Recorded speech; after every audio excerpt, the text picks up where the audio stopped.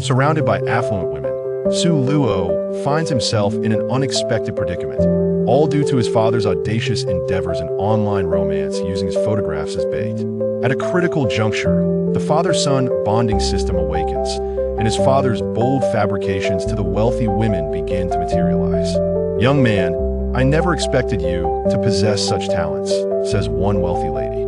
Su Luo retorts, "In my youth, I failed to recognize the allure of affluent women, mistakenly valuing the school beauty instead." Chapter 1. Son, Dad is using your photos for online dating. Clap, clap, clap. Everyone, pay attention. I'm about to set something up. The mathematics teacher rapped on the blackboard, urging the drowsy students to awaken from their stupor. Pushing up his glasses, he continued, "Now, can anyone guess whether I will set this problem at point A or point B?" The students stifled yawns, their interest waning as they merely anticipated the end of the class. In the last row, Su Luo discreetly lowered his head, idly passing the time on his phone. Indeed, no matter the stage of education, math class remains the most arduous. From elementary school to middle school and high school, even now in college, the mere sound of the math teacher's voice sends a buzz through his mind. Despite only having 4 classes a week, hearing the math teacher's voice is still a mental drain. As Su Luo scrolled through WeChat, he spotted a post from his father featuring his own photo. The image, a selfie taken during the Lunar New Year, displayed only his handsome face as the festive dinner was cropped out.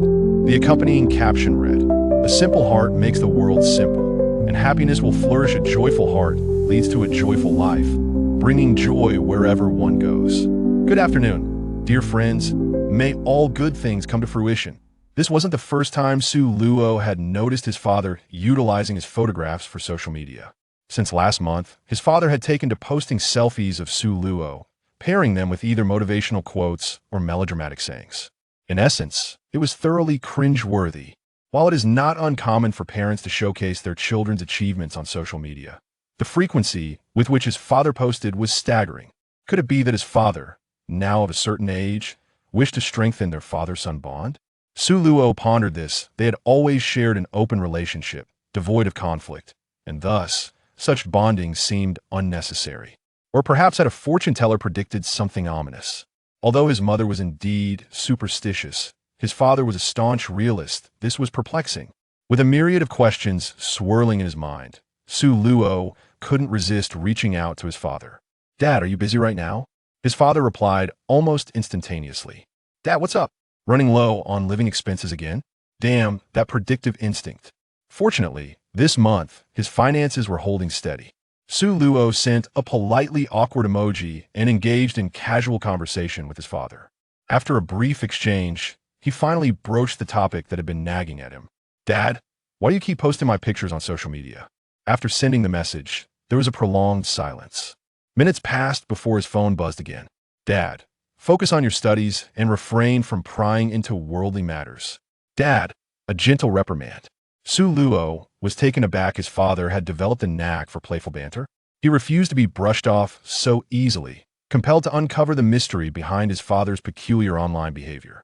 "Dad, I'm serious. I've noticed this for quite a while. You've been posting my photos for months. It feels rather strange." "Dad, is there something you're hiding from me? Is everything all right at home?" "Dad, you jinx. What could possibly go wrong at home?" Sweating emoji. "Dad, everything is harmonious here while you're away." Grinning. "Then why do you keep posting my photos?" Once again, silence engulfed the conversation. Su Luo furrowed his brow, sensing something amiss. Clearly, there was more to this than met the eye. After persistent questioning, his father finally responded. "All right, stop dawdling. Do you really want to know why?" "Of course." "Fine, I'll tell you. You'll find out sooner or later, so I might as well spill the beans. See, if we had talked like this earlier, we wouldn't be in this situation. Son, actually, I'm using your photos for online dating. Just come along, trust your father's judgment." "Wait, what?" "Images, images, images." "Dad, these ladies I'm chatting with are all for you." "Of course, I'm impersonating you. Thoughts why I've been using your photos." Su Luo was initially convinced his father was jesting. However, after perusing the images and chat logs sent by his father, he realized he was not joking. His father was genuinely engaging in online romance using his photos. And he was in conversations with dozens of women, who engages in such widespread online dating. This scattergun approach led Su Luo to suspect his father must have been quite the Casanova in his youth. As he read through the cringe-worthy self-introductions, he felt utterly mortified. Height, 183 centimeters, striking appearance, excellent demeanor, fluent in multiple languages, exceptional physical fitness, 8-pack abs, seeking a soulmate for life. Deeply artistic, skilled in painting, sculpture, photography, and design. An athletic prodigy, excelling in various sports, achieving national-level athleticism. Passionate about music, adept at songwriting and singing, with vocal skills surpassing professional singers. Possessing unique insights into finance and economics, capable of predicting market trends. The bravado was staggering. Su Luo felt too embarrassed to even read those excruciatingly awkward lines. He couldn't fathom how his father could muster the audacity to boast so shamelessly. While he acknowledged that his height and looks matched his father's descriptions, 183 cm, handsome, with an impressive physique, was otherwise devoid of merit. As for the talents and skills his father claimed to possess, such as multilingual fluency, artistic prowess, musical talent, and financial acumen, he was utterly clueless. Su Luo could hardly comprehend how his father could cast aside his dignity to boast so brazenly. As long as his father felt no embarrassment, it was Su Luo who bore the brunt of it. One word, unbelievable. Setting aside his father's outrageous bragging, what truly overwhelmed Su Luo was his father's audacious forays into online dating using his photographs. Who could possibly comprehend this feeling? Even the most melodramatic soap operas wouldn't dare depict such absurdity. Faced with his father's ludicrous antics, Su Luo could no longer contain himself. Dad, are you serious about this? Of course I am. Otherwise, why would I waste my time and energy? I'm going to tell Mom about this. Your mother is also using your photos for online dating grinning. Wait, what?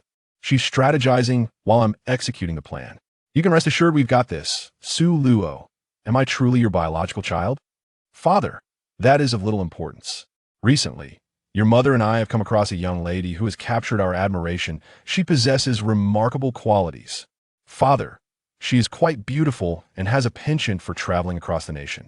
Father, this young lady might very well be a flight attendant. Father, I will share her WeChat with you. Let's see what you think. Su Luo was engulfed in a haze of confusion. In the next moment, his father sent over a WeChat account. The profile picture showcasing a heavily edited influencer's face. While the appearance itself was not objectionable, the WeChat name raised significant concerns. Kushiner, nationwide travel available. Surul? Is this truly a legitimate flight attendant? Surely this cannot be a biological mother? Goodness, I yearn for a new car, and you present me with a driving school vehicle? Can a driving school vehicle be casually brought home? Su Luo found himself at a loss for words.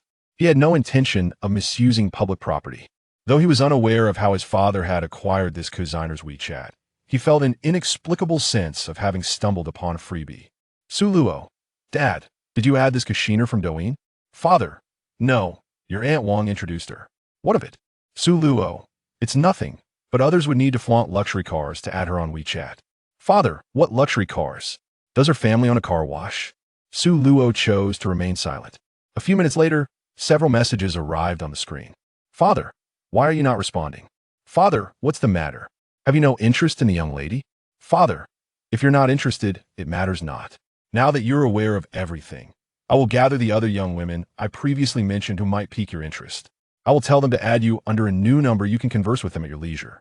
Father, meanwhile, I shall continue to assist you in selecting suitable candidates and facilitate the initial discussions.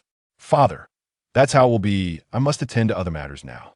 Su Luo's eyes widened in shock. Oh no, please, do not find me any more flight attendants who are available nationwide. He hastily messaged his father to halt the process, but his father did not respond for quite some time. A wave of dread washed over Su Luo. It's too late. Simultaneously, his phone's WeChat contact list was inundated with dozens of friend requests. Flower Blooms and Prosperity has added you as a friend. Water is the source of virtue has added you as a friend. Thorny Rose has added you as a friend. The flood of friend requests continued to rise. Just glancing at these names was disconcerting. Upon examining the profile pictures, well, how should one put it? From the profile pictures alone, it was evident that these women possessed considerable financial means. Consider that for a moment. In other words, they were, without a doubt, genuine wealthy women. The mere thought of being surrounded by affluent women sent shivers down Su Luo's spine. He had no idea where his father had sourced these potential romantic interests for him, and he had no desire to find out. Farewell. Just as he intended to reject each friend request and distance himself from these wealthy women, a peculiar voice echoed in his mind. Ding. System has detected a suitable host. System is binding. 1, 15, 50, 99. Binding successful. Congratulations, host. You have successfully bound the filial piety system. Chapter 2. A wealthy woman's sudden appearance? I truly thank you. What is happening? A system? Has the golden finger arrived? Su Luo was not surprised to have acquired a system, for he was a reincarnator. In his previous life, he was a humble sycophant, dedicating all his time, money, and energy to a single girl. This very girl sat in the front row of the classroom, her mere silhouette evoking countless fantasies. She was the goddess of many young men's dreams, the campus belle of Bihai University, Yao Jingjing. In his past life, Su Luo ended up with nothing after his endless devotion, meeting a tragic end when a truck struck him while he was on his way to buy flowers for Yao Jingjing in the rain. Darkness enveloped him, and when he opened his eyes again, he found himself reborn to the summer after the college entrance examination. In this life, he vowed to rid himself of romantic entanglements, focusing solely on accumulating wealth. He would never again be a sycophant, perhaps due to Su Luo's drastic transformation. His parents were quite alarmed by his sudden aversion to romance, fearing he might end up alone. Thus, Su Luo's father resorted to the peculiar tactic of engaging in online dating using his son's photos. Faced with the newly acquired system, Su Luo felt a mixture of surprise and confusion. A filial son under parental care system? The name of this system sounds rather peculiar. Su Luo, filled with questions, opened the system page. No one knows a child better than a parent. A fully leveled filial son. Through this system, the host can bring glory to their ancestors and expand the family tree. As long as your father boasts about your achievements to others, upon your acknowledgement, they will become reality. After reading the system description, Su Luo understood. How wonderful. His father's fabrications during online dating could now be utilized. He opened the friend request records and selected a name and profile picture that caught his eye, approving the request. The girl was a foreigner, her WeChat name being Camille, with a very trendy selfie as her avatar, set against an overseas backdrop. Su Luo was not drawn to her merely for her appearance, rather. It was her verification message that intrigued him. Hello, you mentioned you understand French, is that true? Upon approval, Camille began chatting with Su Luo in Chinese. Camille, hello? Are you not using your other account anymore? Su Luo, correct. I'm using this one now. Camille, great. Let me tell you about myself. I'm an exchange student from France looking to date a Chinese boyfriend, but my requirement is that he must be fluent in French. Camille, you previously mentioned that your French proficiency is at level C2. Is that true? Su Luo internally scoffed at his father's blatant exaggeration. French proficiency is categorized into 6 levels: A1, beginner; A2, elementary; B1, intermediate; B2, upper intermediate; C1, advanced; and C2, proficient. Su Luo was well aware of this, as he had a French elective in his major. Now, his father was claiming to a foreign exchange student that his French was at C2 level, and she was seeking verification. Naturally, Su Luo chose to confirm. No more pretense, time to lay it all bare. Su Luo, indeed, it's true. My French proficiency is at C2 level. The moment he sent that message, an avalanche of French grammar and vocabulary surged into his mind. Su Luo grabbed the French textbook from his desk and flipped it open. Those once incomprehensible French words now felt as easy as reading Chinese characters. Ding. Your father's boast has come true. Congratulations, host, on attaining C2 level proficiency in French. The sound of pages turning caught the attention of Zhang Yang, who sat beside Su Luo. Zhang Yang was Su Luo's university roommate and best friend. They had grown up together and now attended the same university, making him Su Luo's closest companion. Observing Su Luo engrossed in the French textbook, Zhang Yang couldn't help but tease him. Old Su, what wind blew you here? Since when do you study French? I just want to check out the book since our next class is French, Su Luo casually replied, as if you could understand it. Zhang Yang muttered under his breath, propping his head up with his hand, preparing to doze off in another direction. Suddenly, he seemed to remember something and leaned closer to Su Luo. Wait a minute, you're not still hung up on Yao Jingjing, are you? Su Luo looked utterly bewildered. What are you talking about? Zhang Yang pointed at the French textbook in Su Luo's hands. That book. You wouldn't be reading it for nothing, would you? Why would I have anything to do with Yao Jingjing? Su Luo chuckled. Of course it does. Yao Jingjing is the class representative for the French elective. Zhang Yang replied.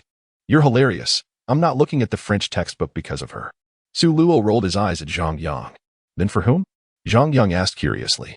Su Luo raised his phone to show Zhang Yang. I just added a foreign exchange student on WeChat. I want to study her native language. Zhang Yang's eyes widened in disbelief. What? Old Su, you're impressive. You're already talking to a foreign girl? Not talking.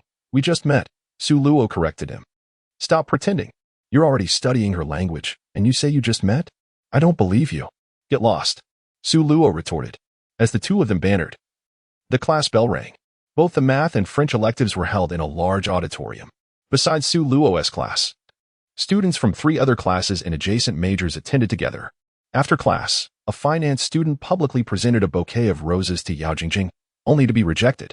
The boy, undeterred, declared he would wait for Yao Jingjing for a lifetime. Another sycophant. Yao Jingjing was accustomed to receiving confessions from boys, a common occurrence given her status as the campus belle. Additionally, her stunning beauty made her the most sought after among Binhai University's previous campus belles, attracting numerous admirers. Everyone was discussing the recent rejection incident involving Yao Jingjing. Su Luo didn't even glance at the commotion. Who had the time to care about who Yao the Great Belle rejected? He had far more pressing matters to attend to. Having just resolved the issue with the foreign exchange student, he confirmed his father's tall tales and attained C2 level proficiency in French. Su Luo decided to approve all the friend requests on WeChat. After doing so, a user named Blossoming Wealth sent him 2 messages.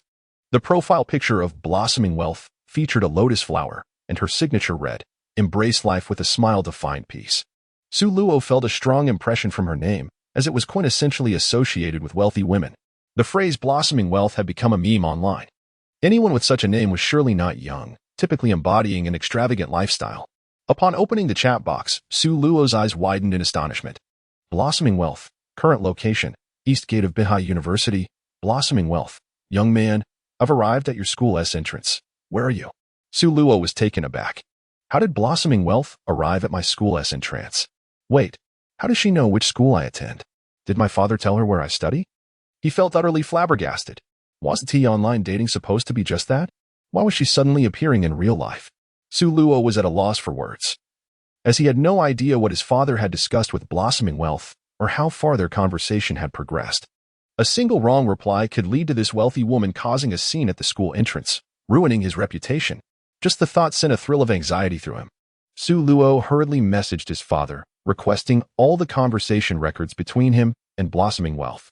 However, after a lengthy wait, his father did not respond. Nor did he answer Su Luo's voice calls. In desperation, Su Luo resorted to messaging his mother on WeChat. As a result, my mother mentioned that his father had gone out for drinks with his comrades. Perhaps due to the prolonged silence, Flower Blossoms and Prosperity was evidently anxious. She sent several messages to Su Luo in quick succession. Flower Blossoms and Prosperity. Where are you? Flower Blossoms and Prosperity. Young man, why aren't you replying to me? Flower Blossoms and Prosperity. Confused. Flower Blossoms and Prosperity. Having second thoughts? No longer wish to meet me in person?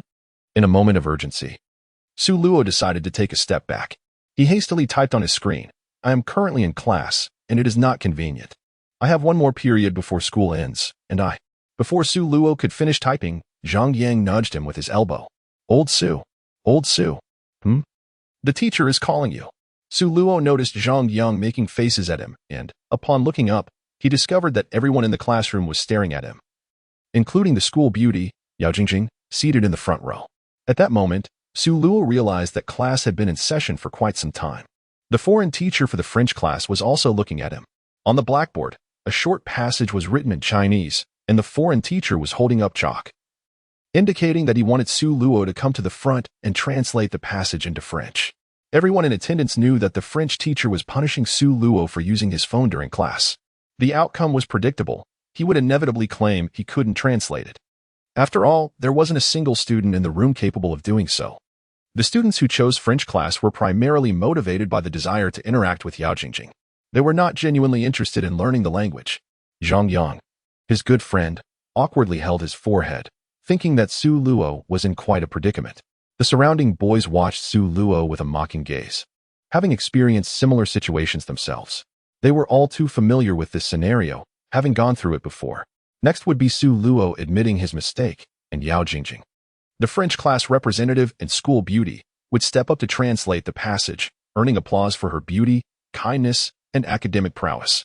If you cannot translate it, then let my class representative Yao. I can translate, Su Luo interjected confidently, striding toward the podium before the teacher could finish.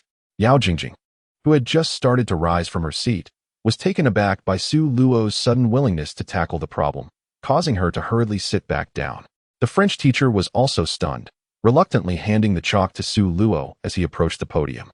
Su Luo merely glanced at the passage on the blackboard before swiftly writing in French. He was currently at the highest level of proficiency, C2. Translating this passage was as simple as solving a basic math problem. In the blink of an eye, Su Luo had transformed the Chinese text into French. Teacher, I have finished the translation. Su Luo returned the chalk to the French teacher. The teacher's expression darkened as he gazed at the French text on the blackboard. A heavy silence fell over the classroom. Observing the teacher's change in demeanor, the students below stifled their laughter and began to whisper among themselves. Is he just making random stuff up? Absolutely. Did you see the teacher's face? It's turning green. Haha. Who is this clown, trying to lighten the mood? What a spectacle. Everyone was mocking Su Luo's absurd translation efforts, except for Yao Jingjing in the front row, who remained silent. Her delicate, fair face was etched with astonishment. Because Su Luo's translation was entirely correct. This was a random question posed by the foreign teacher, and Su Luo had answered it flawlessly. Yao Jingjing gazed at the boy who had pursued her for many years, her eyes reflecting a hint of surprise. At that moment, the foreign teacher suddenly spoke a phrase in authentic French. On Louis dit, Illinois vous prend le bras. You have truly given me a great surprise. Perhaps it was a more advanced level of French, as even Yao Jingjing could not decipher the teacher's words. The next second, Su Luo responded, Petit, loiseau fait nid. It's just basic practice, and I must thank you for the opportunity to showcase my skills.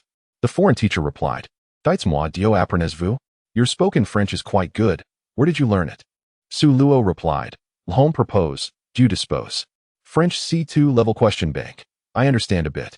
On the podium, Su Luo and the foreign teacher engaged in a fluent conversation in French. They exchanged knowing smiles, appearing to enjoy their discourse. Su Luo's display left all the students in the classroom astounded. Everyone was in a state of bewilderment. Who am I? Where am I? What language am I hearing? Those who had doubted Su Luo's credibility were now utterly dumbfounded. Wait, you actually know how to speak? No way. I thought he was just making it up. Though I can't understand a word, I can tell this guy speaks French fluently.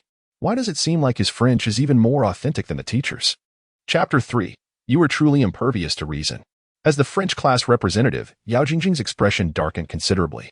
It was not merely because Su Luo could speak fluent French, but because she could not understand a single word of what Su Luo was discussing with the teacher. Yao Jingjing had always been confident in her French studies, consistently ranking first in her department. Su Luo, who could barely write French words, was now not only translating but also conversing with the teacher without barriers. Yao Jingjing felt utterly disheartened. She was acutely aware that the vocabulary used by Su Luo in conversation with the teacher far surpassed what was covered in their textbooks. This was undoubtedly a higher level of grammar. Su Luo and the foreign teacher conversed on the podium for several minutes. Eventually, the foreign teacher extended his hand for a handshake, and Su Luo stepped down from the podium. However, Su Luo did not return to his seat. Instead, he strode confidently toward the classroom exit, leaving without a backward glance. As the students remained in stunned silence, the French teacher awkwardly cleared his throat and then addressed the class in broken Chinese. From today onwards, student Su may freely move about in my class, and he is no longer required to complete the assignments I assign. Upon hearing this, everyone was utterly perplexed. With Su Luo's audacious exit from the classroom, combined with the foreign teacher's ambiguous remarks, even a fool could grasp the implications. What freedom of movement essentially meant that he could attend or skip class at will, depending on his mood. Especially the last remark about no longer needing to complete assignments was quite intriguing. What in the world was going on? What had Su Luo discussed with the foreign teacher? The students below fell silent. The entire classroom was so quiet that the sound of a pin dropping could be heard. The atmosphere became somewhat awkward. Just then, Zhang Yang, sitting in the last row, cheekily raised his hand. Teacher, I also want the freedom like Su Luo. Laughter erupted in the classroom, slightly easing the tension. Everyone knew Zhang Yang was a slacker, and his comment was somewhat provocative. The French teacher chuckled lightly, but soon regained his serious demeanor. If your French proficiency is on par with student Sue's, far exceeding mine, you too may enjoy such freedom. The laughter in the classroom abruptly ceased. No one could manage a smile. The teacher's words had truly shocked everyone. Su Luo's French proficiency far exceeded that of the teacher? Seriously? Wasn't that a bit too much to process? Why did they come to learn French, if not to get closer to the school beauty, Yao Jingjing? Goodness. So he was genuinely here to study. Not only that, but he was also surpassing the teacher's level in French? They came to learn, not to surpass. What was supposed to be an opportunity to connect with the school beauty had turned into a quest for linguistic mastery. My goodness, you truly are impervious to reason. Everyone present was astonished by Su Luo's audacious outburst that left the teacher dumbfounded, for it was truly remarkable. After the French teacher concluded his statement, he resumed the lesson. In truth, his previous words had been rather subtle. As soon as Su Luo spoke, the teacher sensed something was amiss. For the words he uttered were entirely absent from the textbook. His opening remarks were laced with the authentic dialect of old Paris. At that moment, the foreign teacher felt an ominous premonition, thinking to himself that this student must have surreptitiously honed his skills to show off in front of his classmates. Thus, the teacher decided to employ his own expertise in an attempt to deflate Su Luo's confidence. However, as the conversation progressed, the teacher found himself sweating profusely. For he realized that Su Luo's command of the French language far surpassed his own. As previously mentioned, the French language is categorized into 6 proficiency levels. A1, beginner, which allows one to comprehend simple, everyday phrases and introduce oneself. A2, elementary, where one can grasp a greater range of daily expressions, describe individuals, and engage in basic conversations. B1, intermediate, enabling the understanding of complex sentences and complete narratives in daily dialogues. B2, upper intermediate, allowing comprehension of more intricate statements and participation in debates, as well as the ability to read literature and consume media without hindrance. C1, advanced, where one can communicate flexibly in all social, academic, and professional discussions, including seamless interpretation. And C2, proficient, the highest level, allowing individuals to express their opinions effortlessly in any official or unofficial context, articulating intricate ideas and nuances akin to the subtleties found in Chinese. Presently, the top student in French class, Yao Jingjing, barely reached the A2 level. The foreign teacher's proficiency is at B2, yet he remains far from attaining C1. Su Luo, however, has attained the pinnacle of C2. This explains the teacher's earlier perspiration. In their everyday exchanges, Su Luo had begun to engage the teacher in nuanced dialogues, a clear case of intellectual superiority. This is precisely why the teacher granted Su Luo the liberty to roam freely. With his C2 level proficiency, what authority did a B2 level teacher possess to assign him homework? If anything, it would be more appropriate for Su Luo to assign tasks to him. All right, class. Today I shall teach you a few everyday phrases. While the teacher conducted the lesson as though nothing were amiss, Yao Jingjing, seated in the front row, appeared preoccupied. Throughout the entire class, her mind wandered, deeply perplexed by Su Luo's unusual behavior. After school, Yao Jingjing returned her books to the classroom and then went out to dine with her roommates, Zhang Tong and Wen Anan. Zhang Tong and Wen Anan were not only Yao Jingjing's roommates but also her loyal companions. Typically, when boys sought to court Yao Jingjing, they would first seek to win over this pair of beautiful girls. These two young women were quite attractive, yet when walking beside Yao Jingjing, they seemed rather ordinary. The trio strolled outside the school, drawing the attention of numerous boys. Jingjing, do you seem troubled by something? Zhang Tong inquired as they walked. Huh? Not at all. I have nothing on my mind, Yao Jingjing replied. Zhang Tong, with a mischievous grin, retorted, who are you trying to fool? You've looked as though you've lost your soul since the end of school and still claim to have no worries. We sleep together every day. You can't deceive us. Wen Anan chimed in supportively. Feigning ease, Yao Jingjing countered, you two should stop guessing. I truly have no worries. Perhaps I'm just tired from not sleeping well last night. Seeing that Yao Jingjing was unwilling to elaborate, they shifted topics and continued chatting as they walked. By the way, Su Luo was truly impressive in French class today. His command of the language was astounding. Indeed, he left the foreign teacher quite bewildered. How come we never noticed his talent before? Jingjing, I recall you mentioning that Su Luo had pursued you for quite some time. Could it be that he learned French just for you? That is indeed a possibility. The entire school knows that Jingjing is taking French. Those boys in pursuit of her have also started learning the language. I suspect Su Luo's display today was a ploy to capture Jingjing's attention. I hadn't thought of that until you mentioned it. But honestly, Su Luo must have put in considerable effort to impress Jingjing by mastering French. Does he genuinely believe that this would win her affections? How naive. Indeed, there is no way Jingjing would be easily swayed. Chapter 4. Why has my loyal admirer stopped adoring me? Zhang Tong and Wu Nan's remarks left Yao Jingjing in silence. She found their insights quite rational. Having been pursued by Su Luo for so many years, she understood him all too well. He could hardly be called a top student, nor was he a failure. His academic performance was merely average. With his grades, he could not possibly gain admission to Beihai University. Yet he was willing to choose an obscure and unpromising major in aquaculture just to remain in the same institution as her. Before the college entrance examination, Yao Jingjing had advised him to abandon such aspirations and not squander his future, but Su Luo had disregarded her counsel. Astonishingly, he did gain admission to Beihai University. At that moment, Yao Jingjing thought to herself, "Oh no, I shall be plagued by his relentless pursuit throughout these college years." However, after the semester began, something seemed to change in Su Luo. Before college, he would always buy her gifts during festivals and send her heartfelt messages on Valentine's Day and the like. He consistently transferred money to her. He would orchestrate small public declarations of affection from time to time. Yet, since entering university, Su Luo had ceased all such pursuits. He didn't even acknowledge her in passing at the cafeteria. He would simply turn away as if he hadn't seen her. No more WeChat messages or texts had been sent. This peculiar shift left Yao Jingjing bewildered, but she didn't dwell on it. Throughout her life, many boys had pursued her, often to great lengths. With one less boy vying for her affection, she found it rather burdensome. She believed that Su Luo had finally come to terms with reality. Yet, today's events in French class had altered her perception of him. Yao Jingjing sighed inwardly, realizing, he still harbors feelings for me. To capture my attention, he has worked diligently to attain such a remarkable level of French proficiency. He must have invested a great deal of time and effort to reach this standard. What a pity. Does he genuinely think I would regard him differently because of this? How juvenile. Once they finished their meal, she resolved to send him a WeChat message to clarify her thoughts and urge him to cease such childish antics.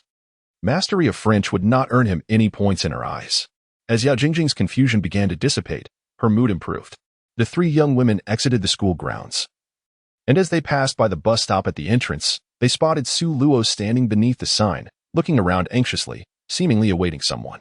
"Look, isn't that the French prince?" Zhang Tong teased with a laugh.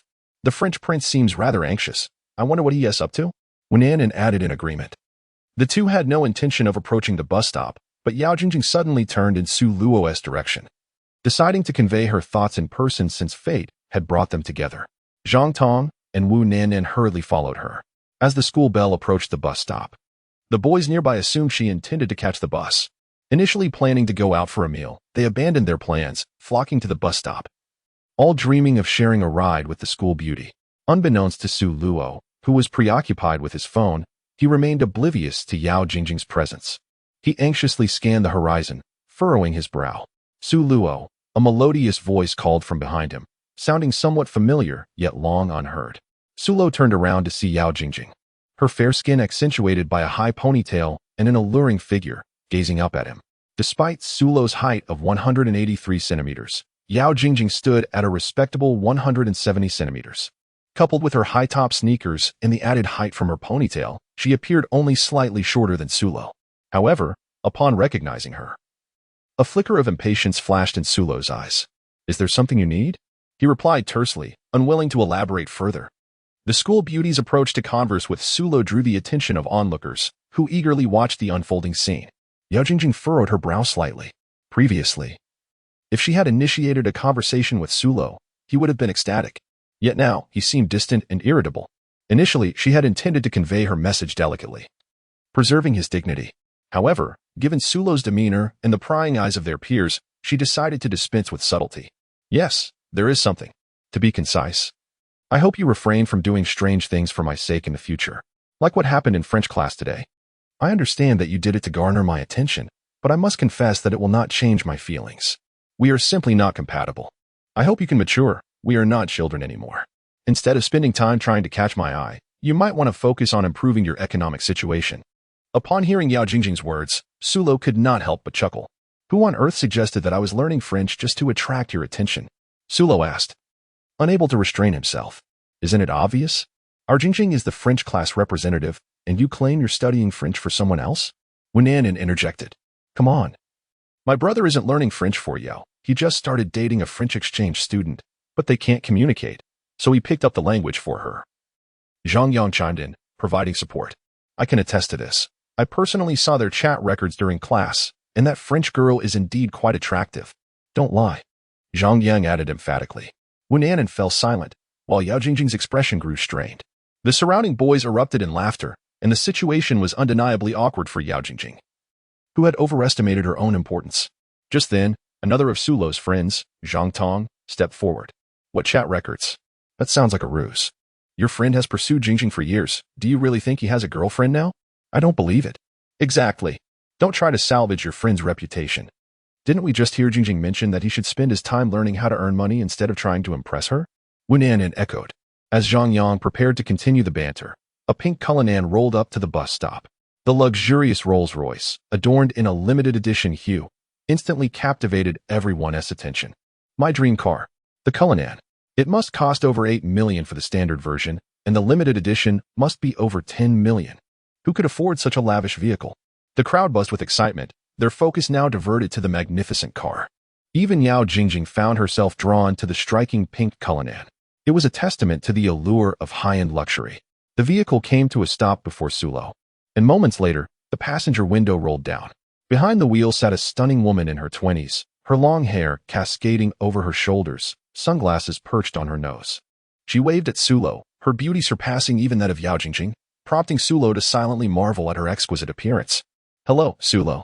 Sorry to keep you waiting. Sulo momentarily froze, contemplating how to respond.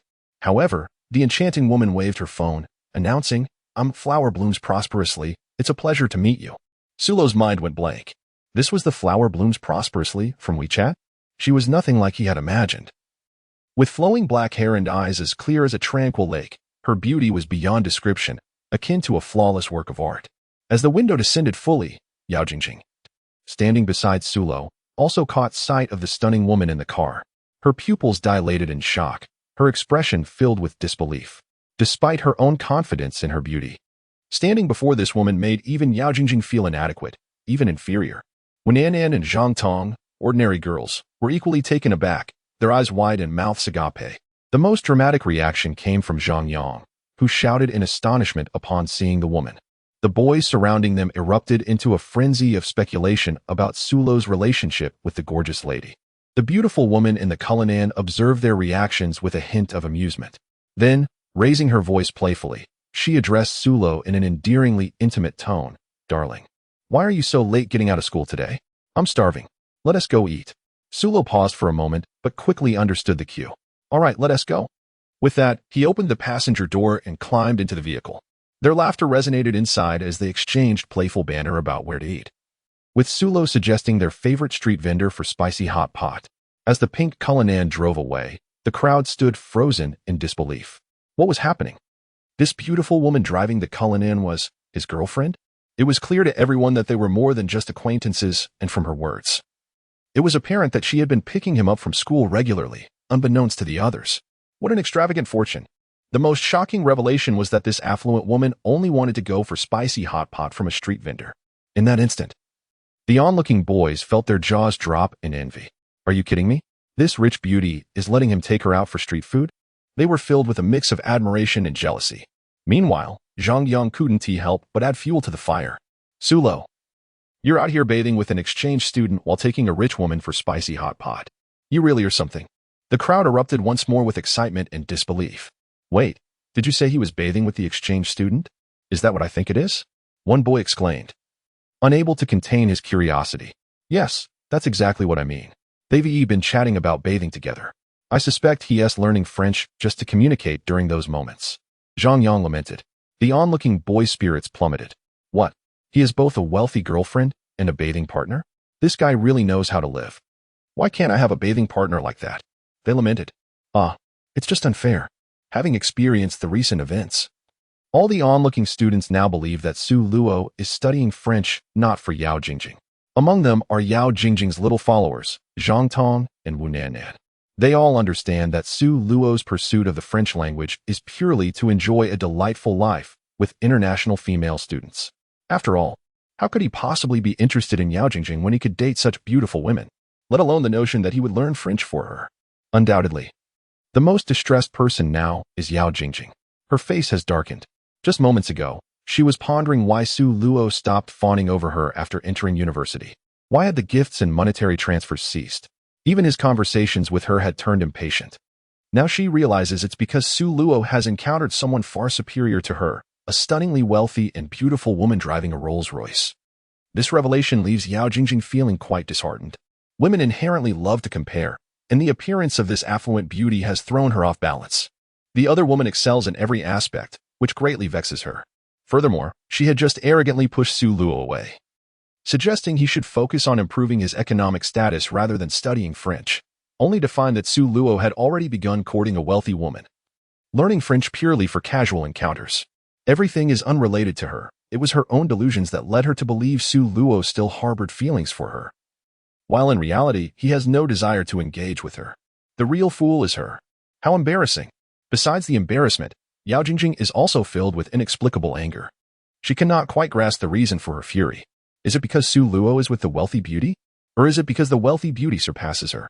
Observing the onlooking students with their eager expressions, although Yao Jingjing is seething with rage, she can only feign indifference and leave, with Zhang Tong and Wen An hastily following behind.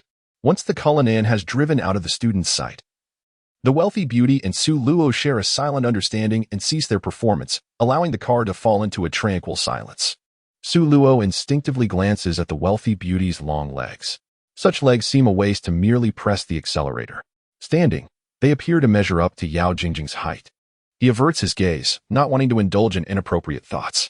Taking a deep breath, he catches a faint, delightful fragrance wafting from the wealthy beauty beside him. It's enchanting, not the scent of perfume, but rather a blend of creamy and floral notes, truly delightful. Unable to resist, Su Luo inhales a few more times. After a few moments of silence, the wealthy beauty remarks, "You seem quite different in person compared to WeChat." "How so?" Su Luo inquires curiously. "You were quite chatty on WeChat, yet you seem shy in person," she laughs. "Oh, I'm actually rather socially anxious," Su Luo responds, offering a polite but awkward smile.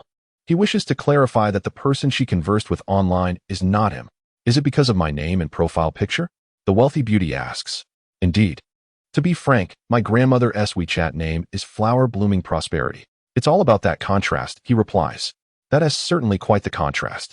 They share a brief discussion about contrast before returning to the earlier scene at the bus station. "Was that girl your ex-girlfriend?" the wealthy beauty inquires with an amused expression.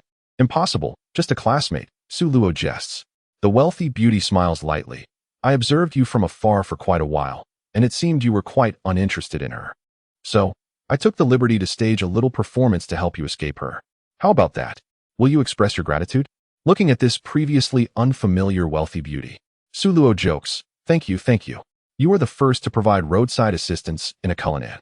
Her laughter is infectious, and in that moment, Su Luo feels like he might melt. He finally understands the feeling of being enchanted by a smile. With such a beauty beside him, who wouldn't he be captivated?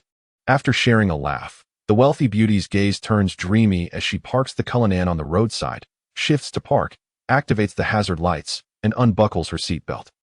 Her tone softening immensely, she says, "I just helped you. Now it's your turn to assist me. What do you need help with?" Su Luo asks, intrigued. She replies, "My family has been pressuring me to marry, but I have no desire to. Not only do I not want to marry, but I also don't even wish to date. However, I can't resist my parents' relentless matchmaking. It's driving me mad. Since they are eager for me to marry, I might as well find someone myself. I think you're quite nice. Our online chat has been delightful. Please pretend we've been together for a while to pacify my family. Rest assured, I won't let your efforts go unrewarded. Once this is done, you can request whatever you desire. Money is no object, and I could even arrange a respectable job for you." Su Luo comprehends her intentions. He understands her predicament. Her father, Yin Bingjun, must be concerned about her marriage as he approaches retirement, especially since he had his precious daughter late in life. Noticing Su Luo's silence, Yin Luoxue pleads, "Please, I beg you to help me." Given that she had just assisted him in evading the bothersome Yao Jingjing, and considering that making a new friend is always beneficial, Su Luo ultimately agrees to help her. All right, I'll give it a shot. Really? That is wonderful. However, I should clarify that if this flops. Don't blame me. I'm not an actor. Don't worry, I won't hold you accountable. Just be natural. The more effortless, the better. All right, when shall we start? Why wait for another day? Let us begin today. Wait, what? Yin Luoxua shifts the Cullinan into drive and heads straight for her home. This feels a bit sudden. She laughs as she drives. Not at all. The sooner you meet my parents, the sooner I can have some peace. What should I discuss with them? Do I need to prepare? Completely unnecessary. Just talk to them as you would on WeChat, she assures him. Su Luo feels a bit overwhelmed. How could he know how her father conversed with Yin Luoxua on WeChat? Currently, my father has gone out for drinks with his comrades.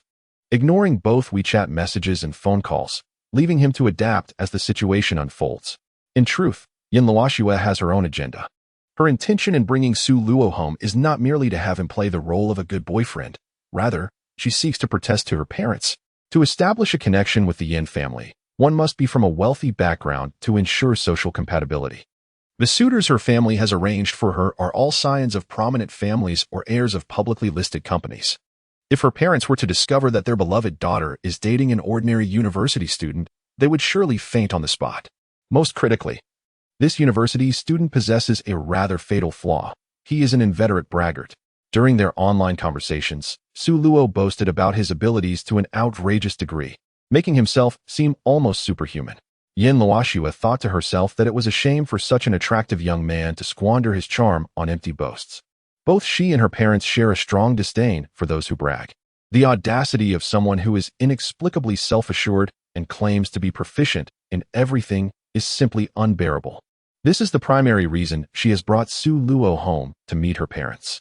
They are no fools. If she were to introduce a plain and unremarkable boy, her parents would undoubtedly catch on to her scheme. Su Luo's striking appearance indeed complements Yin Luoxua's beauty, making it entirely natural for their relationship to blossom. Yet, his propensity for boasting remains an insurmountable issue. Thus, Yin Luoxua instructed Su Luo to converse with her parents just as he does with her on WeChat. She can hardly wait to witness the moment when Su Luo's exaggerations lead to her parents' incredulous reactions. Oh, you've all been pressing me to date. Well, here I am with a boyfriend who can boast like no other. As she drove, she glanced over at Su Luo, who was occupied with waiting for his father's reply. What are you up to? She inquired. I'm perusing our chat history to reminisce about our previous conversations, Su Luo replied nonchalantly. Yin Luoxua smiled knowingly, wanting to say, just boast to my parents as you do with me on WeChat. However, she restrained herself. No need to strain yourself. Let me help jog your memory. By the way, didn't you mention you could predict the next trending industries? Upon hearing this, Su Luo realized it was a boast he had made in front of her father. Finally, he mustered the courage to admit, indeed, I can predict the future trending industries. The next moment, ding, your father's boast has come true. Congratulations, host. On acquiring the Eye of Dividend. Eye of Dividend enables the prediction of future profitable industries, allowing for early investment and substantial returns. This skill was finally his. A faint smile played on Su Luo's lips. Yin Luoxua was amused to hear him acknowledge his own bragging.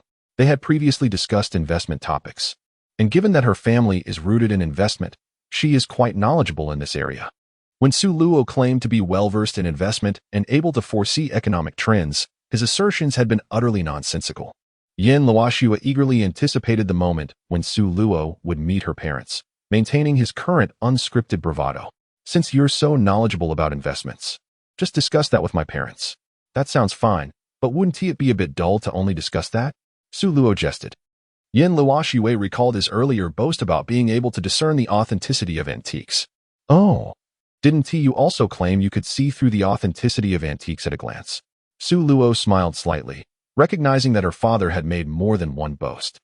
Absolutely, I can indeed tell the authenticity of antiques at a glance, he confidently asserted once more. The next moment, ding, your father's boast has come true. Congratulations, host, on acquiring the Antique Appraisal Eye. Antique Appraisal Eye, able to discern the authenticity of all antiques and treasures. Chapter 7, clueless but full of hot air boast, and keep boasting. You can brag right in front of me without a hint of shame, can you? Yin Luoxua maintained her playful smile. My father is quite fond of collecting antiques and artworks, so your appraisal skills will surely come in handy. Deep down, Yin Luoxuan knew that Su Luo was utterly clueless about genuine appraisal. During their WeChat exchanges, he had misidentified jadeite, calling it crystal, which made it clear that he had no understanding of appraisal whatsoever. She had encountered too many boys like him, those who, regardless of the field, feign expertise despite their ignorance. They knew nothing but could talk a blue streak. Perfect, that's the effect I want. Let us discuss investments and antiques. Those topics should suffice to avoid any awkwardness. Su Luo muttered to himself. Indeed, just remember to express your opinions and insights when you meet my parents, Yin Luoxue replied with a forced smile. Soon, the pink Cullinan entered the Tian'ai Xiangqing Villa area, an affluent district in Beihai City, home to the city's elite. Each villa belonged to someone of significance. Upon parking, Yin Luoxue noticed a black Maybach outside, causing her to furrow her brow slightly, her expression darkening as if she had encountered something unpleasant. As they entered the villa, the housekeeper bowed and opened the door for them. Upon stepping inside, Su Luo noticed 3 individuals seated on the living room sofa, Yin Bingjun and his wife, along with a young man. The young man was slender and adorned in expensive brands, his watch extravagantly encrusted with diamonds. Yin, you're back. And this is Yin Luoxue's mother, Zhang Shuhua, looked curiously at the handsome young man beside her daughter. Yin Luoxue naturally linked arms with Su Luo. Mom, this is my boyfriend, Su Luo. Upon hearing the term boyfriend, expressions of surprise crossed the faces of Yin Bingjun, Zhang Shuhua, and the young man. Yin, when did you start dating? I had no idea. The young man frowned. I've told you countless times that Yin is what my parents call me. You have no right to call me that, Yin Luoxue replied, clearly displeased. Xiao, how can you speak to Xiao Zhao like that? Yin Bingjun admonished. Xiao Zhao was Zhao Jinyu, the son of the Haoda Group's owner, who had pursued Yin Luoxue for quite some time, frequently trying to ingratiate himself with Yin Bingjun. Zhang Shuo interjected, Yin, it's not that your mother is blaming you, but such a significant matter as bringing home a boyfriend, you should have told us in advance. When you arranged blind dates for me, you didn't inform me either. Yin Luoxue retorted sulkily. This child just loves to talk back. Zhang Shuhua glanced at Su Luo. Young man, don't just stand there, sit down and chat. Of course, Annie. Once everyone was seated, Su Luo offered a brief self-introduction. Hello, Uncle and Andy. My name is Su Luo. I'm 20 years old. And I am Yin's boyfriend. Yin Luoxue did not show any displeasure when Su Luo referred to her as Yin. Zhao Jinyu noticed this detail and frowned slightly. 20? Young man, you haven't graduated from university yet, have you? Zhao Jinyu said with a forced smile. Yes, I'll be starting my sophomore year this fall. Su Luo replied. Which university are you attending, and what is your major? Zhao Jinyu pressed. Beihai University, majoring in aquaculture, Su Luo responded. Zhao Jinyu appeared surprised. Oh, I know that major. The son of our housekeeper studies that, and he is currently selling seafood at the market. Don't get me wrong, I mean no offense. Your major is quite good, unlike mine. I studied finance at Harvard, which was even duller than selling seafood. At this remark, the expressions of everyone present soured significantly. Su Luo merely smiled, saying nothing further. Zhang Shuhua forced a smile. When did you and my daughter start dating, Xiao Su? We have been together for a year. Yin Luoxue interjected. Why have I never heard you mention anything about you and Xiao Su? Zhang Shuhua pressed further. We were in a long-distance relationship online, and we just recently met in person. I wanted to wait until after our meeting to tell you all, Yin Luoxue explained. Zhao Jinyu scoffed from the side. There are all sorts of people online. Online relationships are the least reliable. Just as Yin Luoxue was about to retort, Yin Bingjun furrowed his brow and said, You all are chattering so much that it gives me a headache. Can you let me have some peace? Seeing Yin Bingjun's displeasure, everyone fell silent. Yin Bingjun didn't utter a word to Su Luo, nor did he spare her a glance, showing no curiosity about her at all. Yin Luoxue noticed her father's dark expression and his silence towards Su Luo, realizing that she had successfully angered him. Yin Bingjun's indifference towards Su Luo indicated that he didn't wish to waste time on her. If he had shown any interest in asking about her, it would have meant he was genuinely considering marrying his daughter to her. Seeing Yin Bingjun's displeasure, Zhao Jinyu felt a sense of triumph. He decided to seize the opportunity to showcase himself. By the way, Uncle, I know you love collecting antiques. Today, I have a gift for you. With that, Zhao Jinyu produced an exquisite sandalwood box from beside him. He donned a pair of white gloves, carefully opened the box, and retrieved a palm-sized jade ding. Upon seeing the ding, Yin Bingjuan's eyes instantly lit up. Uncle, this jade ding was something I acquired at a high price from a foreign collector. It's a Qing dynasty piece made of white jade, exquisitely carved, and symbolizes good fortune. I present it to you as a small ornament. Zhao Jinyu beamed as he held the jade ding before Yin Bingjun. A jade ding from the Qing dynasty is quite rare. Oh, Xiao Zhao, how can I accept such a valuable gift? Yin Bingjun chuckled while playing with the ding. Please, uncle, don't be modest. A treasure should be given to a worthy person. It only holds value in your possession. All right, you've gone to great lengths. Let's invite your father to join us for a meal sometime. It's been a while since our families dined together. Sure, uncle. Zhao Jinyu replied, then glanced at Su Luo with a smug expression. Buddy, you're lucky today to witness the elegance of the three-sheep opening fortune jade ding. Come, don't be shy, take a closer look. You might not get another chance to see such a treasure. Su Luo had just acquired the treasure appraisal skill and was eager to test it. Then I shall take advantage of your generosity, uncle, and have a look at this rare piece. As Su Luo approached the jade ding, he activated his skill. His gaze swept over the ding in Yin Bingjuan's hand, and his brow gradually furrowed. This piece, Su Luo began, but his words trailed off. Noticing Su Luo's hesitation, Zhao Jinyu pressed, What's wrong with it? This piece, it seems it's not from the Qing dynasty, Su Luo remarked with significance. Not from the Qing dynasty? Could it be even older? Wouldn't that mean I got a tremendous bargain? In truth, Zhao Jinyu had purchased the ding for 100,000 yuan at Panjiayuan in the capital, with others claiming it was at least from the Qing dynasty and could sell for 500,000 yuan. Now, seeing Su Luo's knowledgeable demeanor, he began to doubt the ding's authenticity. Are you saying it's not from the Qing dynasty? Zhao Jinyu asked, incredulously. Correct, Su Luo affirmed. Then what dynasty is it from? Zhao Jinyu inquired. Modern, Su Luo replied. Modern. Zhao Jinyu nearly exploded in anger, just as he was about to erupt. Young man, do you understand jade? This was Yin Bingjuan's first question to Su Luo. I have a basic understanding, Su Luo replied modestly. Then how can you tell that this jade ding is a modern imitation? Yin Bingjun asked. Su Luo took the ding from Yin Bingjuan's hands, gently tracing the surface's patterns as he explained. Dings are significant vessels, traditionally made from bronze. Jade dings are exceedingly rare. The carving process is intricate. The jade carving techniques during the Qing dynasty primarily involved cutting, polishing, and grinding. However, the patterns on this ding do not conform to those methods.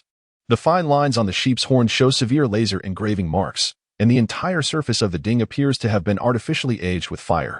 Based on my initial assessment, I conclude that this is a modern craft produced through computer design and machine engraving, manufactured in bulk with quartz rock.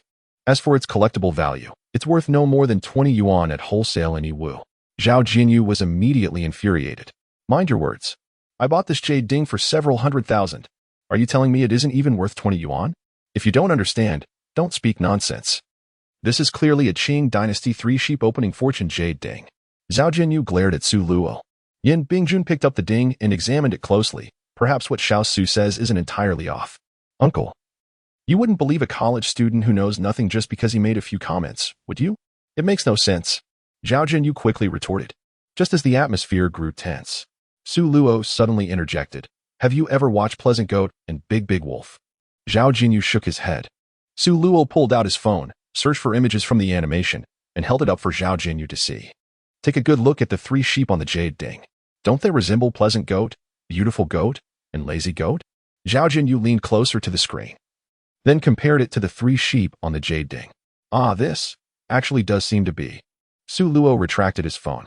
Then there is nothing more to say. Either Pleasant Goat and Big Wolf existed in the Qing dynasty, or this piece is a fake.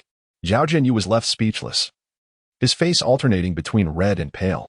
You should watch more animations. If you had seen Pleasant Goat and Big Wolf, you wouldn't have been swindled out of hundreds of thousands.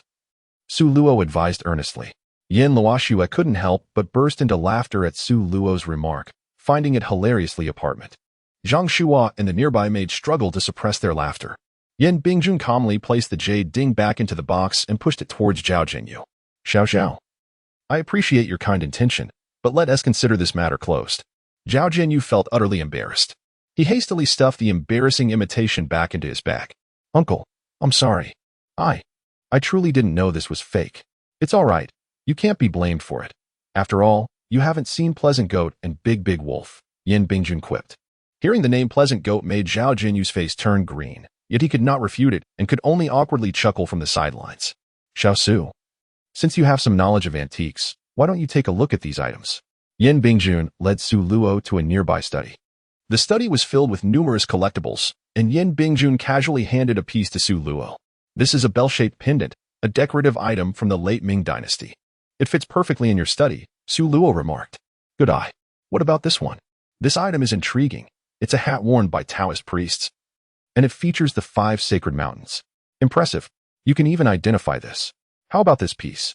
This is a finger ring from the Mid-Qing dynasty, likely made for official use.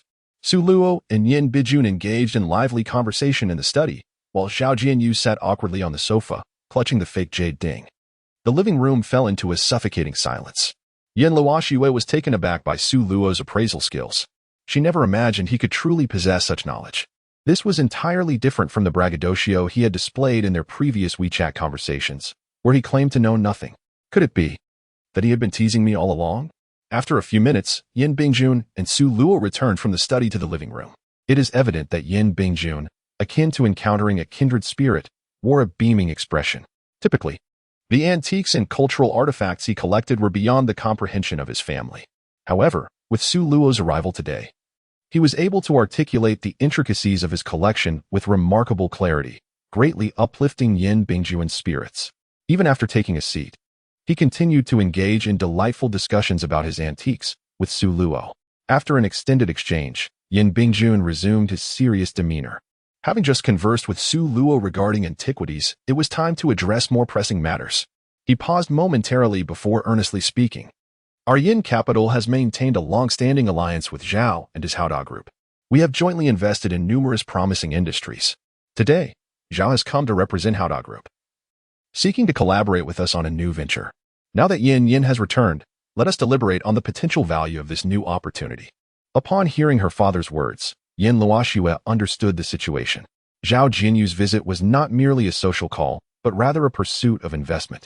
Haoda Group, engaged in real estate, had collaborated frequently with the Yin family in previous years. However, as the real estate market had faltered in recent times, opportunities for partnership had dwindled. Zhao Jianyu presented the project proposal. Our Haoda Group intends to venture into the fitness industry, aiming to lead a nationwide fitness movement in the shortest time possible. Our plan is to utilize the completed buildings in Bin Mountain District, dedicating an entire building to create a fitness center. Every floor will be equipped with comprehensive fitness equipment, spanning 30 stories, with each level accommodating 200 individuals simultaneously. Should this project come to fruition, Haoda will establish the nation as first fitness skyscraper. Given the increasing emphasis on health, this business model of dedicating an entire building to fitness holds significant potential for the future. Our first round of financing targets 100 million. And considering our relationship with Uncle Yin, we have intentionally reserved 50 of the shares as a benefit. Uncle, what do you think of our project? Yin Bijun remained silent.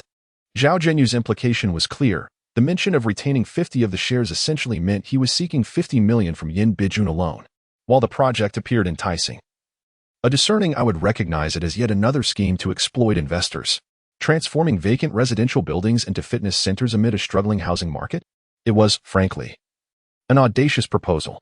Yin Bingjun wished to avoid a public fallout with Haoda Group, but was equally reluctant to squander 50 million. Just as the atmosphere grew tense, Su Luo spoke up. Are you serious about establishing a fitness skyscraper in Bin Mountain District? Chapter 9. An inability to counter. Zhao Jianyu's lips twitched. You've embarrassed me in front of the Yin family, and now you choose to recklessly challenge me? He considered the antiquities discussion beyond his expertise. But real estate was his forte. This was the perfect opportunity to turn the tables on Su Luo and regain some dignity in front of Yin Yin. With this thought, Zhao Jianyu's expression relaxed. What? Are you interested in real estate? Su Luo shook his head. I have no interest in sunset industries. Zhao Jianyu, somewhat irked, retorted. If you don't understand, then refrain from making unfounded claims. Which of your eyes perceives real estate as a sunset industry? Then why are you converting residential buildings into fitness centers? Su Luo countered. I am merely capitalizing on the national fitness trend, seizing the next opportunity. Zhao Jianyu explained. But the fitness trend has already cooled, Su Luo teased. What do you know about trends? I am a top graduate in investment, while you are merely a fish farming major. Zhao Jianyu boasted about his credentials. Yin Bijun, however, interjected, Young Zhao, one must not equate education with expertise. Just as with the imitation jade ding, discernment does not solely rely on academic accomplishments. Since Su has his own insights regarding the fitness skyscraper, let us hear him out and engage in a fair discussion. Seeing that Yin Bingjun supported Su Luo, Zhao Jinyu felt compelled to temper his response. Yin Bingjun turned to Su Luo.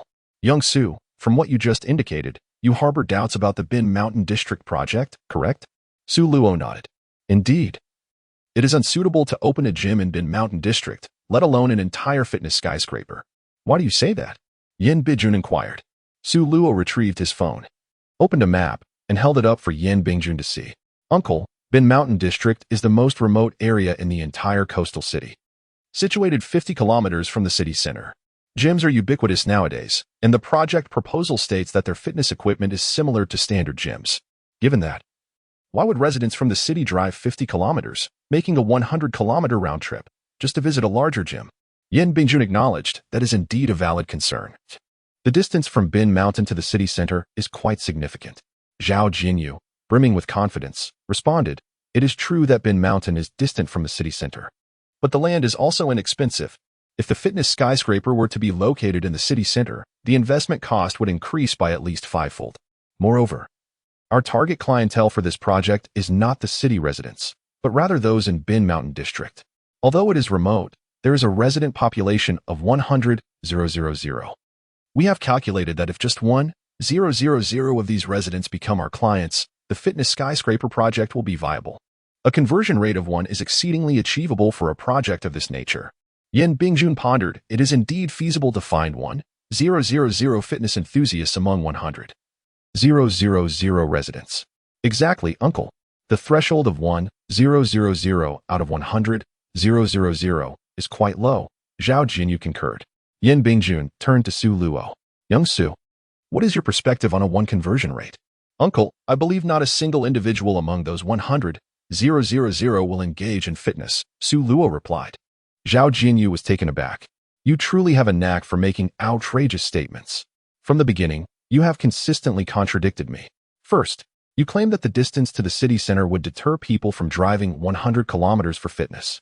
I conceded that point, as the project does not cater to city residents, but rather the 100,000 individuals in Bin Mountain. Just as I persuaded Yin Bingjun that there is a secure customer base, you now assert that none of the 100,000 residents will engage in fitness activities. This is utterly nonsensical. Yin Bingjun's expression darkened. After all, Su Luo's claim was indeed rather far-fetched. With a population of 100,000 in Bin Mountain, how could there not be a single person interested in fitness? Young Su, some jokes should not be taken lightly, Yin Bingjun advised meaningfully. I'm not joking. Su Luo asserted, promptly searching for relevant data online and presenting it to Yin Bingjun. This is the census data from the last 5 years for Bin Mountain District. The 100,000 residents are not typical urban dwellers but farmers. It is well known that Bin Mountain supplies the coastal city with grains, crops, and vegetables throughout the year. All thanks to the diligent labor of these 100,000 farmers. They toil in the fields at dawn and return home at dusk, tilling and sowing as their daily work. Now, to expect these 100,000 farmers, who rise early and toil diligently in the fields, to identify 1,000 individuals willing to spend money on gym memberships for weightlifting, is to suggest that these 1,000 are simply not exhausted enough. Upon hearing this last remark, everyone present was nearly taken aback. Su Luo's analysis continued. Bluntly speaking, Binshan District is akin to rural areas of the past. Establishing a fitness center in Binshan is akin to opening a gym in a rural community, an utterly superfluous endeavor. Much like constructing a public restroom within a residential complex. Presently, laborers, after a long day's work, are often disinclined to visit a gym. Which farmer, after a grueling day, would opt for such an activity? Frankly speaking, if one were to establish a gym in the countryside, it would be more prudent to open an internet CAF, where farmers could unwind together after a long day. Alternatively, a quaint coffee shop could serve them well. A refreshing iced Americano in the morning would invigorate them for the day ahead. Ha! At this, Yin Luoxue could no longer contain herself and burst out laughing. Zhang Shua joined in, and even the nanny nearby suppressed a giggle behind her hand. Yin Bingjun struggled to conceal his amusement behind a facade of sipping tea. Zhao Jinyu's face fluctuated between red and pale, for Su Luo's words rendered him speechless. The opposing viewpoint expressed such a straightforward rationale that establishing a gym in the countryside is an endeavor one could not undertake without a decade's worth of foolishness. The Haoda group completely overlooked the fact that Binshan's population of 100,000 consists primarily of farmers. Yin Bingjun had no intention of investing the 50 million. Now, after Su Luo's incisive analysis, not only was Zhao Jinyu left without a retort, but Yin's venture capital was also relieved from the dilemma. Zhao, I believe Su's analysis is quite astute. You and Haoda must reconsider this project. The risks are exceedingly high, and there are indeed many unreasonable aspects.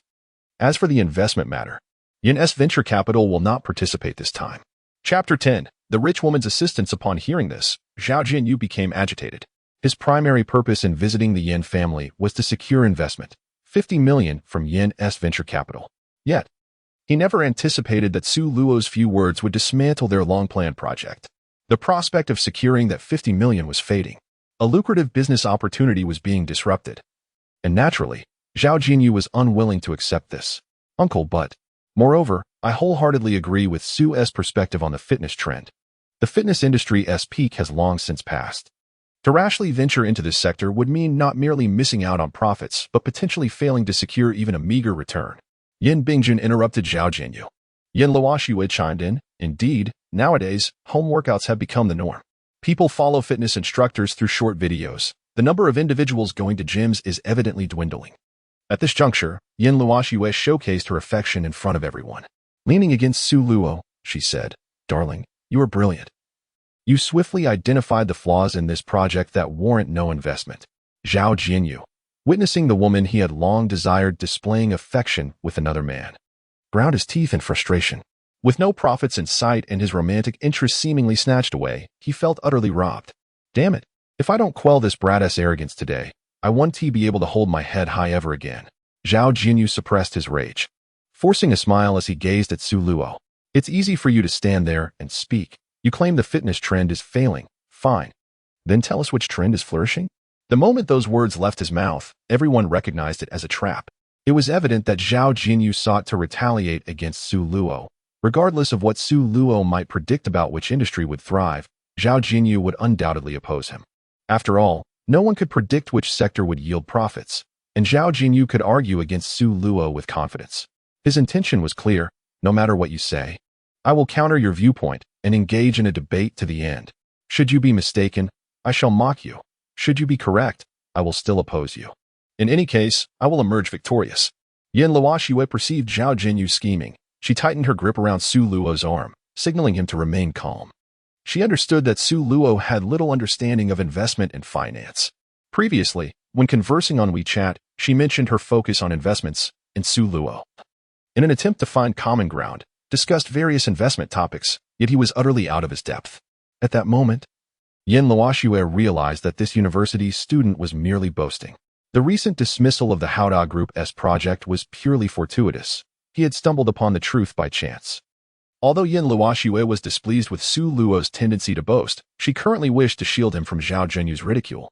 Thus, she discreetly gestured for him to refrain from engaging further. The less he said, the lesser the chance of error. Just then, Yin Bingjun spoke up. Su, since Zhao is too immersed in his own perspective, why don't you, as an observer, share your thoughts on future trends? I would like to hear the insights of your generation. Uncle, you are absolutely right. I am eager to hear Su's esteemed opinions. Please enlighten us. Zhao Jinyu provocatively gestured for Su Luo to speak. Yin Luoxue immediately grew anxious and turned to her father. Oh, Dad. Su Luo's major is unrelated to investments, and besides, who can accurately predict future trends? Our family has been in investments for decades, and we cannot guarantee a precise forecast of the next trend, let alone Su Luo, who has yet to graduate from university.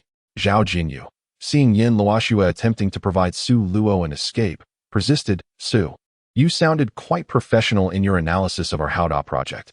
You don't seem like someone lacking in investment knowledge. I merely wish to hear your thoughts on the future economy, to learn and avoid outdated projects like gyms. Yin Bingjun nodded in agreement. Su, do not feel overly pressured. You excelled in the antiques and collectibles discussion earlier. I am curious to see how you assess the next trend. Dad, please don't put Su Luo in a difficult position. If predicting the next trend were so easy, everyone would be able to invest. Yin Luoxue continued to defend Su Luo, aware that if he were to speak out and reveal his ignorance as he had in their WeChat conversation, Zhao Jinyu would undoubtedly mock him mercilessly. She did not wish for Zhao Jinyu's scheme to succeed. However, Yin Bingjun appeared eager to delve deeper into Su Luo's insights. Look at you, child. How am I putting Su in a tough spot? It's merely a conversation. You're overthinking it. Dad, but what? Yin Bingjun's expression shifted to one of displeasure. Yin Luoxue dared not say more. She tightened her grip on Su Luo's arm, urging him to remain silent. In response, Su Luo placed his hand gently atop hers, as if to reassure her. He then turned to Yin Bingjun. Uncle is correct. It's merely a conversation. However, Su Luo hesitated. I have several predictions regarding lucrative industries for the future. I am uncertain which one you wish to hear about. This statement left everyone astonished. They had assumed that Su Luo would struggle to identify even a single trend, yet he claimed to have an abundance of options from which to choose. Zhao Jianyu was both amused and incensed. He eagerly anticipated Su Luo's forthcoming ridiculous remarks to ridicule him. Oh, it seems young Su has conducted extensive research on the future economic landscape. Please, do share. We are all ears. Yin Bingjun chuckled. Very well. I shall briefly outline my thoughts. Before arriving at the Yin household, Su Luo had obtained the eye of dividends, and he now possessed the insight to discern future lucrative industries that could yield substantial returns. In fact, since the onset of this year, the trends for the coming years have become quite evident. I shall mention a few broad directions. I want to delve into specifics, as this is merely a casual discussion and not an investment pitch. First, the economy of social anxiety. Today's youth are increasingly averse to social interactions and communication with strangers. People are becoming more invested in private services. For instance, in response to such circumstances, the establishment of automated self-service restaurants and hotels could be envisioned. Secondly, the phenomenon of the single economy is noteworthy. Currently, our nation boasts a staggering 230 million single individuals, with 100 million living alone, and these figures continue to rise. These individuals, often preoccupied with their careers, lack the time for romantic pursuits. To cater to them, a service offering exquisite single meal packages and cultural entertainment tailored for singles could be developed, including offline companionship services for games, medical appointments, and dining experiences. This initiative aims to provide emotional value and avenues for psychological release. Given the scale of Binhai City, daily revenue could approximate 50,000, with a gross profit margin of 40 to 60. The third aspect pertains to the stress relief economy. As Su Luo meticulously analyzed potential economic trends, a profound silence enveloped the room. Even Zhao Jinyu, who had been prepared to dissent, found himself rendered speechless, unable to formulate any counterarguments against Su Luo's incisive and compelling analysis. Yin Bijun was equally astonished. Su Luo's forward-thinking business acumen was something even he, an experienced investor, lacked. At that moment, he not only regarded this young man, still in university, with newfound respect, but also developed a keen interest in the several proposals Su Luo had presented. In Chapter 11, Yin Bingjun asked, "Should I thank you, Xiao Su? Do you have a concrete monetization strategy for this single restaurant concept you just mentioned?" Su Luo replied confidently, "Yes, uncle. Based on your earlier mention of a 40 to 60 profit margin, what budget would be necessary to realize this?" Yin Bijun inquired. Considering the consumption capacity in Binhai City, a budget of 5 million would suffice, Su Luo asserted with unwavering confidence. If I were to invest 5 million now, how would you implement the specific details of the project? Yin Bingjun continued his inquiry. At this point, Su Luo smiled meaningfully. The specifics involve business secrets, which makes it somewhat inconvenient to discuss in front of outsiders. Yin Bingjun understood Su Luo's implication and subtly signaled the housekeeper to exit the living room. As the room cleared, only Yin Bingjun, Zhang Shuhua, Yin Luoxue, Su Luo, and Zhao Jinyu remained. Yet, Su Luo continued to sip his tea in calm silence. Noticing Su Luo's reluctance to speak, Yin Bingjun turned his gaze to Zhao Jinyu. "Xiao Zhao, I believe it's getting late. Don't you have other matters to attend to?" Still in a daze, Zhao Jinyu realized he had been dismissed and quickly stood up. "Ah, right, well. Uncle and aunt, I won't intrude any longer.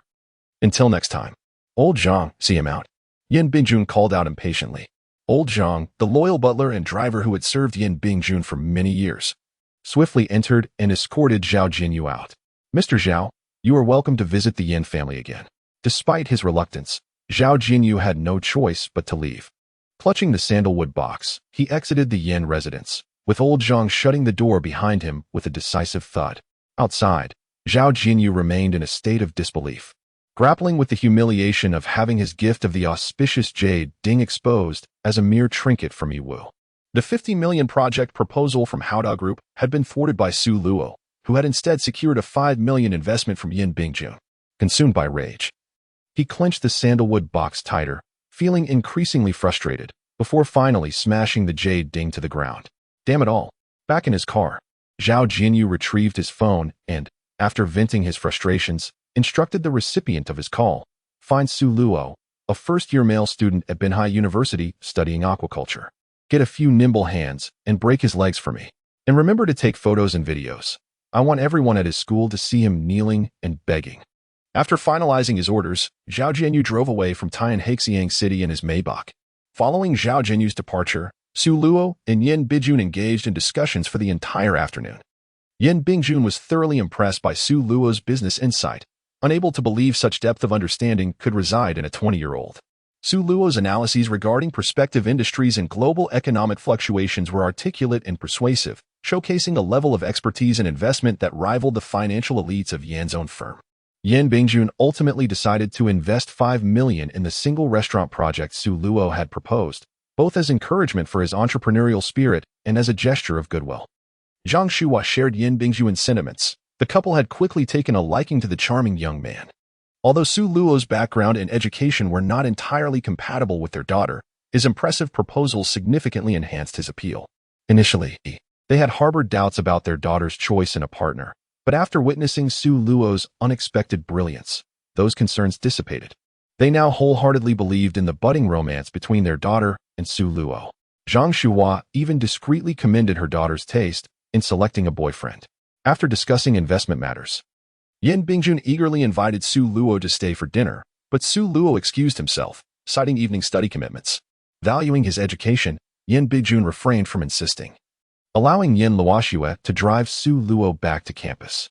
In truth, Su Luo was not preoccupied with studying. He was eager to share his father's boastful claims. Since the afternoon, his phone had buzzed incessantly with friend requests from numerous affluent women, and he had been unable to respond due to his engrossing conversation with Yin Bingjun. Upon leaving the Yin residence, he discovered his phone had died from lack of battery. As he made his way back to school, Su Luo sat in the passenger seat, temporarily charging his phone using Yin Luoxue's data cable. Meanwhile, Yin Luoxue was lost in thought, her emotions swirling. Today, her plan had been to irritate her parents with Su Luo's presence. However, she had never anticipated that her parents would not only remain unfazed but would actually be exceedingly pleased with him. The handsome young man beside her had not only humiliated Zhao Jinyu but had also secured a generous investment from her father. Everything felt surreal. Although the events had not unfolded as she had envisioned, her primary objective had been achieved. Her parents were no longer pressuring her to marry or arranging blind dates with wealthy suitors. As they now held Su Luo in high regard, Yin Luoxue stole glances at the attractive young man beside her, acknowledging that his looks were indeed to her liking. Additionally, his cheerful demeanor and sense of humor were refreshing. You weren't just boasting, were you?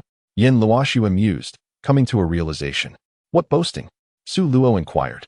You mentioned in our previous chats that you could easily discern genuine antiques from fakes and predict lucrative industries. I thought you were just bragging. But it turns out you truly possess such remarkable abilities, she exclaimed in admiration. Su Luo chuckled. You mean what happened today? Yes, exactly. Boasting is rather pointless. Everything I mentioned on WeChat is genuine, Su Luo responded with a smile. Well, now I believe it all, Yin Luoxue declared earnestly. You are a good person. Am I receiving a good person card now? Su Luo laughed. No, that's not what I meant. I just wanted to say, thank you for today. Yin Luoxue expressed with heartfelt gratitude. I should be the one thanking you, Su Luo replied meaningfully. Why thank me? She asked, puzzled. Thank you for providing me the opportunity to impress your father and secure that 5 million investment, Su Luo joked. Yin Luoxue, unfazed by the conversation, casually remarked. It's no big deal. My father has saved me some money. Otherwise, I would have had to dip into my own pockets. She gestured with her fingers to illustrate a small amount of money. Wait, were you really planning to spend 5 million to hire me as your boyfriend? Su Luo feigned surprise. Not exactly. I was thinking of around 100,000. Now that my father is investing 5 million in you, you can pretend to be my boyfriend for the next year, Yin Luoxue replied with a smile. Chapter 12. What's wrong with eating spicy hot pot? Wait, it's an annual package? Yes, indeed, she giggled. Noticing Su Luo's silence, Yin Luoxue elaborated. During the time you pretend to be my boyfriend, feel free to pursue any romantic interests at school. I promise I won't interfere with your love life. Privately, you can call me sister, and when you meet my parents, just call me Injin or something more affectionate. Most importantly, whenever I need you, you must be by my side. For instance, today when you meet my parents, my mom and dad will be very pleased with you, and they may frequently invite you over for dinner. It would be odd if you never showed up. Su Luo understood Yin Luoxue's concerns and agreed with her. Furthermore, since Yin Bingjun had invested 5 million in him, he would inevitably have close ties with her family, whether due to their romantic charade or business dealings. To accept someone's money is to take on their troubles. It's the simplest principle, he thought, given that this first windfall came from this young heiress. Su Luo readily acquiesced to Yin Luoxue's request. As they chatted, the car arrived at the entrance of Bihai University. We're here. See you later, Su Luo said as he prepared to exit the vehicle. Just before he stepped out, Yin Luoxue suddenly grabbed his arm. Wait a moment. Let us do something that couples typically do. Something couples do? Su Luo was taken aback, wondering if this young heiress wanted to blur the lines of their act. Before he could gather his thoughts, Yin Luoxue leaned closer, the intoxicating scent of her perfume enveloping him, with such a stunning beauty drawing near. Su Luo felt his composure falter. Who could withstand such a lure? As Yin Luoxue's exquisite face inched closer, Su Luo decided to oblige. Their heads gently rested against one another. And in the next instant, click. Yin Luoxue raised her phone, capturing an incredibly sweet selfie of the two, reminiscent of couples flaunting their affection. All right, she declared, returning to her seat and opening WeChat to craft a post. Su Luo felt a wave of incredulity. So this was just a ploy to post on social media. Are you testing the waters here? Soon, she shared their intimate photograph, captioned, introducing my Mr. Su to my parents. Looking forward to our future together. After completing this task, Su Luo opened the car door, ready to make his exit. It was peak hour as students returned to campus, and the pink Cullinan stood out vividly against the night sky. Passers-by scrutinized the luxury vehicle. Su Luo stepped out and waved goodbye to Yin Luoxue as the pink Cullinan slowly rolled away. At that moment, Zhang Yang happened to stroll by and rushed over to Su Luo. Old Su. Old Su. Before Su Luo even spotted him, he recognized Zhang Yang's boisterous voice. Zhang Yang approached, wearing a look of disbelief as if discovering his best friend had acquired a luxury vehicle. Old Su, you've been hiding something huge. Hiding what? A wealthy heiress. When did you start dating such a rich girl?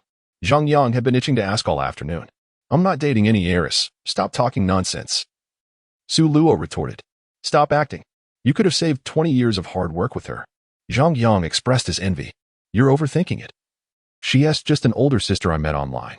Our relationship is purely platonic, Su Luo insisted earnestly. Platonic, my foot. She called you dear at lunch. How is that platonic? Zhang Yang scoffed. Even customer service calls me dear. What's the big deal? Su Luo dismissed. Then how do you explain the spicy hot pot? You took her for spicy hot pot, right? Zhang Yang exclaimed excitedly. What's wrong with eating spicy hot pot? Su Luo countered. Don't play dumb. 6 you on a bowl, 13 times, do the math. Zhang Yang replied, incredulous. Get lost. You're just seeing things through a dirty lens, Su Luo shot back. As they continued their conversation while walking towards the dormitory, Zhang Yang remained skeptical that nothing had transpired between Su Luo and Yin Luoxue. Frustrated by Zhang Yang's incessant probing, Su Luo casually mentioned his plans to start a business, revealing that Yin Luoxue's father was his investor, which was why she had come to pick him up. Upon hearing that Su Luo had secured a 5 million investment for his venture, Zhang Yang found it even more astounding than the idea of Su Luo dating a wealthy girl. Noticing Su Luo's reluctance to admit any romantic involvement with Yin Luoxue, Zhang Yang shifted the topic to foreign exchange students. Old Su, you're really something. Riding in a wealthy heiress's car while taking a bath with a foreign exchange student. Have you ever thought about how that makes us single folks feel? Zhang Yang feigned indignation. When did I ever take a bath with a foreign exchange student? Su Luo found it absurd. Stop acting. I saw your chat logs. Don't deny it. Zhang Yang insisted, eager to confront him. All right, let me show you, Su Luo said as he powered on his phone and displayed his chat with Camille. After reading, Zhang Yang felt embarrassed. Wow, It turns out nothing happened between you two. I misunderstood. As they entered the male dormitory, they remained unaware that two girls had been trailing them discreetly. These girls were Zhang Tong and Wu Nan, followers of Yao Jingjing. After Su Luo stepped out of the Cullinan, Zhang Tong and Wu Nan had just returned from dinner. Following Zhang Yang's arrival, they stealthily listened to the boys' conversation. Although they only grasped the general content, they noted the critical information. Su Luo and the wealthy girl were merely siblings, and the foreign exchange student was just an online acquaintance. In other words, Su Luo was still single. Once back in their dormitory, Zhang Tong and Wu Nin relayed this information to Yao Jingjing. Following lunch, Yao Jingjing had been in a foul mood, unsure of the reason. Perhaps it was the humiliation of being publicly rejected by Su Luo. However, upon hearing Zhang Tong and Wu Nan's news, her spirits lifted. So, Su Luo and the woman with the luxury car are not a couple? The foreign exchange student is just an online friend? Indeed. How could a woman capable of driving such an extravagant vehicle possibly be with him? And as for the foreign exchange student, she was likely just a virtual acquaintance. Jingjing. I think Su Luo is trying to make you jealous to win you back, Zhang Tong suggested. Exactly. He probably thinks this will spark a sense of urgency in you and lead you to agree to be with him. Wu Nin chimed in. Such a childish tactic. Jingjing. I believe it's best for you to clarify things with him, Zhang Tong advised. I agree. You should tell him to stop these immature antics. It's almost clownish. Wu Nan concurred. Yao Jingjing considered their words, recognizing some truth in their observations. If she remained silent, it might appear as though she cared too much. She certainly did not want to give the impression that she was jealous or feeling slighted. With these thoughts in mind, Yao Jingjing picked up her phone, preparing to send Su Luo a WeChat message to clarify her stance. She aimed to persuade him to stop wasting time. She had no intention of being with him. After typing her thoughts for over half an hour, Yao Jingjing crafted a small essay, essentially urging Su Luo to accept reality and move on. She expressed her preference for mature men over someone as childish as him. To ensure he understood her point, she deliberately chose harsh words. After completing her message, she hit send, and the screen flashed a glaring red exclamation mark. The other party has enabled friend verification. You are not yet their friend. Please send a friend verification request first. Yao Jingjing furrowed her brow. Did he delete me? Chapter 13. Letting go of the pretense. Blowing up the situation. Seeing Yao Jingjing staring blankly at the screen, Zhang Tong and Wu Nan pressed her for answers. Jingjing, did you send it? What did that Su Luo say in response? I bet he must have chickened out and is now frantically typing out apologies to you. Humph, what good is an apology? Where was he when it mattered? If he hadn't been so arrogant, we might have at least given him a semblance of a good attitude. Listen, Jingjing, don't you dare go soft on him. No matter how much he pleads, don't forgive him. Men like that are just asking for trouble. Exactly. Men like him deserve to be scolded. If you can't do it, we'll gladly step in for you. Before Yao Jingjing could respond, the two leaned in to offer their advice. However, they were met with the sight of Yao Jingjing's phone screen displaying that Su Luo had blocked her. Ah, this is awkward. Zhang Tong and Wu Nan fell silent. Not only had he failed to apologize, but he had also gone so far as to block the campus bell. If it weren't for the presence of her friends, Yao Jingjing would have been stomping her feet in frustration. She had to maintain her image as the campus goddess. Heh, honestly, I've wanted to block him for ages. He has been a nuisance, pestering me to death. At least he shows a bit of self-awareness. Yao Jingjing feigned calmness with a smile. Zhang Tong and Wu Nan quickly chimed in. I reckon he realized pursuing you was futile and finally decided to give up. Congratulations, Jingjing. Yes. You'll no longer be tormented by him. A man with such a narrow mind will never achieve greatness. In the boys' dormitory, room 320. Su Luo and Zhang Yang returned to their quarters. He quickly connected his phone to a charger. Earlier, while in Yin Luoshua's car, he had barely charged it. The moment he plugged in the data cable, his phone began to vibrate incessantly. Upon checking, he found a video call from his father. Earlier in the day, when Yin Luoshua came to meet him, he had been unable to reach his father. Later, his mother had mentioned that his father was out drinking with his comrades. Had he been drinking all this time? Su Luo answered the video call, only to find not his father's face, but that of a drunken middle-aged man. This man, Wang Lianghua, was a comrade of Su Luo's father and frequently visited their home, with a close relationship between the families. Good evening, Uncle Wang. Su Luo greeted the camera. Hello, Xiaosu. Wang Lianghua slurred his words, clearly intoxicated. Uncle Wang, where's my dad? Why are you the only one here? Su Luo inquired. Your dad is here. Wang Lianghua adjusted the camera, revealing Su Luo's father, who was propped up by his hand. His eyes bleary and swaying. "Oh my goodness, Uncle Wang, take it easy on my dad. I'm a lightweight. He is an old lightweight. We both can get tipsy off a single bottle of beer," Su Luo joked. Haha. He was just bragging about how your drinking capacity is far superior to his, saying you can drink without getting drunk. Initially, Su Luo intended to brush off Wang Linghua's words. Yet, upon hearing his father bragging, although he couldn't be sure if it was true, he had to admit, his father was exaggerating. He genuinely could drink without getting drunk. Su Luo chuckled. "Ding. Your father's bragging has become reality. Congratulations, host. You have obtained immune to alcohol. Wait, is it really possible?" So his father's boasting wasn't merely about charming women? However, this skill seemed rather useless. Being immune to alcohol only meant he wouldn't lose in drinking contests, but he rarely participated in such events. I need to take a call from your aunt. I'll settle the bill and send your father home." Before Su Luo could say more, the video call ended. Wang Linghua's situation sparked a thought in Su Luo. Wait, does this mean that whatever ability I wish to acquire, I just need to let my dad boast about it, and then I acknowledge it? With this idea, Su Luo conceived a bold plan. He decided to personally guide his father in boasting about his son's capabilities. Skills like immune to alcohol, treasure identification, and benefactors seem too tame. He wanted his father to boast extravagantly, perhaps starting with something as grand as immortality. However, the system detected Su Luo's intention and chimed in. Ding. The host cannot induce or suggest your father to boast. Only genuine, heartfelt boasting from your father is effective. Should the host employ any means to cause your father to boast passively, or suggest others to repeat your father's boasts, both you and your father will face dire consequences. There is but one father. The host should cherish this bond. All right. It seemed that this tactic wouldn't work. His father had to initiate the boasting on his own, and Su Luo could only acknowledge it afterward. Teaching his father to boast was a dead end. Therefore, he would start with the boasts his father had already made. Having wasted some time at Yin Luo's, he now needed to tackle the unread messages from wealthy women. His phone had died in the afternoon, leaving him with over 100 unread messages. Each one represented a boast from his father. With anticipation, Su Luo began to sift through the unread messages. Yet, things didn't unfold as smoothly as he had envisioned. He had imagined that these affluent women would inquire about his father's boasts, just like the exchange with the foreign exchange student and Yin Luoxua. For instance, is your French really at a C2 level? Or can you truly discern genuine antiques at a glance? However, most messages were casual chit-chat, with no mention of previous boasts. Perhaps his father's boasting skills were so impressive that these women had no doubts.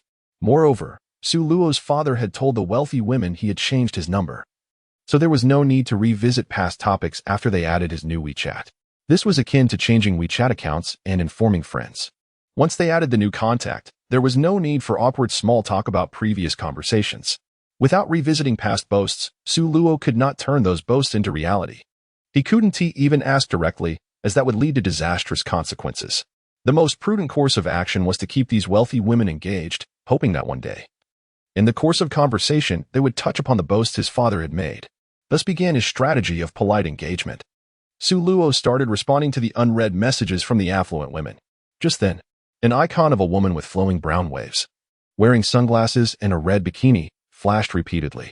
From her avatar, she appeared strikingly pale, with a classic Western figure, exceedingly voluptuous. The woman's WeChat name was Steamed Watermelon. Su Luo opened her chat window. What greeted him was a selfie showcasing a pair of long, alluring legs, perfectly proportioned and enticing. The legs were sprawled on a bed, with the backdrop suggesting a hotel room. Then came 3 messages in quick succession. Steamed Watermelon. I've booked the room. It's at the Hilton near your school, room 1302. Steamed Watermelon. I've taken the medication, and I have the health report with me. Steamed Watermelon. Hurry. My useless green turtle is already lying on the floor waiting to be dealt with. Chapter 14. Let the world be filled with love. In just those 3 messages, Su Luo's mind was in overdrive. What were these brazen words? The information was overwhelming. After adding him, Steamed Watermelon sent this without any preamble. The previous chat history resided with his father. Su Luo had no idea how his father had conversed with this woman or how she had arranged the room so quickly. What was with the medication and health report? And what was that last line about her useless green turtle lying on the floor? Did she have a pet turtle? What does it want to drink? Water? It seems reasonable for a turtle to drink water, as it resides in an aquatic environment. However, he has never witnessed a turtle lying on its back, sipping water from the ground. Unless it rains and water falls from above, it can only drink while lying down. But isn't that rather awkward? What an odd scenario. Soon, Suluo realized that the woman was not referring to a typical turtle. He wanted to inquire with his father about this steamed peach, but his father had already lost track of reality due to his inebriation, leaving Suluo to fend for himself. To avoid alarming anyone, Suluo decided to feign a retreat. I can't go out tonight. Let's postpone it to another day. Once he sent the message, the other party indeed grew anxious. Steamed peach. You tell me this after I've taken my medication? What kind of person are you? That was expensive imported medicine. Steamed peach. You promised I could arrange a meeting anytime, and now that I've booked the place, you say to postpone? Are you still human? Seizing the opportunity, Suluo probed further. Suluo, when did I ever say that? Steamed peach. Chat records. Steamed peach. Come on. Take a good look. Did you, or did you not say that? The other party sent a lengthy chat history. It contained exchanges between his father and her. After perusing their conversation, Suluo felt utterly disheartened. How to describe it? His father and this woman seemed to be conversing on entirely different wavelengths. Yet they oddly connected on a shared topic. First, the woman sought a master in making cream puffs. His father misunderstood her insinuation, thinking she wanted a boyfriend skilled in making the pastry sold in dessert shops.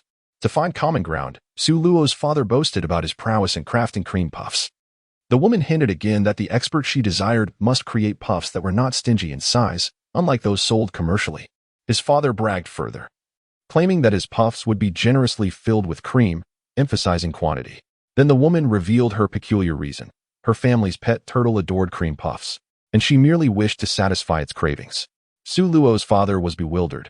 Having raised turtles himself, he knew they typically feasted on small fish, shrimp, and insects. A turtle that relished cream puffs? That was a first for him. One could say this turtle had discerning tastes.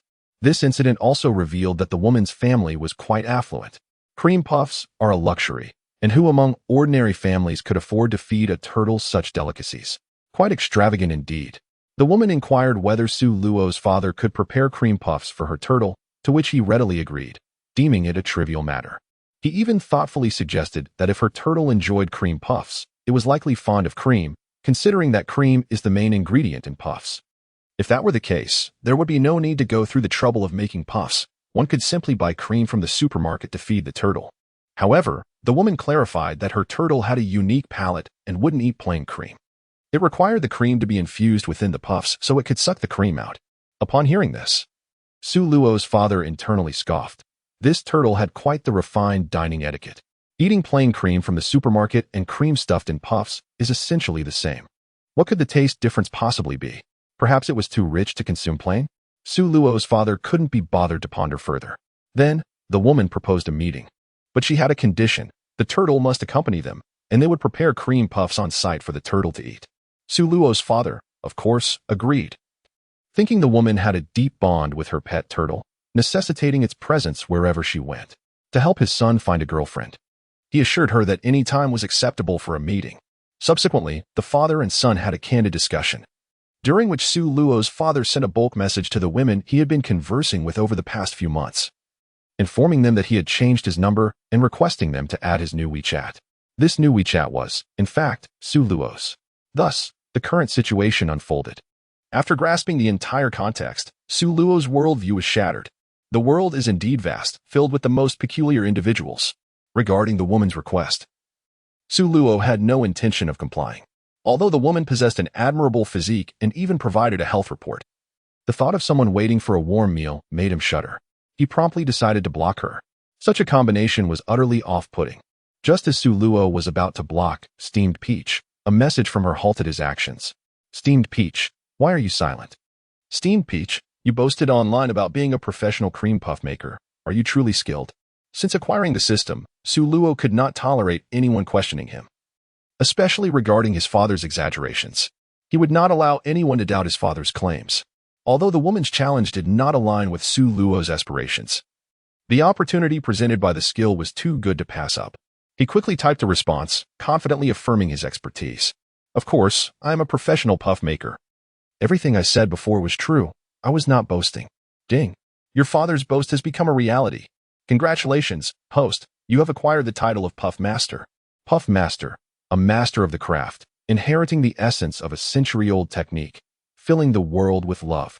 A new skill was now at his disposal. Su Luo sensed his body for any unusual changes.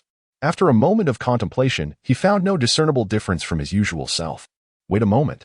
Could this Puff Master be a legitimate skill? The kind possessed by true pastry chefs? Yet, Su Luo felt no epiphany regarding dessert making. This indicated that the system had not erred. The skill he obtained was indeed as he understood it. Perhaps the skill would not manifest until the right moment arose. While Su Luo was contemplating his new skill, another message from the woman arrived. Steamed Peach, I won't believe a word you say unless you come over right now and demonstrate your prowess. Chapter 15. If I argue with him. I am a dog. Su Luo found himself amused. Is she attempting to provoke him? Now that he had acquired the skill, he had no intention of engaging with this eccentric woman. Having just obtained the extraordinary title of Puff Master, he certainly would not squander it on her. Such a remarkable skill deserved to be reserved for truly deserving individuals. With hundreds of unread messages awaiting his attention on WeChat, he had no time to waste on a woman with peculiar inclinations. Most importantly, he had no interest in the game of feeding turtles. Nevertheless, Su Luo decided to indulge in a bit of mischief, especially since she had challenged him. Su Luo, all right, I'm on my way. You and your husband wait for me. After sending the message, he swiftly blocked her. Let this peculiar couple stare at each other in disbelief throughout the long night. He had more pressing matters to attend to. He had already lost enough time dealing with Steamed Peach, and now he needed to manage the unread messages. As of now, his friend request list had dozens of pending approvals. Su Luo was not in a rush to accept them all, otherwise he would be overwhelmed. Chatting with dozens of women simultaneously was more demanding than a scam operation. Even if he were to engage in perfunctory conversations, it would still require considerable effort. Of course, Su Luo's diligent effort to maintain these online romantic interests was solely to trigger the system and acquire skills through conversation. He had no interest in romance. All he desired were superpowers. The next day, Su Luo and Zhang Yang rose early to dine at the cafeteria. The other two roommates, Tian Jijia and Zhou Shu, had spent the night at an internet CAF and had yet to return. Upon arriving at the cafeteria and filling their plates, Su Luo began discussing investment matters with representatives from Yan's venture capital via WeChat. Early that morning, the representatives had reached out to Su Luo.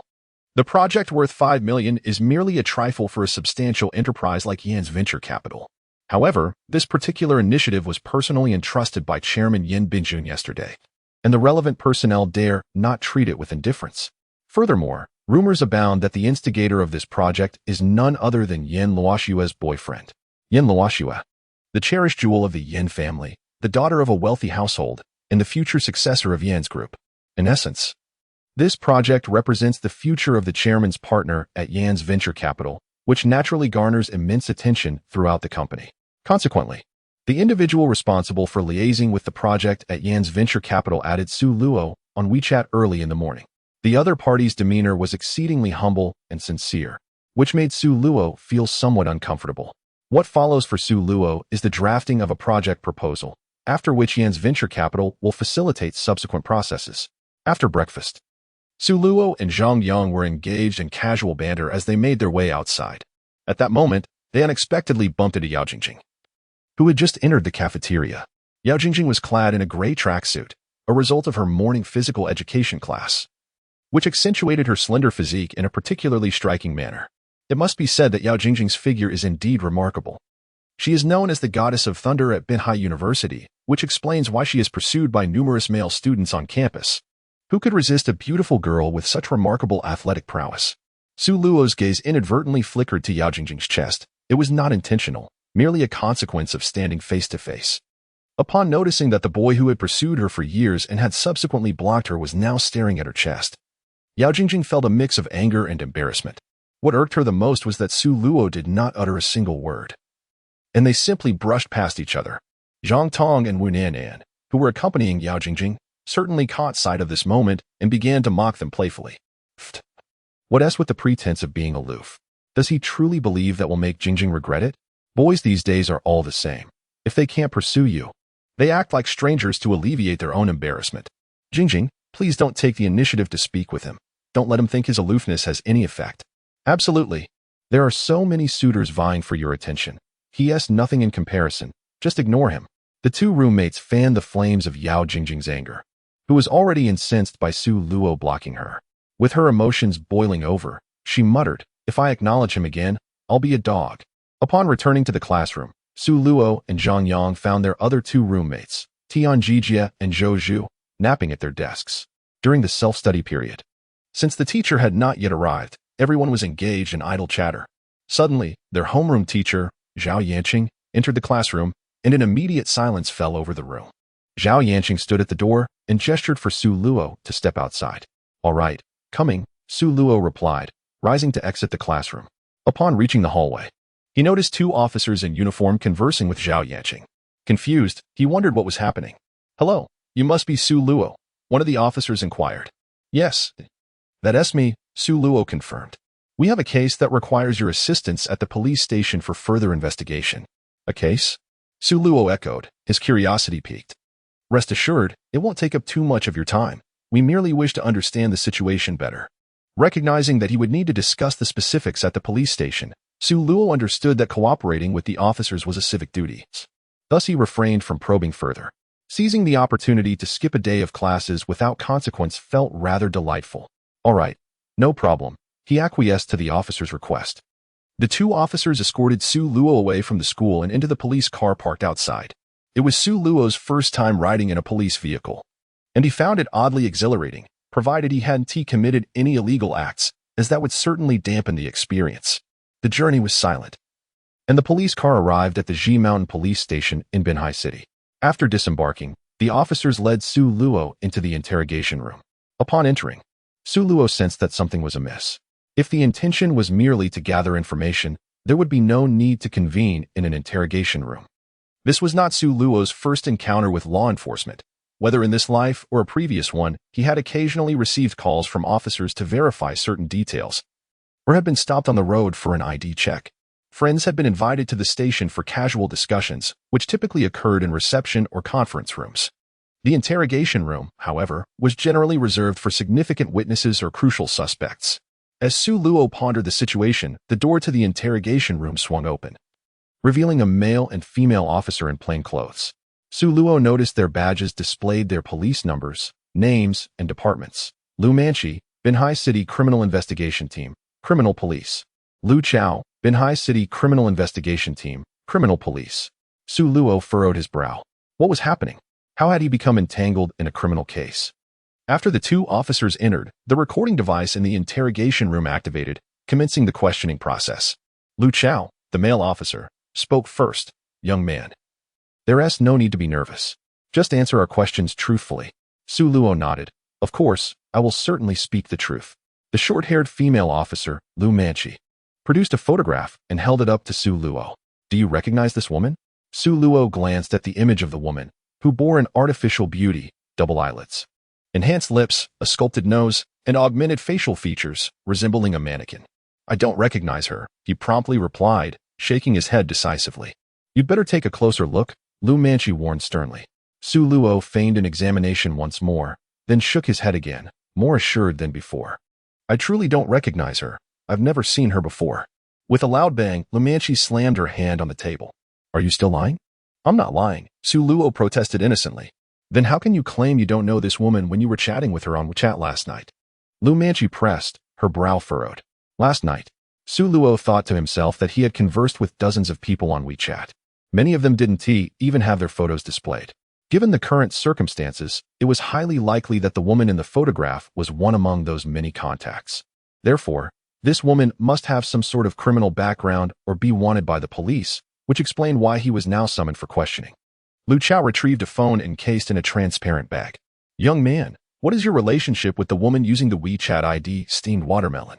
In an instant, Su Luo realized the woman in the photograph was indeed her. As suspected, her WeChat profile picture was nothing but a deceptive portrayal. The altered appearance rendered her unrecognizable. Who could tell she was steamed watermelon? Su Luo quickly clarified, "I don't know her at all." "Don't know her? Yet she initiated a hotel rendezvous with you?" Lu Manchi glared at Su Luo. "Things are not as you perceive. I genuinely do not know her." "I don't even know what she looks like," Su Luo said, feeling quite embarrassed. If one were to merely examine the chat history, It could lead one to mistakenly conclude that Su Luo was engaging in illicit activities with this woman. However, the actual situation was far more complex. Lu Manchi continued with a serious expression, "Su Luo, I must formally remind you that WeChat chat records containing objective authenticity, which have not been altered or deleted, can be utilized as evidence in a court of law. If the chat records with steamed watermelon are genuine and unmodified, then you are currently embroiled in a serious criminal case. Every word you utter, every letter you write must be truthful. Otherwise, you will face severe legal consequences." Su Luo could not help but inquire, "May I ask what crime she committed that is so grave?" Lu Manchi replied, "She was murdered." Su Luo. Lu Manchi continued, "To be precise, she and her boyfriend were both victims." Su Luo. Lu Manchi elaborated, "You were her last contact before her demise, and your final conversation indicated that you were going to meet her at the hotel. This is the reason we have brought you here today." Su Luo was taken aback. The peculiar request from the eccentric individual last night to make cream puffs. Was it all for naught? Goodness. This matter had indeed become perplexing. After being provoked by the eccentric individual, Su Luo had intended to play a prank and planned to stand her up. He had sent the message, "Sure, I'll be there. Just wait for me and your husband." Little did he know, that message became the last communication from the eccentric individual before her untimely death. Now, Su Luo realized why he had been brought to the interrogation room. This was a matter of life and death. How had he inexplicably become a suspect? Hold on. Let me clarify, I do not know her. The chat logs clearly indicate that we were not acquainted. Furthermore, I have been in my dormitory since last night and have not left the school. If you don't believe me, you can check the surveillance footage or ask my roommates. After hearing Su Luo's explanation, Lu Chao interjected, "Young man, we are currently verifying your alibi. The issue at hand is that the last chat between you and the deceased is very close in time to her murder. Approximately 15 minutes after you sent your message. She was killed, and the walking distance from your school to the Hilton Hotel is about 15 minutes. Lu Chao did not continue, but his implication was unmistakable. Lu Manchi picked up the thread. "Through our investigation, we discovered that the deceased had a habit of clearing her chat history daily. You are the only contact remaining on her phone. The question arises, after she added you as a friend, why did she immediately disclose her hotel room number and suggest inappropriate relations? If you do not know her, then how could she have added you without reason and shared such explicit content? We have also reviewed screenshots from the deceased chat logs, which indicate that you possess another WeChat account. The conversations you had before the hotel rendezvous are contained within this other account. The deceased's contact list does not include this alternate account. Why did you switch WeChat accounts to communicate after she proposed the hotel meeting? It is evident that your other WeChat account likely conceals the reason behind her murder." Upon hearing Lu Manchi's analysis, Su Luo found himself in a comical yet exasperating situation. It was not surprising that they would think this way. If he were in their shoes, he too would find himself suspicious. "Young man, what you must do now is cooperate with our investigation and provide us with your alternate WeChat account and all chat logs with the deceased to prove your innocence." Lu Chao advised earnestly. "The problem is, I cannot provide you with my other WeChat account," Su Luo awkwardly replied. "Why not?" Lu Manchi raised an eyebrow. "Because that WeChat account does not belong to me," Su Luo answered. "Are you still trying to argue? The profile picture and details on that account are your personal information, and you claim it is not yours?" Lu Manchi's voice rose. Su Luo replied, "The profile picture and details are indeed mine, but I am not the one using that account." Lu Manchi retorted, "If it's not you, then who could it possibly be? It's my dad." Lu Manchi. Lu Chao. Seeing the bewilderment on the faces of the two detectives, Su Luo quickly explained his father's dubious antics. In a matter of life and death, it was paramount to clarify the situation to avoid further complications. After all, his father had not committed any illegal acts. There is no law against a father impersonating his son for online dating, right? Su Luo recounted the entire saga in detail. After Lu Manchi and Lu Chao heard Su Luo's account, both fell silent. Chapter 17. Actually, my dad is not exaggerating. Hold on, let me gather my thoughts. Lu Manchi said, one hand on her forehead while the other jotted down a relationship diagram in her notebook. "So you were saying that your father changed his WeChat profile to your picture and impersonated you for online dating. After he had conversed sufficiently, he instructed the other party to switch accounts and add your WeChat. The deceased, who was murdered last night, was one of these online dating partners. And prior to last night, you had no acquaintance with her. The chat logs from the deceased's little account were not yours, but rather your father's. Your father, while chatting with the deceased, did not understand the sexual innuendos, leading to a misunderstanding wherein the deceased believed you possessed certain exceptional abilities to satisfy her peculiar preferences. When Lu Manchi referred to certain exceptional abilities, she noticeably flushed. Throughout her years of handling cases, she had encountered numerous similar situations. However, it was her first time witnessing a woman so fixated on quantity. This made her feel slightly awkward. Thus, her tone quickened as she elucidated this portion. Next, the deceased suddenly added you last night, wishing to invite you to the hotel. But you did not go, correct? Yes, that's right. If you don't believe me, you can call my dad to verify, Su Luo added. If that is the case, verification via phone is indeed necessary, Lu Manchi concurred. Su Luo provided his father's phone number, and Lu Chao used the landline in the interrogation room to call. Moments later, Su Luo's father's voice echoed on the line. Hello, who is this? Hello, are you Comrade Su Yuejin? I am. Who are you? I'm Detective Lu Chao from the Criminal Investigation Division of Bihai City. It is regarding your son. Get lost, you damn scammer. Lu Chao. Click. The call was abruptly terminated. Observing Lu Chao's green complexion, Su Luo awkwardly explained, well, my dad has a strong scam awareness. Previously, there have been numerous calls claiming I was kidnapped, so you understand. Lu Manchi chuckled in disbelief. Then use your phone to call him. After you connect, I'll talk to your uncle. Sure, no problem. Su Luo picked up his phone and dialed his father, Su Yuejin. Once connected, he confirmed with his father that he had not been kidnapped and was currently at the police station, leaving the rest of the conversation to Lu Manchi. Hello, uncle.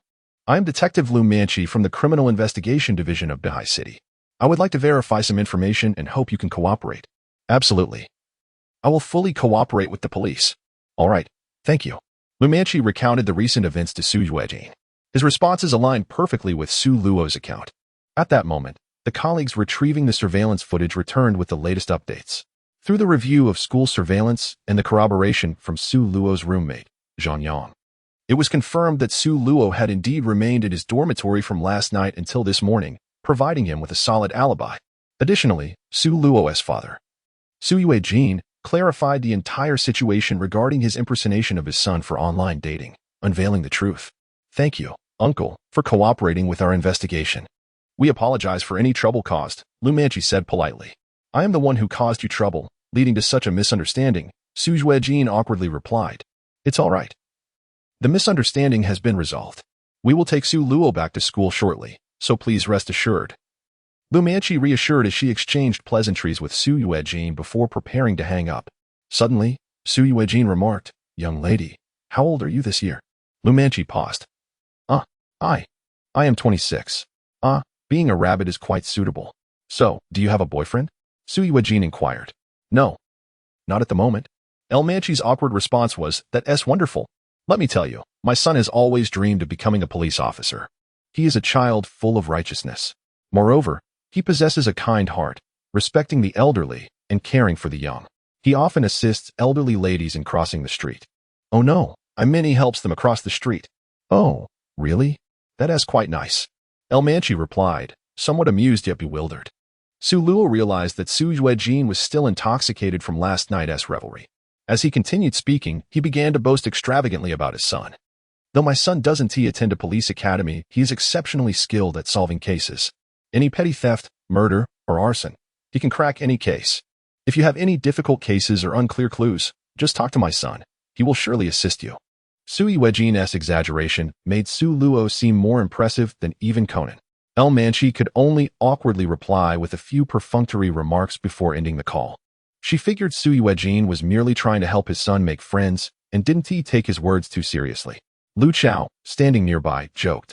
This old man has quite the humor. He is willing to blow any horn just to find a match for his son. In truth, Su Luo interjected. My father is not exaggerating. Huh?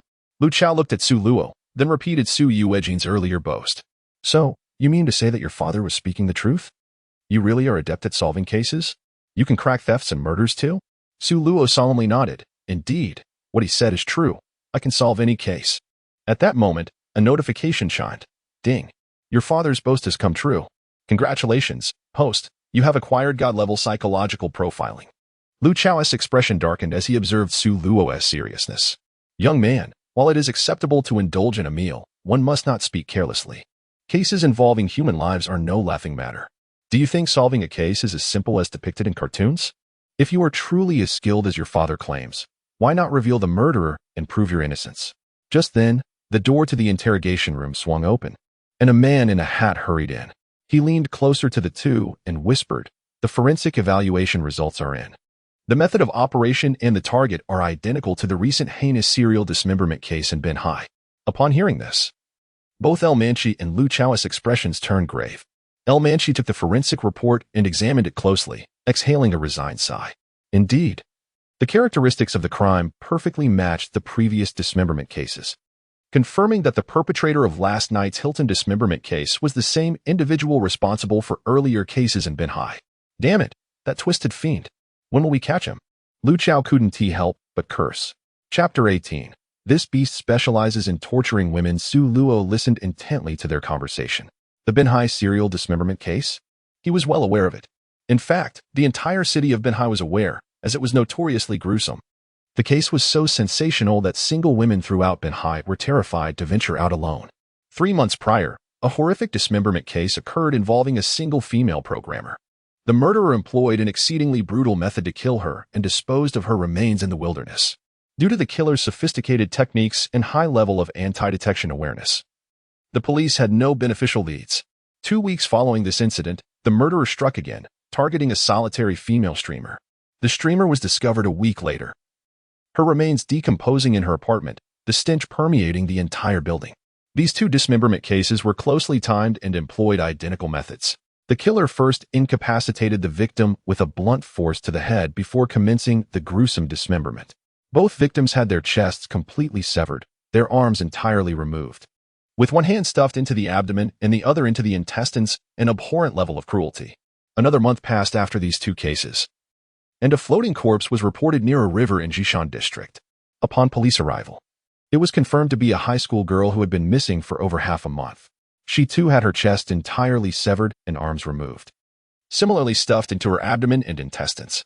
The modus operandi of these 3 dismemberment cases was identical, indicating they were the work of the same perpetrator. What frustrated the police was that the 3 victims had no connections to one another, and all surveillance cameras near the crime scenes had been vandalized in advance.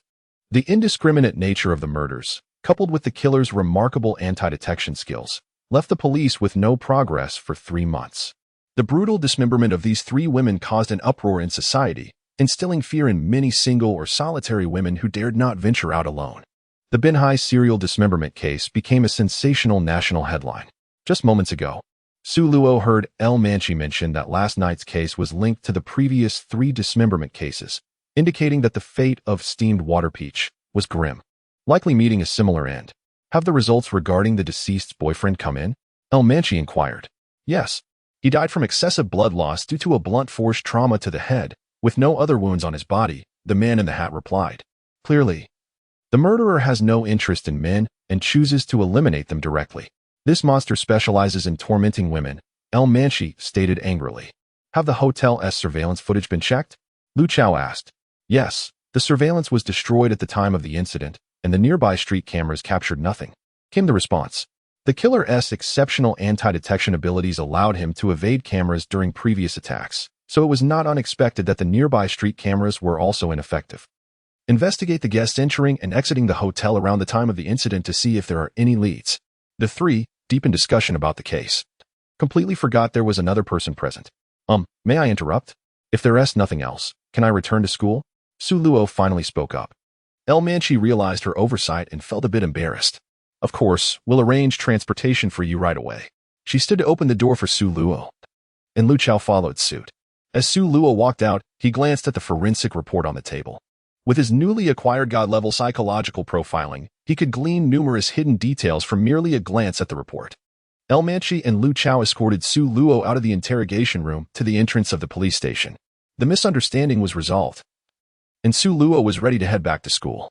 Just then, a middle-aged man with a buzz cut approached. El Manchi and Lu Chao saluted him in unison. Captain. Su Luo noticed the badge on his chest identifying him as Zheng Chaoyi, the captain of the Ben Hai Criminal Investigation Unit. This man was likely the superior of El Manchi and Lu Chao. Zheng Chaoyi glanced at Su Luo, prompting Lu Chao to quickly report, Captain Zheng, everything has been clarified. This young man has no connection to the deceased, Both L and I have completed the statements. Zheng Chaoyi nodded. All right. Let us get this young man back to school quickly. We shouldn't delay his studies. Understood, Captain. Lu Chao replied. By the way, here is the criminal sketch drawn by the profiling team.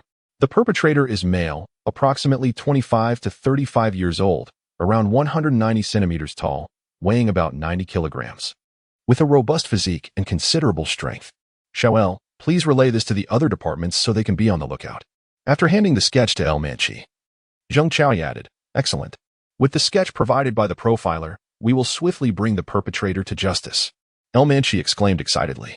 Lu Chao leaned closer to scrutinize the sketch, clicking his tongue. This guy looks brutish. He certainly doesn't appear to be a good person.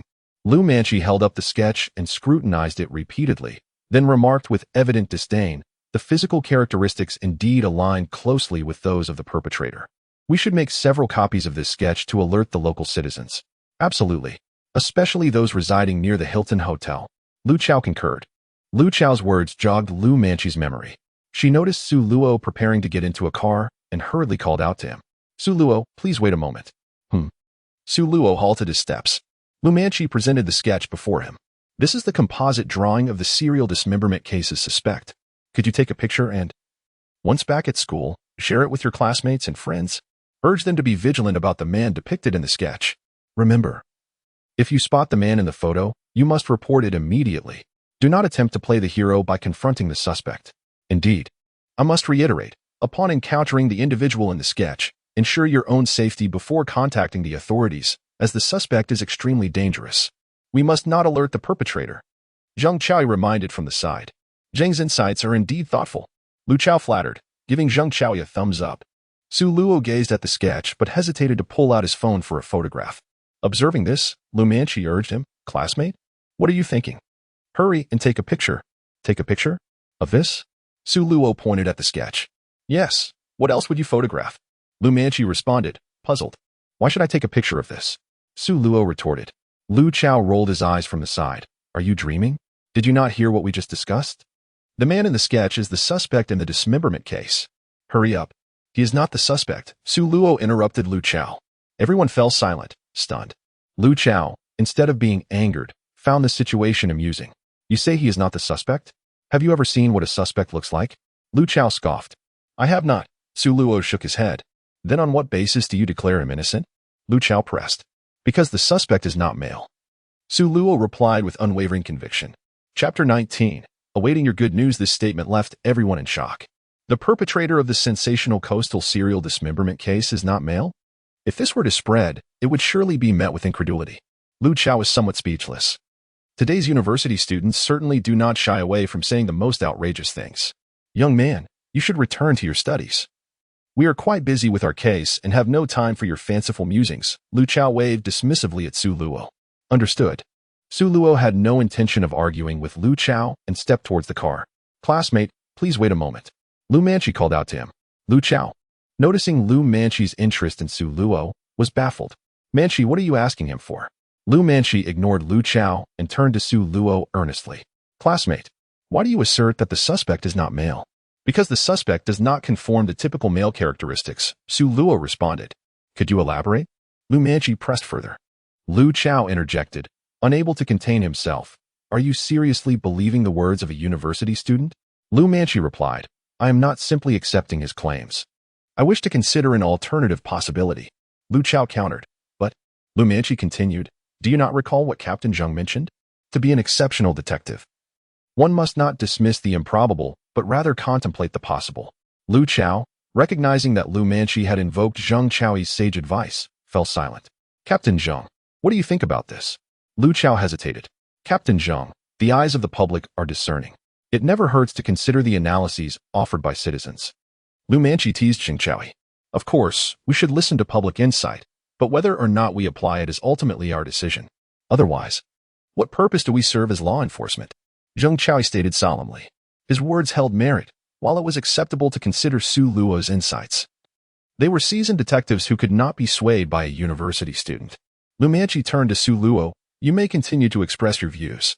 Su Luo, feeling fatigued from the debate, yawned and applied his recently acquired masterful psychological profiling skill to analyze the situation briefly. Psychological profiling, often referred to as criminal psychological sketching, is a skill mastered only by experienced detectives. It involves analyzing the perpetrator's methods, crime scene setup, and criminal characteristics to depict the suspect's psychological state, including predicting gender, age, physical traits, occupation, and personality. Skilled profilers can even anticipate the suspect's next moves, assisting the police in narrowing down search areas. To become an outstanding profiler, one must possess profound knowledge in criminal psychology, behavioral psychology, microexpression psychology, and other related fields. Su Luo's current profiling abilities surpass those of the world's top profilers. The challenging coastal serial dismemberment case posed no difficulty for him. The suspect's modus operandi was evident. All victims had their chests completely severed, and their hands had been dismembered and stuffed into their bodies. This abnormal dismemberment method indicated the suspect's extreme agitation, potential sexual dysfunction, or past trauma, possibly linked to a melancholic or self-destructive personality. The removal of the victim's chests could either signify indiscriminate rage or an extreme act of catharsis related to the suspect's unique experiences. The grotesque act of stuffing hands into the body suggested the suspect exhibited traits consistent with dissociative identity disorder. Earlier, while in the interrogation room, Su Luo had glanced at the forensic report. The crime scene at the Hilton Hotel showed no signs of struggle. Both victims bore no wounds indicative of a fight, nor were any narcotics or hallucinogens detected in their systems. This suggested that both individuals were completely caught off guard, ruling out the possibility of the suspect being a towering, muscular man exceeding 190 centimeters in height. Although the forensic examination indicated that blunt force trauma to the head caused death, the dissection technique was highly skilled and professional, suggesting that the perpetrator likely had medical experience or at least 8 years of surgical practice. Furthermore, one male victim exhibited blunt force trauma to the forehead, standing at 178 centimeters. Based on the weapon's dimensions and the depth of the wounds, the suspect's height was estimated to be around 170 centimeters to 173 centimeters. Notably, the incision on the female victim's chest showed a clear hitch at 10 centimeters, indicating that the suspect's right hand or elbow bore an old injury, affecting the precision of the surgical cut. In conclusion, Su Luo summarized, "With the limited clues available, I can only preliminarily outline the criminal profile. The suspect is female, age between 30 and 35, standing 170 centimeters to 173 centimeters tall, possessing medical experience, skilled in surgery, and having an injury to her right hand or elbow." Su Luo's remarkably professional analysis left Lu Manchi, Zheng Chaoyi, and Lu Chao in awe, regardless of whether his conjecture was accurate. The clarity of his reasoning and logic made him indistinguishable from the adept psychological profilers in the police force. However, the final conclusion drawn by Su Luo, that the perpetrator was a woman, was met with disbelief by Zheng Chaoyi and his team.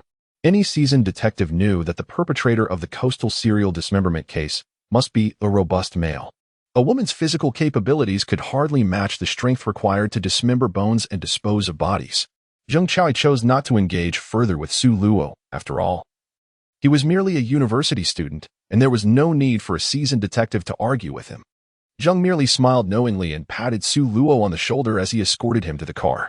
Lu Chao chuckled and shook his head in exasperation. "Young man, I appreciate your analysis. Do remember to keep an eye on the news these days. I fear you might miss it when we finally apprehend the male suspect standing at 190 centimeters. Su Luo smiled faintly in the car, fully aware that Lu Chao did not believe his previous statements and was merely mocking him. "I will certainly follow the news. I wish you success in capturing this male perpetrator." Su Luo emphasized the words male perpetrator. "Well, I cannot let you worry about it, young man. Once we catch the culprit, I shall personally deliver the good news to your school," Lu Chao replied. "All right, I shall await your good news." With that, the police car took Su Luo away from the precinct. Lu Chao watched him depart, crossing his arms and scoffing softly. What is wrong with today's university students? They spout nonsense with such conviction. Initially, I was almost convinced, but when he said the killer was female, I nearly laughed out loud. Zheng Chaoyi chuckled slightly, dismissing Su Luo's words. "All right, let's get back to business. Now that we have the suspect's likeness, we can distribute it and focus on capturing the individual." Chapter 20, Major Discovery. El Manchi and Lu Chao echoed in unison. "Received. I will go greet the brothers at the precinct. You two head back to the criminal investigation team." "Understood, Captain Zhang." Lu Chao drove El Manchi toward the police team. Along the way, He continued to ridicule Su Luo's outrageous statements. I would be astonished if the perpetrator of this dismemberment case were female. I, Lu Chao, would eat dung while standing on my head. El Manchi remained silent, appearing lost in thought. After Lu Chao's lengthy tirade yielded no response, he glanced at El Manchi in the passenger seat. Manchi, what are you pondering? I am considering that our investigative mindset should not be constrained. We must indeed explore all possibilities. However, the circumstances of this case are exceptional, and we genuinely require the professional analysis of our Bureau's elite detectives. Lu Chao retorted reluctantly. Are you implying you believe that young man's ramblings? I neither believe nor disbelieve. I merely trust my instincts, El Manchi replied thoughtfully. You cannot possibly think the perpetrator is female? Lu Chao's tone dripped with sarcasm. El Manchi fell silent. Deep down, she wished to confess that she too believed the killer might be a woman. Su Luo's textbook-like psychological profiling had indeed astonished her, and she found his analysis quite compelling. Yet, the awkwardness of his identity lingered. To her, Su Luo was merely a handsome university student lacking real-world experience. Just moments ago, he had been a suspect in the Hilton case. Though the misunderstanding had been cleared, believing his assessment of the killer felt somewhat implausible.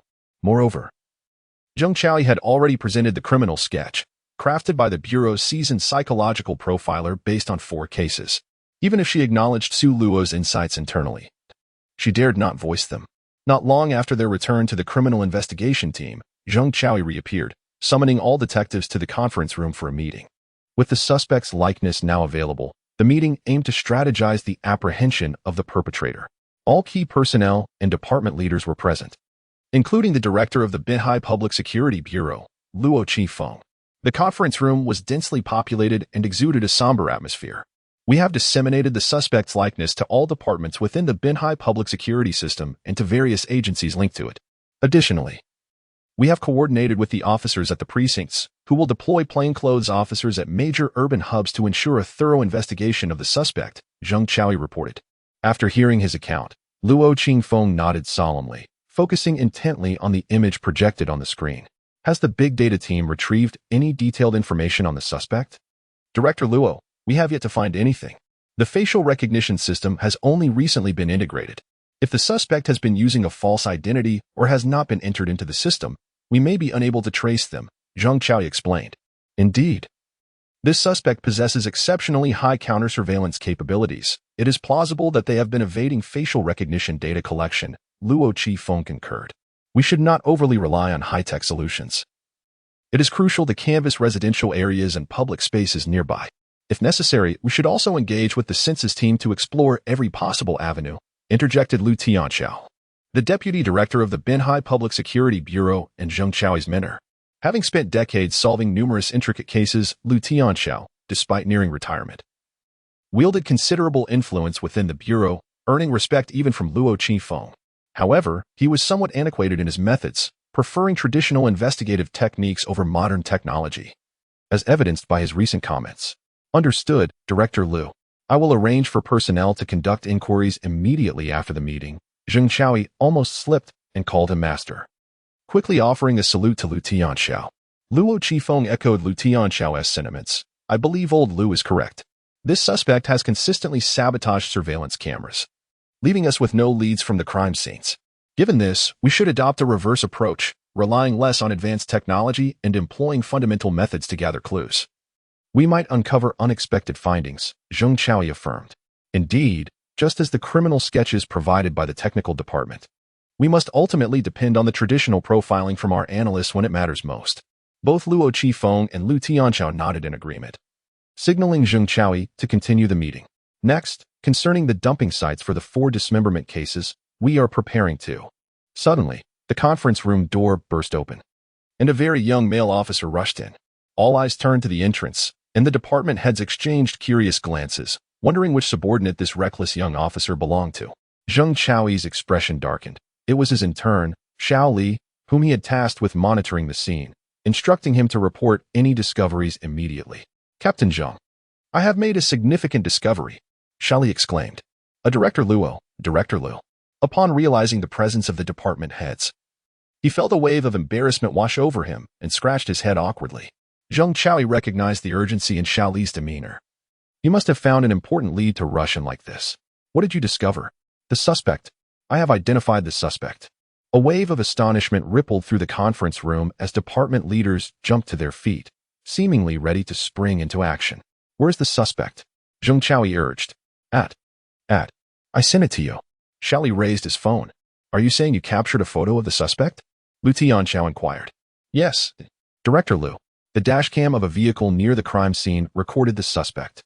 Show us. Lu Tianxiao pressed. Zheng Chaoyi hurriedly projected the image from Xiaoli's phone onto the large screen, revealing a screenshot from the dashcam. As everyone gazed at the suspect's image, they were left in utter disbelief. Lu Tianxiao, unable to contain his shock, exclaimed, The suspect? How can it be a woman? Chapter 21. This is utterly unimaginable. On the large screen is the silhouette of a woman. This woman has an average build, clad in a black dress, with her hair neatly styled, making her face indistinguishable. The surrounding vehicles indicate that she stands at least 170 centimeters tall. Captured by a dashcam, the image is somewhat blurred due to the nighttime setting. Nevertheless, it is certain that the individual is a woman. Upon witnessing this, not only Lu Tianxiao but also Luo Qifeng and all the officers present displayed expressions of disbelief. Are you sure there is no mistake? Zheng Chaoyi could not help but inquire of Xiaoli. Absolutely no error. Xiaoli replied with unwavering conviction as he produced a stack of documents. Team Leader Zheng, these are the latest findings from the forensic team. They discovered hair within the victim's body that does not belong to her. This strand likely originated from the perpetrator during the heinous act of dismemberment when the killer inadvertently left it behind. Forensic analysis reveals that this hair belongs to an adult female, estimated to be between 30 and 35 years old. Then, the crucial point emerged. Xiaoli spoke with palpable excitement. If we proceed under the assumption that the assailant is a woman, I have conducted a search of the parking lots near the hotel. Following the victim's demise, a suspicious woman indeed exited the hotel through the staff passage. Regrettably, her face was not captured clearly. Lu Tianxiao rose and approached Xiaoli to scrutinize the forensic results. He seemed unable to accept the notion that the killer was female. However, after reviewing the findings in the captured images, his expression turned exceedingly complex. The timing of the crime aligned perfectly, and significant evidence remained with the victim. It appeared the assailant was indeed a woman. Lu Tianxiao furrowed his brow, contemplating the implications. With Lu Tianxiao's acknowledgement, the conference room erupted into a cacophony of astonishment. The perpetrator of the nationally notorious coastal serial dismemberment case was a woman. It was an unthinkable revelation. The brutality of the dismemberment, the meticulous planning, the exceptional counter-investigation skills. It was hard to fathom what manner of woman could possess such traits. All present were left speechless in shock. Moments ago, the psychological profilers from the criminal investigation team had just sketched a composite of the criminal, depicting a male aged between 25 and 35, approximately 190 centimeters tall, weighing around 90 kilograms, with an imposing physique and great strength. This conclusion had been unanimously accepted by the entire team, even without the psychological profile. Their past experiences led them to firmly believe the perpetrator was a robust male. Yet now, the latest evidence brought forth by Xiaoli had left everyone astounded, particularly Zheng Chaoyi. Earlier that morning, at the police station, Su Luo had asserted that the killer was a woman. At that time, Zheng Chaoyi dismissed the claim as the fanciful ramblings of a university student. However, now confronted with the truth of a female assailant, Zheng Chaoyi's mind buzzed. Su Luo's voice echoed in his ears. The killer is a woman, aged between 30 and 35, standing 170 to 173 centimeters tall, with medical experience, adept in surgical procedures, and bearing an injury on her right hand or elbow. Reflecting upon this, he accessed the dashcam footage, repeatedly examining the scene where the woman exited the parking lot. He was astonished to note that her right arm appeared unnatural, seemingly injured. This perfectly aligned with Su Luo's psychological profile. The revelation left Zheng Chaoyi in a state of despair. Merely through last night's incident at the Hilton, Su Luo had not only deduced the perpetrator's gender, but had also accurately surmised her profession and physical condition. This left the seasoned criminal officer feeling utterly embarrassed. If Zheng Chaoyi was so taken aback, it was needless to say how much more stunned Lu Manqi and Lu Chao were. Lu Manqi had already sensed that Su Luo's psychological profiling held significant merit. With the evidence laid bare, she felt a sense of pride in having her suspicions validated. As for Lu Chao, his mouth hung agape, as if a fist could fit inside, and he struggled to close it for some time. Everything suddenly fell into place. It explained why their investigation had yielded no progress for over 3 months, and why the suspect's image was absent from the facial recognition database. Because the perpetrator was not a man, there had been a grave misdirection in their investigative approach. Luo Qingfeng's assertion cast a heavy pall over the conference room, particularly among the leaders of the Criminal Investigation Team's technical department. Although the entire police force had concluded that the assailant was male, the criminal composite had been provided by their psychological profiling experts. If blame were to be assigned, the technical department bore undeniable responsibility. Director Luo, this was indeed a lapse in our technical department's work, and we will reflect on it earnestly. The head of the technical department admitted sheepishly. Psychological profiling involves reasoning and predicting the behavior of the perpetrator. Your core duties were performed correctly. It's merely that we were all misled, Luo Qingfeng stated sagely. Indeed. Now is not the time for reflection. Since we have confirmed that the assailant is a woman, we must immediately discard our previous assumptions and devise a new investigative strategy. Lu Tianxiao concurred. Nodding, Luo Qingfeng added, Lao Lu is correct. Regarding the situation of the female perpetrator, I encourage everyone to share their thoughts openly. Before he could finish, Zhang Qiaoyi raised his hand. Director Luo, I have information to report. Go ahead, Xiaoxiang. All eyes turned towards Zhang Qiaoyi. His expression was notably complex, as if he were grappling with how to articulate his thoughts. Director Luo, actually, prior to the start of today's meeting, someone had already brought to my attention the inference that the perpetrator was a woman. This individual precisely deduced the assailant's gender, age, height, and physical characteristics. However, this contradicted our assumptions about the suspect, so I did not take it seriously. I never expected that the killer would indeed. Xiaozhong, why didn't you mention such a crucial lead earlier? Luo Qingfeng questioned, his tone tinged with reproach. Director Luo, it's not that I didn't mention it sooner, but the identity of the individual is rather. Zhang Qiaoyi hesitated. What about the individual's identity? Luo Qingfeng pressed. The individual is a university student. Zhang Qiaoyi replied. And what's wrong with that? I'm not criticizing you. Students from police academies are our criminal investigation reserves. Your knowledge of criminal investigation came from the police academy, didn't it? You cannot underestimate someone's investigative capability simply because they are a university student. Luo Qingfeng countered. The issue is, he is not a student from a police academy. Zhang Qiaoyi awkwardly explained. Not from a police academy. Luo Qingfeng echoed. Yes, he is a student from Binhai University. Zhang Qiaoyi affirmed. Binhai University? Yes, the very same university student we initially considered a primary suspect and brought back to the police station for questioning. Luo Qingfeng fell silent, taking a sip from his thermos cup, seemingly to calm his emotions. As Zhang Qiaoyi's mentor, Lu Tianxiao could no longer contain himself. You must not forget your role. You are a police officer, and you must be accountable for your statements. Lu Tianxiao admonished Zhang Qiaoyi in front of the gathered elite from the bureau. The matter of Su Luo being the prime suspect is well known to all present. The deceased had engaged in intimate interactions while their final conversation revealed Su Luo's intention to meet the victim. Fortunately, the truth has come to light, and after an investigation, Su Luo's suspicions have been cleared. However, most attendees remain oblivious to the actual events. Now, Zhang Qiaoyi's remarks seem to indicate he is being led astray by the suspect. Is it reasonable for a detective to consider the suspect's analysis of the murderer? Zhang Qiaoyi observes the complex expressions on the faces of those present, feeling considerable pressure himself. In truth, he could have omitted any mention of Su Luo. After all, only Lu Manqi and Lu Chao are aware of the day's events, and they are merely ordinary university students. Yet, the remarkable talent Su Luo demonstrated in psychological profiling is simply astonishing. Zhang Qiaoyi feels that failing to mention it might result in missing crucial leads. Ladies and gentlemen, let me clarify. Through our interviews and evidence collection, the university student named Su Luo is no longer a suspect. Before the commencement of today's meeting, he was returned to his school. The reason I bring this up is that Su Luo's abilities in psychological profiling are indeed exceptional. Captain Zhang, I apologize for interrupting, spoke Han Linong, the head of the technical department. This department primarily utilizes advanced technology to assist detectives in their cases. Psychological profilers fall under Han Linong's purview. Hearing Zhang Qiaoyi commend Su Luo's exceptional profiling skills in front of so many people felt somewhat like a slap in the face for him. As the head of the technical department, he could not help but feel uncomfortable, as Zhang's statement seemed to question the proficiency of his team. Are you suggesting that you intend to trust the psychological profiling of a university student lacking any criminal investigation knowledge? Han Lin-yong retorted.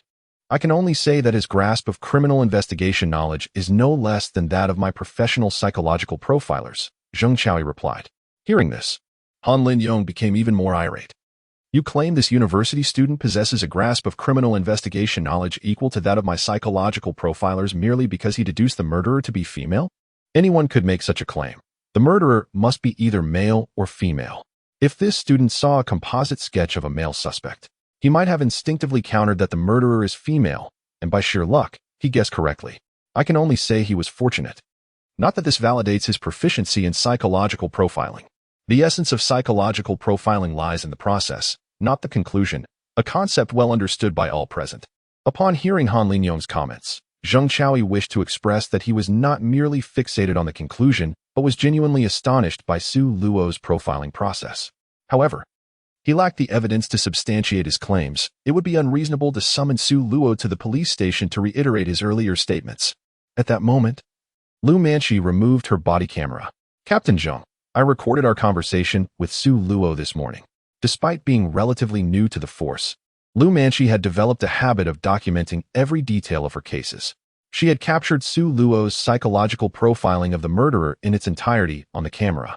Young Lu, you have just made a significant contribution, Zheng Chaoyi remarked quietly before projecting the footage onto the big screen. Soon, the screen displayed the scene from this morning at the police station entrance, with Su Luo's voice resonating throughout the meeting room. The abnormal injuries inflicted with hands shoved into the body indicate that the murderer is a typical Moorhead syndrome patient. While the forensic report attributes the cause of death to blunt force trauma to the head, the dismemberment exhibited a level of anatomical skill that is highly proficient. The murderer likely possesses medical experience or at least 8 years of surgical expertise.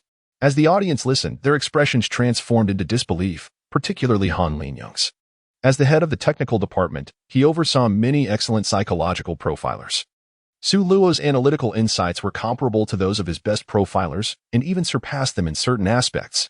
His understanding of the murderer's psychology and the crime scene was extraordinary. Su Luo was practically a master profiler. Overwhelmed by astonishment, Han Lin-yong could only listen in silence as Su Luo continued his analysis.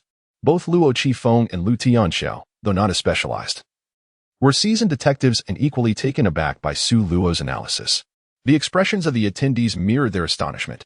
As the conclusion drew near, Su Luo stated, the murderer is female, aged between 30 and 35 years, standing 170 to 173 centimeters tall, possessing medical experience, skilled in surgery, and has an injury on her right hand or elbow. A gasp echoed through the room as everyone was struck by Su Luo's final statement, which aligned perfectly with the latest evidence they had received. The impact was overwhelming. This was an ordinary university student who had not attended a police academy. Yet he achieved such a remarkable feat? Han Lin-yong sat down, feeling defeated. The meeting room fell into a suffocating silence, as everyone seemed to need a moment to process their shock. They all understood that this university student, Su Luo, was truly exceptional. With such capabilities, he could be a promising candidate for criminal investigation. After a pause, Luo Qingfeng and Lu Tianxiao exchanged quiet words. Subsequently, Luo Qingfeng turned to Zheng Chaoyi. Young Zheng, you must invite Su Luo to the station at your earliest convenience. Understood, Director Luo, Zheng Chaoyi responded, preparing to spring into action when Han Lin-yong interjected. Young Zheng, please hold on for a moment. All eyes turned to Han Lin-yong. Luo Qifeng, noticing Han had stopped Zheng Chaoyi, inquired, Old Han, do you have something to add? Feeling somewhat awkward, Han Lin-yong replied, Director Luo, is it entirely appropriate for a university student who has not graduated from a police academy to be involved in a criminal case? The failure of the psychological profilers and the police force left Han Lin-yong feeling somewhat defeated. Furthermore, with Luo Qingfeng now requesting Zheng Chaoyi to bring Su Luo into the detective unit, it felt like an additional blow to his pride. However, his concerns were valid. Su Luo was merely an ordinary university student. Despite his impressive analysis in the video, which everyone acknowledged, his status presented an awkward situation. This was why Han Lin-yong felt emboldened to question Luo Qifeng in front of so many people. Unexpectedly, Luo Qingfeng's retort left Han Lin-yong speechless. Do you think it would be more appropriate to have our superiors come in to clean up this mess? Luo Qingfeng's tone carried a hint of self-mockery. The sensational coastal serial dismemberment case had already drawn the attention of higher authorities. The pressure on Luo Qifeng was immense. The higher-ups had made it abundantly clear that if he could not resolve this case, a specialized task force would be dispatched to assist him. Luo Qifeng had communicated this to everyone in the department, and they all understood that if the task force were to step in, it would reflect poorly on their capabilities as a police department. Luo Qifeng shared the sentiment of his colleagues. It was essential to resolve their own challenges without external assistance. If an ordinary university student could contribute to solving the case, it would undoubtedly be preferable to having a specialized team sent in from above. Consequently, Han Linzong fell silent. The others present had nothing more to add and awaited Zheng Chaoyi to invite Su Luo to the police station. Meanwhile, at Binhai University, Su Luo returned to campus around noon as students flocked to the cafeteria from all directions. Zhang Yang, Tian Jijia, and Zhou Zhu had secured a table in advance. After Su Luo finished his meal, he sat next to Zhang Yang and the others. Observing Su Luo's nonchalant demeanor, the other three brothers in the dormitory surrounded him with concern. "Old Su, you haven't done anything wrong, have you? Uncle Hat has been talking to me for ages," Zhang Yang said nervously. "He talked to me and Zhou Zhu as well. Damn, that conversation exposed our overnight outing last night," Tian Jijia complained. "So, Old Su, what illegal activities have you been involved in?" Zhou Zhu joked. "If I had committed a crime, would I still be sitting here dining with you?" Su Luo chuckled. "That's a fair point," Zhang Yang nodded. "However, it is true that sitting with you guys isn't conducive to good deeds," Su Luo teased. "Come on, stop with the nonsense. Seriously, what does Uncle Hat want from you? Everyone in the next class is saying you got caught at the massage parlor," Zhang Yang remarked. "Massage parlor? The version I heard is that Old Su hit someone while riding a shared bike and fled the scene," Tian Jijia chimed in. "I might as well have been riding under the influence. What a mess," Su Luo replied, utterly speechless. University is a microcosm of society. Being questioned by Uncle Hat inevitably leads to gossip. If one were to perform a good deed, they would receive accolades, not inquiries about their daily conduct.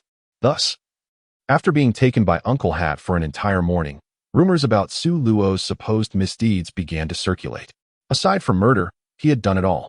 As Zhang Yang and the others relentlessly questioned him, he hurriedly clarified the situation. "It's not as sinister as it sounds. Uncle Hat just wanted to understand the circumstances since a homicide occurred." Su Luo explained the events to Zhang Yang and the others. After all, there was nothing to hide. And soon enough, the news would break. Upon hearing this, Zhang Yang and the others perked up. "Wow, is it really that thrilling? So the online rumors about the Green Hair Turtle series are true," Zhang Yang exclaimed, excited. "Damn, why can't I encounter such luck?" It all fell to Old Su. Tian Jijia expressed his envy. Speaking of which, Old Su dodged a bullet. Otherwise, he would have met the same fate as that couple. Zhou Zhu remarked with a hint of melancholy. Su Luo nodded. "Yes, it seems the timing of the murder coincided perfectly with my conversation with that woman. Quite the coincidence." "Indeed, it's rather chilling. If you had gone there, you might have encountered the murderer in action, who would likely have silenced you too." Tian Jijia made a slashing motion across his throat.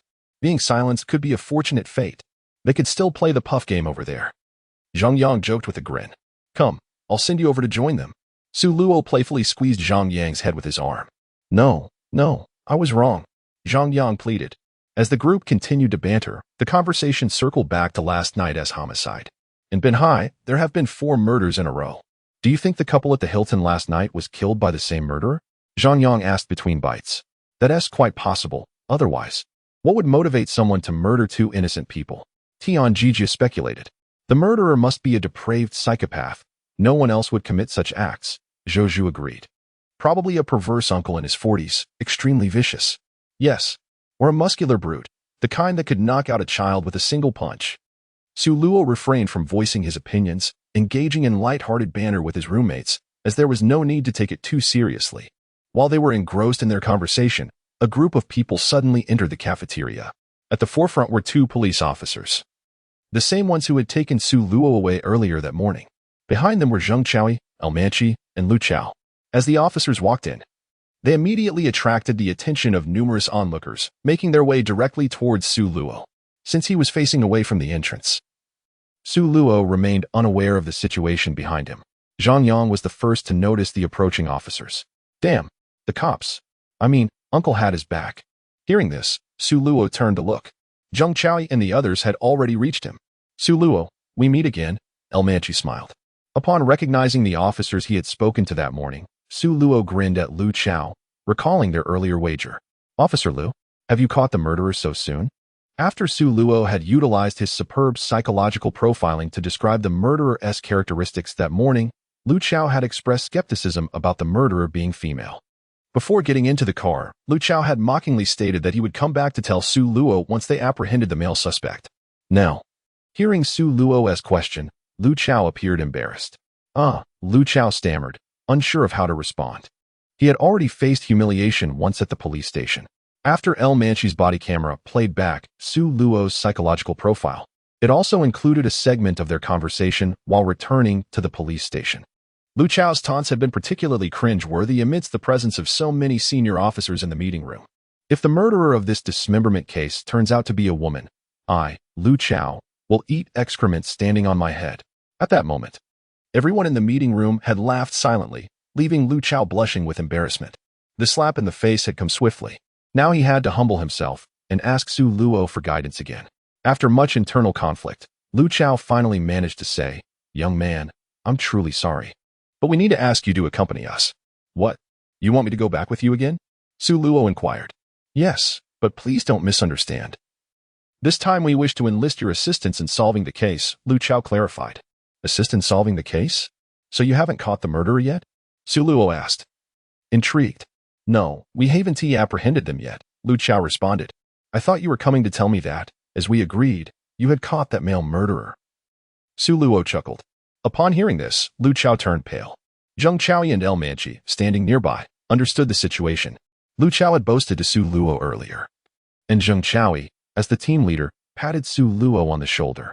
"Young man, my junior brother's comments were indeed thoughtless. Please don't take it to heart. We are here representing the Binhai City Police Department, inviting you to assist us in solving the heinous serial dismemberment case," El Manchi added, unable to restrain herself.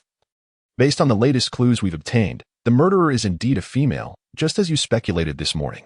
Your deductions regarding her height, age, and physical characteristics align perfectly with the photos we have of the suspect." Su Luo nodded, unperturbed by the accuracy of his deductions, as he had employed superb psychological profiling. For a case involving a dismemberment murderer, his skills were somewhat underutilized. Since they had already captured a photo of the murderer, they could seize the suspect directly. He felt powerless to assist further. "You can just go ahead and apprehend her. I'm not a criminal catcher," Su Luo chuckled. Zheng Chaoyi appeared troubled. "The issue is, we only have a photo of the suspect's back, and the information we have is extremely limited, making it impossible to proceed with an arrest. Therefore, we would like to ask you to return to the police station, where we will provide you with the detailed case file to conduct another psychological profile of the suspect, helping us to identify her." Upon hearing this, Su Luo understood their intention. "I am certainly willing to assist the police, but I have classes this afternoon." Su Luo expressed his dilemma.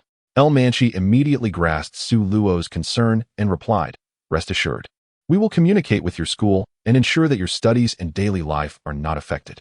Moreover, upon solving the case with your assistance, the Binhai City Police Department will certainly recognize and commend you." Hearing El Manchi's assurance, Su Luo felt satisfied. He was not particularly interested in any accolades. His primary desire was to find a legitimate excuse to skip class and indulge in some leisure time. "Fine, then it is settled." After speaking, Su Luo departed the cafeteria, following Zheng Chaoyi and the others. Once Su Luo left, Zhang Yang, Tian Jijie, and Zhou Zhu were all left in a state of shock, frozen in their previous actions. Zhang Yang still had a piece of noodle dangling from his lips, while Tian Jijie and Zhou Zhu stood wide-eyed and agape, as if something astonishing had just transpired. What were they discussing just now? The hat-wearing uncles, it seemed they had come to seek Su Luo's assistance. That incredibly beautiful short-haired hat-wearing sister mentioned that Su Luo had deduced the appearance of the perpetrator. They wanted Su Luo to conduct another psychological profiling session. What on earth is psychological profiling? How would I know what psychological profiling is? Quick, let us look it up online. The trio hastily searched for psychological profiling on the internet. They were all astounded. Su Luo actually possesses such a skill? Wait, isn't this something that only the hat-wearing uncles, who solve cases, would know how to do? Zhang Yang stammered. It seems that ordinary hat-wearing uncles wouldn't have this ability. Only the advanced versions would possess such skills. Tian Jijia elucidated. So, Su Luo was summoned to the police station to assist the hat-wearing uncles in solving a case? Zhou Zhu's eyes widened. Yes, their words imply as much. Goodness. My mind is about to implode. Su Luo can actually solve cases. The three were overwhelmed by a shock that defied description. It was akin to an ordinary day spent idly laughing and chatting, only to have a group of high-ranking officials suddenly appear, saluting your roommate and saying, "The organization requires your assistance." How would you feel? You would undoubtedly be flabbergasted. Currently, Zhang Yang, Tian Jijia, and Zhou Zhu were experiencing such sentiments. To discover that among their dormitory brothers lurked a detective like Conan was simply unfathomable. The fact that the police would personally request this brother's help in solving a case was a significant blow to Zhang Yang, Tian Jijia, and Zhou Zhu. While they usually discussed what to have for lunch, what games to play at night, and how the campus beauty was quite the sight, now Su Luo was discussing how to apprehend the perpetrator of a gruesome serial murder case. Their dormitory brothers were utterly disheartened. Could it be that Su Luo's true identity is not that of a university student, but rather an undercover agent for the police? Zhang Yang speculated earnestly. If you put it that way, it does seem plausible. Otherwise, why would they ask Su Luo for assistance in solving a case? Tian Jijia concurred. Regardless of whether Su Luo is an undercover agent, he is certainly not an ordinary person. Zhou Zhu analyzed. No wonder. I thought it was strange how he suddenly became so proficient in French. It turns out he has been putting on an act for us all along. Zhang Yang realized belatedly. Due to the overwhelming shock, Zhang Yang, Tian Jijia, and Zhou Zhu could not contain their excitement. Completely oblivious to their surroundings in the cafeteria, filled with dining students. After Su Luo was taken away by the hat-wearing uncles, no one knew what had transpired. Now, with the three of them making such a commotion, the surrounding students quickly learned the truth. Soon, the tale of a detective emerging from Beihai University spread throughout the campus. Chapter 25. You truly are a genius in the girls' dormitory, in Yao Jingjing's room. I never imagined that Su Luo would be so remarkable. Being sought after by the hat-wearing uncles to assist in solving a case, how impressive. Zhang Tong could not help but exclaim. Indeed, when he was taken away in the morning, I thought he had done something illegal. I completely misjudged him. Wu Nanan echoed. Jingjing, that Su Luo has pursued you for so long. You must know him better than we do. Were you aware of his capabilities? Zhang Tong directed his gaze towards Yao Jingjing. You don't actually believe that the hat-wearing uncles would ask a university student for help in solving a case, do you? Yao Jingjing retorted. Zhang Tong was momentarily taken aback by her response. Her tone suggested she knew some hidden truth. Initially, we didn't believe it. But since classmates have been spreading rumors that he was taken by the hat-wearing uncles to help catch the perpetrator, we came to accept it. Zhang Tong replied. Mainly because Su Luo's three roommates all said so. Everyone heard it from them. Wu Nanan added. Yet, Yao Jingjing wore a knowing smile. You are also gullible. How could the hat-wearing uncles request a university student's assistance in solving a case? This is not the first time I have encountered such a situation. Upon hearing Yao Jingjing's words, Zhang Tong and Wu Nanan perked up with interest. Jingjing, are you implying that Su Luo has previously assisted the hat-wearing uncles in solving a case, or rather, was he once taken away by the hat-wearing uncles? Zhang Tong inquired. Yes, it happened during high school. Yao Jingjing nodded. What prompted that? Zhang Tong pressed for details. Because of me. Yao Jingjing replied. Zhang Tong and Wu Nanan were left bewildered, and Yao Jingjing sighed as she recounted an incident from her high school years. Back then, Su Luo attended the same high school as Yao Jingjing. As the campus beauty, Yao Jingjing, much like now, was pursued by many boys, including Su Luo. One day, she was harassed by a local delinquent, and upon learning of this, Su Luo confronted the delinquent and gave him a thorough beating. A few days later, the delinquent gathered a group of thugs and ambushed Su Luo outside the school after classes. Seeing that the situation had escalated, Su Luo rallied his classmates and engaged in a fierce brawl with the delinquents outside the school. The next day, the hat-wearing uncles arrived at the school to take Su Luo away for questioning, and the classmates who had fought alongside him were also interrogated. Although the delinquents were undoubtedly in the wrong, Su Luo had to cooperate with the investigation. Thus, the tale of Su Luo as the gallant defender of the campus beauty, confronting the delinquent, became legendary. In truth, I only learned of that incident much later, for he never mentioned it to me. Keeping it a secret as he dealt with the delinquent, at the time, I was quite touched. That's just how he is, always silently supporting me from the shadows, yet never revealing it to my face. He was like that back then, and I never expected him to remain the same in university. Yao Jingjing shrugged her shoulders ruefully. Zhang Tong and Wu Nanan were left speechless. If that's the case, Su Luo was taken by the hat-wearing uncles. Could it be that he was once again standing up for you? Zhang Tong speculated. Quite possibly.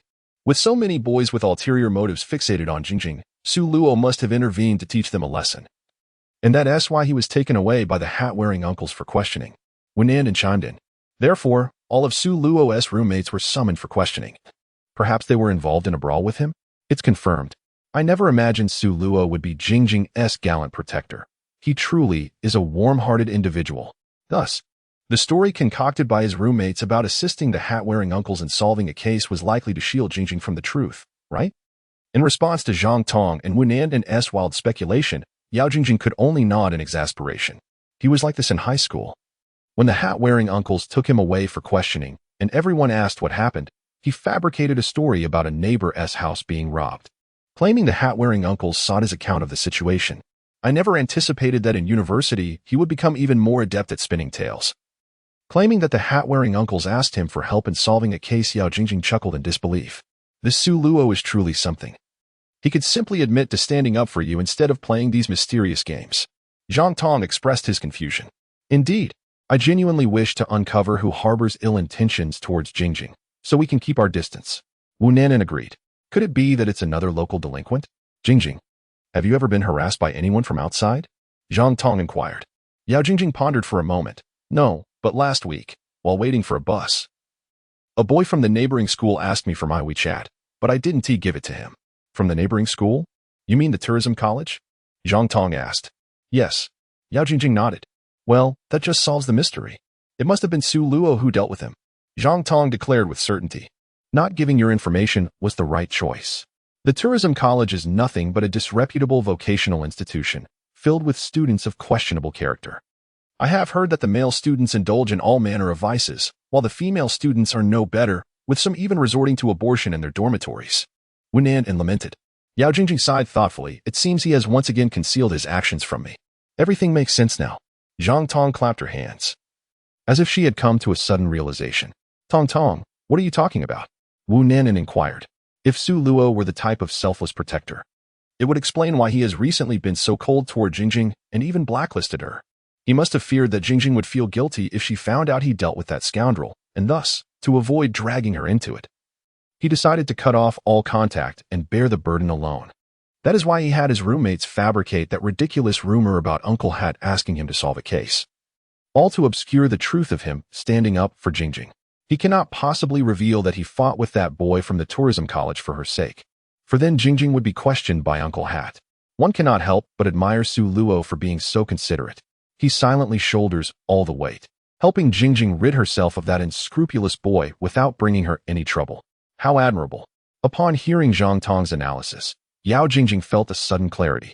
Tong, you truly are a genius. I would never have thought of this myself, she exclaimed, her heart finally at ease after days of uncertainty. Jingjing had assumed that Su Luo had given up on her, but in reality, he had taken on the role of her protector without her knowledge. It seems that Su Luo is not only still attached to Jingjing, but is even more steadfast in his affections. Such a warm-hearted man. Jingjing, wouldn't you consider accepting him? Hee. Wu Nanan chimed in enthusiastically. You're right, Nanan. If a man were so thoughtful towards me, I would certainly be with him. Zhang Tong agreed. He is so handsome and responsible, willing to endure hardship for the sake of the girl he likes. I find myself moved. Jingjing, aren't you even a little tempted to be with him? Wu Nanan pressed. A hint of conflict flickered across Yao Jingjing's delicate face. I admit he treats me well, but I truly do not have feelings for him.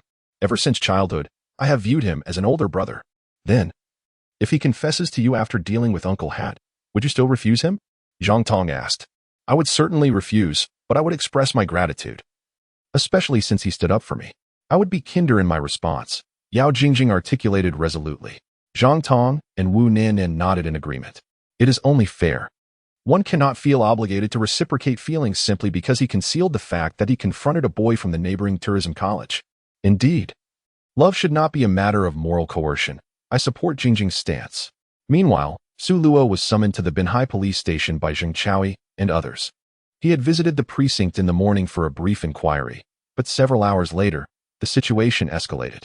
Zheng Chaoyi led Su Luo to the conference room. Upon entering, all eyes in the room were fixed upon this prodigious youth, who had managed to delineate the characteristics of a murderer solely based on the Hilton forensic report. piquing the curiosity of everyone present. Feeling slightly uneasy under the scrutiny of numerous criminal investigation elites, Su Luo was greeted by Luo Qingfeng, who approached him for a handshake. Zheng Chaoyi introduced the parties involved. Student Su, this is Director Luo Qingfeng of our Binhai Police Station. Director, this is Deputy Director Lu Tianxiao. The head of the technical department, Han Linyong, also made a point to meet Su Luo. Once Su Luo had exchanged pleasantries with the attendees, Zheng Chaoyi arranged for him to take a seat as a listener. Luo Qingfeng announced the meeting would commence. Let us dispense with small talk and get straight to the point. Upon finishing, a large screen displayed the files regarding the Binhai serial dismemberment case. According to procedure, criminal files could not be shown to Su Luo individually. However, given that the perpetrator was still at large and time was of the essence, Luo Qingfeng opted to sidestep certain formalities. By reviewing the dismemberment case files in the meeting, Su Luo would be privy to all the case details. The slides on the screen slowly unfolded the particulars of the 4 victims, including the time and location of the incidents, as well as the sites where the bodies were disposed of. Su Luo, arms crossed, attentively observed the screen. Zheng Chaoyi deliberately slowed down the playback. Everyone present shared an unspoken understanding. They were all well acquainted with the dismemberment case files, having been entrenched in discussions for over 3 months. As the complete dismemberment case files were presented to Su Luo, all eyes once again turned toward him. Having reviewed the files countless times, they had already gleaned all available clues. Now, all their hopes rested on Su Luo's shoulders, and a palpable tension filled the air as they awaited his response. Student Su, what are your thoughts on the perpetrator of the dismemberment case? Luo Qingfeng inquired tentatively. The atmosphere in the conference room grew increasingly tense. The most pressure was felt by Zheng Chaoyi, who had heard Su Luo's previous impressive psychological profiling. Everyone acknowledged Su Luo's earlier deductions, which was why they had invited him. However, no one knew what conclusion Su Luo would draw after reviewing the complete files. If he offered an ambiguous answer, it would be quite awkward. It was not that Zheng Chaoyi lacked faith in Su Luo, but this case had perplexed the seasoned detectives for over 3 months, presenting significant challenges. At that moment, all the veteran detectives of Binhai awaited Su Luo's response. Su Luo withdrew his gaze from the screen, speaking with an air of calm confidence. The perpetrator is a female, aged between 30 and 35 years, approximately 172 centimeters tall, suffers from nearsightedness, and is a gynecologist working at a private maternal and child health hospital in our city. The perpetrator has experienced marital disruption, and she is either congenitally infertile or has become infertile due to an accident. This may explain the tumult in her marriage. Additionally, the perpetrator's right elbow has suffered a fracture within the past year, likely due to a car accident. In just 3 sentences, he nearly divulged the perpetrator's identification number. Luo Qingfeng, Lu Tianxiao, Han Linyong, and Zheng Chaoyi were all left speechless. Unlike the morning, when he had elaborated on complex reasoning, Su Luo now presented a straightforward conclusion, offering a profile of the perpetrator. Summarizing Su Luo's 3 clues, the perpetrator is divorced, has experienced a car accident resulting in a right elbow fracture within the past year, and is either congenitally infertile or has lost the ability to conceive due to an accident, coupled with the details of the perpetrator's occupation and physical characteristics. A private maternal and child health hospital, a gynecologist, a 172 centimeters tall female in her 30s with nearsightedness. This swiftly narrowed down the identity of the perpetrator. Binhai City has 3 private maternal and child health hospitals, with such distinct characteristics. Identifying her would be a matter of moments. Xiaozheng, dispatch someone immediately to investigate and see if we can identify the suspect. Luo Qingfeng commanded. Understood, Director. Zheng Chaoyi promptly exited the conference room. The perpetrator's workplace was now narrowed down to 3 maternal and child health facilities. The police utilized their systems to filter for suitable female candidates, while personnel were stationed near the maternal and child health care hospital, ready for deployment. As moments slipped by, an unprecedented tension enveloped the conference room. After a considerable interval, Zheng Chaoyi burst back into the room, exclaiming, "We found the killer. We identified the perpetrator." Luo Qingfeng and Lu Tianxiao immediately rose to their feet. Zheng Chaoyi held up a dossier, breathless, stating, "Through our screening process, we have definitively established the identity of the murderer. This individual meets all the characteristics that Su Luo just described. Most importantly, this person's movements are highly suspicious." Chapter 27. I am quite insecure. During the time frame of the 4 dismemberment cases, the suspect was neither at home nor at the hospital. In other words, she had ample opportunity to commit the crime. Furthermore, the hospital has already been informed that the suspect requested annual leave 3 days ago and has yet to return to work. The last recorded use of her identification was this morning, when she booked a flight to Durian Country. The flight is scheduled for 8 o'clock tonight. Zheng Chaoy's investigation results could conclusively pinpoint the murderer. Various clues indicated significant suspicions surrounding the individual. With the evidence laid bare, immediate action was imperative. Otherwise, given the current situation, the suspect might flee. Luo Qingfeng swiftly ordered everyone into action. Xiao Zheng, you will immediately take a team to stake out the suspect's residence. Lao Han, notify the airport authorities to assist the police in screening passengers. Xiao Zhang, lead a team to search hotels and crowded areas near the airport. The rest of you, follow me. Before he finished speaking, the dozens present in the conference room sprang into action. In the blink of an eye, only Su Luo remained. Just as Luo Qingfeng was about to exit, he remembered their external support and quickly returned to the room to acknowledge Su Luo. Young man, I will arrange for someone to take you back to school shortly. Once we have apprehended the murderer, I will personally express the police department's gratitude. With that, Luo Qingfeng hurriedly departed. Now that Su Luo had identified the killer, the task of capturing the perpetrator naturally fell to the police. After the crowd dispersed, an on-duty officer drove Su Luo back to the school. Following this whirlwind of events, Su Luo arrived at school just as evening set in. After exiting the vehicle, he began to handle the messages on his phone while walking towards the campus. The events of the past few days had been overwhelming. Additionally, having spent the entire day with the officers, several messages awaited his response on WeChat. Most of these were from his father, who had been communicating with various online romantic interests. The messages contained trivial chatter, comments about the pleasant weather, busy workdays, and unexpected rain, utterly devoid of substance. Su Luo was uninterested. His sole focus was on whether there were any intriguing conversations about his father's boastful tales. After perusing the chat history, he found one promising lead. However, to be precise, this individual could not be categorized as a mere girl, as her profile picture depicted a vast ocean. And her WeChat name was Hai Jixin. Her posts showcased her gardening endeavors and a variety of quaint afternoon teas, indicative of a lifestyle that suggested she was at least in her 30s. Of course, it was possible she was a woman in her 20s, after all. Who could have predicted that a WeChat name like Hua Kai Fu Gue could belong to a young heiress poised to inherit a fortune? Last night, following a message from Hai Jixin, she had sent a handshake emoji and suggested continuing their conversation the next day, citing the late hour. After Su Luo acknowledged her message, there was no further communication. He was in no rush. The system mandated that he refrain from initiating discussions about his father's boastful claims, lest both he and his father face dire consequences. Hence, his approach with all online romantic prospects was one of nonchalance, neither initiating conversation nor rejecting the possibility of meeting in person, remaining unaccountable for his father's exaggerated stories. Just 10 minutes prior, Hai Jixin sent 2 messages. Hello, are you there? And I would like to discuss what we previously agreed upon. I wonder if you're free now? Upon reading this, Su Luo realized the moment of intrigue had arrived. He promptly replied, no problem, I am free right now. Seconds later, Hai Jixin, in fact, I am quite insecure. I have always sought a man who can protect me. Hai Jixin, you previously mentioned that you are physically strong, capable of defeating 10 opponents single-handedly, and proficient in various martial arts. Is that true? A faint smile graced Su Luo's lips. At long last, his father's boastful claims were bearing fruit. Confidently, he affirmed her inquiry. Su Luo, indeed. I am well versed in various martial arts. Defeating 10 opponents is merely foundational. In the next instant, a notification echoed in Su Luo's mind. Ding! Your father's boast has become reality. Congratulations, host. You have acquired the title of martial arts master. In that moment, Su Luo felt as though he had been transformed. His body was imbued with an unprecedented sense of lightness, agility, and an indescribable surge of power. This newfound strength was distinctly different from the lifeless muscles gained from weightlifting.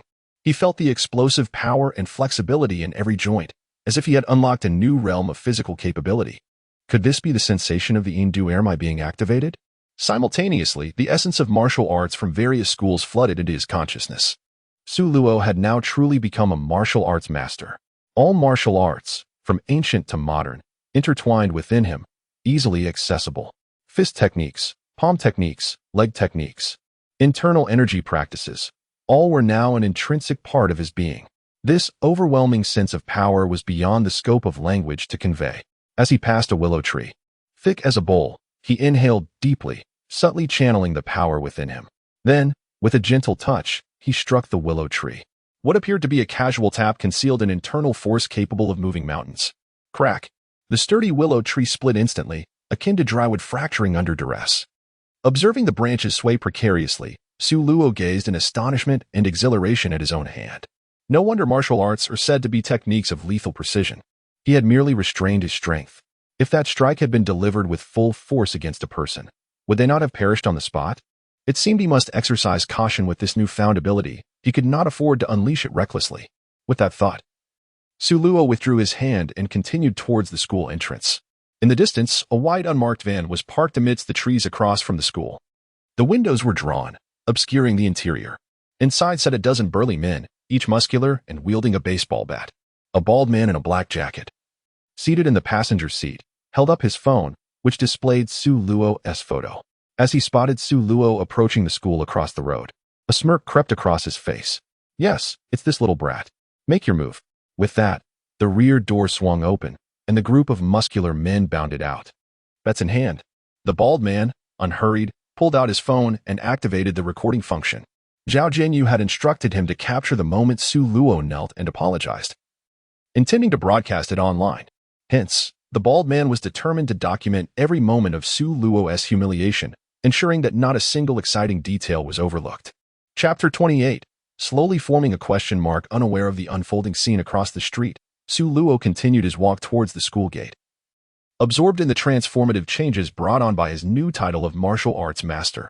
Just then, buzz, buzz, buzz. His phone chimed with 3 consecutive messages. Su Luo picked up his phone to discover they were from Haijixin. While engrossed in acquiring new skills, he nearly forgot that the woman bestowing these skills upon him was either an aunt or a sister. Haijixin, hearing you say that reassures me. It seems I truly did not misjudge you. Embrace. Haijixin, my wish for all these years has been to find a man who can protect me. And now I have finally found him. Shy. Haijixin, can you protect one more person? Su Luo's mind gradually filled with a question mark. Was this, Haijixin, seeking a partner or a bodyguard? To avoid missing the chance to play along, he decided to continue the conversation. Su Luo, who do you want me to protect? Haijixin, protect my daughter, Su Luo. Su Luo nearly choked on his own blood. What the? You already have a child, yet you are flirting. Haijixin, I apologize for revealing I have a child only now. I feared losing you, hence my hesitation. It's just that we had such a connection in our previous conversations, and I am genuinely pleased with you. Haijixin, I even feel you don't resemble a young man in his 20s at all. Rather, you exude the aura of a mature man in his 40s. You possess youthful looks and a mature heart, which is precisely what my daughter and I need. Su Luo, Haijixin, rest assured. Despite my daughter being in college, I am not that old. I seek a man who can provide me with a sense of security. And I also wish to find a responsible father for my daughter. Haijixin, your age is identical to my daughter's. Once we are together, there will be no generational gap between you and her. We won't experience the discord typical in other single-parent families. The 3 of us will surely live harmoniously. Su Luo, Haijixin, could you say something? Your silence frightens me, crying. What a lack of generational gap. What a harmonious existence. Your daughter is already in college, so perhaps it's best to reconsider. Su Luo held no interest in a woman who had a child in college. He promptly clicked on the upper right corner of Haijixin's message, intending to block her. Just as he was about to finalize the action, a most unwelcome voice called out from behind. Hey, I'm talking to you. Don't walk away. Su Luo halted and glanced back. Behind him, a bald man with a cigarette in his mouth approached, flanked by a group of burly men wielding baseball bats. Su Luo was momentarily taken aback, for he did not recognize these individuals. Thinking he might have been mistaken, he surveyed his surroundings for anyone else nearby. What the hell are you staring at? We're looking for you. The bald man cursed. Looking for me? Su Luo pointed to himself. The bald man exaggeratedly nodded, causing the flesh on his face to jiggle. Do you have something to discuss with me? Su Luo smiled. What do you think? Can't you tell we have business with you? The bald man smirked, prompting laughter from the men behind him. Of course, I can tell. So why ask? Su Luo replied with a grin. I wanted to know if you prefer to talk here or somewhere else. Su Luo inquired. Choose for yourself. It doesn't matter where, the bald man sneered. All right, then let us move to a quieter place. Su Luo gestured towards a small grove in the distance. That area is nice. It won't disturb anyone. Haha, sounds good. The bald man tossed his cigarette to the ground and extinguished it. He draped an arm over Su Luo's shoulder, feigning camaraderie, but in reality, it was to prevent Su Luo from escaping. The burly men lazily followed, well aware of Su Luo's intentions. He likely thought he could evade them by suggesting a less crowded area to endure a beating, thus preserving some dignity. As the bald man led Su Luo across the street, 3 girls, Yao Jingjing, Zhang Tong, and Wu Nannan, were exiting the school. Upon seeing Su Luo being escorted by a menacing bald man followed by a dozen thuggish figures, Yao Jingjing instantly grasped the familiar scenario. This was undoubtedly a plot where Su Luo had come to her defense against that boy from the neighboring tourism college who had previously asked her for her WeChat. Now, that boy had gathered a group of tough guys to retaliate against Su Luo. This was dire. He was in danger. Zhang Tong and Wu Nannan also noticed the unfolding situation, though their intelligence was often lacking. They quickly connected the dots with Yao Jingjing's earlier account of Su Luo defending her in high school. They realized simultaneously that the protector of the school beauty was in trouble. Oh no, should we do something? Zhang Tong exclaimed in a panic. Call the police. Hurry, Yao Jingjing urged. Wu Nannan swiftly dialed 110, but Su Luo had already been led away into the distant grove, vanishing from their sight. This isn't good. We're running out of time. Yao Jingjing contemplated for a moment before devising a 2-pronged solution. Nannan, you stay here and wait for Uncle Hat to arrive. And Tong Tong, come with me. Without hesitation, Yao Jingjing pulled Zhang Tong towards the small grove. Upon realizing Yao Jingjing was heading towards the grove, Zhang Tong panicked. Jingjing, wait. Don't go there. It's too dangerous. It'll be fine. Trust me. Yao Jingjing reassured her, leading Zhang Tong to a pine tree that offered a clear view of the grove. Tong Tong, you stay here and live stream everything that happens next. That way, even if they discover the phone and take it, it won't matter. Zhang Tong quickly understood Yao Jingjing's intent. She aimed to document evidence before Uncle Hat arrived. However, filming secretly posed risks. If the phone were seized, all would be lost. But live streaming was different. Even if the phone were taken, the footage would already be transmitted online. Yao Jingjing had over 50,000 followers on her social media account. If she started streaming now, many would certainly join the broadcast, ensuring evidence was preserved. Yao Jingjing swiftly opened her social media app, initiated the live stream, and handed the phone to Zhang Tong. As she turned to rush into the grove, Zhang Tong grabbed her arm. Wait, Jingjing, what are you going to do? I'm going to help Nan and buy some time. Yao Jingjing declared resolutely. Don't. It's too dangerous. Zhang Tong's face was filled with fear. Yao Jingjing turned back with a calm smile. Su Luo is in trouble because he stood up for me. Ultimately, everything stems from my actions. Before Uncle Hat arrives, I must find a way to stall these people.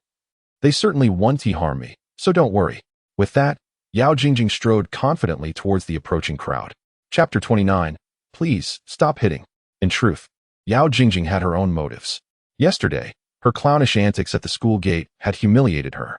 The entire school now knew Su Luo was dating a wealthy and beautiful girl, someone even more appealing than herself. Additionally, Su Luo's decision to block her had left her feeling quite disheartened. She believed her admirer had turned away from her. However, upon witnessing Su Luo being taken away, she realized he had once again acted as her protector. This indicated that he still cared for her. Overjoyed, Yao Jingjing wanted the entire school to know that Su Luo still held affection for her. Hence, she devised the plan to use live streaming. Subsequently, she would broadcast Su Luo's actions to the whole school while simultaneously establishing herself as a brave school beauty, effectively achieving 2 goals with 1 act. After all, the group of thugs had been summoned by the boys from the neighboring tourism college. She felt no fear for her safety. Once Yao Jingjing departed, Zhang Tong discreetly hid behind a large tree, raising her phone to live stream. The screen displayed a growing number of viewers in the upper right corner, currently at 135. Most of Yao Jingjing's followers were students from Bihai University. Upon noticing the school beauty's live stream, they rushed to join, only to witness Yao Jingjing approaching the group of thugs, flooding the comment section with confusion. What is happening? Is the campus beauty filming a short drama? Clearly, it's either a short drama or a comedic skit. The boy surrounded by them. Isn't he the Conan that Hat Uncle took away? How did he end up here? Where did they find these actors? Each of them performs quite well. They certainly don't seem like good people. I don't feel like this is acting at all. In the distance, Su Luo faced off against the bald man. The bald man took the baseball bat handed to him by his subordinate and swung it in the air a couple of times. Listen well, kid. Breaking your leg today is just a warning. From now on, if you dare to upset Brother Yu again, I'll break the other leg too. Su Luo, puzzled, asked, Brother Yu? Who is Brother Yu? The bald man and his burly followers burst into laughter. I'm really laughing. Don't you even know who you offended? Actually, I truly don't know, Su Luo replied. Fine, then let me make it clear to you. The person you offended is Zhao Jinyu, the son of the owner of Haoda Group. The bald man enunciated each word carefully. Oh, so it's him. The one who wants to open a gym in the countryside? Su Luo chuckled. The bald man's smile faded because he was recording a video. The next video was meant for Zhao Jinyu, and he was too lazy to waste more time with Su Luo. You too, hold him down. He directed to the burly men beside him. Two burly men approached Su Luo. Su Luo steadied his breath, lowered his center of gravity, and let his arms hang naturally. The two burly men approached him dismissively, reaching out to grab him. Just then, stop, don't hit him anymore. A woman's sharp voice rang out. Everyone turned to see a beautiful girl with a ponytail, a curvaceous figure, and wearing a blue dress walking over. Su Luo frowned. Yao Jingjing? What is she doing here? The bald man was momentarily stunned by Yao Jingjing's shout. He looked her up and down, then spoke with a hint of amusement. Little sister, are you lost? The other burly men whistled and shouted lewd remarks. This girl is quite a catch. Show us a dance. Yao Jingjing walked up with a stern face, positioning herself directly in front of Su Luo. Everyone was taken aback by Yao Jingjing's bold move. The bald man, a bit surprised, said, Wow, little sister. You're quite brave. What's the deal? Do you want to take some punishment for that kid behind you? The burly men behind him all cheered excitedly. You better show us some respect. Don't think I don't know who sent you. Yao Jingjing spoke with a fierce tone. The bald man chuckled. What's the matter? Do you know Brother Yu? Of course. Didn't your brother Yu tell you about how he begged me the other day? Yao Jingjing retorted coldly. The bald man's laughter ceased, and his burly followers fell silent. Zhao Jinyu begged her? What's your relationship with Brother Yu? The bald man asked cautiously. Go ask him. He'll tell you what our relationship is.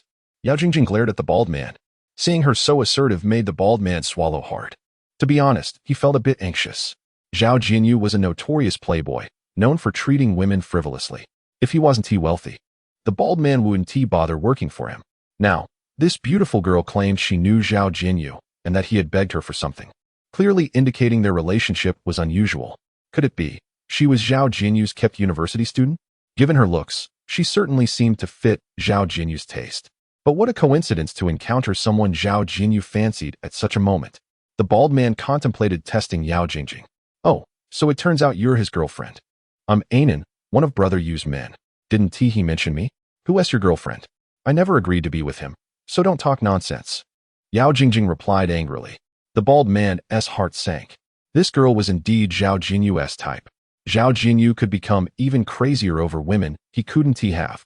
Fortunately, he hadn't done anything too outrageous. Otherwise, Zhao Jinyu would have unleashed his wrath on him. Oh, you and Brother Yu are bound to be together sooner or later. Don't be angry, future sister-in-law. We're all on the same side. The bald man laughed to ease the tension. The burly men also put away their smiles, no longer daring to harass Yao Jingjing. Seeing the situation under control, Yao Jingjing felt a surge of satisfaction. Indeed, this group was sent by the boy who had asked for her WeChat earlier. And that boy must have Yu in his name. Otherwise, why would they call him Brother Yu? By the way, future sister-in-law, could you step aside? Brother Yu sent us to teach that kid a lesson, the bald man explained with a grin. I want to step aside. If any of you dare to touch him today, I will never speak to your Brother Yu again. I mean what I say. The bald man felt a wave of awkwardness. The two sides remained at a standstill. Future sister-in-law, what exactly is your relationship with that kid? The bald man couldn't help but ask. We're just ordinary classmates. Yao Jingjing emphasized the word classmates. Why are you protecting him if it's just a classmate relationship? The bald man asked helplessly. That's none of your business. No one is allowed to touch him. Otherwise, your brother you can forget about seeing me again. Yao Jingjing declared proudly. The bald man sighed. Zhao Jinyu had sent him to teach Su Luo a lesson. But now the girl he was pursuing was here to stop them. Helpless, the bald man had no choice but to call Zhao Jinyu in front of everyone. Hello, Brother Yu. Is the matter resolved? Zhao Jinyu asked. Not yet. Then why the hell are you calling me? Zhao Jinyu scolded impatiently. The bald man glanced at Yao Jingjing from a distance and awkwardly continued, "Brother you, it's mainly because the sister-in-law is here. And she is stopping us from dealing with that kid." Chapter 30. Don't get too close to me. Sister-in-law? Zhao Jinyu frowned. He thought the bald man was referring to Yin Luoxue, as everyone knew about the Zhao family's intention to form an alliance with the Yin family. No one expected Yin Luoxue to suddenly bring back a boyfriend yesterday, and the two were sweetly inseparable. Now hearing that Yin Luoxue was present and not allowing them to touch her boyfriend, Zhao Jinyu was infuriated. His beloved woman was keeping a boy toy and flaunting it in front of his subordinates. Zhao Jinyu was even angrier. "Put her on the phone. I want to talk to her." "Okay, brother." The bald man smiled broadly as he walked over to hand the phone to Yao Jingjing. "Sister-in-law. Brother you wants to talk to you." Yao Jingjing received the phone with displeasure, hearing Zhao Jinyu's voice on the other end. "Well, you're really not giving me any face, are you?" Zhao Jinyu gritted his teeth. "You're hilarious. Do we even know each other well? Why should I give you face?" Yao Jingjing retorted. Why does your voice sound strange? Are you sick?" Zhao Jinyu asked curiously. "Don't try to get close to me. Whether I'm sick or not has nothing to do with you." Yao Jingjing shot back, glancing at Zhang Tong, who was secretly extending his phone from behind a tree. She straightened her posture, ready to begin her performance. Yao Jingjing raised her phone in front of her and cleared her throat, deliberately raising her voice. "Listen up. I know you hate Su Luo right now. You despise him for teaching you a lesson and ruining your reputation, right? Let me tell you, Su Luo did all of this for me. He didn't want me to be entangled with a guy like you, which is why he taught you a lesson. He had good intentions, hoping I wouldn't be deceived by unscrupulous men. If you seek revenge against him, then confront him like a man, rather than gathering a band of ruffians to confront him alone. What skill is there in overwhelming the outnumbered? You shamelessly pursued my WeChat, yet I steadfastly refused to give it to you. In hindsight, my decision was undoubtedly wise." At this juncture, Yao Jingjing, embodying the essence of theatrics, turned to Su Luo. "And you, Su Luo, you witnessed unsavory characters pestering me for my WeChat, and you chose to fight for me. I am truly touched. I understand your intentions were noble, as you feared I might be deceived by ill-intentioned individuals, so you deliberately distanced yourself from me, fearing I would be drawn into this mess. But have you considered my feelings? You silently defended me without informing me, and if today you were to be bullied by these ruffians, how guilty and remorseful I would feel. Therefore, Su Luo, I implore you to refrain from such foolishness in the future. It troubles me, for I have always regarded you as a dear friend." Yao Jingjing's fervent outburst left everyone in a state of bewilderment. The atmosphere was eerily silent, interrupted only by the rustling leaves stirred by the wind. After a brief pause, Yao Jingjing's phone rang, and Zhao Jinyu's voice erupted from the receiver, his curses deafening. "Who the hell are you?" Hearing Zhao Jinyu's ire directed at her, Yao Jingjing was about to retort when Su Luo spoke up calmly. "When did I ever stand up for you?" Yao Jingjing was taken aback, turning to look at Su Luo. "Isn't that the guy from the neighboring tourism college? You didn't teach him a lesson?" she inquired. "Why would I?" Su Luo replied. "His request for your WeChat is none of my business. Besides, I was completely unaware of this situation." "What? Wasn't it because of me that you offended these people?" Yao Jingjing pressed. "Not because of you," Su Luo clarified. Meanwhile, the bald man, increasingly perplexed by their exchange, stepped forward to snatch the phone, only to find Zhao Jinyu had already hung up. Just as he was about to call back, Zhao Jinyu initiated a video call. Once connected, Zhao Jinyu's furious face filled the screen, flushed with rage. "Turn the camera around." The bald man hastily complied, directing the camera towards Yao Jingjing. Upon seeing her, Zhao Jinyu's expression turned a deep shade of green. "Who the hell is this woman? Sister-in-law? Are you out of your mind? Why are you calling her sister-in-law?" "Brother you, I call all the women around you sister-in-law," the bald man defended. "I thought you were referring to Yin Luoxue. Who is this woman?" Upon hearing Zhao Jinyu's tirade, Yao Jingjing suddenly understood everything. It was all a misunderstanding. Su Luo was not her gallant protector, and the man cursing on the phone was not the one pursuing her WeChat. The ruffian's grievances with Su Luo had nothing to do with her. A cold sweat broke out on Yao Jingjing's brow as she realized the truth, her earlier bravado evaporating. Faced with the intimidating figures surrounding her, her legs weakened, and she collapsed to the ground. "Help! Help me!" Yao Jingjing lacked the strength to call for aid. In the distance, Zhang Tong was utterly stunned. The over 1,000 viewers in the live stream shared her shock, all equally aghast. It was evident that the campus belle was about to fall victim to these muscular thugs. Zhang Tong trembled, holding her phone, paralyzed with fear. Terrified of being discovered and subjected to the same fate, she could only watch in horror as the tragedy unfolded. At that moment, the viewers were beside themselves with despair. Heaven help us. The campus belle is in peril. The screen showed the two imposing figures reaching for Yao Jingjing, their faces twisted with malicious glee. Zhang Tong and the viewers could hardly bear to watch. The situation was utterly hopeless.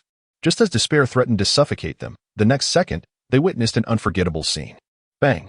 With a dull thud, one of the thugs vanished from the screen. More precisely, one of the imposing figures who had been advancing towards Yao Jingjing was suddenly gone. The remaining thug looked around in confusion, clearly bewildered by the disappearance of his companion. Bang! Another dull thud echoed, and the remaining thug also vanished. However, this time, the viewers caught a glimpse of a fleeting shadow soaring upwards.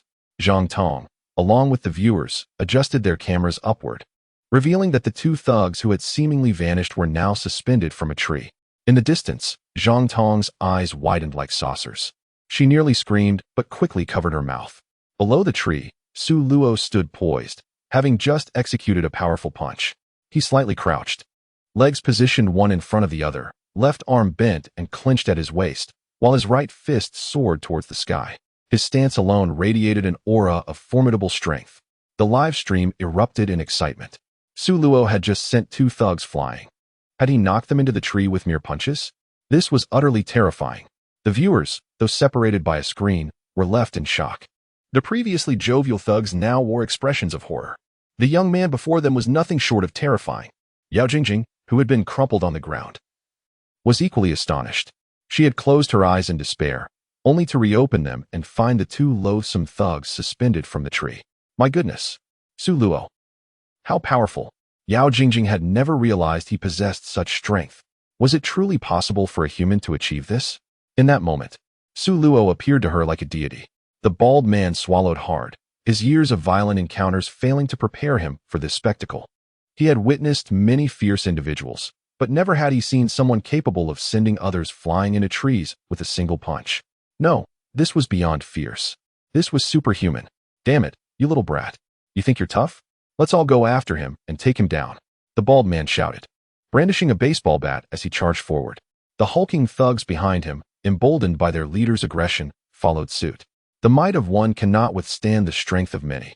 Even a formidable tiger cannot resist a pack of wolves. With so many of them, and all accompanied by this individual, who would dare to challenge just one? 7 or 8 burly men, brandishing baseball bats, charged forward while hurling curses, creating a scene that was indeed terrifying. The viewers in the live stream held their breath for Su Luo. This was no staged confrontation where opponents line up to take turns. There were no flashy techniques. Only a brutal exchange of blows aimed at a swift and decisive victory. In genuine combat, the principle is to incapacitate the enemy with the most direct and forceful means. Therefore, this group of muscular men showed no regard for martial ethics, rushing simultaneously towards Su Luo. Yao Jingjing, who had fallen to the ground, quickly scrambled to her feet, seeking refuge behind Su Luo. In that critical moment, Su Luo steadied himself, adopting a rooted stance. Unbeknownst to the viewers, the concrete beneath his feet began to crack, as if the earth itself could not bear the weight of his presence. At that moment, the bald-headed man led his cohort directly to Su Luo. To hell with you. The bald man charged, swinging his bat with all his might towards Su Luo's head. It was a lethal strike. Yet, Su Luo remained unfazed, casually raising his arm to block it. The bat collided with a force akin to striking a solid rock, sending shockwaves through the bald man's hands. He let out a pained yell, and the bat clattered to the ground. At that instant, the other burly men swung their bats at Su Luo, targeting his abdomen, knees, and head, all vital areas. However, their fate mirrored that of the bald man. The bats met Su Luo's body as if they were crashing against a mountain. Clang, clang, clang. The men were jolted, unable to maintain their grip, and the metallic bats fell to the ground. Before they could recover, Su Luo stepped forward with his left foot, his right arm bending to thrust forward. With a technique reminiscent of Bajiquan, he struck. Bang! This blow sent the bald man hurtling backward. In quick succession, Su Luo moved gracefully among the crowd, transforming his punches into palm strikes that seemed effortless. Yet, upon contact, it felt as if a massive truck had collided with the burly men, sending them flying. The small grove echoed with the sounds of groans, thuds, and the cracking of bones. None of the men struck by Su Luo emitted cries of pain. They simply lost consciousness upon impact. In the blink of an eye, only Su Luo and Yao Jingjing remained standing in the grove. The bald man lay slumped beside the iron railing, while the other burly men were either sprawled on the ground or lying on their backs, each left barely alive. The scene was steeped in silence. Was it over? The viewers in the live stream seemed unable to believe their eyes. This series of actions, though complex to describe, transpired in mere moments. From the moment the burly men charged at Su Luo to when they fell unconscious, the entire ordeal lasted perhaps only a dozen seconds. Excluding the time it took for the men to run and for Su Luo to react, the actual time spent in combat averaged to 1 burly man per second. This was the shock of an instantaneous defeat. Such a plot could never be captured in a film. On the screen, Su Luo stood like a deity of death. After a half-minute of silence, the barrage of comments in the live chat exploded. What the hell? What is this guy's deal? He is incredibly fierce. Are you kidding me? Are you some kind of martial arts master? Taking on 10 men single-handedly? Is this some kind of special effect? Special effects? Those guys are spitting blood. Incredible! I had no idea we had such a badass at Bin University. This guy's moves have left me utterly astounded. Su Luo's ability to knock out a burly man with a single punch was indeed revolutionary, leaving many in disbelief. How could such robust men be sent flying with a mere strike? Many questioned the authenticity of the event. Just as confusion reigned, a cacophony of voices approached from a distance. Wu Nannan arrived with 3 men in hats, rushing towards the scene. Upon seeing the situation, the men in hats were momentarily stunned. 5 burly men lay on the ground in disarray, and a bald man slumped against a railing 10 meters away. When they lifted their eyes, they were startled to find 2 more men hanging from a tree. What is happening here? The lead man in a hat inquired. Well, it's like this. Zhang Tong recounted the events. After hearing the eyewitness's account, the men in hats exchanged glances. Realizing the chaos had just been a brawl, those unaware of the situation might have thought it was the aftermath of an accident, especially with the 2 men dangling from the tree, which could easily lead to misinterpretation. Noticing Zhang Tong's phone was live streaming, one of the men said, "Classmate, please assist us by stopping the recording." "Oh, right. I'll turn it off now." The screen shook as the viewers only heard the voices of the men in hats. "Shaoli, call an ambulance for the injured. Also, contact the fire department to help get those 2 down from the tree." With that, the live stream concluded. The viewers, having witnessed the entire spectacle, found themselves in a state of disbelief. The situation was overwhelming. First, the campus belle Yao Jingjing had intruded on the brawl, almost leading to her own demise. Then, Su Luo transformed into a modern-day Yip Man, taking on 10 men effortlessly. Had they not seen it with their own eyes, many would have deemed it impossible. Among the viewers, several had recorded the stream, unable to contain their excitement, swiftly sharing the footage with friends and family. Before long, the video spread rapidly across the internet. To assist with the investigation, Su Luo, Yao Jingjing, Zhang Tong, and Wu Nan were taken to the police station. The university officials arrived promptly.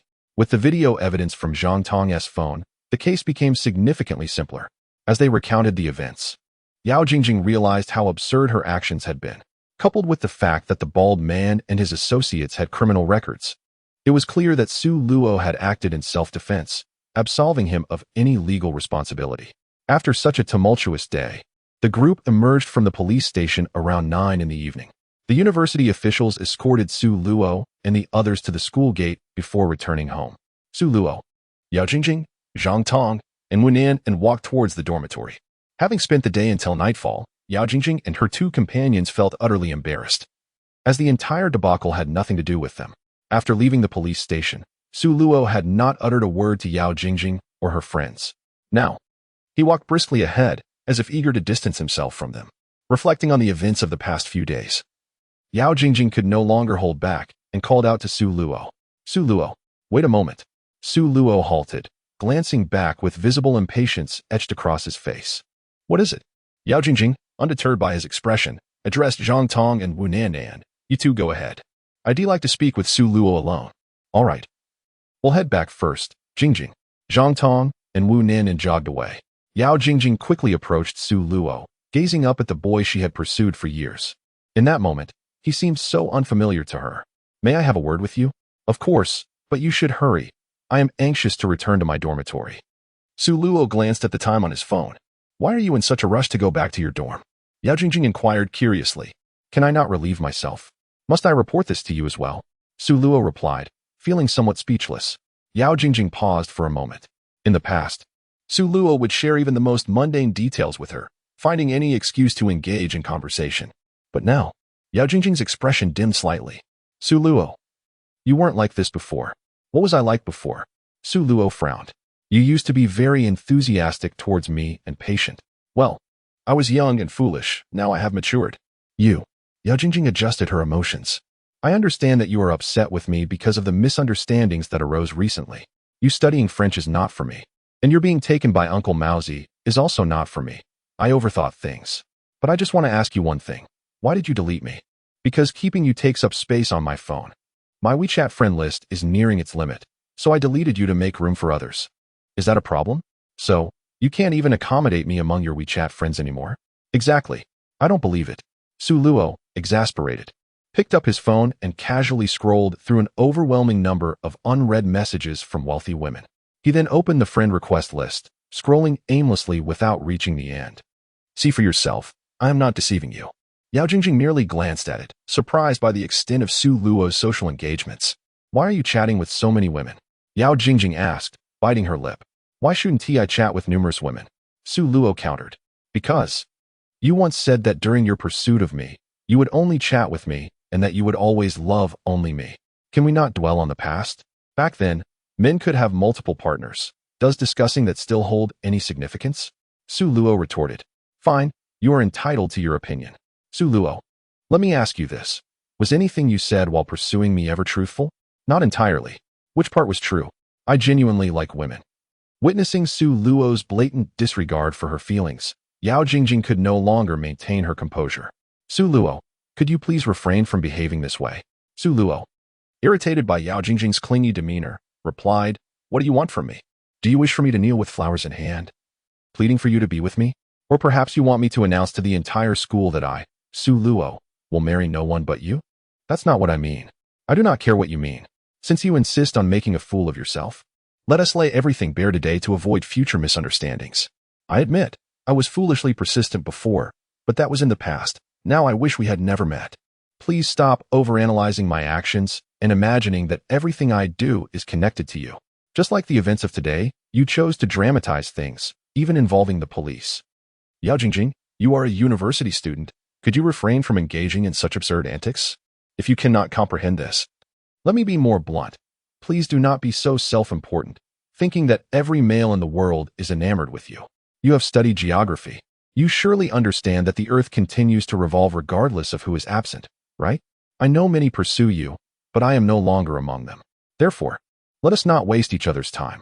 From now on, unless one of us requires a crowdfunding campaign, let us not communicate, understood? Chapter 33. We are all adults. Yao Jingjing's eyes widened in disbelief. Her exquisite face was etched with incredulity. She thought she had misheard. The boy who had pursued her for so many years was now uttering such callous words. This momentarily overwhelmed Yao Jingjing, especially with Su Luo's final remark about not interacting unless one of them needed a crowdfunding campaign. Your words are too hurtful. Yao Jingjing's voice quivered with emotion. I find you quite hypocritical. These are the very words you once spoke to me. Now, when I reverse them, they hurt. Su Luo found it amusing. But I am a girl. Yao Jingjing protested, feeling wronged. Su Luo rolled his eyes, unwilling to engage further. He had conveyed his sentiment. How the other party interpreted it was no longer his concern. As Yao Jingjing saw Su Luo turn away in silence, she rushed to block his path. Su Luo, do you truly despise me? How could a boy dislike a girl? It is typically the girls who disdain boys. Girls are magnificent, while boys are foolish, Su Luo quipped. Yao Jingjing failed to grasp his underlying meaning. Biting her lip, she insisted, I do not wish to lose you as a good friend. I want our relationship to return to how it once was. My dear, I have no desire to return to the past. Su Luo broke down, unable to contain his frustration. Why wouldn't you want to return to how things were? We had such good times. Yao Jingjing questioned, perplexed. Good times? Spare me. Su Luo struggled to suppress his exasperation. He suddenly realized he might have been too harsh on Yao Jingjing. Perhaps her thought process was not quite typical. She might not comprehend straightforward language. Thus, Su Luo resolved to clarify matters in the simplest and most direct manner. You wish to return to the past, do you? Well, then, may I sleep with you? Yao Jingjing's face flushed crimson. She frowned, her gaze darting around, completely flustered. What? What are you saying? How outrageous. What do you take me for? Yao Jingjing stammered. Do not divert the conversation. Just answer me. Will you allow me to sleep with you? Su Luo maintained a calm demeanor. Of course not. Yao Jingjing's face reddened to her neck. Well then, since you refuse to let me sleep with you, why should I want to return to the past? Su Luo found the situation amusing. What you mean by sleeping has no bearing on our returning to the past, Yao Jingjing replied, confused. Because when I pursued you, my kindness was motivated by the desire to sleep with you, understand? Su Luo articulated clearly. How can you be like this? Yao Jingjing exclaimed in astonishment. To clarify, I am not the only one. All those pursuing you share the same intent. They shower you with affection merely to gain your favor. Su Luo stated. That's impossible. Yao Jingjing responded incredulously. Why is it impossible? What else would those pursuing you desire? Do you think they are simply being kind for the sake of friendship? Please, we are all adults in romantic relationships. It is rarely just about companionship without intimacy.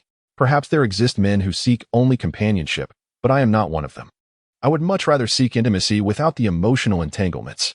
That is why I have no desire to return to the past, since you refuse to allow intimacy. Why should I waste my time? Faced with Su Luo's blunt remarks, Yao Jingjing's composure shattered. After a lengthy pause, she finally regained her senses. Su Luo, I never anticipated you to be this kind of person. Apologies for disappointing you. I am even worse than you might think. I was merely holding back earlier. Now that you understand what kind of person I am sure you would not wish for our relationship to revert to how it was before. Hence, let us part ways and not squander each other's time. It is settled. After speaking, Su Luo bypassed Yao Jingjing and headed towards the boys' dormitory. One must admit, the feeling of having an open conversation was truly liberating. He recalled how he used to weigh every word when speaking to Yao Jingjing, meticulously considering whether anything might provoke her ire. Even sending a meme required lengthy deliberation to ensure it would elicit a smile from her. Now, he was free from such burdensome thoughts.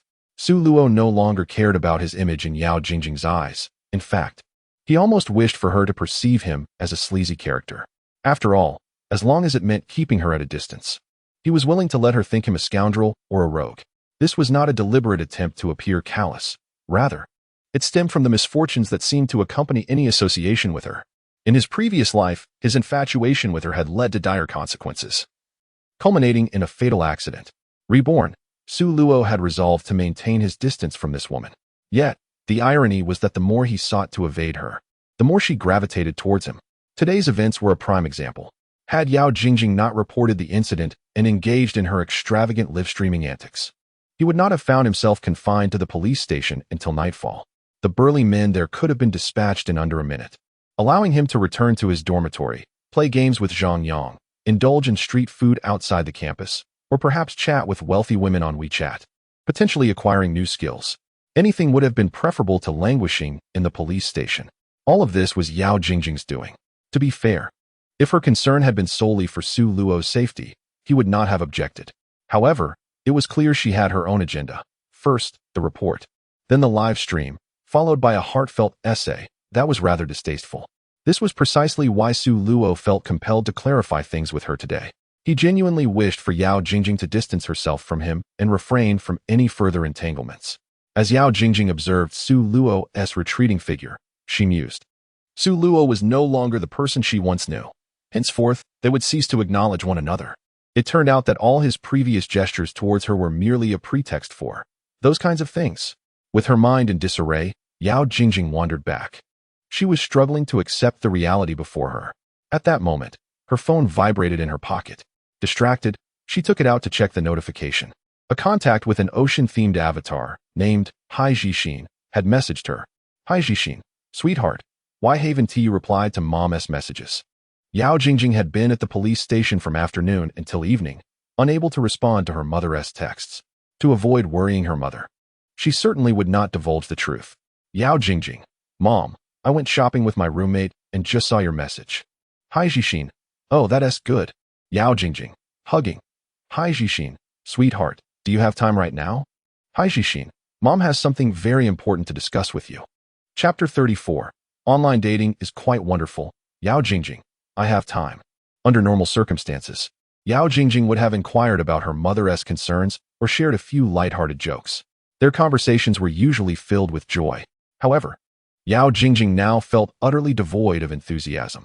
She merely replied that she had time, lacking the inclination to ask further questions. The recent events had left her in a profound state of despondency. To put it plainly, Yao Jingjing had lived under the halo of being the campus belle for far too long, unable to cope with even the slightest setback. Now, Su Luo had confronted her directly, delivering a much-needed lesson. It was entirely reasonable for her to feel upset. After sending her message, Yao Jingjing observed that her mother's side still displayed the typing indicator, as if she were composing an extensive response. Yao Jingjing chose not to rush her mother and continued her walk back to the dormitory. Upon reaching the girls' dorm building, her mother's message finally arrived. Hi Jixin, sweetheart. There is something that I should discuss with you face to face, but I find it difficult to express in person, so I chose to communicate it through text. Hi Jixin. I have contemplated this matter for a long time and have undergone considerable internal struggle. I apologize for not telling you sooner. I hope you will not resent me. Hi Jixin. For the past 20 years, we have relied on each other. Now that you are an adult and have entered university, your life is on the right track, and I no longer need to worry about you. Hi Jixin, sweetheart. One day you will marry and leave my side. I do not wish to burden you or cause you concern. Hi Jixin, therefore, I plan to find you a new father. This is mainly so that after you marry, your stepfather and I can support each other in our old age, without placing the responsibility of caring for me upon you. I hope you can understand my good intentions. Upon reading this, Yao Jingjing's face registered surprise. However, that astonishment quickly transformed into relief. Was her mother contemplating remarriage? Yao Jingjing whispered to herself. The reason her surprise was short-lived lay in her profound understanding of her mother's struggles. Indeed, Yao Jingjing came from a single-parent family. Unlike many others, her mother, Yao Meijing, had given birth to her at the tender age of 16. The man who had fathered her had vanished without a trace after the pregnancy. Early relationships can lead to dire consequences. Yao Meijing harbored deep resentment towards that man, which is why she had given her daughter her surname. Since Yao Jingjing's birth, she had never seen her father's face, nor was there any record of him in their home. Whenever Yao Jingjing inquired about her father, Yao Meijing would fall silent, often reduced to tears. Fearing to upset her mother, Yao Jingjing refrained from asking further. Over the years, Yao Meijing had shouldered immense pressure to raise her daughter. Fortunately, Yao Jingjing had proven to be a source of pride, excelling academically and possessing striking beauty, a trait inherited from her mother. Yao Meijing had been a beauty in her youth. Otherwise, she could not have given birth to such a stunning daughter. When they stood together, they resembled sisters rather than mother and daughter. Yao Meijing cherished her daughter deeply, feeling as though she owed her too much, unable to provide her with the paternal love that other children received. Yao Jingjing had never voiced any complaints, for she understood the hardships her mother endured. The two shared a profound bond, having navigated life together for 20 years. Thus, when Yao Jingjing learned that her mother intended to find her a new father, she felt a sense of relief. Though she had always been her mother's close confidant, Yao Meijing was still young and should not remain alone forever. Noticing that Yao Jingjing had not replied for a while, her mother assumed her daughter had something on her mind and sent another message. Hi Jixin, sweetheart, please do not feel awkward. Your opinion is paramount to me. If you disagree, I will reconsider seeking another partner. Upon reading this message, Yao Jingjing felt a pang of sorrow. Throughout her life, her mother had always consulted her on every matter. If there was anything Yao Jingjing disliked, her mother had never pursued it. Now, even in her pursuit of happiness, her mother sought her approval, leaving Yao Jingjing with a sense of guilt. Given her mother's attributes, had she desired companionship, suitors would have lined up. Yao Meijing had remained single out of choice. Now, as her mother bravely took the first step, Yao Jingjing felt genuine happiness for her. Recognizing her mother's request for her opinion, Yao Jingjing wholeheartedly supported her. While she had been the one cared for as a child, it was now her turn to care for her mother's feelings. Yao Jingjing, Mom, I support your decision to find a partner. Be brave in love, and I will champion you. Thank you, my dear daughter. I'll send you a picture of him for your perusal. No need to send it, Mom. This is your personal affair, and I do not wish to intrude as a third wheel. Besides, any man who can capture your attention must be exceptional. I trust your judgment in choosing partners. Since I have chosen to unconditionally support my mother, I do not want to impose too much pressure on her. The fact that she mentioned finding me a new father figure indicates that this man is indeed worthy of her trust. Moreover, viewing a photograph serves little purpose. Regardless of his appearance, I would never express dissatisfaction. Ultimately, it is my mother who will share her life with him, and her happiness is what matters most. I will eventually meet this stepfather, and I find myself utterly indifferent to his looks. Seeing you support my decision brings me great comfort, my dear. However, I must mention that I met him through an online romance, and I hope you do not harbor any prejudices against such relationships. I chuckled, surprised by my mother's modern approach to love. Quickly, I typed to reassure her. Online romance can be quite wonderful. It demonstrates that my future stepfather is indeed progressive. Furthermore, it often allows for the discovery of a soulmate rather than a mere superficial connection. I truly believe there is nothing wrong with it. You are indeed sensible, my daughter. But there remains one final concern. The age difference between me and your future stepfather is somewhat significant, and I fear you may find it difficult to accept. How much older is he? He is 16 years my junior. My mother is 36 this year. If he is 16 years younger than her, that means he is 52 years old? That is quite a substantial difference. The fact that a man of 52 can evoke such deep feelings in my mother demonstrates the authenticity of her affection. Mom, I believe that as long as two people genuinely love each other, age is inconsequential. My high school teacher and his wife have a 20-year age gap, yet their relationship is quite strong. Besides, maturity in a man is often advantageous. If he is sincere in his feelings for you, what does it matter if he is 16 years younger? Sweetheart, you have misunderstood my intention. The age difference does not mean he is older than me. What do you mean? It means I am the older one by 16 years. Chapter 35. A mind-bending math problem. This revelation left me utterly bewildered. Today's events had already left my mind in a fog, and now my mother had presented me with a rather perplexing equation. The man she has chosen is 16 years younger than her. 36 minus 16, 20. I nearly doubted my calculations. Reviewing the message again confirmed that I had not misread the figures. This implies that my mother is indeed pursuing a relationship with a 20-year-old man. I was at a loss for words. I would rather she found a 52-year-old partner. At least that seems more reasonable. A 20-year-old? He is practically my age.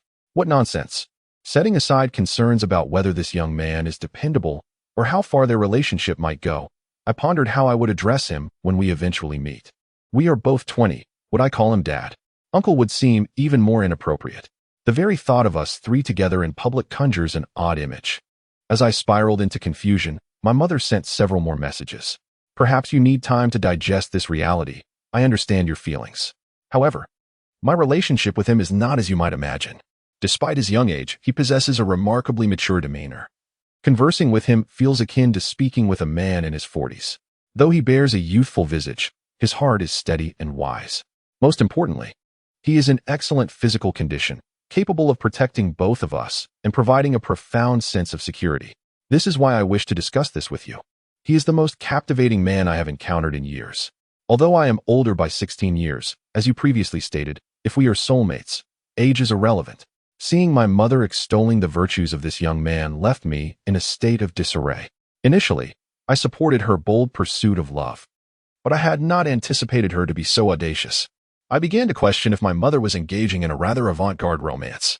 While it is trendy for older women to date younger men, my mother seems to be exploring a relationship with someone even younger. After much contemplation, I ultimately decided to respect my mother's wishes. I had initially been troubled by how we three would coexist, but upon reflection, my mother deserves her own life. And as her daughter, I have no right to interfere with her choices in love. All right, as long as you are happy, Mom. So, you support my relationship with him? Yes, I do. As long as you are content, his age is of no concern to me. You are truly my beloved daughter. I love you. I love you too. Mom, I am feeling quite tired from shopping today and wish to rest early. You should also get to bed. All right. After my conversation with my mother, I let out a weary sigh. What an extraordinary day it has been. The boy I have pursued for years has drifted away, and my mother, who has been single for 20 years, intends to remarry a 20-year-old. All I desire now is to lie down and sleep, wishing for nothing else.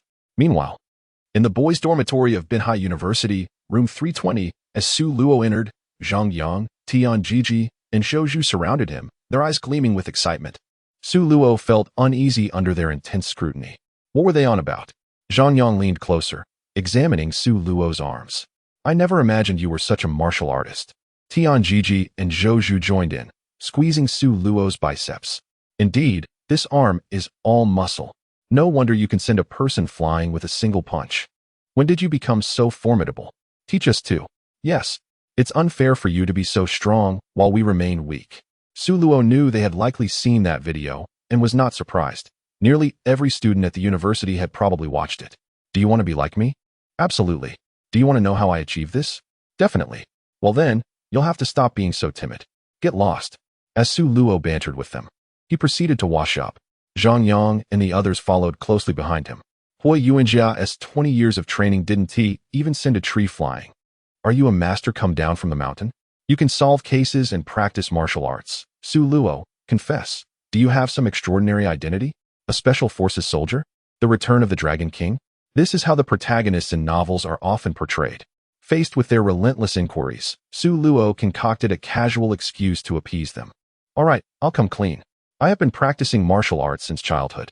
You expect us to believe that? You might trick old Tian and Zhou Zhu, but I'm not so easily fooled. What? Are you implying that your intelligence surpasses theirs? Intelligence is merely one aspect. The essence of our bond lies in the fact that we have grown up together. How could I possibly be unaware of your martial arts prowess? Zhang Yang questioned. There are many things you do not know. Martial arts is trivial in my life. Su Luo retorted with a dismissive glance. Goodness, your pretense has taken me by surprise. Zhang Yang, Tian Jijia, and Zhou Zhu engaged in idle chatter for a while, yet Su Luo chose not to indulge them further.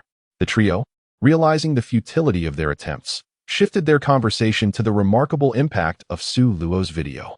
In their dormitory, the emergence of a figure akin to Yi Wen elicited excitement from Zhang Yang, Tian Jijia, and Zhou Zhu.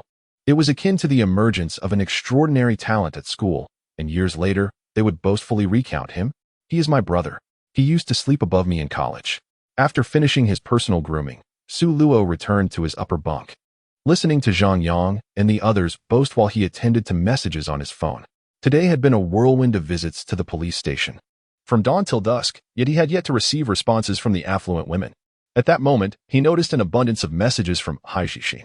Initially, he had intended to delete this peculiar individual, but before he could act, he encountered the henchman sent by Zhao Jinyu. Consequently, he ended up at the police station. Unable to delete Hai Jixin. Finally free from his obligations, he opened her chat window. To his surprise, just moments ago, Hai Jixin had messaged him, I have good news to share. My daughter has agreed to our relationship, and nothing can stand in our way now. I wish to meet you, Shai. Chapter 36. We are simply incompatible. Su Luo was left speechless. Your daughter has consented to our relationship, but I certainly have not. This daughter is equally peculiar. She has no objections to her mother seeking a 20-year-old man to be her father. Nonetheless, he reflected that it was fortuitous for him that Hai Jixin had mentioned her father's past boasts, which had, in turn, granted Su Luo the title of martial arts master. Without that timely revelation, today's situation would have been quite challenging. This was why Su Luo had refrained from immediately deleting this older woman. Acknowledging the skill she had inadvertently provided, he decided to part ways amicably, intending to inform her to let go and not keep waiting in vain. He swiftly typed, Actually, we are not suitable for each other. Let us just. Before he could finish composing his message, she sent several more. After knowing each other for so long, you've only seen my photos. You probably don't know what I look like, do you? I'll send you a few recent pictures of myself, Shai. Image, image, image. As Su Luo opened the photos, he was taken aback. This woman is quite stunning. With large, expressive eyes, an oval face, and long, thick brown hair braided into a single plait, she appeared quite captivating. Moreover, her skin was fair and flawless, suggesting she meticulously cared for herself. One of the photos showcased her profile by the sea, clad in a form-fitting blue dress that accentuated her alluring figure. To be frank, she was a beautiful woman with an impressive physique and poise. She claims her daughter is in college? Who would believe that? If her daughter has just started her freshman year, she must be at least 40. Many women who marry and bear children later in life could easily be 50. Yet, this woman looks far from 40. She seems to be under 30, unless these photos are from the internet or fabricated. Recalling the previous incident with Steamed Peach, Su Luo quickly concluded that this was another scammer. He despised photo manipulators, particularly those who distorted their appearance to the point where even their own mothers wouldn't recognize them, all in pursuit of likes on social media. Now, this, Hai Jixin, was more infuriating. claiming her daughter was in college while sending a series of tantalizing, misleading photos. He resolved to expose her deceit by sending a video. Let us see the true face of this deceitful scammer. Expecting her to decline or refuse to answer, he was astonished when she accepted the call immediately. On the screen appeared the same fair-skinned, elegant woman, looking exactly as she did in the photos. Though now clad in a red silk camisole that revealed her alabaster neck and delicate arms, entirely barefaced, her skin radiated a luminous glow, flawless and pristine. As she lay side on, the deep cleavage was quite striking. How unexpected to receive a video call now. A sultry and enchanting voice resonated, instantly silencing the dormitory. Zhang Yang and the others, engrossed in their boasting, were momentarily taken aback by the alluring sound. Su Luo realized he had T-worn headphones and hastily ended the call. In the next instant, Zhang Yang, Tian Jijia, and Zhou Zhu leaped onto Su Luo's upper bunk like monkeys. Goodness, the bed is going to collapse, Su Luo exclaimed. Unfazed, the trio clamored to glimpse Su Luo's phone. He swiftly locked the screen. Come on, don't do this, Lao Su. We want to see the girl. That voice was too enchanting. Is she the fairy sister driving the Cullinan? Hurry, let us hear that captivating sound again. We are ready. They clung to Su Luo like glue, prompting him to kick them away. Get lost. I'm going to sleep. Once he had banished his overly enthusiastic roommates, Su Luo reopened his phone. The other party inquired why he abruptly ended the video. He replied that it had been too noisy on his end and suggested rescheduling. To his surprise, she seemed to have guessed his thoughts. Hi Jixin, you must think the photos are fake, so you wanted to video chat with me, right?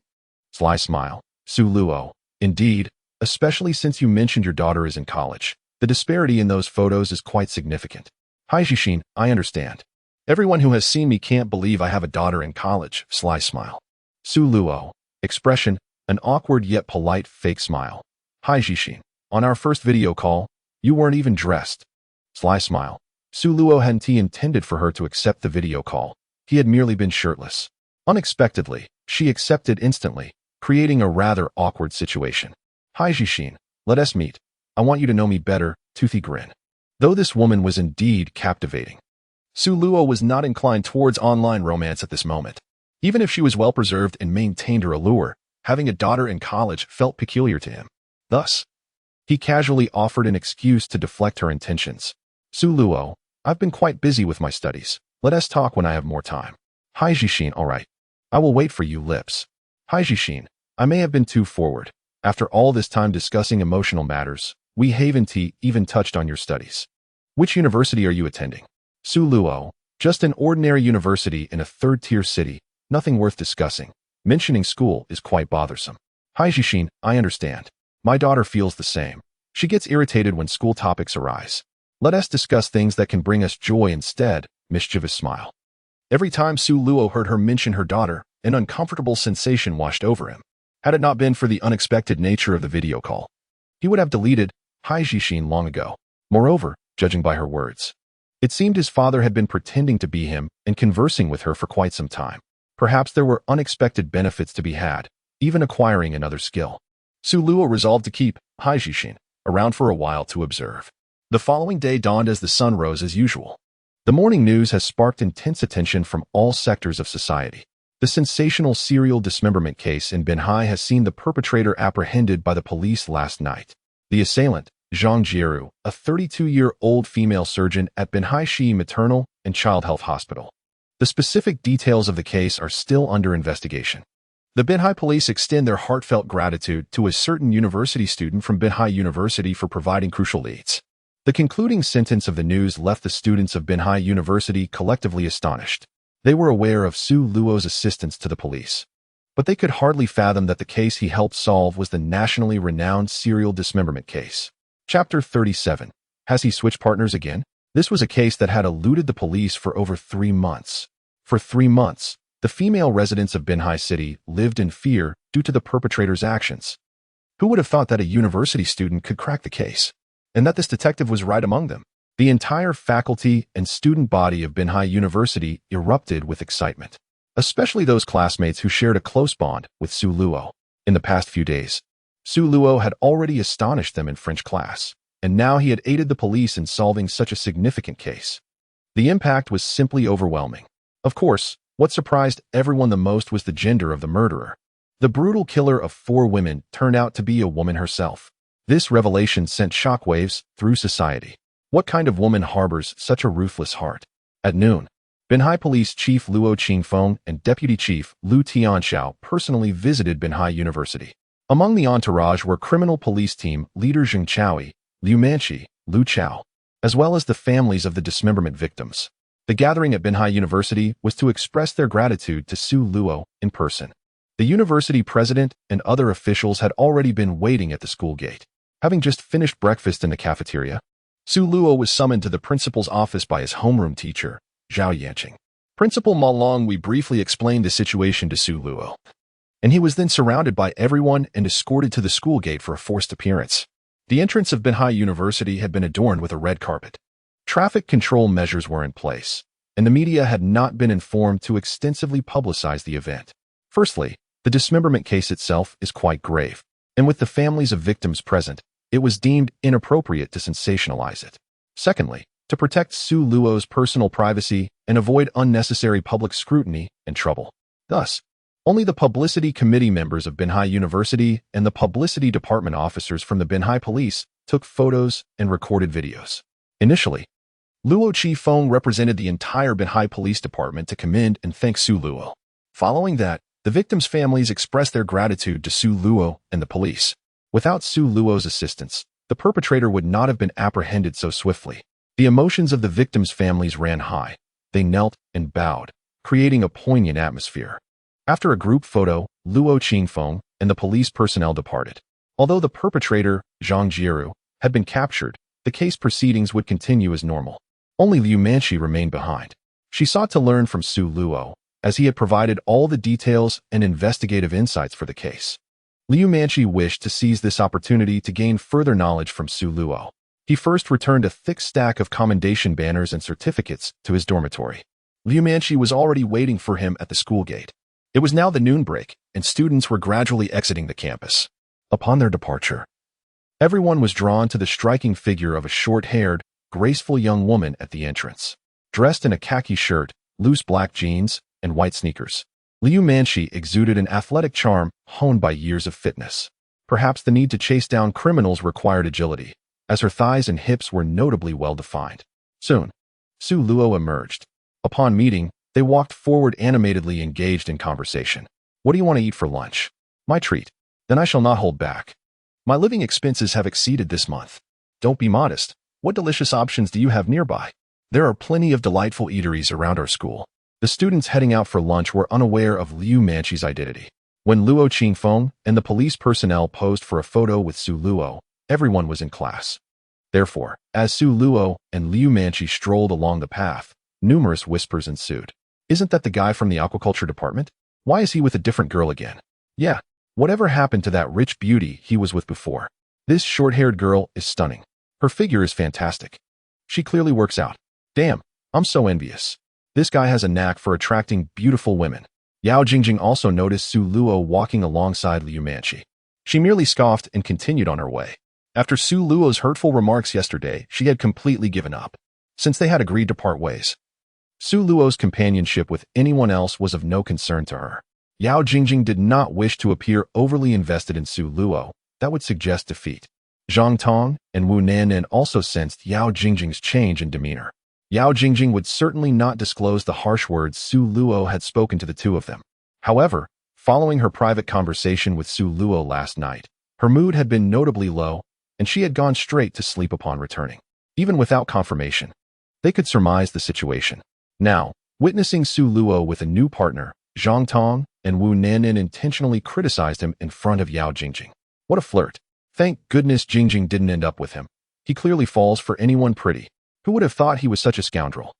I wonder what this short-haired beauty sees in him. Yao Jingjing said nothing, walking past Su Luo and Liu Manchi with her head held high. She aimed to convey her complete indifference to Su Luo's dating life. However, Su Luo appeared oblivious to her presence, continuing his engaging conversation with Liu Manchi. Ultimately, Su Luo chose a quaint little restaurant. They found a corner table. While waiting for their dishes to arrive, Liu Manchi expressed her curiosity regarding the case. I've been puzzled about how you deduced the details of the perpetrator. Which details do you mean? Su Luo inquired. All of them. Age, gender, occupation. I'm curious how you figured it all out. Liu Manchi rested her chin on her hands, brimming with anticipation. It's not that complex. One could say the killer's modus operandi revealed everything. Modus operandi? Yes, in the 4 murder cases, the victims had their chests severed. For women, the chest symbolizes the nurturing of new life. The killer severed the victims' arms and stuffed them into their abdomens and intestines, signifying a violent emotional release. In essence, the killer was punishing the 4 victims in this extreme manner. Punishing the victims? Why would the killer do that? Liu Manchi questioned. Because the victims possessed what the killer lacked. Are you suggesting the killer was envious of the 4 victims? That's about right, beyond envy. The killer's emotions were also fueled by rage. But the killer had no prior acquaintance with the 4 victims. Why would she envy strangers? That depends on what the killer was jealous of. This statement left Liu Manchi somewhat bewildered. Only someone harboring deep-seated hatred could commit such brutal acts. Yet Su Luo asserted that the killer was driven purely by jealousy and anger. This left Liu Manchi perplexed. What exactly was the killer envious of? What could provoke such a desire to dismember and abandon the victims? Chapter 38. Quite common. Observing Liu Manchi lost in thought, Su Luo continued without hesitation. Actually, my swift deduction of the killer's profile is also thanks to the killer's assistance. Do you recall the murder at the Hilton Hotel? Upon hearing Su Luo's question, Liu Manchi nodded in response. Of course, I remember. The killer's last crime occurred just a few days ago. What do you think differentiates the killer's last crime from the previous 3? Su Luo continued to inquire. Liu Manchi recalled the details of the Hilton Hotel murder case, as well as the particulars of the previous 3 dismemberment cases. The perpetrator's prior victims were all female. Did the Hilton case involve the murder of the victim's husband as well? Liu Manchi responded.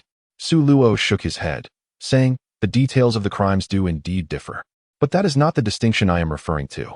Liu Manchi remained silent and continued to listen attentively as Su Luo elaborated.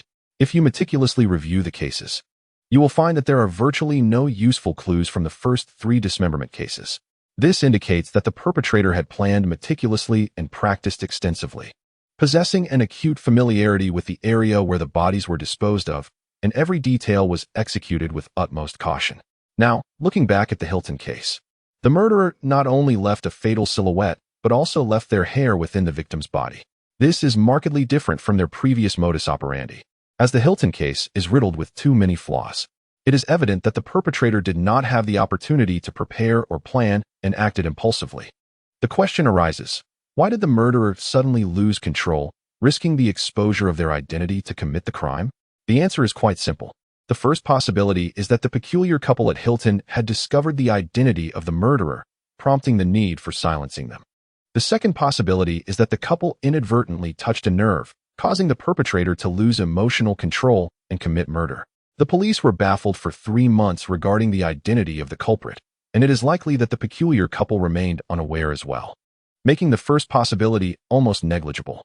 Thus, the answer points towards the second possibility. This peculiar couple incited greater jealousy and hatred within the murderer than the previous victims, warranting their demise. Liu Manchi seemed to grasp the implication. Are you suggesting that there is a certain similarity among the victims of the 4 dismemberment cases? Indeed. Su Luo nodded. However, the identities of the victims in the 4 cases are completely different. Employees, streamers, high school students, internet celebrities. Their ages, heights, and family backgrounds vary significantly. How could they possibly have any resemblance? Liu Manchi questioned, perplexed. There is indeed a similarity. They are all women. Which is the most significant commonality? Su Luo stated. Liu Manchi chuckled. Are you jesting with me? Everyone knows they are all female. Then let me ask you this. What is something that only women can do, that men cannot? Su Luo queried. Give birth? Liu Manchi's mind quickly conjured that answer. Exactly, giving birth. This is a shared experience among these 4 women.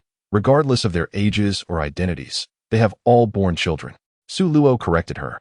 You mean, all 4 victims had undergone abortions? Liu Manchi tentatively proposed. Yes. No way. How could you deduce that? The case files did not mention that any of the 4 victims had previously had abortions. Not even the forensic reports contained such records. How could you ascertain from merely reading the files that all 4 victims had undergone abortions in their lifetimes? Not to mention, there is a high school student among them. Did you examine the health reports of the 4 victims in detail? Su Luo inquired. I did. The health conditions of the victims were discussed in a special meeting at the Bureau to avoid missing any hidden clues, Lu Manchi replied.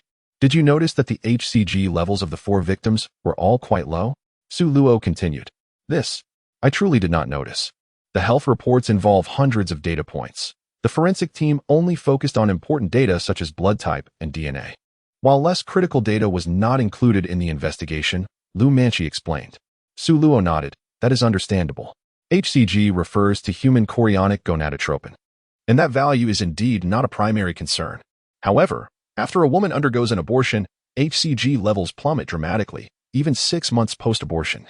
The levels do not return to normal.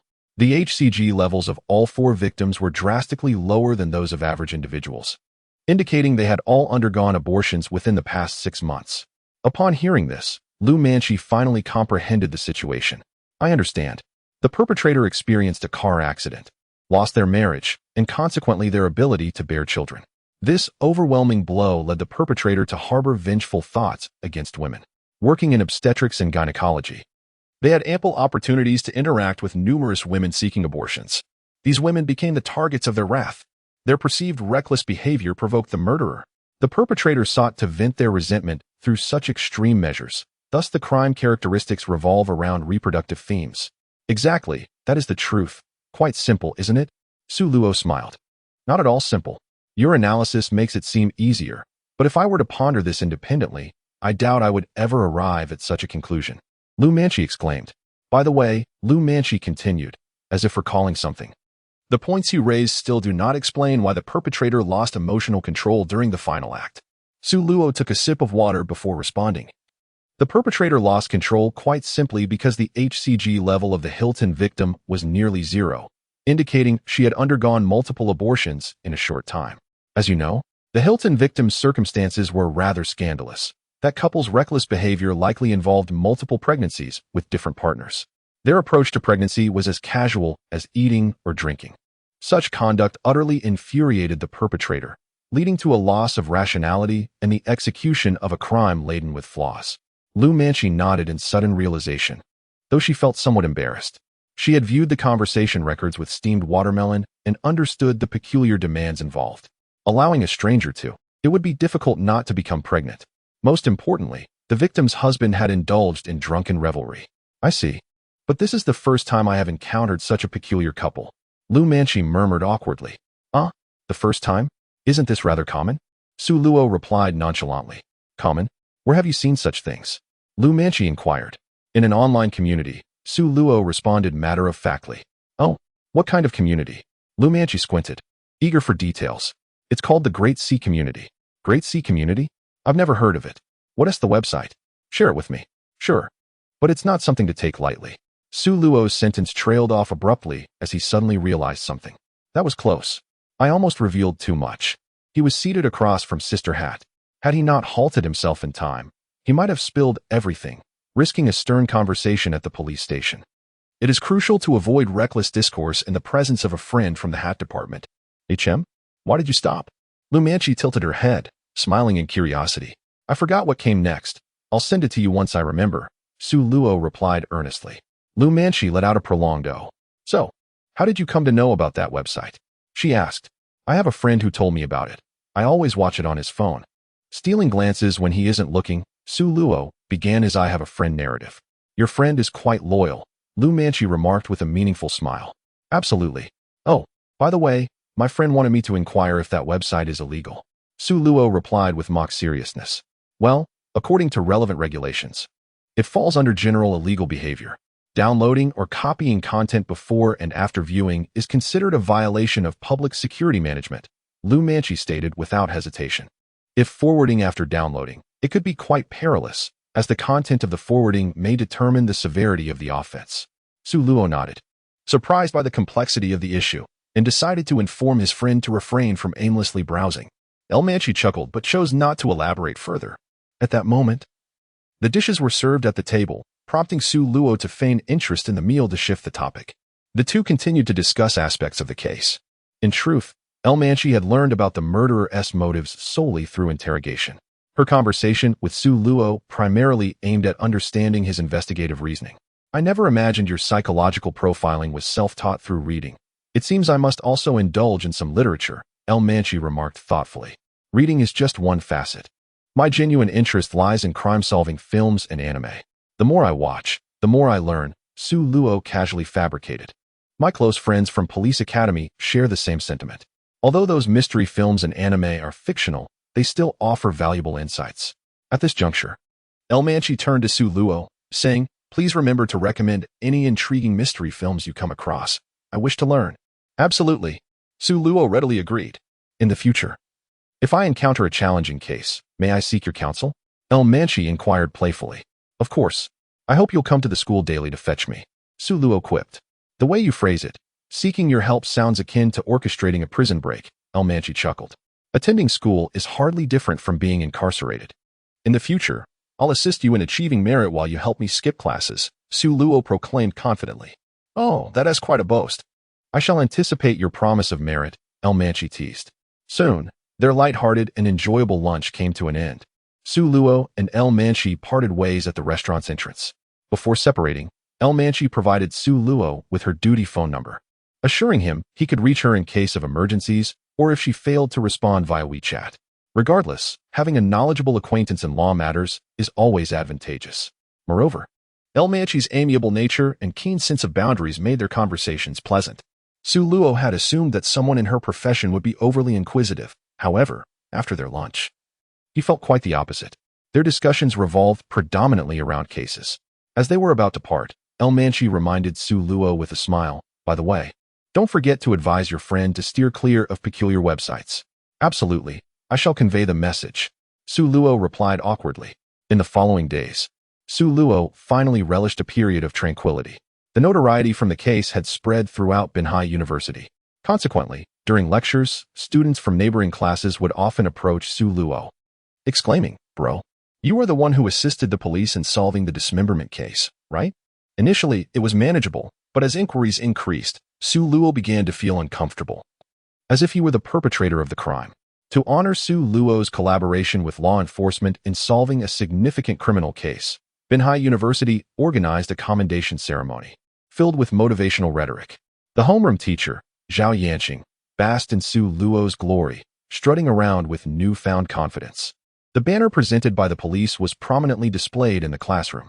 Zhao Yanqing boasted, "After over a decade of teaching, it's rare to nurture a prodigy like Di Renjia. I must showcase this accomplishment." Aside from the case resolution, the campus belle, Yao Jingjing, had also retreated into silence. Ever since that fateful night, when Su Luo employed the strategy of asking, "May I sleep with you?" to communicate with Yao Jingjing, she realized he genuinely wished to distance himself. As the campus beauty, Yao Jingjing would not seek unnecessary humiliation, as it would imply she cared about Su Luo's opinion. Occasionally, they would cross paths in the cafeteria, yet both pretended not to notice each other, passing by without acknowledgement. If there was one constant, it was that the number of suitors pursuing Yao Jingjing remained unchanged. Su Luo would hear tales of boys confessing their affections to her daily, but he remained indifferent to their outcomes. A week later, during an unremarkable morning study session, homeroom teacher Zhao Yanqing entered the classroom. His presence during morning study was rare, typically signaling significant announcements. "Attention, everyone, I have an announcement," he declared. The students ceased their activities, looking up at their teacher. Zhao Yanqing adjusted his glasses and continued, "Today, we welcome a remarkable transfer student to our class. I hope everyone will enjoy a pleasant and unforgettable academic experience together in the coming years. Let us all extend a warm welcome to our new classmate." With that, Zhao Yanqing initiated applause. Su Luo clapped half-heartedly and turned to Zhang Yang beside him, muttering, "Can one really transfer during college? This is the first I've heard of it. Do you think I could transfer to Qingda? Transfer to Qingda to become a security guard?" Zhang Yang retorted. Just as their banter continued, the new student walked in. Upon seeing her, the entire class instinctively gasped in awe. "Wow!" The exclamation resonated as if everyone were captivated by an extraordinary sight. Zhang Yang glanced up, his pupils dilating in shock. He hurriedly nudged Su Luo's arm. "Holy cow! Old Su, look. It's her." Chapter 40. Not sleepy at all, Su Luo looked up, equally astonished by the new student. With golden hair, elegantly arched brows, and deep brown eyes, her radiant skin and statuesque figure suggested an otherworldly beauty. An exchange student? The new transfer is actually a foreigner? Goodness! Has Binhai University gone international? Moreover, this foreign student possessed striking features akin to a Hollywood star. Zhang Yang flailed his arms excitedly, as if he were about to revert to a primal state. Have you never seen a foreigner before? Su Luo scoffed. Old Su. She is here. It's her. Zhang Yang exclaimed, almost breathless. What are you talking about? Do you know this foreign girl? Su Luo inquired. Know her? Not a chance. Isn't she your online crush? Zhang Yang replied urgently. Online crush? Su Luo pondered, suddenly realizing why the foreign transfer student looked so familiar. She was the very individual he had initially corresponded with during their online romance, the exchange student from France. What was her WeChat nickname? Camille? Su Luo retrieved his phone to check their previous conversation. Indeed, the new transfer student was the first foreign student to chat with him, her WeChat name being Camille. How had she transferred to Binhai University? The astonished murmurs continued, and the atmosphere grew increasingly chaotic due to the foreign girl's unparalleled beauty, resembling a porcelain doll. Yet, no one noticed that throughout her walk to the podium, the foreign girl had been fixated on Su Luo. All right, everyone, quiet down. Zhao Yanqing called for silence as the students settled. He began introducing the new student. This is our new classmate's first visit to Longhua, and she may face some language barriers. Let me briefly summarize her background. Our new classmate is from France, named Ina Lelisa Camille. Although she is French by nationality, she grew up in Russia, our neighbor. Camille previously attended Lina Academy in France, majoring in foreign trade. I hope everyone will take care of Camille in our forthcoming academic journey. With that, Zhao Yanqing gestured for Camille to step up to the podium for a brief self-introduction.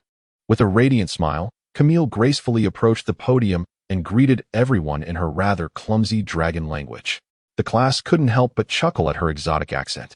After Camille's introduction, the students erupted in applause, welcoming her warmly. Zhao Yanqing, having concluded his statement, noted that Camille would be assigned a seat. Instantly, all the boys straightened up, their expressions clearly pleading. Please sit next to me. The prospect of sharing a desk with such an exquisite foreign classmate was simply irresistible. Before they could fully indulge in their daydreams, Zhao Yanqing announced, Su Luo, from now on, Camille will sit beside you. Su Luo was momentarily taken aback, but quickly nodded in agreement. All right, teacher. Zhang Yang interjected, pointing to himself. But what about me? Zhao Yanqing replied. Find any seat you like. It doesn't matter where you sit. Zhang Yang was left speechless. The boys in the class were overwhelmed with envy and jealousy at the thought of Camille sitting next to Su Luo. They felt as though a fortune had been snatched away from them. Since they couldn't have her, they certainly didn't want to see another boy take advantage of the situation. Teacher, please let Camille sit alone. She seems to prefer solitude. Someone suggested. Yes. It's perfectly reasonable for her to sit with the girls. The others chimed in as they expressed their discontent. Zhao Yanqing, bemused, responded, What are you all clamoring about? I didn't choose the seats. The class collectively looked perplexed. He then elaborated. Camille herself specifically requested to sit next to Su Luo. The students' expressions shifted to realization as Zhao Yanqing explained the context. Camille wished to be near Su Luo to learn French, as his proficiency had reached a C2 level. While many in the country achieved C2 in French, Su Luo was the only university student to attain such a level. Coming from a family engaged in import-export trade, Camille's family intended to establish a branch in Binhai City, primarily dealing with French products. However, having grown up in Russia, her French skills were rather lacking. After struggling to fit in at a university in France, she decided to transfer to Binhai University to strengthen her language skills and learn from Su Luo, a rare talent in the language. Upon hearing Zhao Yanqing's explanation, the boys were enlightened and accepted the situation. They were aware of Su Luo's exceptional French skills, which surpassed even that of native speakers. If Camille was keen to learn, there was no one more suitable to assist her than Su Luo. Defeated, they watched as Camille settled into her seat beside him, the classroom resonating with the sound of their clenched jaws in envy. After Camille took her seat, Zhao Yanqing offered Su Luo a few final instructions before departing. This gave Su Luo the chance to scrutinize his new desk mate closely. Camille was quite tall, approximately 175 centimeters, and with her high ponytail, she complemented Su Luo's height of 183 centimeters perfectly. Su Luo sniffed the air. Contrary to the stereotype of foreign women having a strong body odor, Camille exuded a delightful fragrance, rich and invigorating. If one could discern a woman's essence through scent, Su Luo felt an aura of vivaciousness and passion emanating from Camille. Perhaps due to her mixed heritage, Camille possessed the fair, curvaceous beauty typical of Russian women, combined with the innate romanticism and elegance of French women. Even in a loose denim jacket, her figure was undeniably striking. Su Luo mused that Camille's allure surpassed that of Yao Jingjing, the campus beauty, and it seemed her title was now at risk. What stood out was Camille's classic pear-shaped figure, with hips wider than her shoulders, resembling an exquisite hourglass. While other girls wore loose black sweatpants, hers appeared slightly snug. This was pure genetic endowment, something that could not be replicated. With such an exotic beauty seated beside him, Su Luo finally understood the joy of attending school. Normally, classes felt unbearably tedious, but now he was wide awake. Seizing the opportunity before class began, Su Luo decided to give Camille a little introduction to local dialects. Proclaiming in a distinctly accented English, "How are you, Camille?" Her laughter echoed as she found his quirky pronunciation amusing. With her sparkling eyes, she initiated a conversation in French. "Su, your French is impeccable, but why does your English sound so peculiar?" Su Luo responded playfully, "That's authentic Chinese English. It's how we speak it around here. If you don't use this accent, no one will understand you." To his surprise, Camille took him seriously. "Su, could you teach me this Chinese English sometime?" she asked earnestly. Su Luo couldn't help but chuckle at her innocence. "You'll pick it up naturally over time." Curious, Camille inquired, "What do friends call each other in casual conversation?" "There are many terms. Girls might refer to each other as besties or sisters, while boys call each other bro or dude," Su Luo explained. "What if a boy and girl are close friends?" she pressed. The first term that sprang to Su Luo's mind was male best friend, but he hesitated, realizing that such a term could lead to misunderstandings. "It's best to just call each other dude if you're friends," he suggested. Dude. Camille practiced the phrase in her clumsy dragon language. Apart from some phrases, the majority of their conversation flowed in French, filled with laughter, leaving the others perplexed. It felt as if they were whispering secrets to each other in a crowded room, igniting the curiosity of their classmates.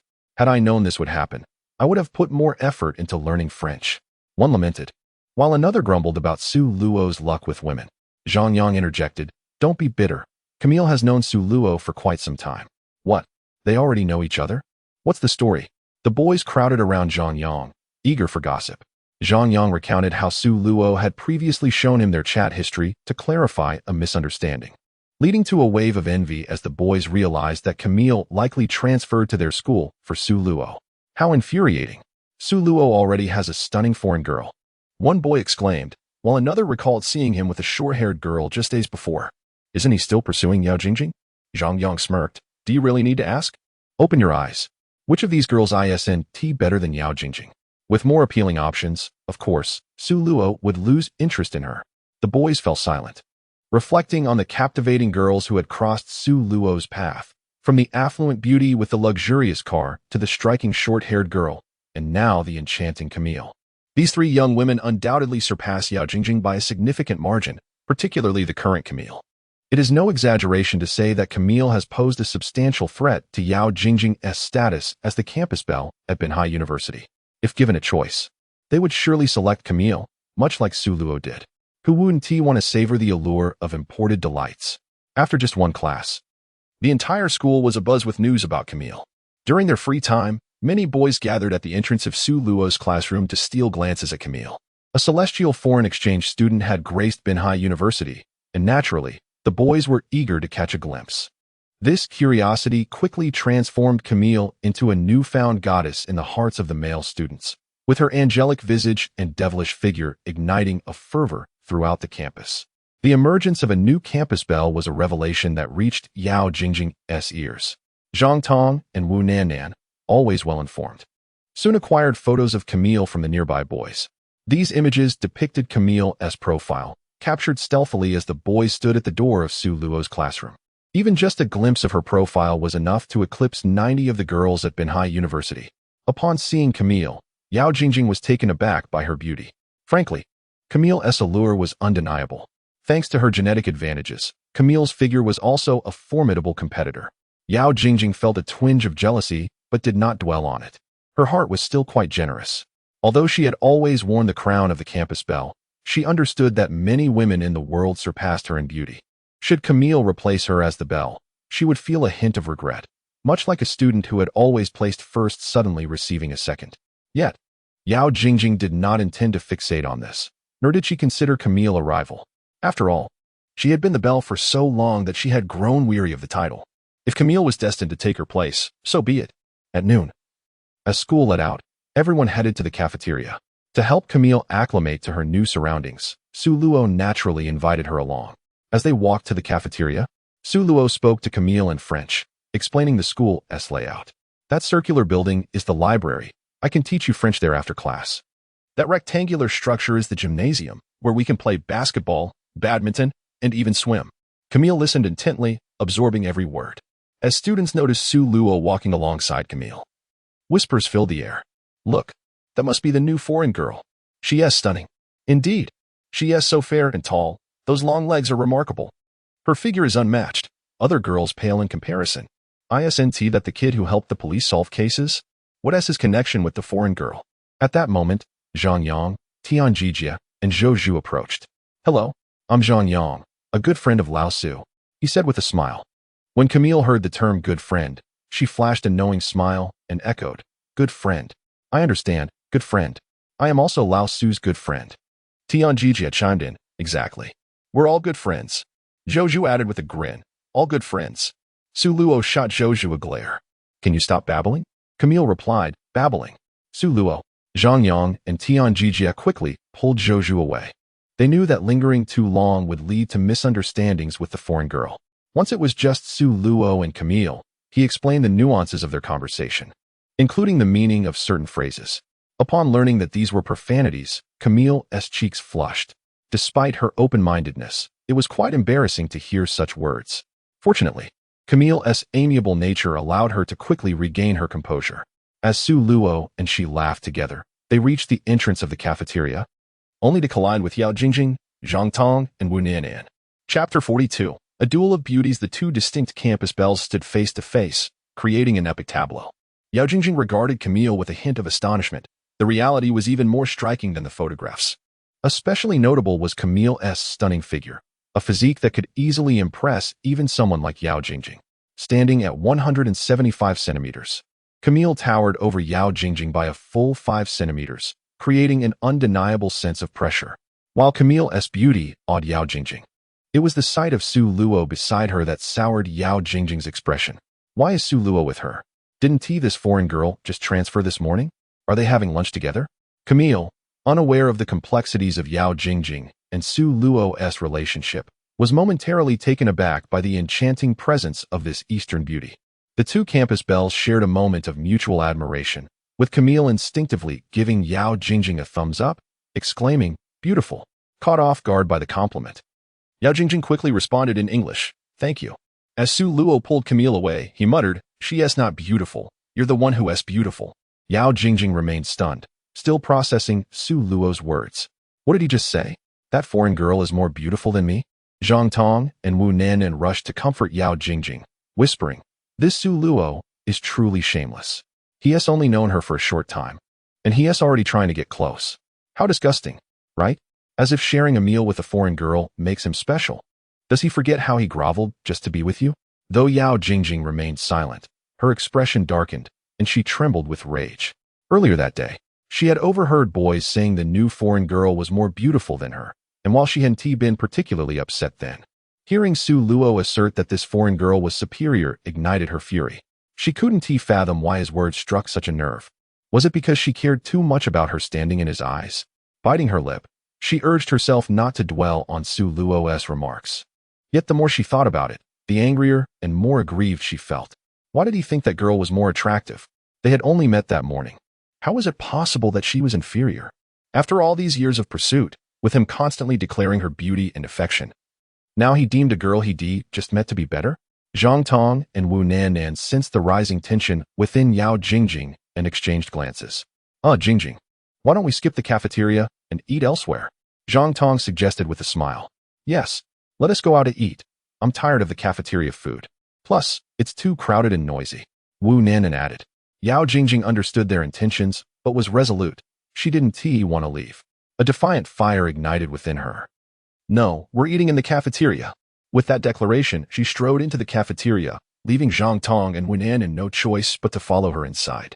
As Su Luo and Camille entered the cafeteria, they instantly captured the attention of countless onlookers, even drawing the gaze of the elderly man at the serving counter.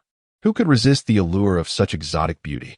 The new transfer student, Camille, was notably admired by all the students in the cafeteria for her striking beauty and figure.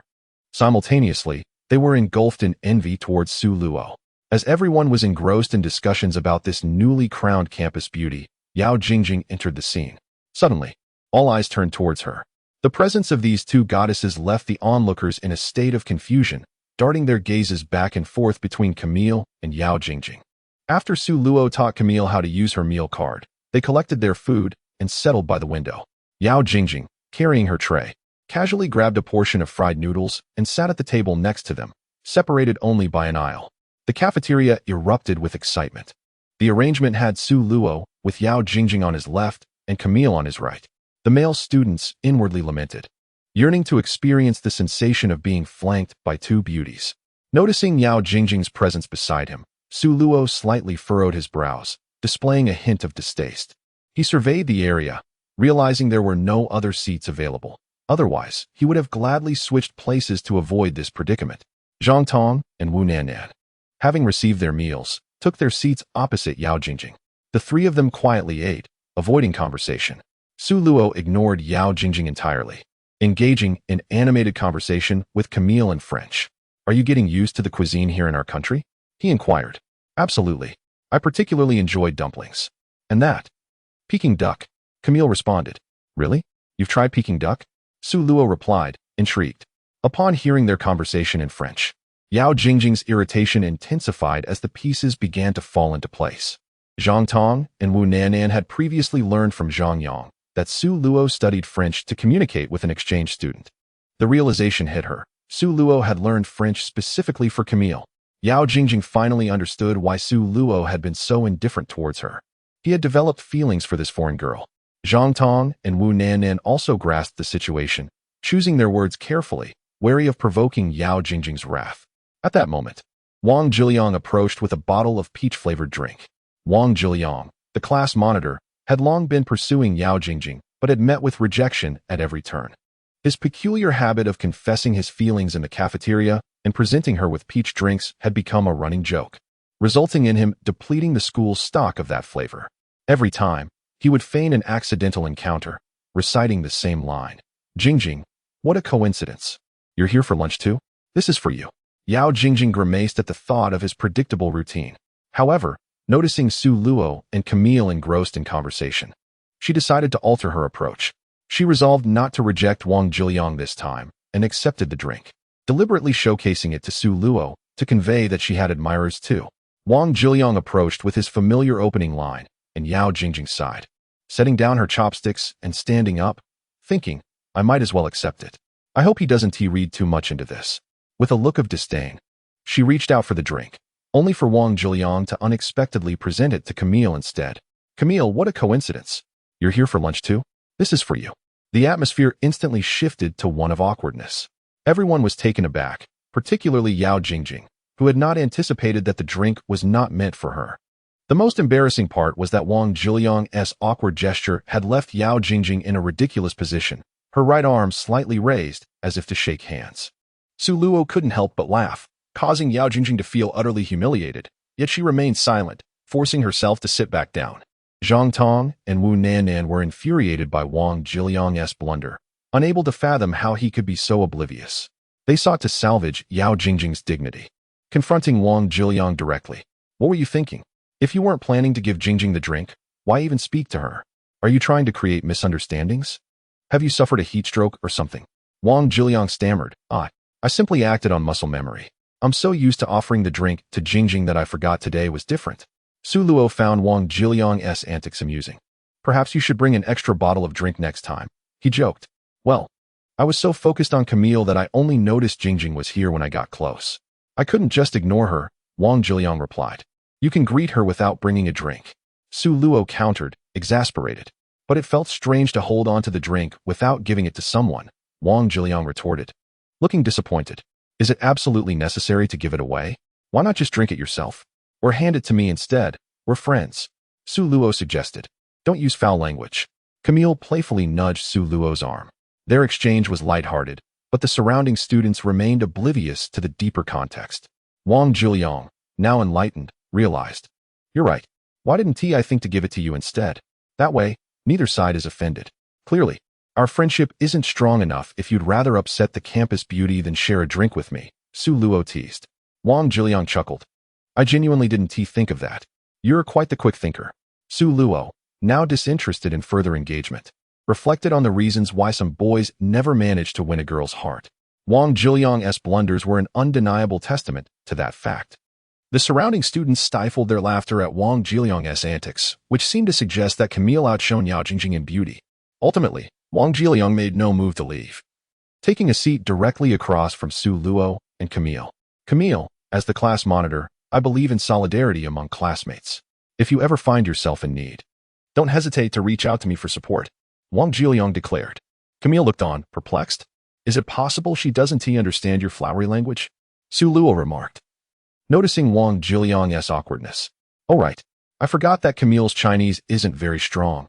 I may have overcomplicated things, Wang Zhiliang admitted sheepishly. No worries, I can help translate. Su Luo quickly conveyed Wang Zhiliang's intentions to Camille in fluent French. After listening, Camille nodded, her brown eyes turning towards Wang Zhiliang as she attempted to respond in broken Chinese. I have Su Luo, that is enough. With that, she gave Su Luo a friendly pat on the shoulder, eager to ensure he understood her meaning. The surrounding students exchanged astonished glances. Zhang Tong and Wu Nan were equally surprised. To prevent any misunderstandings regarding Camille's words, Su Luo quickly clarified, we're just friends, right? Camille nodded with a semblance of understanding. Buddy. Observing the closeness between the two, Wang Zhiliang chuckled awkwardly. All right, take your time eating. I'll head back to the dorm. Wang Zhiliang stood up and began to leave, but halfway through, he seemed to recall something and turned back to take the bottle of energy drink from the table. The atmosphere in the cafeteria lightened a bit due to Wang Zhiliang's devilish maneuver, although the mood at Yao Jingjing's table remained somber. Zhang Tong and Wu Nan buried themselves in their meals, noticeably quickening their pace. After finishing half of her fried noodles, Yao Jingjing stood up and walked out, with Zhang Tong and Wu Nan following closely behind. Once they departed, Camille squinted at Su Luo. Was that beautiful girl your ex-girlfriend? Su Luo nearly choked on his food. What nonsense. Are you insulting me? No. I noticed she was stealing glances at you, which prompted my question, Camille replied with a grin. Don't say such things. I hardly know her, Su Luo insisted. But the way she looked at me was filled with hostility, Camille shrugged. Su Luo chuckled. That is only natural. After all, you stole her thunder.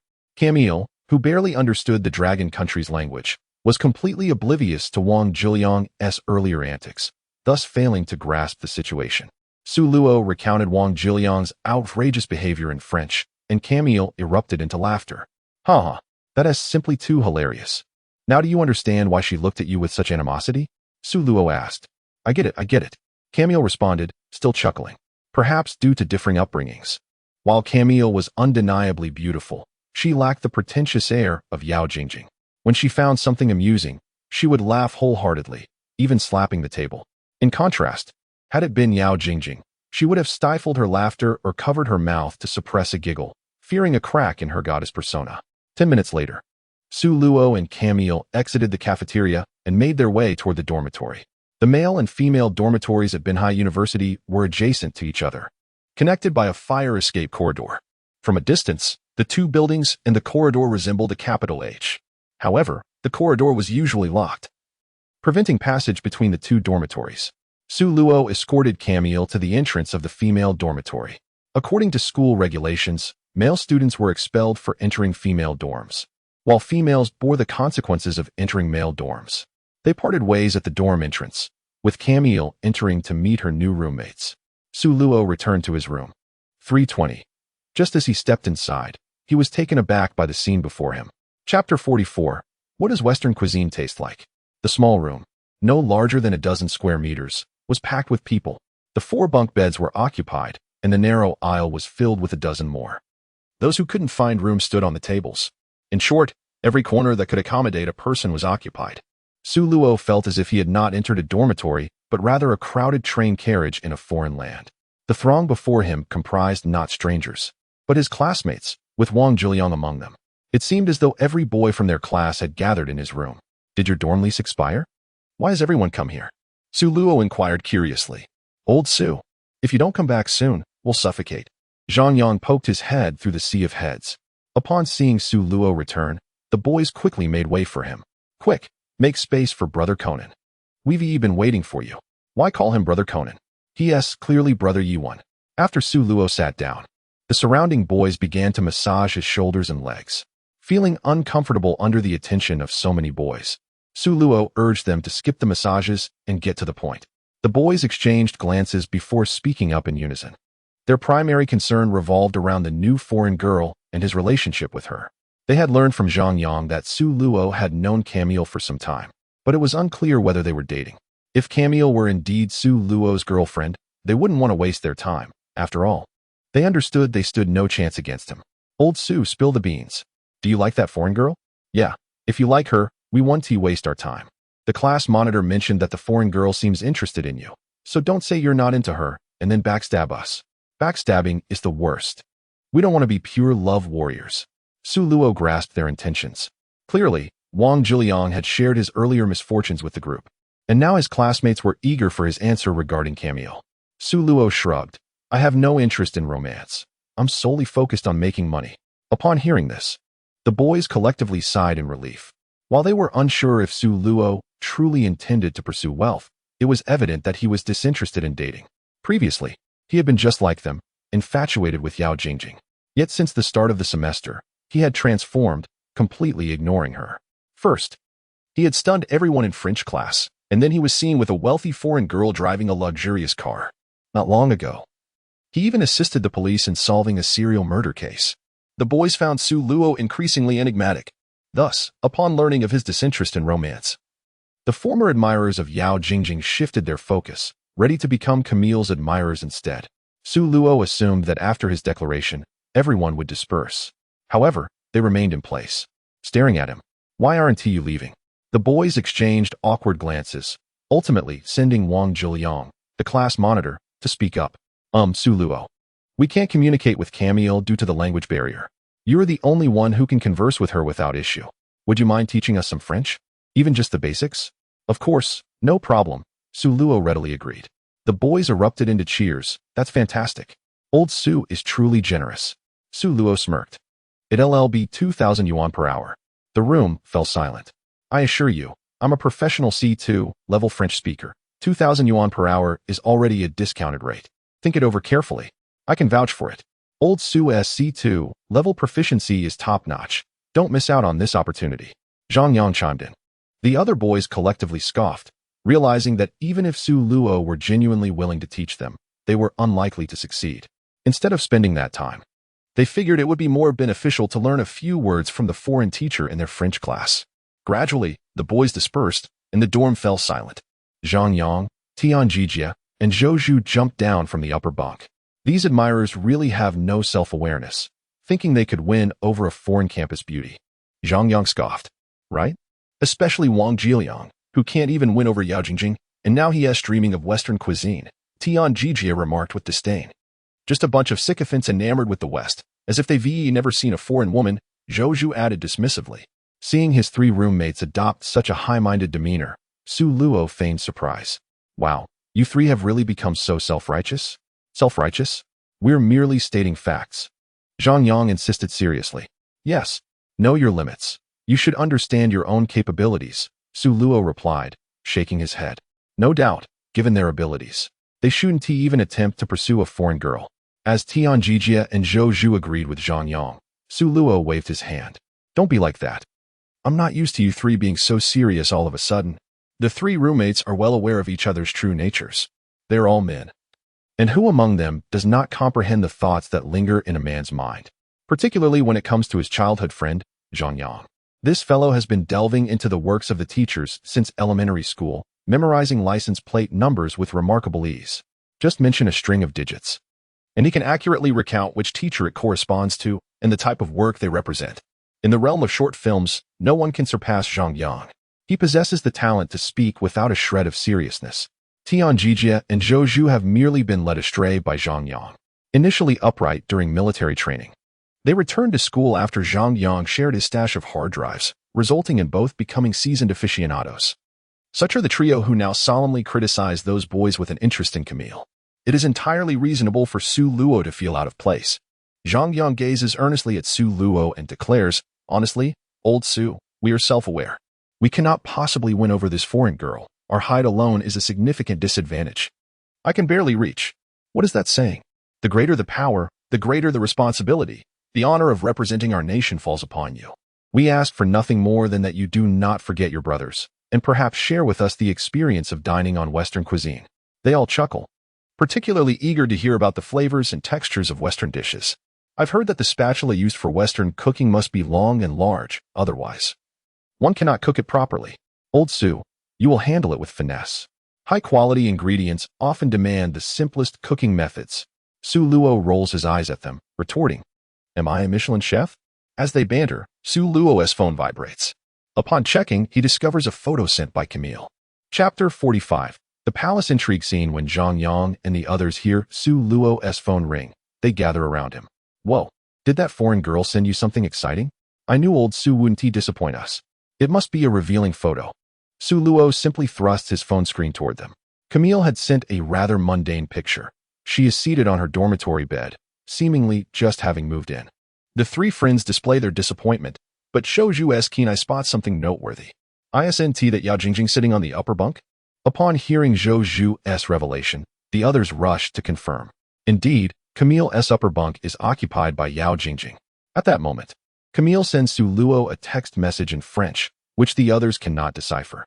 After reading the message, Su Luo's expression shifts to one of surprise. Camille has moved into the dormitory with Yao Jingjing, who seems to have a three-person room with an empty spot. Upon hearing this, Zhang Yang and the others display expressions of intrigue.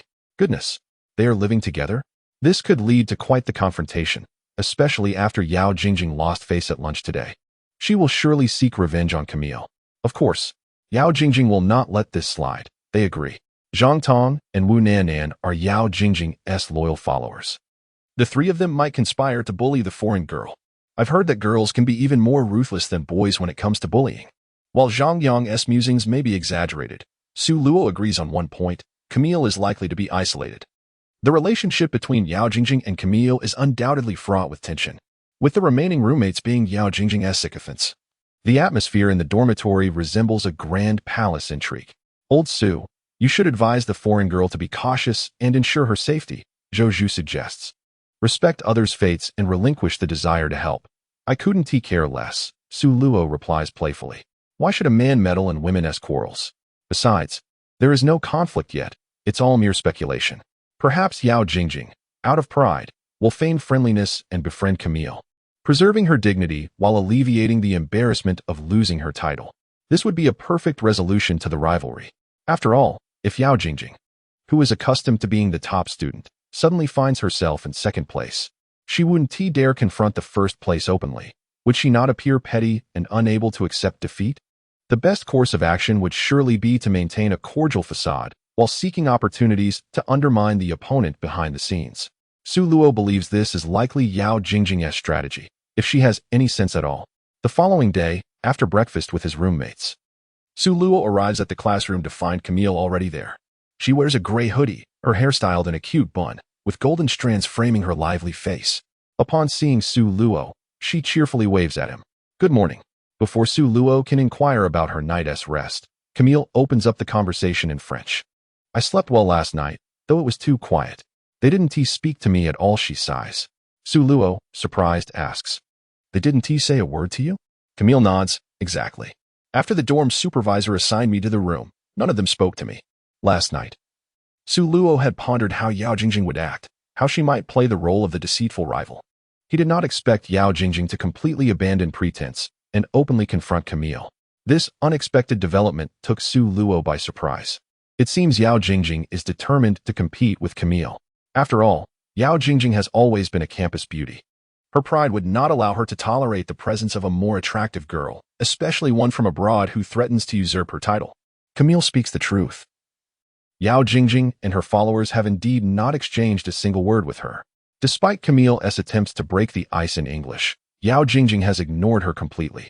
Zhang Tong and Wu Nandan, being Yao Jingjing's devoted minions, naturally follow suit. So you went to the cafeteria alone for breakfast? Su Luo asks. I didn't eat breakfast. Without you, I didn't know how to order food in the cafeteria, Camille replies awkwardly. Su Luo, amused, responds. Why didn't you tell me? I could have taken you to the cafeteria. I was afraid of waking you. So I thought I'd wait until you arrived to mention it. It's all right. I can endure. Camille looks rather pitiful. Su Luo glances at Camille, realizing she is being overly considerate. Is it acceptable for a foreign girl to endure such social isolation on her first day at school? You mustn't endure. You're a foreign guest here. It wouldn't do for you to starve on your first day in our esteemed nation. With that, Su Luo stands and leaves the classroom. After a short while, he returns with a savory pancake and a cup of soy milk. Here, eat this, he offers, handing the pancake and soy milk to Camille. Curiously, she takes them and asks, what is this? A pancake, which you can think of as an Eastern taco. Su Luo explains. And what about this milk-like drink? That's soy milk, made from beans and water, he replies. Camille glances around, seeing a few classmates enjoying breakfast at their desks. She relaxes and takes a bite of the pancake, instantly captivated by its deliciousness. This is the most delightful breakfast I've ever tasted. She takes a sip of the soy milk, her brown eyes widening in astonishment. This Eastern milk is exquisite, truly delightful. As Camille extolled the virtues of the jianbing guozi and soy milk, Su Luo mused that this foreign girl seemed to have never tasted anything truly exquisite. A simple jianbing guozi and a cup of soy milk had her utterly enchanted. It must be said that Camille's manner of eating was quite charming. She unabashedly flaunted her jianbing guozi, disregarding all notions of decorum.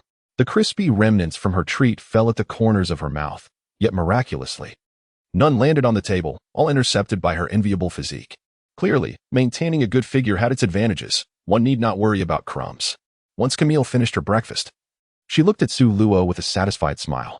Just as he was about to inquire about her meal, she leaned in and planted a kiss on his cheek. Chapter 46, The Sister of the School Bell? This moment was witnessed by the classmates, who had been discreetly observing Camille savoring her meal. Everyone was eager to see her reaction to the local delicacies. However, they were utterly taken aback when she displayed such an affectionate response. The classroom erupted in astonishment, particularly among the boys. Just the previous day, these boys had confirmed with Su Luo that he had no interest in dating, focusing solely on making money. They had believed him, only to be blindsided by Camille's sudden kiss. The boys seethed with envy, gnashing their teeth in frustration. How could he claim disinterest in romance when such an incident had transpired before their very eyes? Su Luo felt the warm, fragrant imprint of her kiss lingering on his cheek, leaving him somewhat bewildered. Was this foreign girl truly so easily swayed? A mere jianbing guozi and a cup of soy milk could elicit such a response. He recalled how he had spent 3 consecutive years delivering breakfast to Yao Jingjing, who had not allowed him to touch even a finger. And here was this foreign girl. What a stark contrast. As Camille returned to her seat, she cheerfully explained, "This is a customary greeting in my country, reserved for family. Since I have no relatives in Longhua, your breakfast reminded me of my mother. And you have become my family here." Su Luo was enlightened. The act of kissing on the cheek was indeed a familial gesture in her culture, a way to express gratitude to parents and relatives. In their traditions, elders would kiss the foreheads of the younger generation. Isolated by Yao Jingjing and her friends upon her arrival in Longhua, and having faced hunger that morning, Camille found warmth in Su Luo's hospitality. Thus, she expressed her gratitude through this kiss, signifying his special place in her heart. "Aside from my parents and grandparents, I have never kissed another boy," Camille added with a smile. Upon understanding the context, Su Luo explained in French, "While this gesture may be commonplace in your culture, we are more conservative here. Such displays of affection are typically reserved for those in very close relationships, like couples or spouses. Even then, public displays of affection can invite gossip." Camille appeared flustered. "Is it really that serious?" "Yes, so from now on, please refrain from kissing others casually. It may lead to misunderstandings." "I understand. I won't use the kissing greeting with anyone else," Camille responded earnestly. "Of course, except for me," Su Luo added with a smirk. "I won't misunderstand you. Feel free to kiss. I won't mind." "All right." Camille nodded enthusiastically. As the class concluded, news of the foreign school belle kissing Su Luo spread like wildfire throughout the school. The revelation was sensational. Just a day after her arrival, Camille had engaged in such intimate behavior with Su Luo, prompting rampant speculation about their relationship. Naturally, this gossip reached Yao Jingjing's ears. Upon learning that Su Luo had treated Camille to breakfast, her expression soured. In the past, when Su Luo pursued her, he would bring her jianbing guozi and soy milk every morning. Now, it seemed he lavished his kindness on another girl. How disgusting, she thought.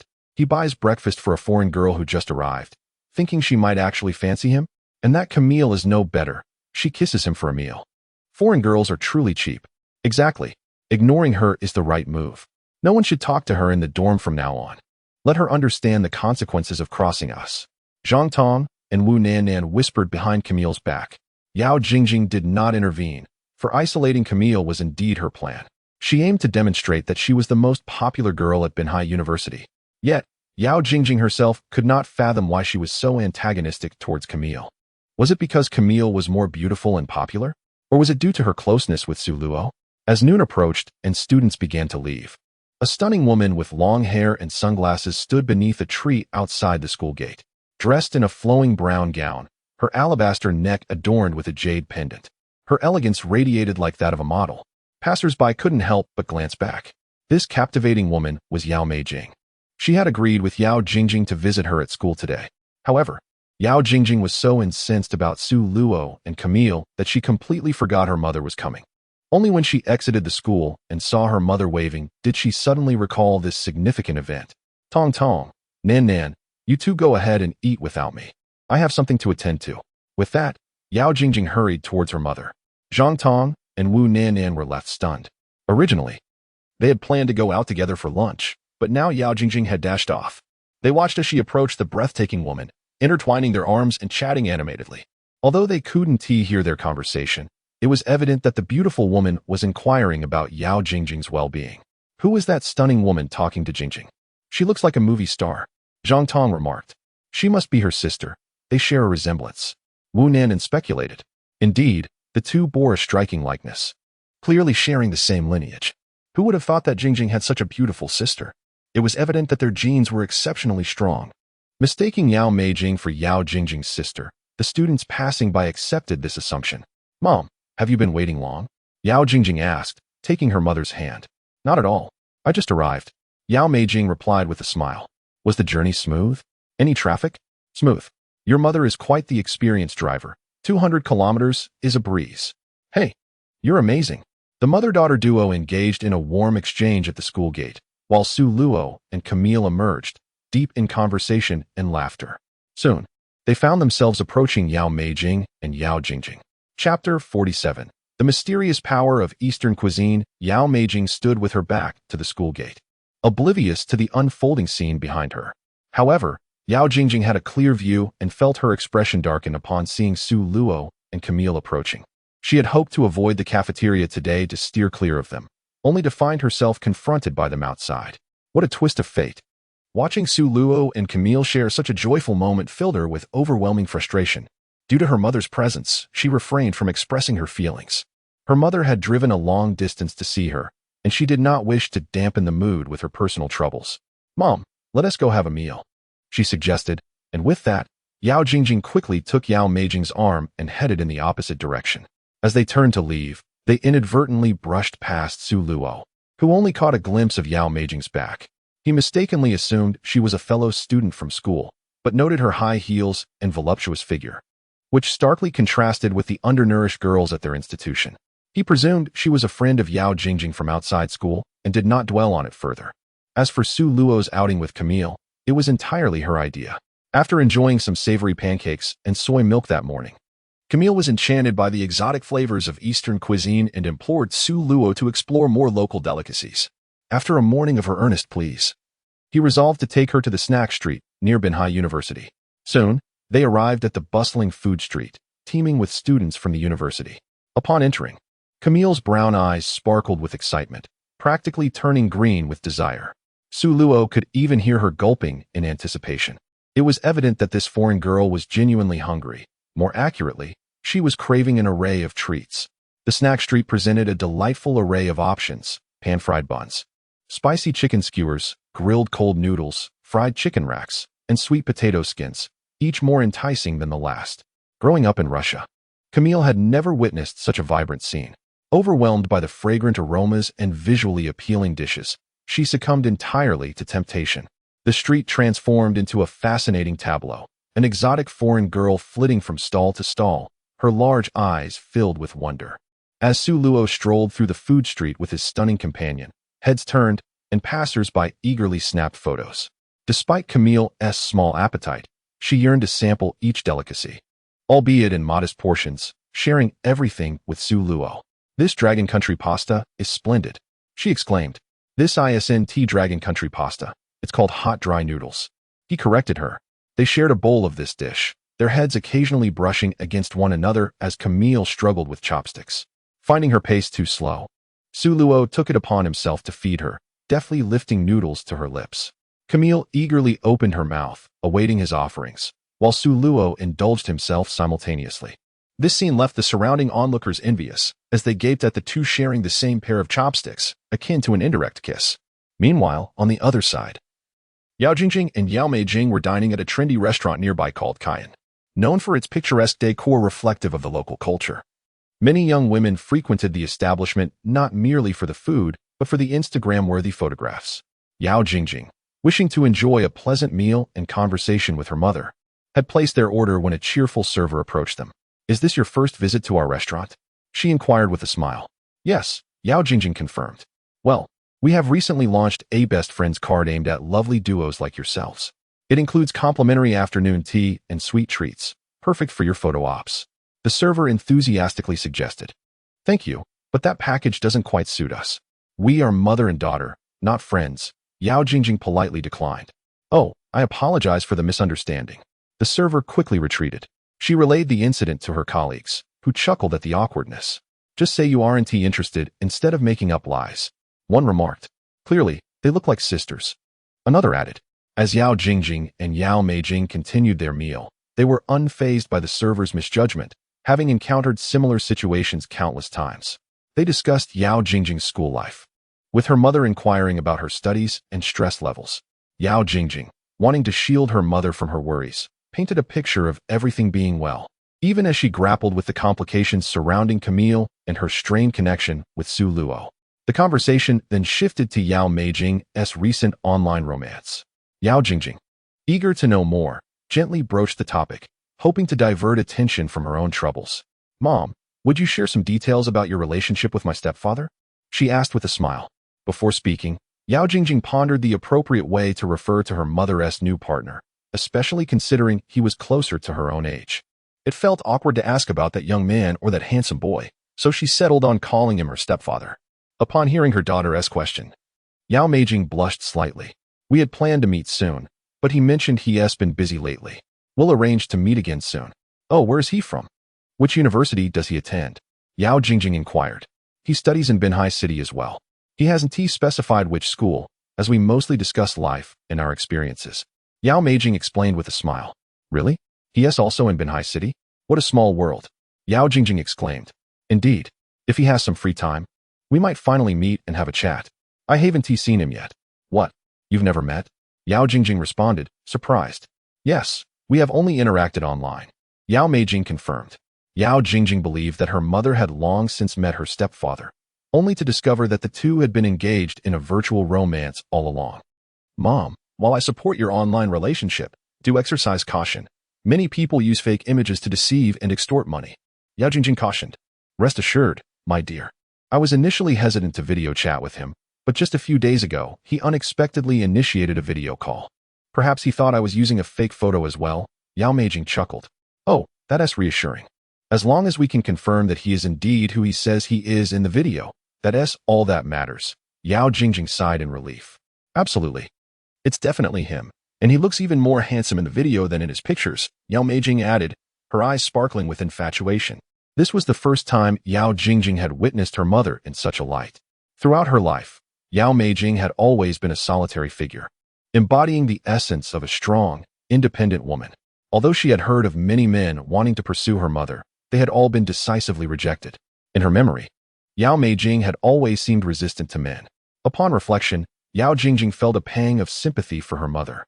Over the past 2 decades, from the age of 16 until now, her mother had endured life without a man, undoubtedly facing great hardship.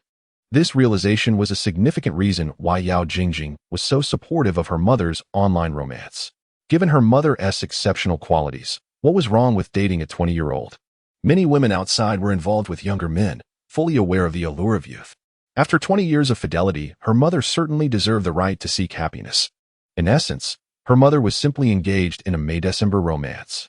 When Yao Meijing noticed her daughter's amused expression, she realized she had slightly lost her composure and quickly regained her normal demeanor. "Sweetheart, I am not solely concerned with appearances. The reason I am drawn to him is for his inner qualities. We are soulmates," Yao Meijing explained. "Mom, I understand. You don't need to justify your romantic life to me. What is that saying? Adults should handle their own affairs," Yao Jingjing replied with a smile. A look of satisfaction graced Yao Meijing's face as she gently patted her daughter's head. "My daughter has truly grown up." The mother and daughter continued their conversation for a while longer, and then Yao Meijing gazed meaningfully at her daughter. "All right, I've shared enough about my life. Let us talk about yours," she said. "My life?" Yao Jingjing queried. "Yes, share your concerns with me." I don't have any concerns," she retorted. Upon seeing her daughter's stubbornness, Yao Meijing playfully poked her forehead. "You are my flesh and blood. If you have worries, I can see right through you." Yao Jingjing initially wanted to maintain her bravado, but she knew that she could never hide anything from her mother. Reluctantly, she began to recount the situation involving Camille. After listening, Yao Meijing nodded in understanding. "I see. It seems this foreign classmate must be quite beautiful." "Yes, she is indeed lovely, with a figure far surpassing mine. But she is a foreigner, benefiting from a racial advantage," Yao Jingjing expressed with indignation.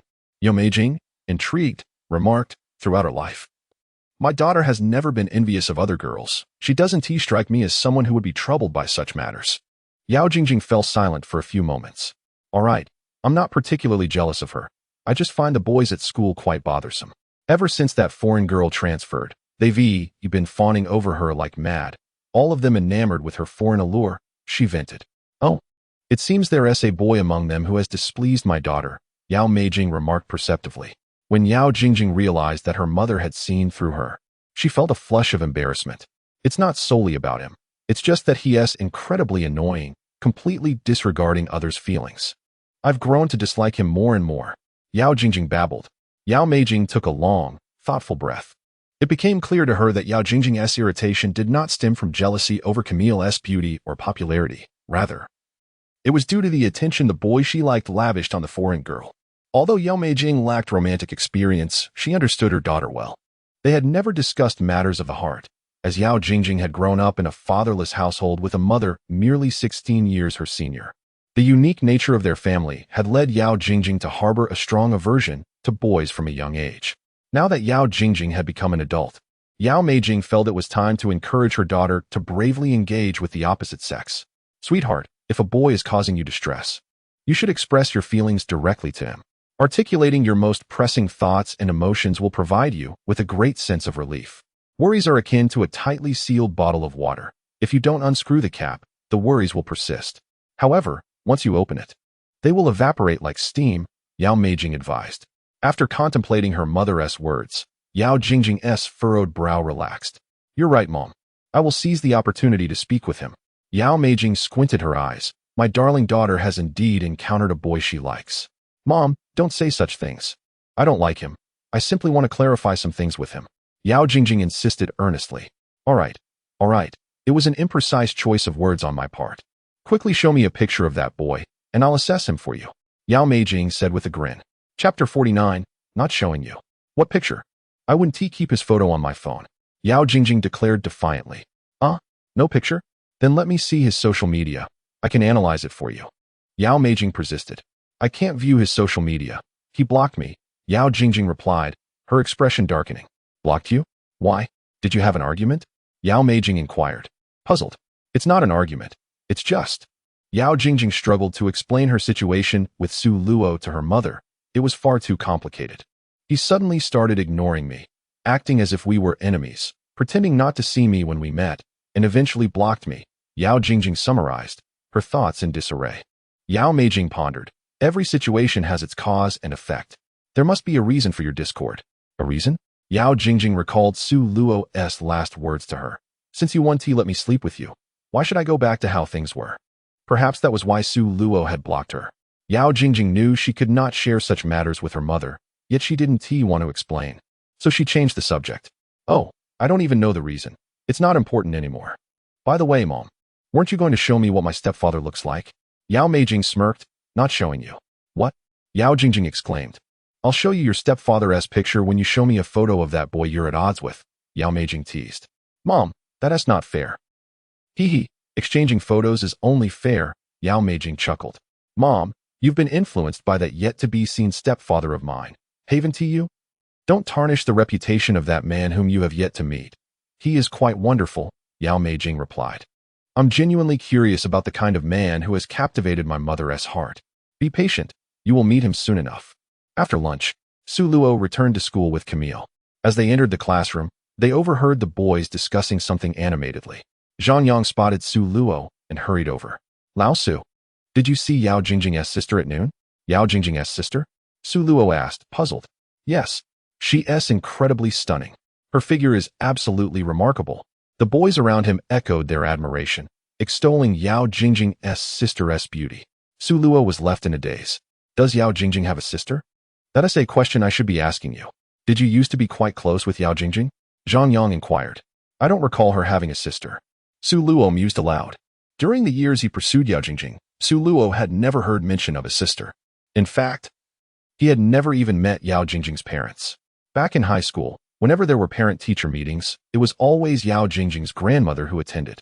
Additionally, due to Yao Jingjing's exemplary academic performance, she had never been required to bring her parents to school. Furthermore, the school had strict regulations against early romantic relationships. So Su Luo had to hide his pursuit of Yao Jingjing from her family. He didn't even know what her mother looked like, let alone her sister. Now, upon hearing Zhang Yang's question, Su Luo recalled the moment he crossed paths with Yao Jingjing at noon and indeed saw her leaving with a woman. However, he had only caught a glimpse of her back. Could it be that woman was Yao Jingjing's sister? When Zhang Yang learned that Su Luo was entirely unaware of Yao Jingjing's sister, he couldn't help but exclaim, let me tell you, old Su. Yao Jingjing's sister is just as stunning. Her figure is practically model-like. Tian Jijia and Zhou Zhu chimed in exactly. She's like a more mature version of Yao Jingjing. She must be around 28 or 29. If only we had known. If we couldn't win over the campus belle, we could certainly pursue her sister. At that moment, a boy approached with his phone raised. I have a photo. A friend of mine secretly took it at noon and sent it to me. Are you sure your friend took it and not you? That is not important now, brothers. Just look at the photo. Su Luo and Zhang Yang gathered around to view the image on the phone. The photo captured Yao Jingjing from behind, with her arm linked with Yao Meijing. Out of several candid shots, only one displayed a side profile. Unfortunately, Yao Meijing wore sunglasses, obscuring her features. Yet, from her side profile and figure, one could discern the remarkable beauty and physique of Yao Jingjing's sister. Although Su Luo held a certain disdain for Yao Jingjing, he could objectively acknowledge that her sister was indeed striking. He found himself puzzled as to why, after all those years of pursuing Yao Jingjing, he had never encountered her enigmatic sister. Otherwise, as Zhou Zhu suggested, if he couldn't win Yao Jingjing's heart, pursuing her sister could suffice. If he were to successfully woo her sister, would that not make him Yao Jingjing's brother-in-law? Su Luo even imagined the scenario where Yao Jingjing called him brother-in-law. The thought struck him as rather amusing. Meanwhile, Zhang Yang and the other boys continued to marvel. It's incredible how powerful genetics can be. Yao Jingjing is beautiful, and her sister is just as stunning. Of course, they came from the same womb, so their looks and figures are bound to be extraordinary.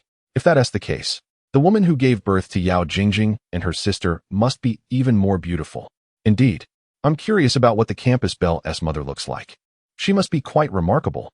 In the days that followed, the atmosphere at Binhai University underwent a dramatic transformation. Every morning, the auntie making jianbing in the cafeteria was busier than ever. For some unknown reason, jianbing had become exceedingly popular. Moreover, it was predominantly the boys who came to purchase it. A similar trend emerged at the soy milk stall. After buying jianbing, the boys would also buy a cup of soy milk. After acquiring these two items, they would personally deliver them to Camille. However, Camille never accepted breakfast from the boys. She only consumed the jianbing and soy milk that Su Luo bought for her, along with the 18 centimeters starchy sausages that Su Luo provided. The French class also experienced subtle changes. Originally, this niche elective had few students, and those who did attend were primarily there for Yao Jingjing. But after Camille's arrival, the French class became the most sought-after elective at Binhai University. Each session was packed. Some boys were so eager to share the classroom with Camille that they didn't mind standing at the back. Their dedication was reminiscent of the intensity of preparing for college entrance exams. As for the title of Campus Belle, after Camille transferred to Binhai University, Yao Jingjing's popularity noticeably waned. Camille's beauty, figure, and more outgoing personality overshadowed Yao Jingjing's. The boys who had once fawned over Yao Jingjing collectively shifted their affections towards Camille. Yet, Camille politely declined all advances, spending her days paired with Su Luo. They would dine together in the cafeteria, attend classes side by side, explore street food together, and study in the library. This left the boys with little opportunity to interact with Camille alone. As to who truly held the title of Campus Belle, Camille or Yao Jingjing, the boys had already demonstrated their preferences through their actions. This situation was a considerable blow to Yao Jingjing. Before she could recover from this setback, another event further deepened her distress. Chapter 50. Experiencing the joy of the Campus Belle. This event was Camille's rapid rise to fame on a certain social media platform, amassing over 100,000 followers in just one day, far surpassing Yao Jingjing's follower count. Yao Jingjing had cultivated her account from her sophomore year to her freshman year in college, posting hundreds of works and only accumulating 50,000 followers.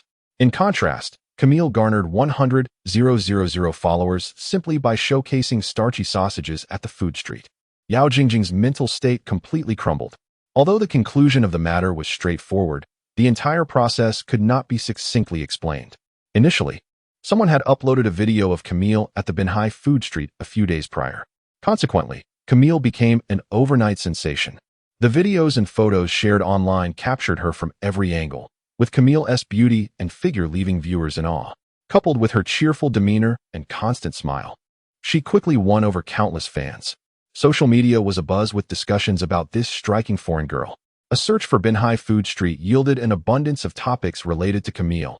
Binhai University foreign beauty Russian goddess foreigners obsessed with Dragon Country Snack's pear-shaped figure. Enthusiasts from all over the country traveled to Binhai City just to catch a glimpse of Camille in person. Even before the summer season began, the foot traffic at Binhai Food Street had surged to 3 times its usual volume. Then, Camille's social media account appeared. She had only one post, featuring her sitting in the library and greeting everyone in her broken Mandarin. The post received over 50,000 likes, 8,000 comments, 10,000 saves, and 5,000 shares. The comments section was filled with various praises from netizens. We need more beautiful foreign friends like this. Her hair color is world-class, a light golden hue, and her figure outshines all domestic stars.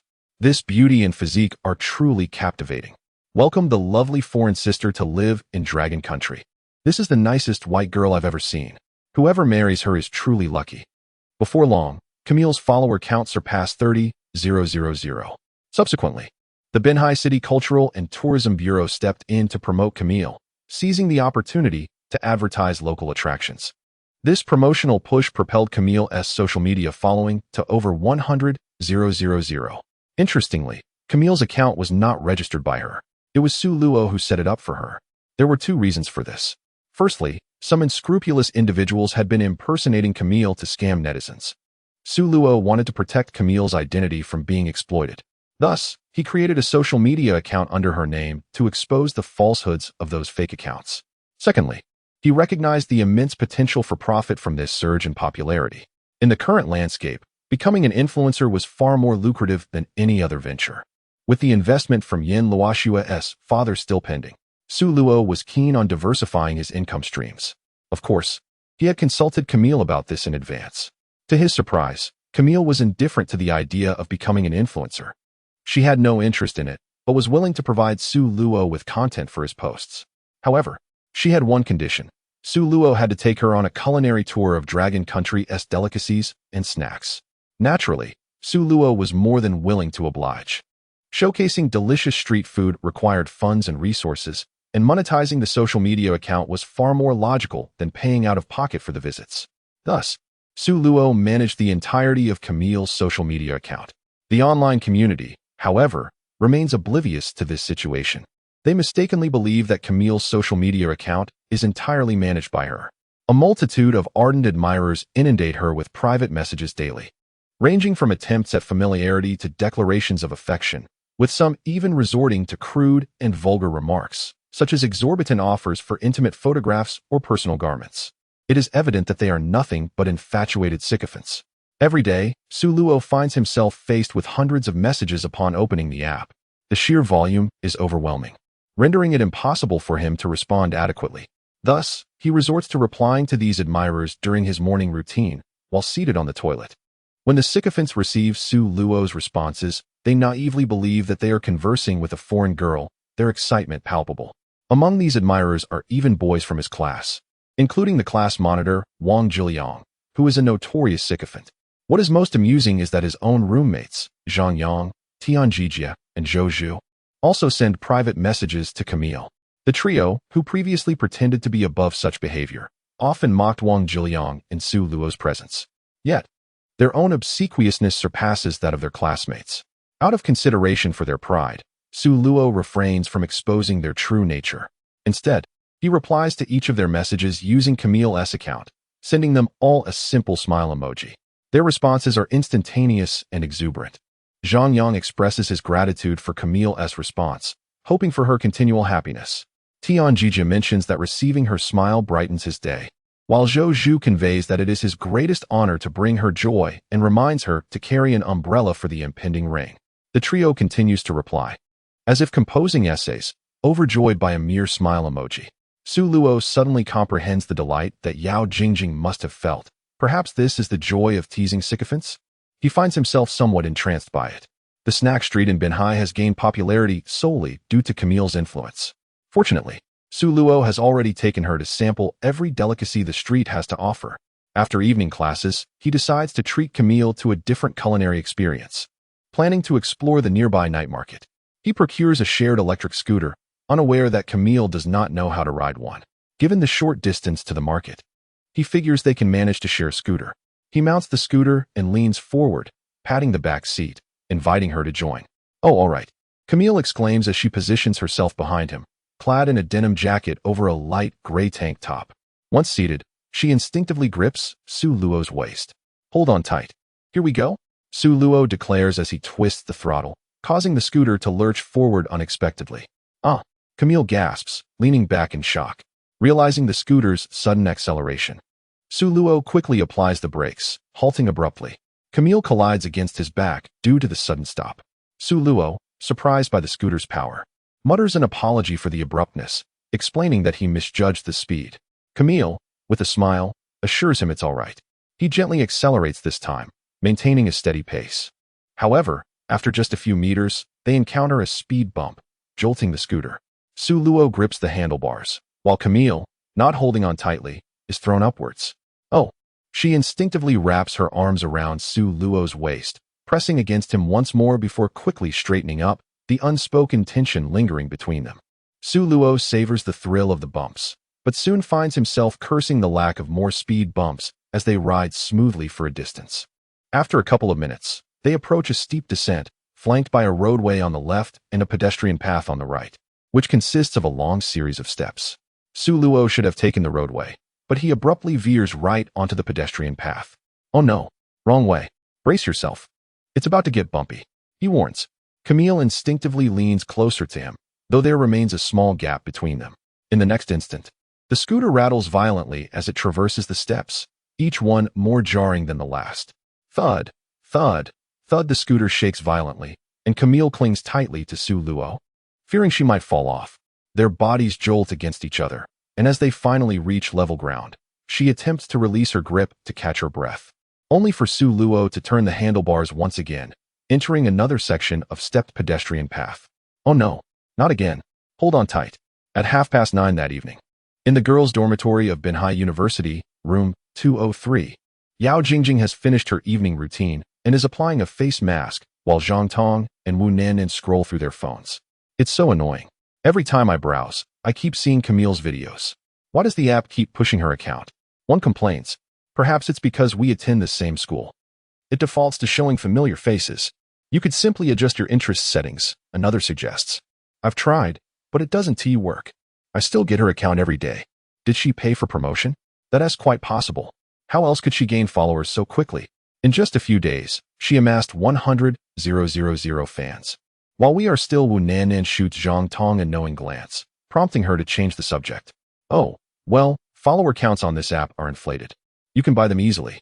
Followers on Xiaohongshu are the real deal. Just then, Camille enters the room. Zhang Tong and Wu Nannan fall silent, and Camille, accustomed to their cold treatment, remains unfazed. From the upper bunk, Yao Jingjing steals a glance at Camille, noticing her discomfort as she removes her outer jacket. She observes that Camille's complexion is pale, revealing a stark contrast against the thin gray tank top, which clings to her figure. Yao Jingjing notices a blush spreading across Camille's neck, extending downwards, barely concealed by her attire.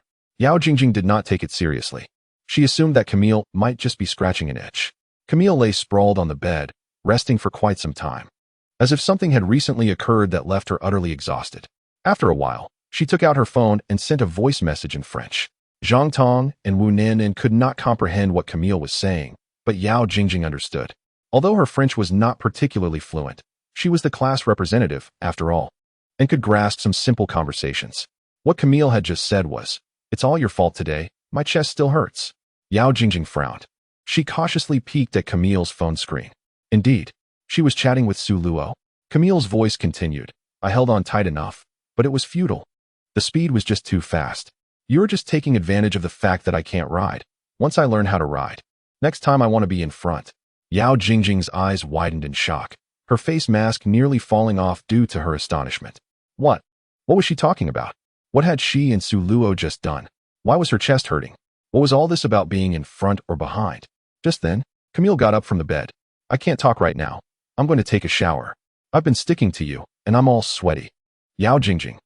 After sending the message, Camille casually tossed her phone onto the bed. She retrieved her toiletry basin from under the bed, humming a tune as she walked into the bathroom. Moments later, the sound of running water filled the air. Yao Jingjing felt utterly disoriented. She tore off her face mask and threw it into the trash can. Clenching the bed sheets, she bit her lip, her expression shifting between anxiety and bewilderment, as if something unfathomable had just transpired. What had happened between her and Su Luo? Surely, they hadn't done that kind of thing, had they? Yao Jingjing's mind was in chaos. She glanced at the phone Camille had tossed on the bed, still unlocked. The screen displayed their conversation. Yao Jingjing knew it was wrong to invade someone's privacy, but her curiosity was insatiable. So, she pretended to climb down from the upper bunk to find something, taking the opportunity to sneak a glance at Camille's phone screen. Chapter 52. His little secret. At that moment, the bathroom door suddenly swung open. Camille hurried out, and Yao Jingjing, caught mid-motion of gripping the ladder, quickly resumed her descent, slipping into her slippers. Camille didn't sense anything amiss with Yao Jingjing. She wrapped herself in a towel and approached her bedside to retrieve her toothbrush and toothpaste. Apparently, she had forgotten her dental supplies. As Camille turned to return to the bathroom, she noticed the phone was still unlocked and pressed the lock button before continuing her shower. Yao Jingjing felt a surge of frustration, having almost caught a glimpse of their chat history. With no other choice, she climbed back up to her bunk. Once back on her bed, Yao Jingjing's emotions were tumultuous. Although she was unaware of what had transpired between Su Luo and Camille, the few words she had overheard hinted that something had indeed occurred. Yao Jingjing frowned, feeling increasingly vexed. An hour passed. Camille emerged from the bathroom, her hair dried and rosy hues gracing her cheeks. As she lay back down, the dormitory returned to silence. In the pitch-black room, the only light emanated from Camille's phone on the lower bunk. Across from her bed, Zhang Tong and Wu Nannan were already fast asleep. Yao Jingjing, however, remained wide awake, waiting for Camille's return. Several times she nearly dozed off but fought to stay awake. Upon seeing the glow from the phone screen, Yao Jingjing took a deep breath and stealthily peeked out, just as she had before the shower. Camille was holding her phone, chatting with Su Luo. Yao Jingjing cautiously attempted to discern what they were discussing. In the next moment, Camille suddenly pulled the covers over her head, plunging the dorm into darkness. Yao Jingjing's heart sank. Oh no! Had she discovered that Yao Jingjing was eavesdropping? Just as Yao Jingjing was consumed by curiosity, the sound of a camera clicking emerged from beneath the covers, flashlights glimmering through the gaps. What could Camille possibly be photographing under the covers? After a lengthy pause, Camille finally lifted the blanket. Yao Jingjing once more stealthily peered from her upper bunk. The screen displayed several photos. She saw Camille sending the freshly taken pictures to Su Luo. However, the angle obscured her view of the images. Plus, after Camille returned from her shower, their conversation had shifted to text, leaving Yao Jingjing entirely in the dark about their discussion. Now, witnessing Camille burrowed under the covers, taking selfies to send to Su Luo, combined with the provocative remarks she had made before showering, Yao Jingjing bit her lip. Su Luo's previous words echoed in her mind. The reason I treated you well back then was that I wanted to sleep with you. We're all adults. How can a relationship be all talk and no action? If you want to let me sleep with you, why should I waste my time? Yao Jingjing could no longer hold back. She shot upright in bed, her mind consumed by a singular thought. She refused to allow them to succeed. Yao Jingjing was bewildered by her own impulsive behavior. Her body felt entirely out of her control. In any case, she could no longer tolerate the situation with Camille and Su Luo. Quickly, she descended from her upper bunk. Camille assumed Yao Jingjing was merely heading to the restroom. But to her surprise, Yao Jingjing stood directly in front of her and spoke in French. I want to talk to you alone. Camille was taken aback. This was the first time Yao Jingjing had spoken to her since moving into the dormitory, and her tone was laced with hostility. Most notably, Camille hadn't expected Yao Jingjing would speak French. Talk. Right now? Camille asked. Yes, just the two of us. Outside, Yao Jingjing gestured towards the corridor. All right. Camille agreed without further thought. She set her phone down, donned a jacket, and descended from the bed. Yao Jingjing, clad in her pajamas, quietly opened the door and led the way. Camille followed closely behind her. The girls' dormitory, like the boys', featured a corridor flanked by rooms on either side. It was late at night, and everyone was asleep. Speaking in the corridor would disturb others. Yao Jingjing led Camille to the third floor. As previously mentioned, there was a fire escape connecting the boys' and girls' dormitories at the center. Usually locked, from a distance, the two dormitory buildings resembled a large letter H. With the bridge located on the third floor, there were no student accommodations near the fire escape, so Yao Jingjing decided to have their conversation there. The corridor was enveloped in darkness. Yao Jingjing brought Camille to the fire escape door, crossed her arms, and turned to face her. With the light from her phone screen illuminating the way, Camille could see Yao Jingjing's displeasure etched across her face. Did I disturb you by taking a late shower? Camille asked apologetically. Yao Jingjing shook her head in response. I didn't come out here for that. Then why? Camille inquired, puzzled. I want to know your relationship with Su Luo. Yao Jingjing cut straight to the chase. Camille was momentarily taken aback by Yao Jingjing's bluntness. My relationship with Su? We're good friends. In your language, we'd be called buddies. Camille chuckled. Yao Jingjing maintained a stern expression. Noticing Yao Jingjing was serious, Camille quickly wiped the smile from her face. You need to tell me the truth. Are you two dating? Yao Jingjing pressed. Dating? What kind of dating do you mean? Camille replied. The romantic kind. Yao Jingjing stated plainly. Camille paused for a moment before bursting into laughter. Yao, why would you ask that? Do Su and I really look like we're dating? Indeed, you both appear to be in a romantic relationship, which is why I inquired about your connection. Yao Jingjing articulated each word with a questioning tone, somewhat aggressive in its essence. Despite her unfriendly demeanor, Camille was not one to back down. Yao, what business is it of yours? This retort left Yao Jingjing momentarily speechless, as she had not anticipated Camille's fortitude. The atmosphere between them crackled with tension. After a brief standoff, Camille shrugged, her tone softening slightly. After all, this was Yao Jingjing's first attempt at conversation, and as an outsider, she wished to avoid escalating the situation. Yao, I am not in a relationship with Su. Camille stated calmly. Is that so? Do you have feelings for him? Yao Jingjing probed. Camille, caught between amusement and exasperation, replied, Yao, I am puzzled by your question. Do you have feelings for Su? What nonsense. How could I possibly like someone like him? Yao Jingjing scoffed. What do you mean by someone like him? Camille queried, perplexed. Observing Camille's confusion, Yao Jingjing's mind began to work. A plan forming within. Camille, are you unaware of Su Luo's little secret? What little secret? Camille asked, bewildered. Yao Jingjing sighed, regarding Camille with a sympathetic gaze. To be frank, Su Luo is not the good man you believe him to be. His kindness towards you is far from genuine. Camille, puzzled, responded, Yao, why do you say this about him? Because the way he treats you now, he once treated me in the same manner, Yao Jingjing explained. She then recounted the times Su Luo pursued her, detailing how he had once brought her breakfast and messaged her every night, persistently seeking her attention. Concluding her narrative, Yao Jingjing summarized, "After hearing my story, you may wonder why I did not end up with him. It is because his kindness was not sincere. He expected something in return. As for what he expected," she paused, lowering her voice, "he wanted to engage in intimate relations with me. Ultimately, when I consistently denied him, he gave up on me. He even claimed that if he was kind to me, but I refused him, it was a waste of his time. He asserted that all men are the same. Those who treat me well are only seeking to sleep with me. I found it laughable, as if my worth were diminished by the desires of every man. These were not mere fabrications. They were his own words.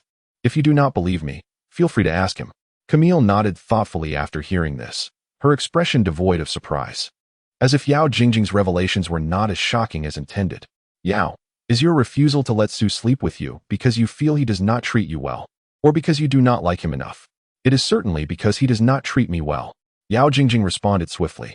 "Ah, so if he treated you well enough, you would consent to be intimate with him, correct?" Camille inquired. This question left Yao Jingjing momentarily at a loss. She quickly amended her statement. "No, I refuse him because I do not like him enough. So, if you liked him sufficiently, you would agree to be intimate with him, yes?" Camille pressed again. This line of questioning struck Yao Jingjing as profound. After much contemplation, she finally nodded. "Yes, if I liked him enough, then of course, I could engage in such activities." "So, you do not like Su, correct?" Camille asked. "Correct," Yao Jingjing affirmed vigorously. "If you do not like him, why are you sharing this with me?" Camille inquired, puzzled. I am telling you this to reveal his true nature. I do not wish for you to be deceived by him," Yao Jingjing insisted, appearing earnest. "Yao, I actually do not mind what you are saying," Camille replied with a narrowed smile. Yao Jingjing was left speechless. "If I were to develop feelings for Su in the future, I would not hesitate to engage with him. That seems entirely natural to me. Su has done nothing wrong, and neither have you. It can only be said that you two are simply not compatible. You view his presence as a burden, while I would cherish having him by my side, as I find joy in his company. Moreover, I concur with Su's perspective. Those pursuing you are indeed seeking more than friendship. Do you genuinely believe there are men who are purely interested in you? Therefore, while you may assert that Su is not good enough for you, or that you do not like him, you cannot claim he is not a good man simply because he speaks the truth. In fact, after hearing your account, I find Su to be more forthright than many others." At this juncture, Camille cast a glance at the now speechless Yao Jingjing, placing a reassuring hand on her shoulder. "Yao, regardless of your reasons for sharing this with me, I sincerely thank you. You have provided me with a deeper understanding of Su. I hope we can become good friends in the future." With that, Camille turned and departed, leaving Yao Jingjing in a state of stunned silence. Camille's remarks had rendered her speechless, filling her with a sense of frustration, as if she were choking on unspoken words. She had anticipated that Camille would feel disillusioned with Su Luo after her revelations, yet Camille seemed entirely unfazed, rather harboring a significant bias against her. Especially the phrase, "You do not genuinely believe there are men who like you for who you are, do you?" echoed in Yao Jingjing's mind, reminiscent of Su Luo's earlier confrontation. Anger surged within her as she clenched her fists. "Who would want to be your friend? Dream on, you foolish foreigner." She stood in the fire escape, throwing a few punches into the air as a means of release. After a considerable time, she finally calmed herself and returned to her dormitory. The following evening, as was customary, Su Luo accompanied Camille to the library. In the days since, Su Luo had been providing Camille with one-on-one French tutoring after school, as she aspired to master the language to aid her family's business. Their visits to the library had become routine. Camille did not mention Yao Jingjing's visit the previous night, behaving as if nothing had transpired. Su Luo led Camille to their usual secluded corner of the library, where they would not be disturbed. After reviewing some grammar concepts, Su Luo felt parched and ordered 2 cups of milk tea. Shortly, the drinks arrived. This was not Camille's first experience with milk tea. Previously, Su Luo had treated her to a cup at a street food market. She was quite fond of the pearl milk tea, particularly the pearls themselves. Camille accepted the milk tea from Su Luo and began to enjoy it immensely. However, after a few sips, Su Luo found his straw clogged with pearls. Realizing the vendor had mistakenly provided the wrong type of straw. "What a hassle, this straw is for coffee, not for milk tea. How am I supposed to drink the pearls with this?" Su Luo grumbled, placing the drink on his lap while preparing to contact the vendor for clarification. But soon, he realized something. "Wait a moment, How come Camille is not complaining about the straw being too thin when hers is the same as mine? With this thought in mind, Su Luo turned his head and was taken aback by the sight beside him. Chapter 54. I absolutely do not blame you. There was Camille, casually sipping her milk tea through the straw without any hesitation, as smooth as silk. Su Luo could even see the pearls at the bottom of the cup being sucked up one by one into her mouth. She appeared utterly relaxed, as if she were sipping from a wide straw. Unable to resist, Su Luo leaned in for a closer look. Indeed, Camille's straw was just as thin as his. Goodness. What's wrong? Camille tilted her head, looking at Su Luo. Don't you find it difficult to suck the pearls through the straw? Su Luo inquired. Difficult? Not at all. I'm sipping it quite smoothly. With that, Camille took the straw back into her mouth and inhaled sharply. With a whoosh, the pearls from the cup were instantly sucked into her mouth. Her doll-like face puffed up as she chewed on the pearls. Then she raised an eyebrow at Su Luo with a triumphant expression. Su Luo was momentarily stunned. It truly must be a foreigner. Her lung capacity is remarkable. No, it should be said that her sucking power is extraordinary. He noticed that the pearls within Camille's straw had become oval-shaped due to the immense suction force. Could it be that the pearls in his milk tea were flawed? What are you thinking about? Camille asked, still holding the straw. I was wondering if the pearls in my milk tea are larger than yours. Otherwise, why would they be clogged? Su Luo shook his cup of milk tea and then set it back on his lap. Upon seeing the pearls stuck at the bottom of Su Luo's cup, Camille understood the situation. Just wait a moment, she said, removing a hair tie from her wrist and placing it in her mouth. She then gathered her hair to tie it up. Soon, her golden locks were fashioned into a high ponytail, looking quite manageable. She tucked back the golden strands by her ears, seemingly ensuring that no hair would obstruct her view. Thoughtful girls, regardless of nationality, always make sure to tie their hair back first. Let me help you, Camille said playfully. She leaned down, bringing her head close to Su Luo's milk tea cup, and took the straw into her mouth. Taking a deep breath, she inhaled forcefully. Whoosh! The clogged pearls were instantly drawn into her mouth. Su Luo's straw was clear. A significant amount of milk tea had disappeared from the cup. Impressive. Su Luo could not help but exclaim. He was genuinely impressed by Camille's sucking power. Chewing on the pearls, Camille straightened up with a smile. I just had a big mouthful of your pearl milk tea. Don't blame me. I absolutely do not blame you. Consider it a tip for unblocking your straw, Su Luo chuckled. He placed the straw back in his mouth, still warm from Camille's touch. However, as soon as he took a sip, the straw was once again clogged, completely stuck, rendering it impossible to suck. This is just. Su Luo glumly set the milk tea back on his lap. Camille was amused by Su Luo's plight, laughing heartily. Haha, it seems you'll have to give me another tip. Indeed, this milk tea seems to have no fate with me. Then let me assist you once more. Su Luo shifted back slightly, creating space for Camille to work. Camille dutifully leaned down again, determined to unblock Su Luo's straw. With his head lowered, Su Luo observed as Camille supported herself on the chair, burying her head in front of his lap. From this angle, he could only see the back of her head. The sunset's glow illuminated her profile, casting a beautiful golden light upon her golden hair. However, this time, Camille did not finish quickly. She took several deep breaths while holding the straw, yet the pearls within remained stubbornly stuck. Su Luo could see the pearls unmoving, firmly lodged in place. See, I told you it's not my problem. It's the pearls in my cup that are flawed, he said with a smile. Camille released the straw and sat up. Her expression one of determination. I can't exert enough force like this. You need to lean back a bit. Otherwise, let us just give up. No way. I must get it up. Seeing Camille so resolute, Su Luo reluctantly shifted back a bit. Camille crouched right in front of him, taking a deep breath. She once again took the straw into her mouth. Surprisingly, after crouching, Camille indeed seemed to have better leverage. The pearls that had been stuck began to loosen slightly, yet they still would not budge. Su Luo looked down at Camille, who was putting in all her effort, and began to cheer her on. Just then, Yao Jingjing walked by, clutching a book. She had already passed, but quickly retreated. From Yao Jingjing's vantage point, she could only see Su Luo's back. He sat in the library chair, seemingly speaking to someone. Yao Jingjing's gaze dropped. She noticed someone squatting in front of Su Luo. Since Su Luo completely blocked her view of the person, she couldn't see who it was. However, she recognized Camille by the shoes on her feet. What is Camille doing squatting on the ground?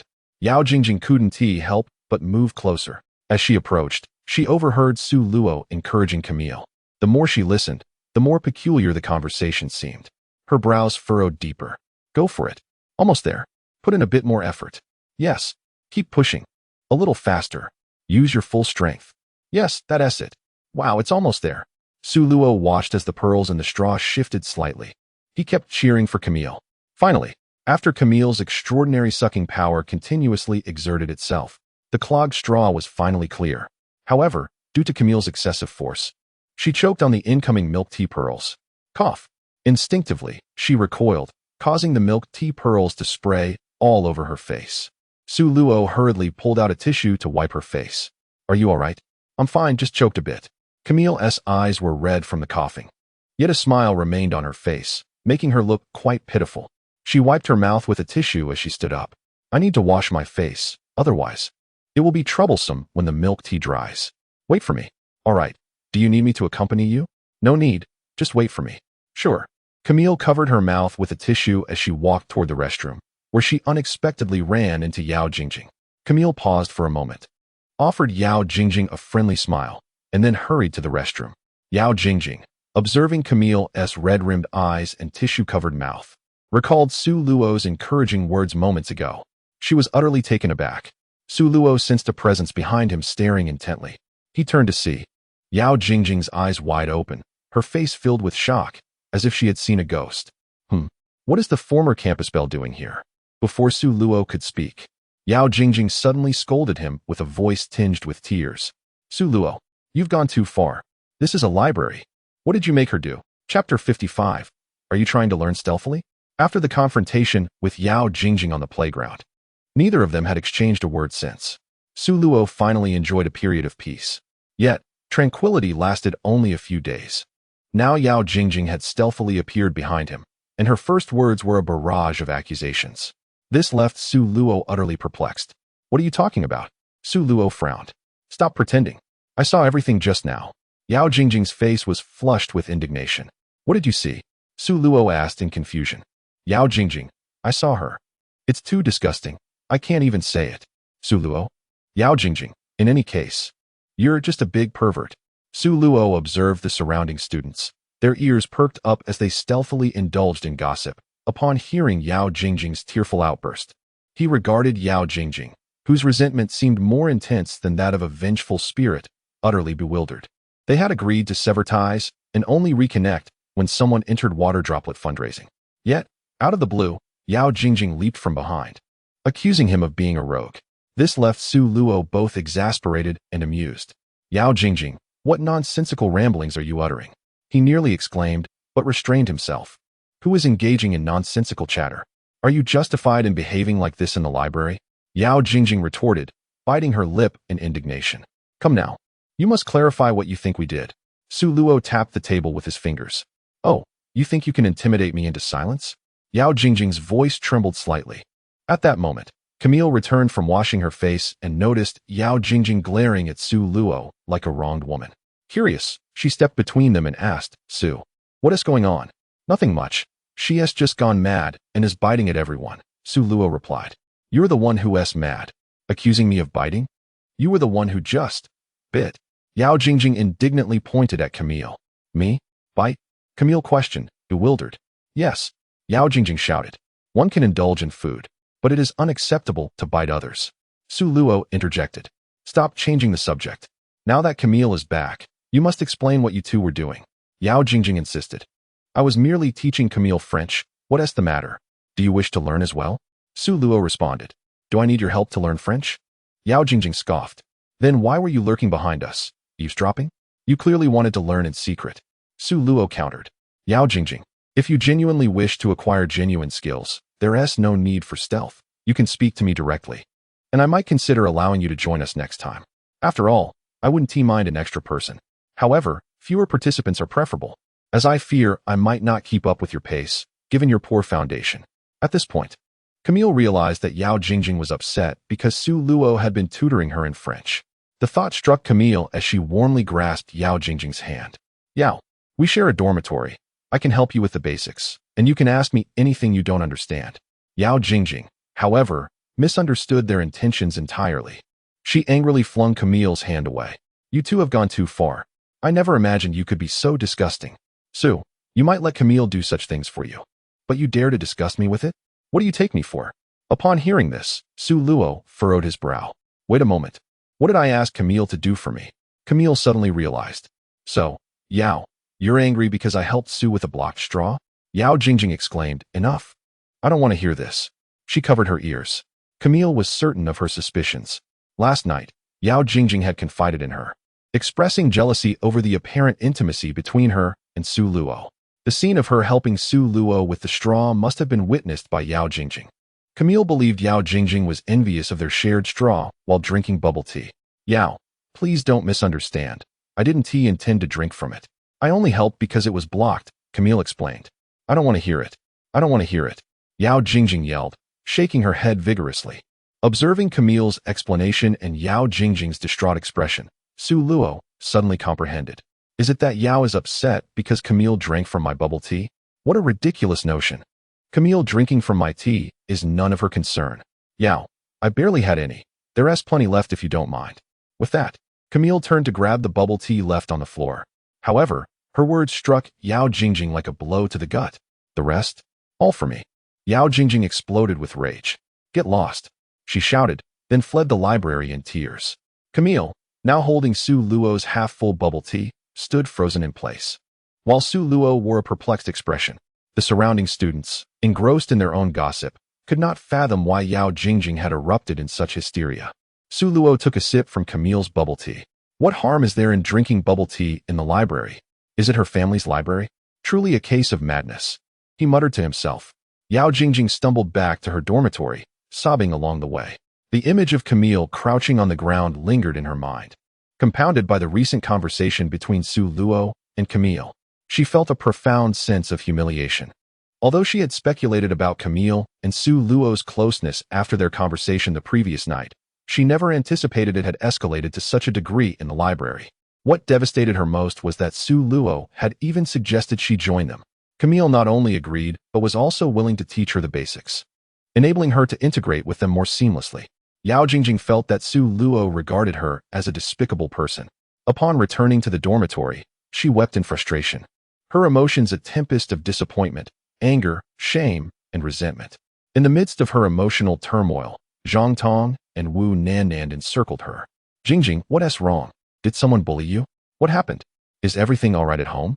They inquired with concern, overwhelmed with pent-up frustration. Yao Jingjing recounted the entire incident at the library to Zhang Tong and Wu Nannan. Chapter 56. Frustration at Unfulfilled Expectations. Zhang Tong and Wu Nannan listened, their expressions a mixture of shock and disbelief. What? You mean Camille did that for Su Luo in the library? Zhang Tong trailed off, unable to finish her sentence. The dormitory fell silent as the weight of Yao Jingjing's revelations sank in. They needed time to digest the shocking information. After a moment of silence, they began to voice their thoughts. This is outrageous. How could they engage in such behavior in the library? Su Luo and Camille have lost their minds. Indeed, the library is a place for study. Have they turned it into a hotel? They say foreigners are more open-minded. But I never thought it would extend so far. How shameless. What's worse is that Su Luo even suggested Jingjing join them. I feel sick.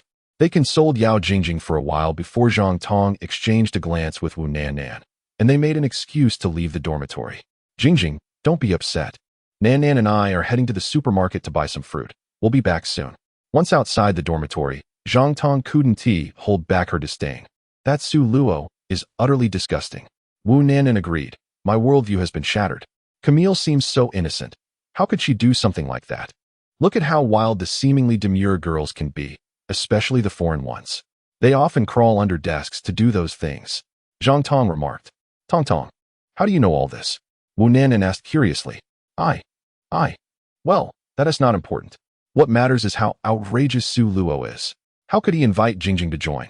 Isn't that just plain disgusting? Zhang Tong lamented. It's truly disgusting. He pursued Jingjing for such a long time. And now he's found an open-minded foreign girl. To do that in front of Jingjing is indeed a bit rude. Wu Nannan concurred exactly. That's why Jingjing was so upset she cried. If a man who had pursued me for years suddenly acted like that with another girl and then invited me into it, I would certainly berate him. Zhang Tong stated vehemently. In my opinion, Jingjing is just too easy to bully. If it were me, I wouldn't tolerate it. Both women expressed their indignation on behalf of Yao Jingjing. By the way, I once read a news article about a couple caught on surveillance in a library, and they were expelled from their school. If the school found out about Su Luo and Camille, even if they weren't expelled, they would definitely receive severe reprimands. After hearing Zhang Tong's words, Wu Nan tentatively asked, Tong Tong, are you suggesting we inform the school? Yes. Zhang Tong nodded. You're the best, Tong Tong. This way, we can avenge Jingjing. Wu Nan praised. The two quickly made their way to the principal's office. At Binhai University, Principal Ma Longhui furrowed his brow after hearing Zhang Tong and Wu Nan's report. You both witnessed this firsthand, correct? They hesitated, knowing they couldn't lie to the principal, as they had only heard about it from Yao Jingjing. Under pressure from Principal Ma, they admitted the truth. Was it Yao Jingjing who saw it with her own eyes? He pressed. Yes. They replied. All right, you two, go fetch Yao Jingjing immediately. Understood, Principal. Zhang Tong and Wu Nan hurriedly called Yao Jingjing. A few minutes later, Yao Jingjing entered the principal's office with red-rimmed eyes, unaware that Zhang Tong and Wu Nan had informed the principal. She felt it was pointless to create a scene now that the situation had escalated. Principal Ma repeatedly confirmed the details with Yao Jingjing. Yes, Principal, everything is true. I saw it all with my own eyes, he responded gravely.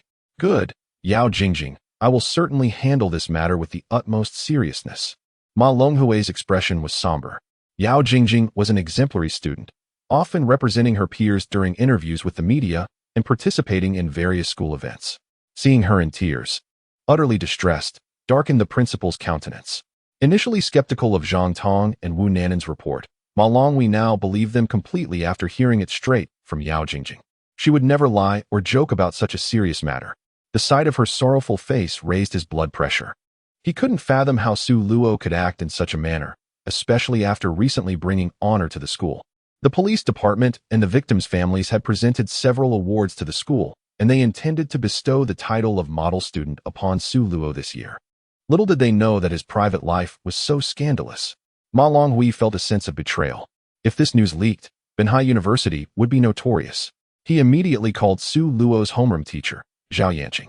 Soon after, he led Yao Jingjing, Zhang Tong, and Wu Nan into the library. Meanwhile, he alerted the surveillance room to retrieve all footage from that day. When they arrived at the library, Zhao Yanqing, along with faculty from the Youth League Committee and the Discipline Inspection Commission, gathered as well. This was a matter of great significance concerning the school's reputation. As Principal Ma and the teachers stormed into the library, students began to murmur, speculating about the unusual gathering. What's happening? Why is the principal leading a group of teachers into the library? It must be an inspection, right? I heard someone reported that there was a couple in the library. What's wrong with that? Many couples linger in the library after classes. It's not just that. Apparently, one couple was too intimate. And the principal is here to review the surveillance. Wait, why is the campus beauty here too? She looks like she's been crying. The students whispered among themselves as Principal Ma and the teachers reached the surveillance room. Su Luo was teaching Camille French when he was informed by the library staff that the principal was looking for him. Confused, he followed Camille to the surveillance room. Upon entering, Su Luo was taken aback by the sight before him. Principal Ma Longhui, homeroom teacher Zhao Yanqing, youth league teachers, and discipline inspection staff were all present. Next to the teachers stood Yao Jingjing, Zhang Tong, and Wu Nan. Zhao Yanqing approached, distressed. Su Luo, how could you do such a thing? What? What did I do? Su Luo replied, perplexed. How can you even ask? You know exactly what you did with Camille. How could you be so oblivious? Principal Ma thundered. At that moment, the head of the surveillance room approached the principal with a computer. Principal, the library footage is ready. All right, I understand, Principal Ma said. Do you need to play it now? No, not yet. He glanced at Su Luo and sighed deeply. Considering Su Luo's previous contributions to the school, he wanted to give him a chance. Su Luo, I will give you an opportunity. If you can admit your mistakes and apologize to Yao Jingjing, I won't play the footage in front of everyone. Su Luo was dumbfounded. Admit my mistakes? Apologize to Yao Jingjing? What did I do to her? I don't understand what you're saying. Principal Ma's patience was wearing thin. So you want me to play the footage before you'll admit your wrongdoings? He retorted angrily. Zhao Yanqing quickly intervened. Principal, please calm down. Let me talk to Su Luo. Turning to Su Luo, he continued. As your homeroom teacher, I have always supported you. I've heard a brief account of the situation, and I share the principal's sentiments. What you did is highly inappropriate. This is not a trivial matter. it has serious repercussions.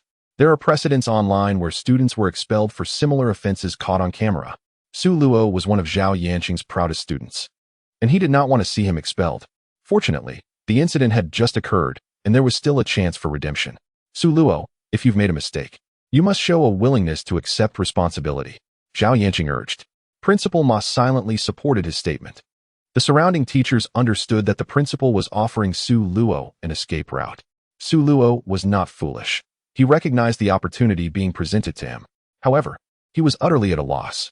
Teachers, I understand that one must admit to their mistakes, he began. Knowing your wrongs and correcting them is the greatest virtue. Zhao Yanqing interjected. But I haven't done anything wrong, Su Luo insisted. Stop arguing. Hurry and apologize to classmate Yao Jingjing, admit your mistake, and adopt a more amiable attitude to earn her forgiveness, urged a teacher from the school's Youth League Committee. Su Luo, however, was utterly perplexed regarding where he had erred. To ask him to apologize to Yao Jingjing? That was simply out of the question. Why should I apologize to her? I haven't bullied her, Su Luo retorted, frowning. Teacher Zhao, let's not waste any more time. Since Su Luo insists he did nothing wrong, we shall proceed according to protocol. Whether he should be expelled will be determined collectively after reviewing the surveillance footage, Ma Longwei stated, his expression darkening. Upon hearing the possibility of Su Luo's expulsion, Yao Jingjing panicked. In truth, she had never intended to escalate the situation. It was entirely the idea of Zhang Tong and Wu Nannan, who had gone to the principal to report her. Consequently, the principal summoned her to his office. Unable to lie, she could only speak the truth. Witnessing the situation unfold in this manner, Yao Jingjing was deeply troubled. She did not wish for Su Luo to be expelled. Observing Su Luo's defiant posture, refusing to admit any wrongdoing, she could not help but speak up. Classmate Su Luo, if you apologize to me, I will agree to overlook what transpired before and promise never to mention it again. Look how understanding classmate Yao Jingjing is. Su Luo, hurry up and apologize. Heed the teacher's advice. Zhao Yanqing chimed in. Zhang Tong and Wu Nannan were also stirring the pot. If Yao Jingjing is this magnanimous, I would never forgive you, let alone report you. Zhang Tong shot a disdainful glance at Su Luo. Indeed, Su Luo should be grateful this is merely a school matter. If it were in society, such behavior could incur legal consequences. Wu Nannan echoed. Seeing so many siding with Yao Jingjing, Su Luo found it amusing. Hadn't he merely asked Yao Jingjing to teach him French in the library? Why did it seem as though he had desecrated her ancestral grave? Was this truly a matter of legal accountability? I'll reiterate, I have done nothing wrong, nor will I apologize to anyone, Su Luo declared, each word clear and resolute. He felt an inner calm, utterly unafraid. One with integrity need not fear shadows. Although the principal and teachers were present, they could not unjustly accuse him. All right, let us play the surveillance footage, Ma Longwei said, disappointment etched on his face. Yao Jingjing wished to persuade Su Luo further, but upon seeing the principal's fury, she fell silent. She was perplexed as to why things had escalated in such a manner. Did Su Luo truly despise her so much that he would rather face expulsion than apologize? Soon after, the large screen in the office displayed footage from the library. The camera angle captured Su Luo and Camille from above, clearly recording their conversation. Moments later, Su Luo returned with 2 cups of milk tea. The two engaged in a discussion about grammatical concepts while sipping their drinks. Suddenly, Su Luo's straw became blocked by tapioca pearls. Camille bent down to assist him in clearing the straw, only for it to become blocked again shortly thereafter. This time, Camille had Su Luo sit upright, while she squatted on the ground to help him. At that moment, Yao Jingjing appeared on screen. The subsequent footage showed Camille going to the restroom to wash her face, while Yao Jingjing had a meltdown with Su Luo, who remained unperturbed. Yao Jingjing eventually fled the library in tears, followed by the summoning of Su Luo and Camille. As the playback concluded, the principal, homeroom teacher, and youth league committee teacher all furrowed their brows, their expressions conveying a singular thought. Is this it? This is the conclusion? Zhao Yanqing could not contain himself. The teacher responsible for the surveillance nodded. Yes, this is the entirety of the footage from when the 2 students entered the library until now. The teacher's expressions darkened further, as they had not witnessed the alleged incident described by Yao Jingjing. Zhang Tong and Wu Nannan were equally bewildered. This was entirely contrary to Yao Jingjing's narrative. Where was the scandalous drama they had anticipated? They had seen nothing but Yao Jingjing throwing a fit. This was undeniably awkward. If Camille hadn't been helping Su Luo at all, it now appeared as though they were the ones lying. The two exchanged glances, uncertain how to proceed. The most uncomfortable person in the room was Yao Jingjing. After the footage played, she instinctively averted her gaze when Camille leaned towards Su Luo, as if she might witness something inappropriate. But the next moment, she was left stunned. The surveillance captured Camille drinking the milk tea placed on Su Luo's lap. Coupled with the audio from the video, it dawned on her that Camille was merely assisting Su Luo in unclogging the straw. The situation was entirely different from her initial perceptions. Yet, from her vantage point, it was easy to misconstrue the events. Who could have anticipated that the misunderstanding stemmed from a blocked milk tea straw? What was she to do now? Yao Jingjing's mind went blank. At that moment, Ma Longhui turned to Yao Jingjing with a grim expression. Classmate Yao Jingjing, what exactly transpired here? Chapter 58, A Proper Apology Principle. I. Yao Jingjing stammered, at a loss for words. She had dragged the principal and teachers into a confrontation with Su Luo, and now it was all a misunderstanding. The very nature of that misunderstanding was exceedingly embarrassing. While Ma Longhui grilled Yao Jingjing, Su Luo inquired about the situation from homeroom teacher Zhao Yanqing. Upon learning the truth, Su Luo could not help but chuckle in disbelief. So that's it. I thought drinking milk tea in the library was a crime. He emphasized the word crime deliberately. Wu Nannan felt embarrassed as she sensed Su Luo's jibe directed at her, lowering her head. Seeing Yao Jingjing floundering, Ma Longhui realized the gravity of the situation. Classmate Yao Jingjing, please provide a reasonable explanation to everyone, he demanded, visibly irritated. Yao Jingjing broke out in a cold sweat upon hearing the principal's inquiry. Left with no choice, she admitted, I misjudged the situation regarding Su Luo and Camille. With those words, the monitoring room erupted in astonishment. The teachers exchanged bewildered glances, each expression laden with complexity. A misunderstanding? How absurd. Camille, who had remained silent throughout, could no longer contain her curiosity and asked Su Luo what had transpired. Due to the language barrier and the complexity of the situation, Camille had been unable to interject during the footage review. Now, witnessing Yao Jingjing's apology, she felt even more confused. Su Luo did not dwell on it, and promptly explained the misunderstanding to Camille. When Camille learned that Yao Jingjing had believed she was doing something inappropriate with Su Luo, her face flushed with embarrassment as she covered her mouth. Ma Longhui sighed deeply upon observing Yao Jingjing's admission of guilt, uncertain of how to respond. You, sigh. How could you speak without understanding the situation? He chided Yao Jingjing. I'm sorry. It was my fault. Yao Jingjing could hardly raise her head. What use is it to apologize to me? You need to apologize to Su Luo. Ma Longhui shot her a reproachful glance. Nodding, Yao Jingjing approached Su Luo and Camille to offer her apology. Classmate Su Luo, I'm sorry. I misunderstood you, and I apologize, she said, her eyes darting away. I do not require your apology, Su Luo replied impassively. The atmosphere shifted, and everyone's expressions darkened. Zhang Tong interjected. Yao Jingjing has apologized. Isn't that enough? Just because she apologized, does that mean I must accept it? Is this an apology or a moral coercion? Su Luo countered. Zhang Tong was rendered speechless. Zhao Yanqing understood that his student had been wronged and felt compelled to defend Su Luo. However, he was mindful not to speak too harshly in front of so many teachers, lest it undermine the principal's authority. After all, the principal was leading this matter today. Su Luo, now that everything is clear, if you still have reservations about classmate Yao Jingjing, perhaps you two should communicate privately. Zhao Yanqing cast a knowing glance at Su Luo. Su Luo, fully understanding Zhao Yanqing's implication, spoke with calm composure. Teacher, when I said I do not require an apology from Yao Jingjing, it does not imply that I harbor grudges or possess a petty nature. A kind-hearted female classmate graciously assisted me in unblocking a milk tea straw, only to be misconstrued by someone with a tainted perspective. You are calling someone tainted? Yao Jingjing exclaimed anxiously. Those who are agitated are the ones who possess a dirty heart, Su Luo retorted.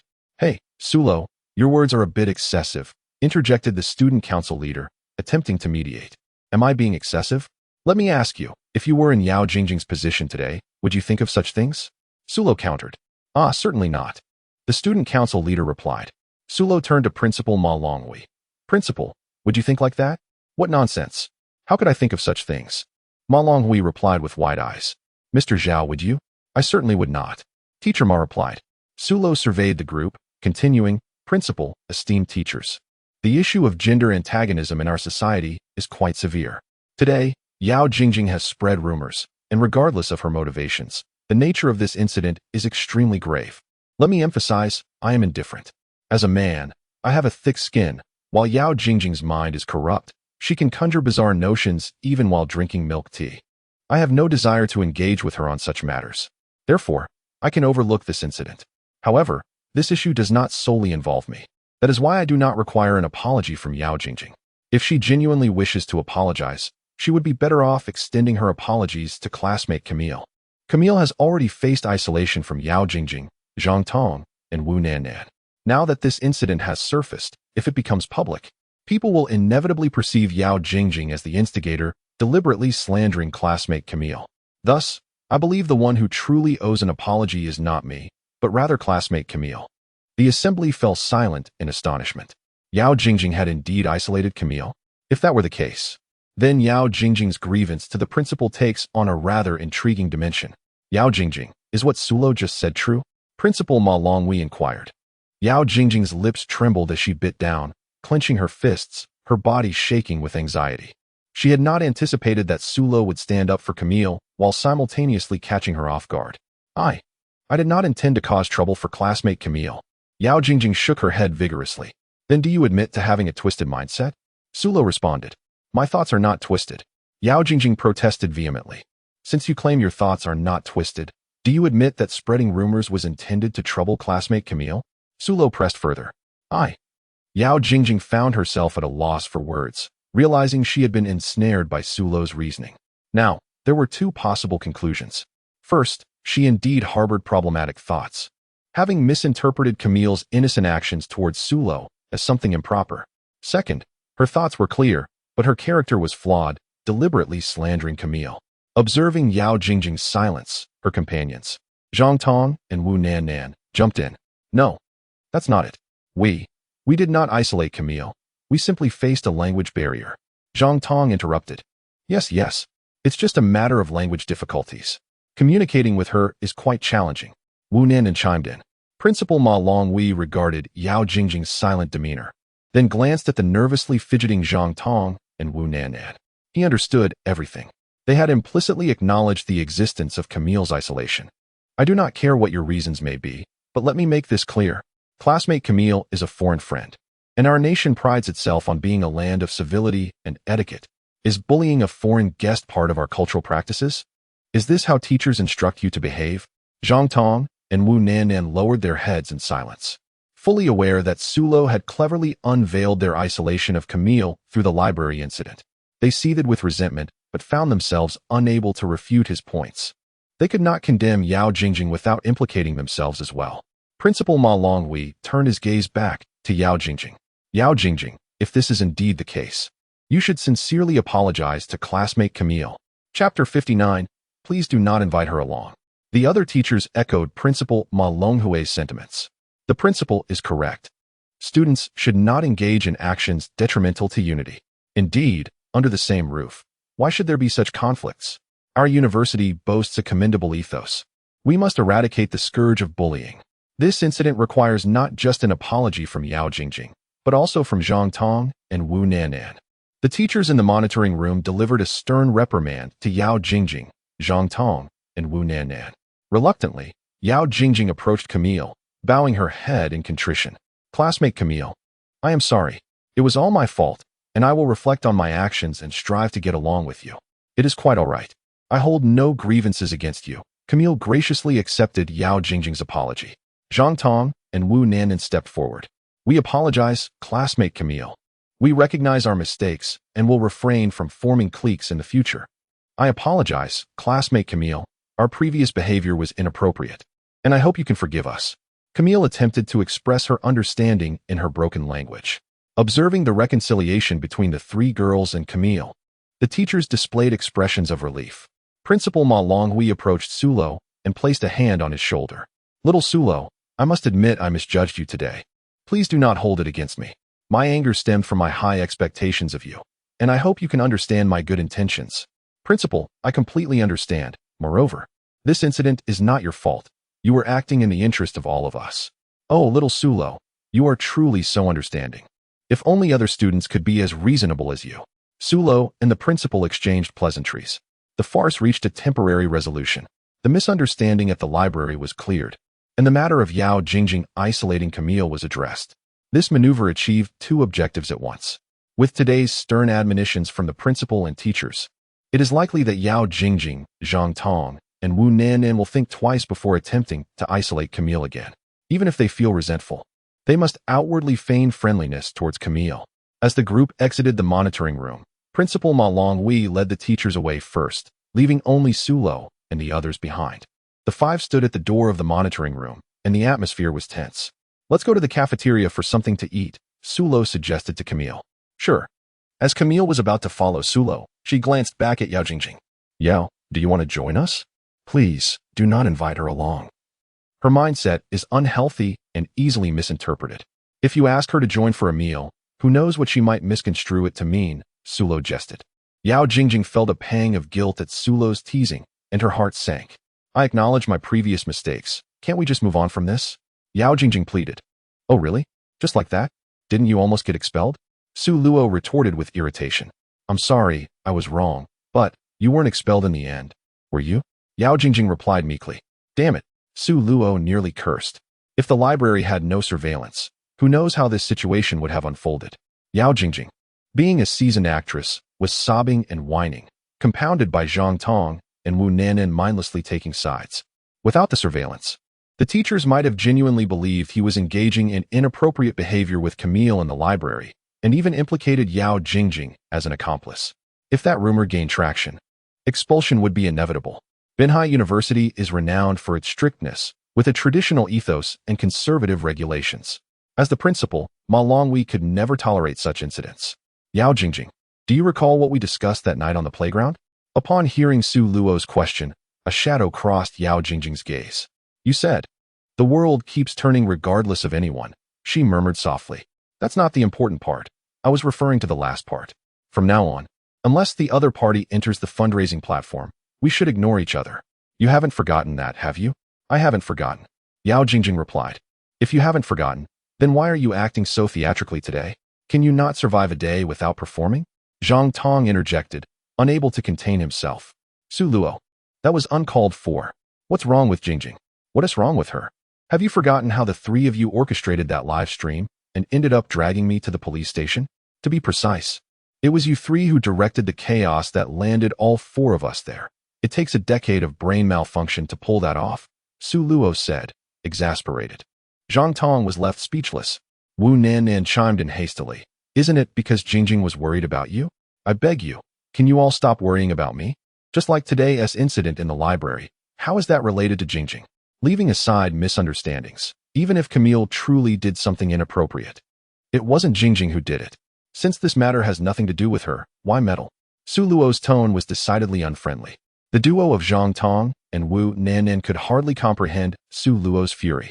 In his past life, Su Luo had suffered due to his infatuation with Yao Jingjing. Fortunately, fate had granted him a second chance. In this new life, he sought to keep a distance from her, yet Yao Jingjing had found ways to draw close. Every time she approached, it seemed to bring misfortune, first the police station incident, and now the near expulsion. What next his life? Su Luo felt that Yao Jingjing was not the campus belle. She was more like a harbinger of doom. Don't get ahead of yourself. Do you think I care about what you and Camille do? I'm merely concerned about how you affect everyone's studies. Yao Jingjing broke down. You're such a little darling, Su Luo remarked before leaving with Camille. Yao Jingjing was taken aback. Su Luo's last comment caught her off guard. Moments later, her cheeks flushed slightly, as if feeling a bit bashful. Watching Su Luo's retreating figure, she murmured softly, did he just call me adorable? Jingjing, he didn't just say adorable, he said little darling. Yao Jingjing pondered. Is there a difference between little darling and adorable? Well, there is a distinction. Little darling isn't necessarily a compliment, Zhang Tong awkwardly replied. Right? Little darling suggests someone is a bit foolish. Wu Nannan hesitated to continue. What do you mean by foolish? A little foolishness can be endearing, can't it? Yao Jingjing inquired curiously. Not quite. Little darling implies someone is quite silly. Wu Nannan clarified. Yao Jingjing. After dining, Su Luo returned to his dormitory, where he received a message from Yao Meijing. She wanted to check in on what Su Luo had been up to lately.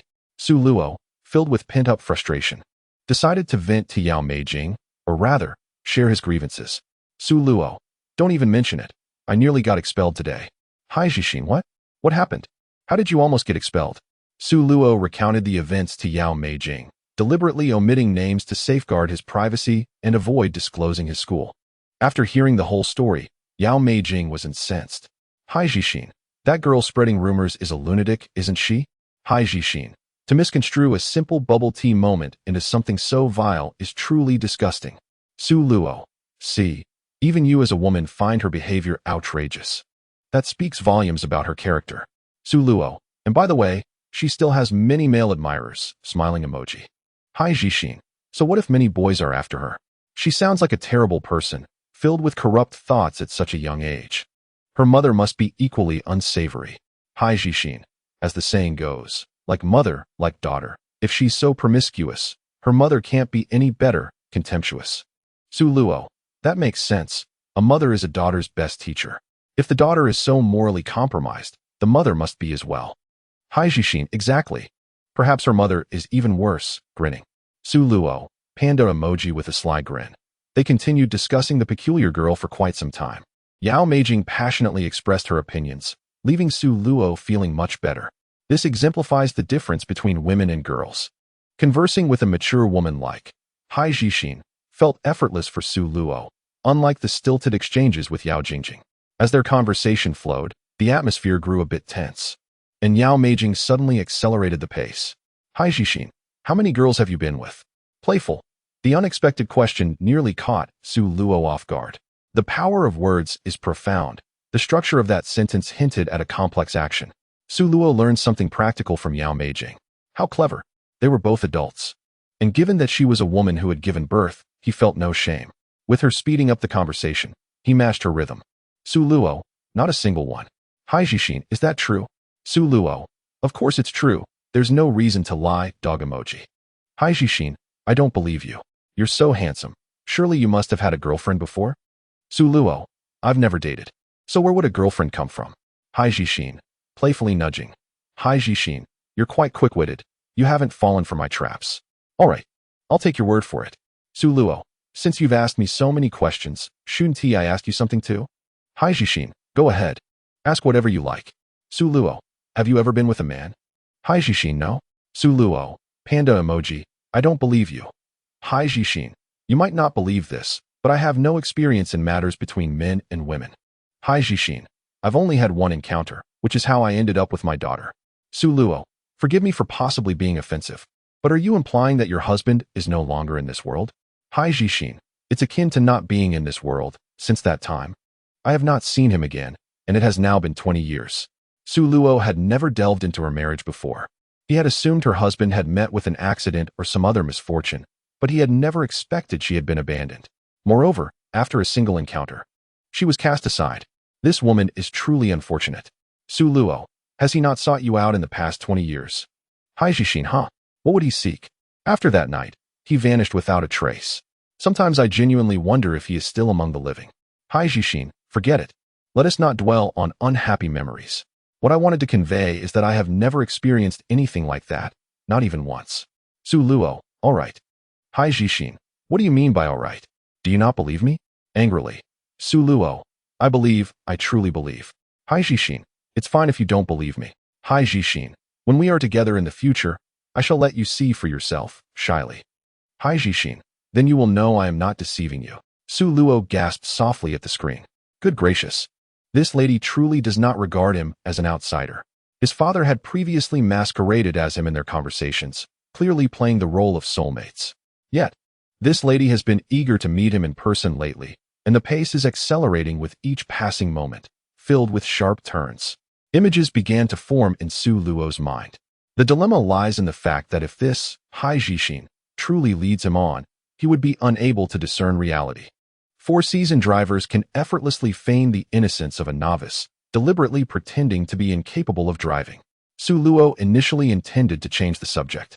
However, considering he must not disappoint his father's well-meaning intentions, along with the opportunity to gain extraordinary abilities, he reluctantly continued to flirt with Hai Jixin. Let there be no misunderstanding. He harbored no ulterior motives. His conversations with her were solely for the sake of business. In the following days, Su Luo and Camille found fewer opportunities to dine at the cafeteria. This was due to Yao Jingjing, Zhang Tong, and Wu Nin accompanying Camille around campus daily. This development took Su Luo by surprise.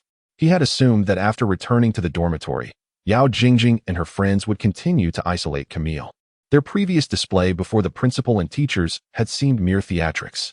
Who would have thought they genuinely reformed? This was a positive turn of events, as Su Luo did not wish for Camille to cling to him incessantly. Since Camille shared a dormitory with Yao Jingjing and the others, her constant attention would become overwhelming. Uninformed students observed the former campus beauty and the new beauty laughing and bonding together, leading everyone to believe that they had become close friends. This was indeed a historic reconciliation. Dormitory 203 had transformed into a floral abode, with two campus beauties cohabiting. Alas, such bliss was short-lived. A week later, an unprecedented and shocking incident occurred in Dormitory 203, something unheard of since the establishment of Binhai University. This event shattered the school's archaic regulations, which dictated immediate expulsion for males entering female dormitories, with females entering male dormitories facing their own consequences. Su Luo became the first and last male to enter a female dormitory openly without facing expulsion, and it was at the collective request of the principal, the teachers, and Yao Jingjing along with Camille. Chapter 61. Who is being greedy? The catalyst for this situation was the disappearance of items from the female dormitory. Ordinarily, such matters would be directly handled by the campus security. However, the lost items were rather peculiar. These items were universally owned by all female students and worn daily. Of course, some girls chose not to wear them out of discomfort. The item in question was underwear. Initially, Yao Jingjing was the first to report the issue to the dormitory supervisor, having discovered that her underwear drying on the balcony had gone missing. She initially thought the wind had blown it downstairs, but after searching for a long time, she found nothing. Yao Jingjing shared her predicament with the three other girls in her dorm. Soon, Camille discovered that her underwear had also vanished. They initially thought it was mere coincidence, but it soon became evident that girls from the neighboring dormitory had also reported missing underwear. Sensing something amiss, Yao Jingjing hurriedly informed the dormitory supervisor. The supervisor then relayed the situation to the school administration. Upon learning of the matter, Principal Ma Longhui immediately dispatched a female staff member from the student union to investigate. The findings were alarming. A total of 53 female students had reported missing underwear. These students spanned all 4 academic years, and the losses were widespread across the entire female dormitory. Some students reported a single pair missing, while others reported 3 or 4. The individuals with the most significant losses were Yao Jingjing and Camille, who, apart from what they currently wore, had all their underwear stolen. In total, the 53 female students had lost over 100 pairs of underwear. A staggering count indeed. If only 1 or 2 girls had experienced such misfortune, it might have seemed coincidental. But now, with 53 girls reporting losses, it was clear that someone was stealing. The most shocking aspect was the nature of the stolen items, underwear. The school staff contemplated involving the police, but the peculiar circumstances made the situation delicate. Binhai University had a traditional reputation. If news spread that someone was stealing women's underwear, it would severely tarnish the institution's reputation. Moreover, since these were not valuable items, it felt inappropriate to trouble the police over such a matter. Ma Longhui resolved to address the underwear theft within the school's own means. Should the situation prove unmanageable, then they would consider involving the police. Quickly, news of the underwear thief circulated discreetly within the school. Everyone was abuzz with gossip. Hey, did you hear? Over 50 girls in the dormitory had their underwear stolen. What a scandal. I heard it totaled over 100 pairs. I wonder which scoundrel is responsible. Can he even use so many? That's just sick. But I must admit, the thief has taste. I heard both campus beauties lost every single piece. That thief deserves to be punished. He is keeping it all for himself. ISNT, if I find out which dorm he is from, I'd beg him for a pair. Meanwhile, Ma Longhui and the faculty began their investigation. They speculated that the perpetrator was a male student. Ma Longhui first checked the surveillance footage surrounding the female dormitory, suspecting that a male student might have climbed in through a window to commit the theft. However, after reviewing all the footage, they found no evidence. The female dormitory spanned 6 floors, each with a camera monitoring all students entering and exiting. They meticulously examined the footage on every floor, but to no avail. The conclusion was clear. No male had entered the female dormitory. Ma Longhui and the other administrators were at a loss, unable to identify the underwear thief. In desperation, they turned to Su Luo. Su Luo had previously assisted the police in solving a nationally notorious murder case, which had earned him accolades from the Binhai Police Department. His reputation as a skilled detective was well known. Now, faced with a particularly bizarre underwear thief, Ma Longhui and the faculty naturally placed their hopes in Su Luo. Given that Su Luo had swiftly unraveled a complex murder case that had baffled the police for months, surely capturing a mere thief would be a trivial task. Thus, Ma Longhui explained the situation to Su Luo. Initially, Su Luo had no intention of getting involved. He was indifferent to the plight of the missing underwear. However, upon learning that Camille had lost every single piece, he reconsidered. For the sake of world peace and maintaining diplomatic relations and other responsibilities, Su Luo reluctantly agreed to Ma Longhui's request. Primarily, he was curious to uncover who had so selfishly indulged themselves. As a professional psychological profiler, Su Luo understood that to identify the criminal, he must return to the scene of the crime, the female dormitory. Given the decades-old regulations of Binhai University, Ma Longhui could not allow Su Luo to roam freely through the female dormitory. Instead, he advanced the regular monthly inspection and arranged for Su Luo to accompany the female students responsible for the inspections into the dormitory. In order to prepare the girls psychologically, the school instructed the dormitory supervisor to inform all female students in advance about Su Luo's visit, to avoid any situations where girls might be undressed or just coming out of the shower. Not long after the supervisor conveyed the message, Su Luo entered the girls' dormitory building accompanied by female members of the student council to begin the inspection. The person in charge of this inspection was Yin Ting, a sophomore and the president of the student council, as well as the vice president of the school's sports club. Su Luo had met Yin Ting when he reported to school. She was responsible for welcoming new students. At that time, due to the busy schedule, the boys who were supposed to help the freshmen settle in had all gone off to attend to other matters, leaving Yin Ting to personally escort Su Luo to his dormitory. At that moment, only Su Luo was present in the dorm, while Zhang Yang, Tian Jijia, and Zhou Zhu had yet to move in.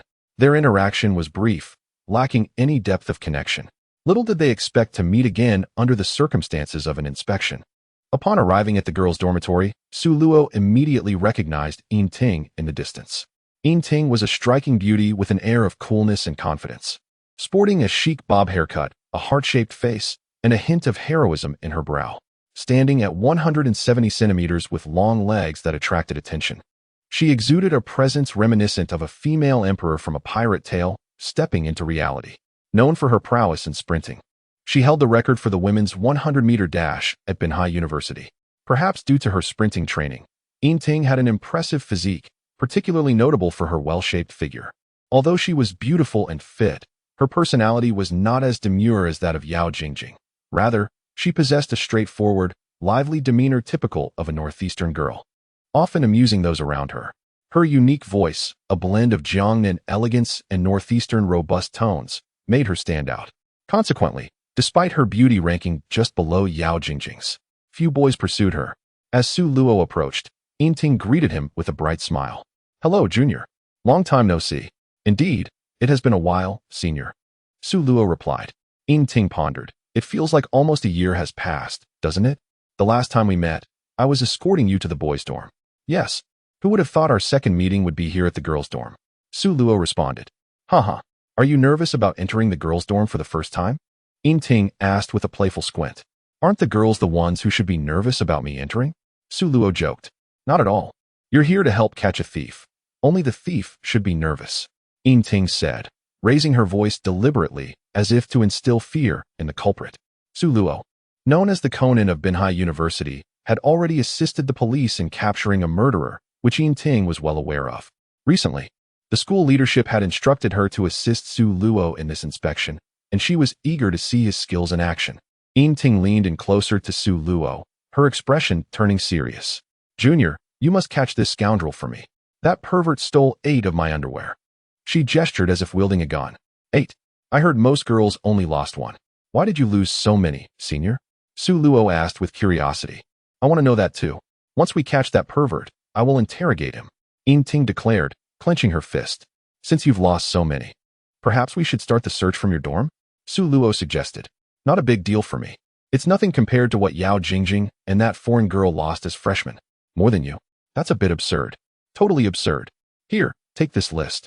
It details the number of underwear lost from each dorm and the names of the students involved. All right, let me take a look. Su Luo accepted the list from Yin Ting, glancing over it as they entered the girls' dormitory. Even though Yin Ting was newly appointed as the student council president, she was not new to dorm inspections. During her freshman year, she had accompanied the then president on inspections, and her spirited personality ensured that everyone cooperated. No one dared to offend this fierce beauty known for her sprinting abilities. As they ascended the stairs from the first to the second floor, Yin Ting effortlessly bounded up in just 3 strides. If Chao Ji had such speed, he would have left the city long ago. This might also explain why few boys pursued her. They simply could not keep up. Junior, do you have any ideas on where to start? Which room should we inspect first? Yin Ting inquired. Let's begin with room 203. That's where the most underwear was reported missing, Su Luo replied. Sounds good.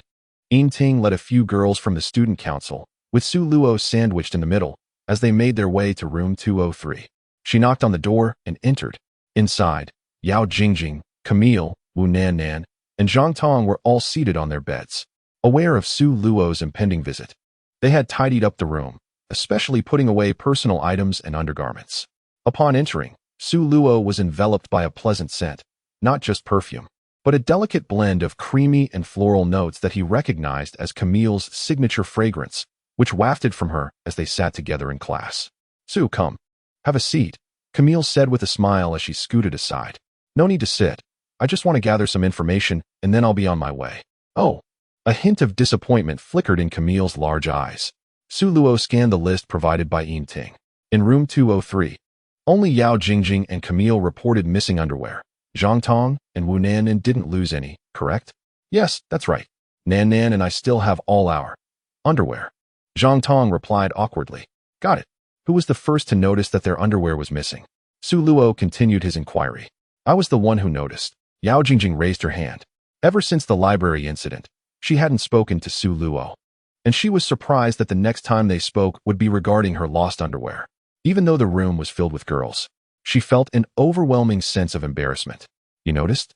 When did you realize they were gone? Su Luo asked, looking up. I found out around noon. Yao Jingjing responded. Specific time? About 12 o'clock. I returned to the dorm after class, just as I was about to grab lunch. I noticed my underwear hanging on the balcony was missing. Who else was in the dorm at that time? It was just me. Then why? After class, did you return to the dorm instead of heading straight to the cafeteria? Su Luo probed further. Yao Jingjing's face turned crimson. I was going back to change into a fresh pair before heading to eat, so I went back alone. You needed to change to eat? Su Luo questioned, perplexed. That's not what I meant. It's just that. The last class in the morning was physical education. And what of it? After gym class, I wanted to change into something clean before going to eat because I felt a bit uncomfortable after sweating. Where did you sweat? I'm sorry. I misspoke. What I meant to ask was, did you manage to change? Yao Jingjing shook her head. No, just as I was about to change. I discovered my underwear was missing from the balcony. So, I went to check my closet for other clean pairs, only to find that there were none. The moment Tong Tong, Nan, and Camille returned, I inquired whether they had seen my missing underwear. They replied that they had not. At that point, Camille realized her own underwear had also vanished, which struck me as suspicious, prompting me to notify the dormitory supervisor about the situation. Subsequently, I learned that girls in the neighboring dormitory had also reported missing underwear. Then you arrived. Su Luo nodded, stepping onto the balcony for a brief glance. Although Yao Jingjing's dormitory was on the second floor, the view outside was unobstructed, devoid of any buildings. It was implausible for someone to climb in through the window to steal underwear or use a pole to fish it out, as the outer wall was equipped with surveillance cameras. Su Luo turned back to the dormitory, gazing at Yao Jingjing. What styles of underwear did you lose? Yao Jingjing's face flushed. Why do you want to know that? What other reason could there be? Of course, to catch the thief. You're not thinking of something bizarre again, are you? Su Luo shot her a look. I'm not. I'm merely curious. Yao Jingjing stammered. Then hurry and answer my question. What styles of underwear did you lose? Su Luo pressed impatiently. Well, there's a bit of everything, Yao Jingjing replied, her embarrassment deepening to her neck. Elaborate, Su Luo insisted calmly. How am I supposed to elaborate? Yao Jingjing bit her lip, pondering for a long moment. Suddenly, she pulled out her phone. Right, I can just show you the photos. Wait, you have selfies in your underwear? What are you talking about? I meant the online shopping orders for the underwear. Oh, I see. Yao Jingjing's underwear was all purchased online. She retrieved the order to show Su Luo. Upon glancing at the photos on Yao Jingjing's phone, he couldn't help but exclaim, "Are you sure these are the ones you usually wear?" Yeah, what's wrong? They're quite childish. Only elementary school kids wear such underwear. You, Ting, who was nearby, erupted into laughter. Ha. The other girls stifled their giggles, but soon regained their composure. Yao Jingjing's underwear was exceedingly simple, all standard cotton briefs, yet adorned with flamboyant cartoon designs, characters like Peppa Pig, Patrick Star, unicorns, and Hello Kitty, all in shades of pink. A few pairs even featured frilly hems. This prompted Su Luo to tease Yao Jingjing for her immaturity, recalling how, back in elementary school, he would lift the skirts of his female classmates, who wore similar styles. Had it not been for Yao Jingjing revealing her order, who would have guessed that a soon-to-be sophomore in college would don such pastel-colored underwear? Feeling mocked, Yao Jingjing snatched her phone away in a huff. Su Luo said nothing further, turning to Camille. Camille, it's your turn. Camille straightened up, appearing eager to cooperate. Following the same process as before, Su Luo asked Camille the same questions regarding the styles of her underwear. Camille had only recently arrived in Longhua, bringing all her clothes from her homeland, including her underwear, which was all imported. Thus, she lacked online orders like Yao Jingjing. Su Luo had no intention of probing further. Without order information, mere verbal descriptions would yield little insight. Just as he was about to move on to the next question, Camille unexpectedly pulled out her phone. Su, I have a few selfies in my underwear. One of those pairs is among the lost ones. Would you like to see? Well, I certainly find that necessary. Su Luo replied with a composed expression. Camille opened her phone, searching briefly before holding it up for Su Luo to see.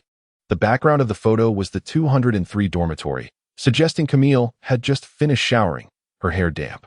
However, she was dressed above the waist, posing with her back to the camera. Emphasizing eco-friendliness, her underwear was minimalistic, resembling a bikini cut in a striking purple hue, accentuating her figure. Camille intended merely to document her recent physique, as the dorm lacked a sufficiently large mirror for a full view, hence the selfie. Most of the underwear I lost is of this style, Camille added. All right, I understand, Su Luo nodded. When he turned, he nearly collided with Ting, who was engrossed in the phone screen, more focused than Su Luo himself. The other girls in the student council were equally captivated. Hey, I've been sprinting since childhood, and my backside doesn't compare. No wonder foreigners have such great figures. Ting remarked, giving Camille a thumbs up. Camille glanced at Ting's behind, reciprocating the gesture, and attempted to speak in broken Longhua. Your physique is impressive. No, I can't even begin to compare. You're Camille, right? Yes. No wonder you're so curvy. Are the Kardashians your relatives? Camille burst into laughter at Ting's comment. Su Luo then reconfirmed with Yao Jingjing and Camille. So, you both are certain that only your underwear is missing and the matching bras are intact?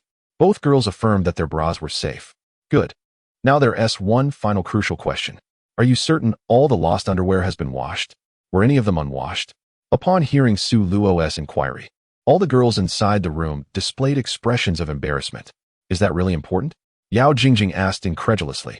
Absolutely, Su Luo asserted firmly. All right, all of mine have been washed. Yao Jingjing responded. I have one that I changed out of this morning that I didn't get to wash. The rest are clean, Camille added. Su Luo appeared to grasp a significant detail, nodding without further comment. Senior, let us move on to the next dormitory. Sure thing, Junior. Su Luo followed Ting out of 203 and into the neighboring dormitory. What followed was a series of inquiries in each dorm. Su Luo's questions mirrored those he had posed to Yao Jingjing and Camille, addressing the timing of the underwear's disappearance, the styles, and whether any were unwashed. While the styles varied widely, Su Luo gleaned a wealth of knowledge. However, on the matter of whether the underwear had been washed, all the other girls responded affirmatively, except for Camille, who had lost one unwashed pair. Ultimately, out of 53 girls, only Ting remained. She led Su Luo to her dormitory. After listening to his inquiries, Ting readily explained the situation regarding her lost underwear. Junior, all 8 pairs I lost are seamless ice silk styles. Since I practice sprinting, I must wear seamless ones, otherwise, The outline shows through tight-fitting pants, which is quite embarrassing. Here is my online order. Take a look. Oh, by the way, of the 8 pairs I lost, 2 were unwashed. I went out yesterday after practice and didn't have time to do laundry. Here they are, 1 black, 1 blue. The black one I wore all day, and the blue one I only had on for about an hour this morning before it got wet in the rain. So I thought I'd change. The blue one has a bit of pilling, not from me, but from snagging on a clothes hook. Senior, you really don't need to provide such intricate details, Su Luo remarked, bemused. Oh dear. I was merely trying to describe the situation in more detail so you could solve the case quicker. Ting chuckled as she patted Su Luo's shoulder. You have a point there. Of course. After exchanging a few words, an amused expression crossed Ting's face. She leaned closer to Su Luo and whispered, Junior, I'll let you in on a secret. All those girls have been deceiving you. Chapter 64. Who on earth would believe that? They've all been lying to me. What kind of lie? Su Luo inquired.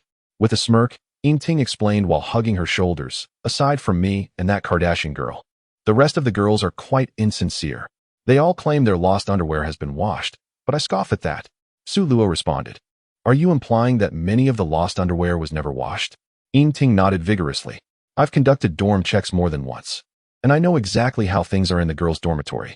Take Chin Shi from room 402, for example. Every time I check, there are piles of unwashed underwear and socks in her drawer. The smell that greets me upon entering is unbearable, more pungent than my grandmother's pickled vegetables. You know those socks that haven't been washed for days? They're stiff enough to stand upright when tossed on the ground. I've even seen her underwear stand upright on the floor. Today, hearing that boys were coming over, they simply hid their dirty clothes and socks. In reality, some of those girls who lost their underwear are rather messy. They may appear presentable on the outside, but their rooms are a different story. Feigning surprise, Su Luo remarked. Even without your input, I could have guessed that. There were a total of 53 girls who had lost underwear, amounting to over 100 pieces collectively. After some inquiries, it was revealed that only Camel and Ting had unwashed underwear. The other 51 girls claimed they always washed their underwear immediately after taking it off, never allowing dirty items to be exposed for even a minute. Who would believe such a tale? Clearly, it was a matter of pride. They were too embarrassed to admit the truth. Su Luo had heard tales of some girls' dorms being messier than boys' dorms, but he had never had the chance to verify it. As soon as he stepped through the girls' dormitory entrance today, he sensed something was amiss. Each time he returned to the boys' dormitory, he was greeted by an overwhelming odor of stinky feet. He assumed the girls' dorm would be a breath of fresh air. However, upon entering the first floor, he was taken aback by an even stronger stench. Fortunately, the dorms of the more than 50 girls who lost underwear were not particularly odorous. Sister, I believe I have identified the culprit behind the stolen underwear, Su Luo said meaningfully. What? Hurry and tell me who it is. Ting urged excitedly. Not so fast. First, gather the girls who lost their underwear on the first floor. Understood. Soon. Ting called all the girls who had lost their underwear to the first floor of the dormitory. The school committee teacher was also present, along with many other girls from different dorms who had come to witness Su Luo unveil the mystery. The girls buzzed with chatter, marveling at Su Luo's prowess in deducing the thief's identity simply by asking a few questions. So the underwear thief is indeed in the girls' dorm? I thought it was some twisted boy. I feel like it's even more bizarre for a girl to steal another girl's underwear than for a boy to do so. I'm dying to know which vile person stole it. I really don't want to share a dorm with such a pervert. She must be expelled. Yes, she absolutely must be expelled. If she isn't, this matter will surely remain unresolved. The girls continued to discuss animatedly. The dorm supervisor, holding a loudspeaker, called for silence. All right, ladies, please quiet down. Now let us have Su Luo share who the thief is. Su Luo stepped forward, surrounded by dozens of girls, feeling as though he had entered a realm of women. Without hesitation, he pointed to a girl standing at the front. The one who has stolen the underwear of 53 female classmates is her, Yao Jingjing. A collective gasp filled the room as all eyes turned to Yao Jingjing. Yao Jingjing, Ting exclaimed in disbelief. The expressions of the other girls mirrored her shock. They clearly struggled to accept this revelation. Frantic, Yao Jingjing stamped her foot. Su Luo, you're slandering me. No one is slandering you. Your behavior is questionable. Your mind is always filled with such nonsense. It's only natural you'd be the one to commit such a perverse act, Su Luo asserted resolutely. You're talking nonsense. If I had stolen everyone's underwear, Why would my own be missing as well? Yao Jingjing shouted in desperation. That's a straightforward deduction. You were clearly trying to cover your tracks by stealing your own items to divert suspicion, Su Luo replied. It wasn't me. Yao Jingjing protested, nearly in tears. The surrounding girls rallied to her defense, unable to believe she could be the thief. However, many were secretly mocking her while pretending to support her. Su Luo, are you mistaken? Jingjing wouldn't do such a thing. One girl interjected. Yeah, how could the campus beauty steal underwear? Even if I were the thief, I wouldn't be her. Another chimed in. If a beauty were behind this, we should plead with the principal not to publicly shame her upon expulsion. You're all mistaken. Yao Jingjing was once the campus beauty. The current one is a foreigner. And they share a dorm and get along well. Yao Jingjing's face turned pale. The girls who had previously been close friends now turned against her at this critical moment, pouring dirt on her reputation. Truly, when the walls fall, everyone pushes. You all are something else. Yao Jingjing trembled with rage, unsure how to prove her innocence. Perhaps out of desperation, she made a rather dramatic gesture, raising 3 fingers and vowing through clenched teeth. I, Yao Jingjing, swear to the heavens. If I truly stole everyone's underwear, let me be struck by a car when I go out, struck by lightning in the rain, or burned alive in my room. The girls waiting to see the spectacle rolled their eyes. Oh please, swearing doesn't make you special. Who can't swear? It's amusing. As if a mere vow would convince us. Just then, Su Luo unexpectedly changed his tune. My apologies, I misspoke. The underwear thief is not Yao Jingjing. Everyone was taken aback. What? Su Luo, are you out of your mind? You can't just say something like that casually. Zhang Tong stepped forward to defend Yao Jingjing. Unfazed, Su Luo continued, I didn't just say it on a whim. I initially pointed to Yao Jingjing to flesh out the real thief. To his surprise, the true culprit indeed revealed herself. As everyone looked on in confusion, Su Luo pointed to a girl nearby. Ladies, the one who truly stole your underwear is her. As the girls turned to follow Su Luo's finger, they gasped in unison, Wah. How could it be her? Chapter 65. It's not that complicated. The female teacher from the school committee could not contain herself. Su Luo, could there be some misunderstanding? How could Sister Sun do such a thing? Other girls echoed the teacher's sentiments. Yes. Aunt Sun has always been exceptionally kind to us. She is not the sort of person who would steal. When I dropped my wallet under the bed, Aunt Sun kindly picked it up for me. How could she possibly steal our underwear? During the Dragon Boat Festival, she even gave each girl homemade zongzi. She has always been so good to everyone. Surely, it must be a misunderstanding on Su Luo's part. I can't shake the feeling that he is quite unreliable. I agree, he is indeed untrustworthy. Just a moment ago, he claimed that it was Yao Jingjing who stole it, and now he has changed his accusation to Aunt Sunday. Can he even be taken seriously? Indeed. The person Su Luo is pointing at is none other than the dormitory supervisor, Sun Xiaomei. Observing that the girls are reluctant to believe that the thief is Sun Xiaomei, Su Luo calmly begins to explain. In truth, this case is far from complicated. The principal has already reviewed all the surveillance footage, and there were no suspicious individuals present in the girls' dormitory at any point. We can essentially narrow down the identity of the thief to someone within the dormitory itself. To steal the underwear of 53 female students in just one morning, with some even locked in cabinets. This person must be extremely familiar with the layout of each dormitory and must possess keys. Given that over 100 pairs of underwear are scattered across dozens of rooms, the task is daunting and the time is exceedingly limited. If the principal had not wished to trouble Uncle Mao, otherwise, by bringing him in for fingerprint analysis, we would surely have uncovered the dorm supervisor's involvement. In the absence of advanced technological methods, I can only pretend that Yao Jingjing is the thief to provoke the dorm supervisor. When the dorm supervisor heard me name Yao Jingjing as the thief, her initial micro-expression was one of relief, rather than the incredulity exhibited by others. From the very beginning, I suspected the dorm supervisor, and her change in expression only confirmed my suspicion that she is indeed the thief. Upon hearing this, Sun Xiaomei shook her head in disbelief. Young man, we have no grievances between us. You cannot make such baseless accusations. Just because my expression seemed unnatural, you label me a thief? Is that not a tad irresponsible? I have served as a dorm supervisor for over 20 years without a single penny missing from the girls. To say that I stole their underwear is nothing short of slander. If you truly suspect me, at the very least, you should present a credible piece of evidence. I can let you search my room freely. Check to see if there are any of the girls' underwear in my possession. At this point, Sun Xiaomei became emotionally overwhelmed, bursting into tears. The other girls, witnessing her distress, turned their accusatory gazes towards Su Luo. Su Luo, you have gone too far. Look at how upset Aunt Sun is.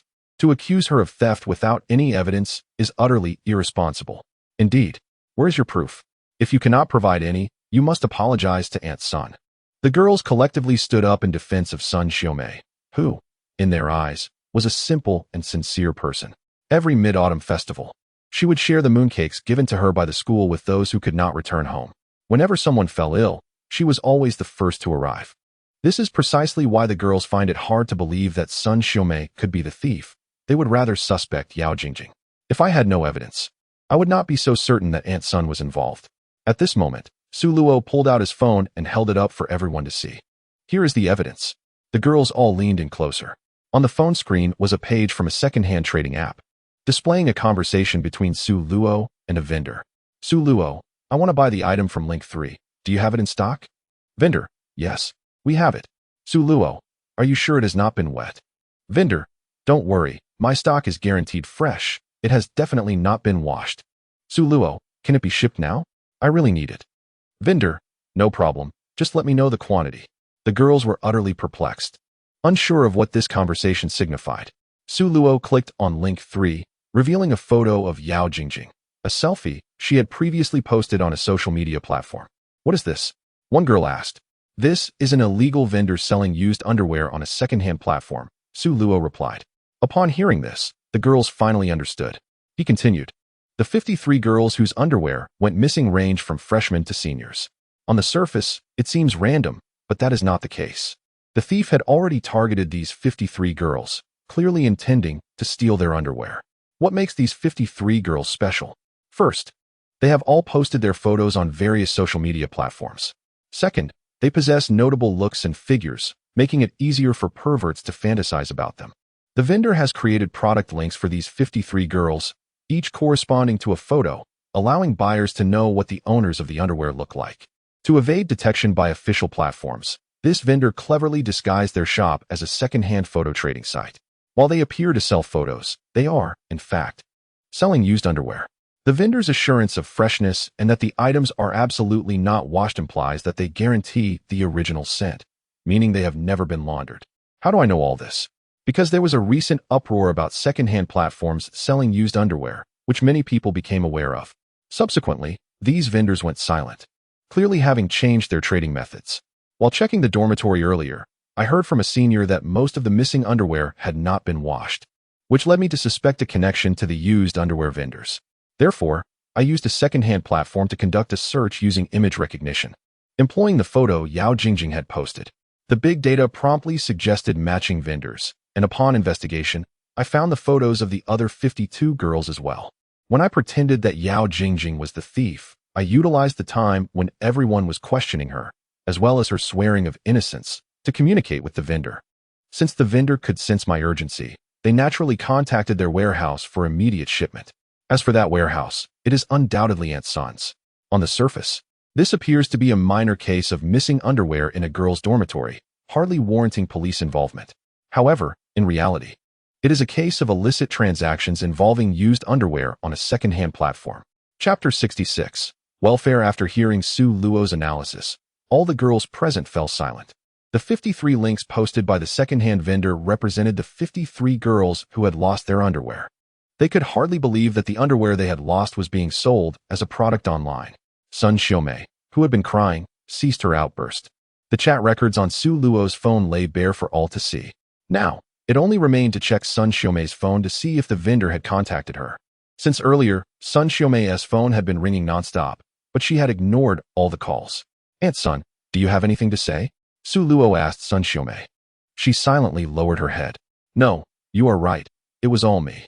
Upon hearing Sun Xiaomei's admission, all the girls were left in shock.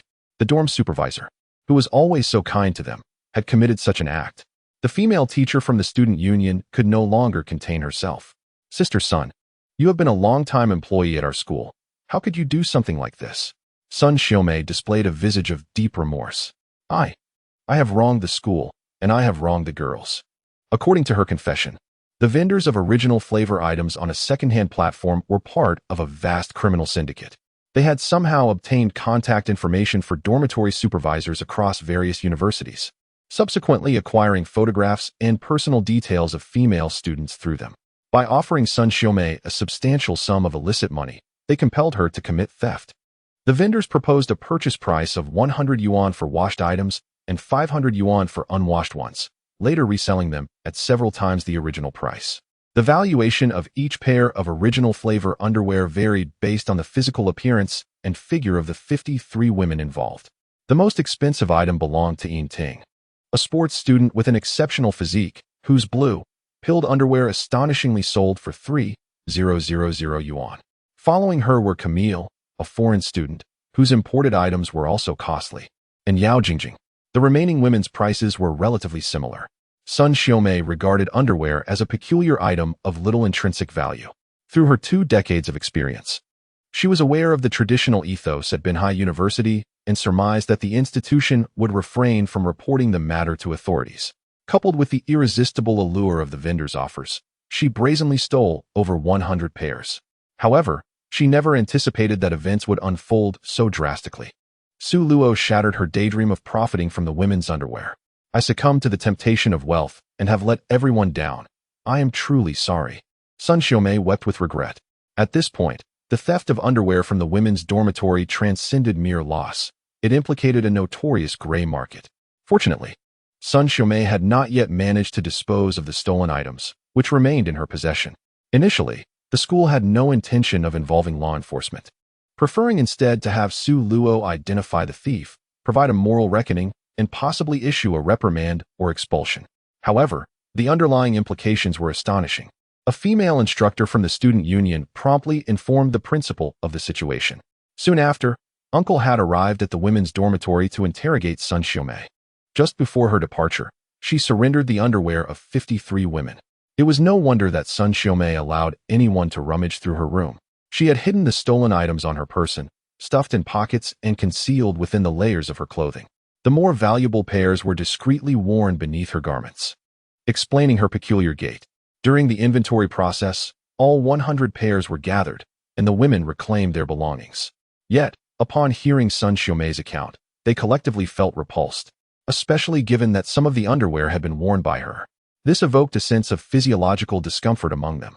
Nevertheless, owing to Uncle Hat's investigative procedures, the women were required to claim their lost items regardless of their feelings.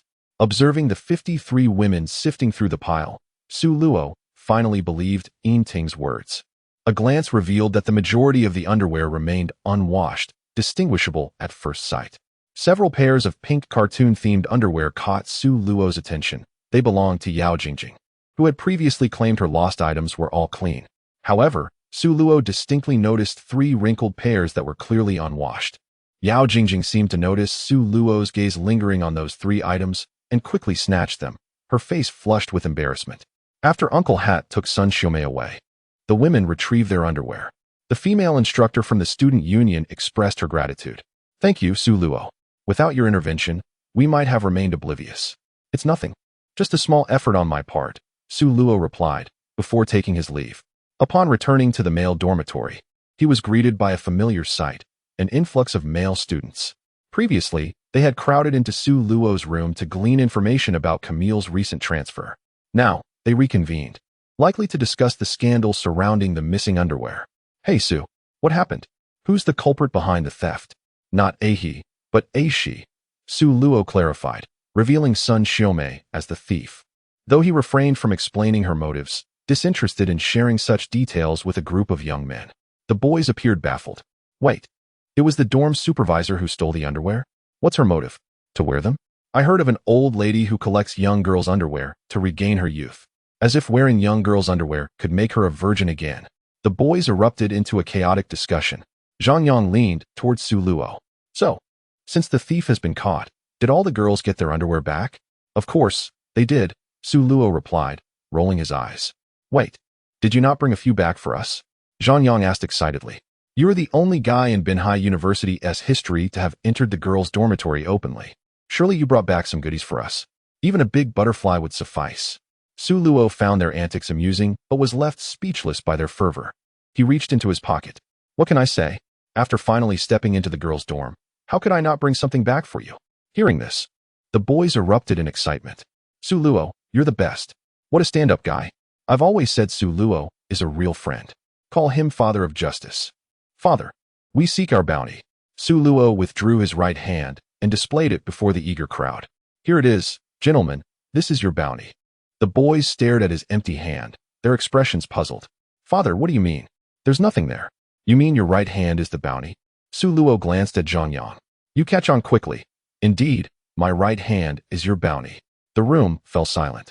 What kind of expression is that? Do you look down on my bounty? Su Luo frowned. Zhang Yang awkwardly raised his own hand. It's not that we look down on it. It's just that none of us lack girlfriends. The other boys chimed in. Exactly.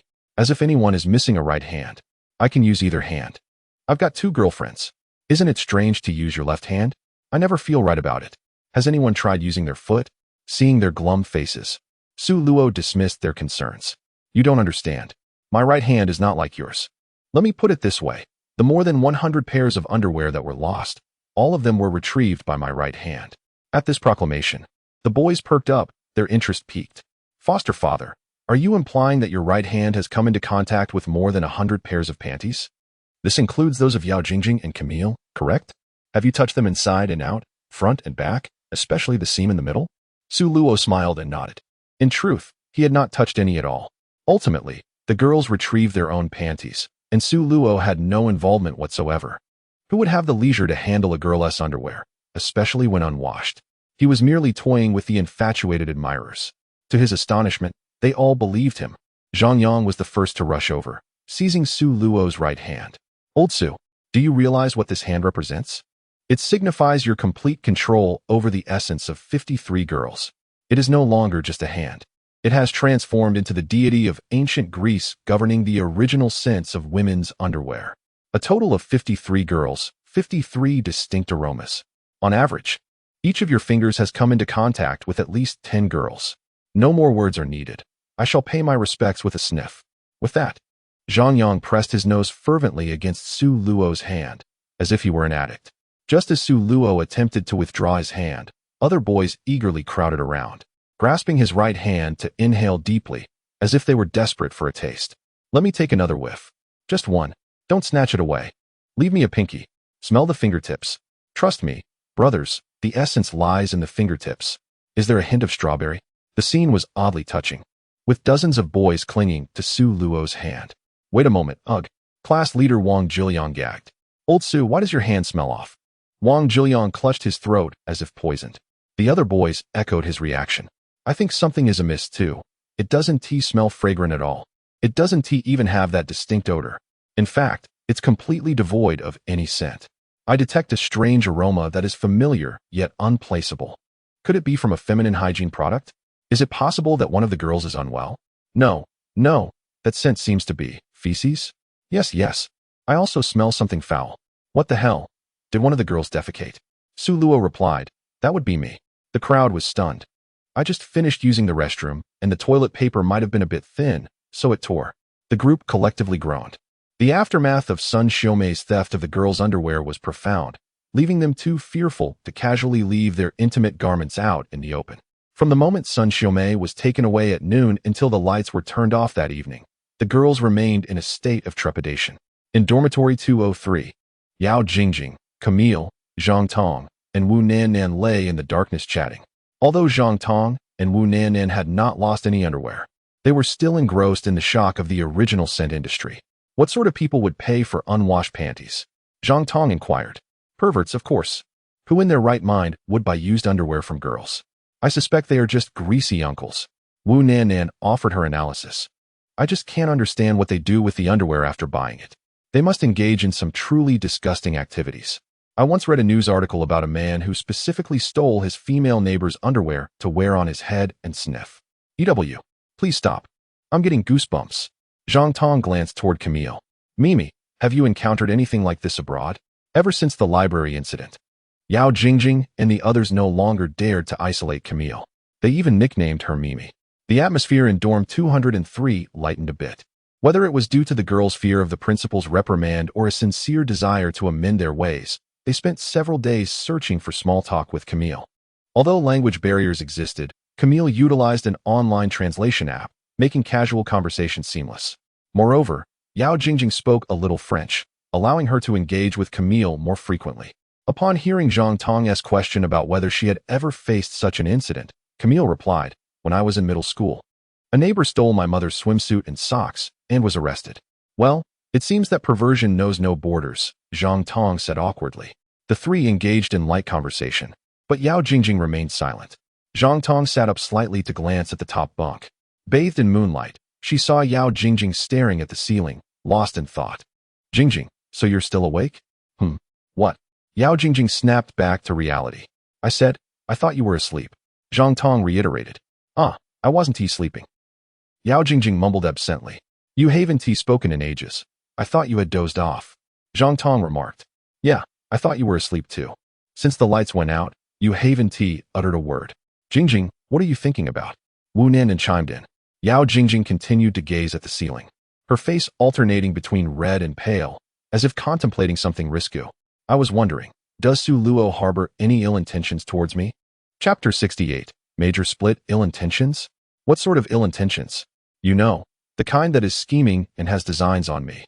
Upon hearing this, Zhang Tong and Wu Nannan sat up straight, their expressions morphing into that of eager spectators.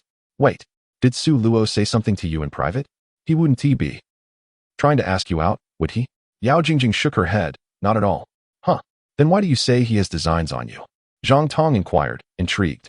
"Do you remember earlier today on the first floor, when Su Luo pointed out Aunt San?" Yao Jingjing asked. "Of course, Nannan and I were there." Zhang Tong confirmed. Yao Jingjing nodded. "Well, you must have seen Su Luo pretending to be a buyer, chatting with the second-hand platform seller, right?" "We did." "Did you not notice anything peculiar in the chat logs?" Zhang Tong and Wu Nannan recalled the conversation. "It seems Su Luo placed an order to bait the scammer, right?" Yao Jingjing affirmed, "Yes. He ordered from link number 3. And then?" Zhang Tong prompted. "Link number 3 is the pair of Patrick Star underwear I own." And then? Seeing that Zhang Tong still didn't grasp the significance, Yao Jingjing felt a bit awkward. "Oh, Tong, what is wrong with you? Usually, you're so quick-witted. Why are you so slow today?" Maybe it's because it's late and my brain isn't working well." "Jingjing, just tell me the answer," Zhang Tong urged impatiently. Yao Jingjing sat up on the top bunk, speaking meaningfully. "Have you ever considered why, among the 53 girls who lost their underwear, he specifically chose mine?" This statement activated the dormant minds of Zhang Tong and Wu Nannan. Zhang Tong, as if rebooted, slapped her thigh. "Exactly. Among 53 girls. Why did he choose to place an order for Jingjing's pair? This is definitely not a coincidence." Wu Nannan chimed in. "I understand. He is operating under the radar. On the surface, he is just trying to entrap the original scent seller, leaving evidence, but in reality, he is expressing that among the 53 girls, he is only interested in us." "Jingjing. Nannan, you are quick on the uptake," Yao Jingjing smiled. "1 point for you, Nannan. Naturally, as the cleverer one." Zhang Tong couldn't be outdone. She furrowed her brow and added, "Link number 3 is that pink Patrick Star underwear." Yet Su Luo has been saying Jingjing's underwear is childish. If he thinks it's childish, why would he order the Patrick Star pair? Men often exhibit a dissonance between their desires and their outward expressions, showing indifference toward what they truly yearn for. This serves to illustrate that, in reality, Su Luo harbors a fondness for Jingjing's pink Patrick Star underwear. Tong, it seems you are the one," Yao Jingjing remarked with a smile. The trio was engaged in a lively discussion, while Camille remained silent, unable to comprehend the conversation and refraining from interjecting. Yao Jingjing leaned over from the top bunk. "Mimi, do you feel the same way?" Camille, clueless about their discussion, merely followed suit. "Yes, I think the same as them." With the affirmation from Wulong and Camille, Yao Jingjing's conviction grew stronger that Su Luo was indeed captivated by her underwear. No, by her body. Su Luo's previous actions of blocking and severing ties with her were merely veils to conceal his true desires. After all, why would he specifically choose her pink Patrick Star underwear in front of everyone? His thoughts were clearly centered on her, yet he feigned aloofness. Such a man who employs the tactic of feigned indifference. Yao Jingjing reclined back onto her bed, pleased with herself. She opened an online shopping platform and quickly ordered several different styles of pink Patrick Star underwear, along with a pink Patrick Star short-sleeve shirt. In the following 2 days, a new matron took charge of the girls' dormitory. This matron was a female teacher from Binhai University, around the same age as Sun Xiaomei, and both were long-serving staff members. The unusual case of stolen underwear had been suppressed by the university due to its sensitivity. Moreover, the matter of the missing underwear was hardly a topic for discussion. The novelty had worn off after a couple of days. The more than 100 pairs of underwear returned were unclaimed by the 53 girls, none of whom wished to wear them again. As it was Saturday, the girls took advantage of their day off to purchase new underwear. Yao Jingjing had already made her online purchases, while Camille found herself unable to shop online due to her unconventional physique. The sizes available were inaccurate, necessitating a trip to a physical store. To strengthen her friendship with Camille, Yao Jingjing resolved to accompany her to the mall. However, the intention of bolstering their bond was twofold. She also sought to glean more information from Camille regarding her relationship with Su Luo. Camille was elated at Yao Jingjing's invitation to go shopping. After both dressed with care, they stepped out of the dormitory and onto the playground, only to unexpectedly encounter Su Luo. Early that morning, Su Luo had received a message from Yin Luoxue, who mentioned she needed to see him for a matter that would be discussed in person. Su Luo understood it likely pertained to her affairs with her family. Upon learning that she was waiting for him at the school gate, he descended the stairs, only to run into Yao Jingjing and Camille, who were headed out to buy underwear. Su, Camille called out excitedly. Su Luo turned to see Camille and Yao Jingjing approaching, arm in arm. Are you going out? He inquired. Yes, Yao is taking me to buy underwear. Camille replied with a grin. I finished my online shopping, trying out several styles, but they all feature Patrick Star. Yao Jingjing added with a mischievous smile. Su Luo cast a bemused glance at Yao Jingjing, saying nothing. Yao Jingjing furrowed her brow briefly before relaxing again. This guy is pretending not to care. Surely he is thrilled inside. Su, what are you up to? Camille asked. I'm meeting a friend, Su Luo answered. Oh, by the way, if you're buying underwear, try to get purple ones, she suggested. Why's that? Wearing purple underwear ensures success in exams. They both laughed. Su Luo and Camille continued their banter, walking away without acknowledging Yao Jingjing. She recognized that Su Luo was using this method to mask his excitement. She deliberately refrained from interrupting, not wanting to expose his feelings. Soon, the three of them exited the school gates. On the road opposite the school, a familiar pink Cullinan was parked. Yin Luoxue, seated in the driver's seat, lowered the window and waved at him. I'll head out first. Bye Su. Su Luo replied as he bid farewell to Camille and crossed the street towards the Cullinan.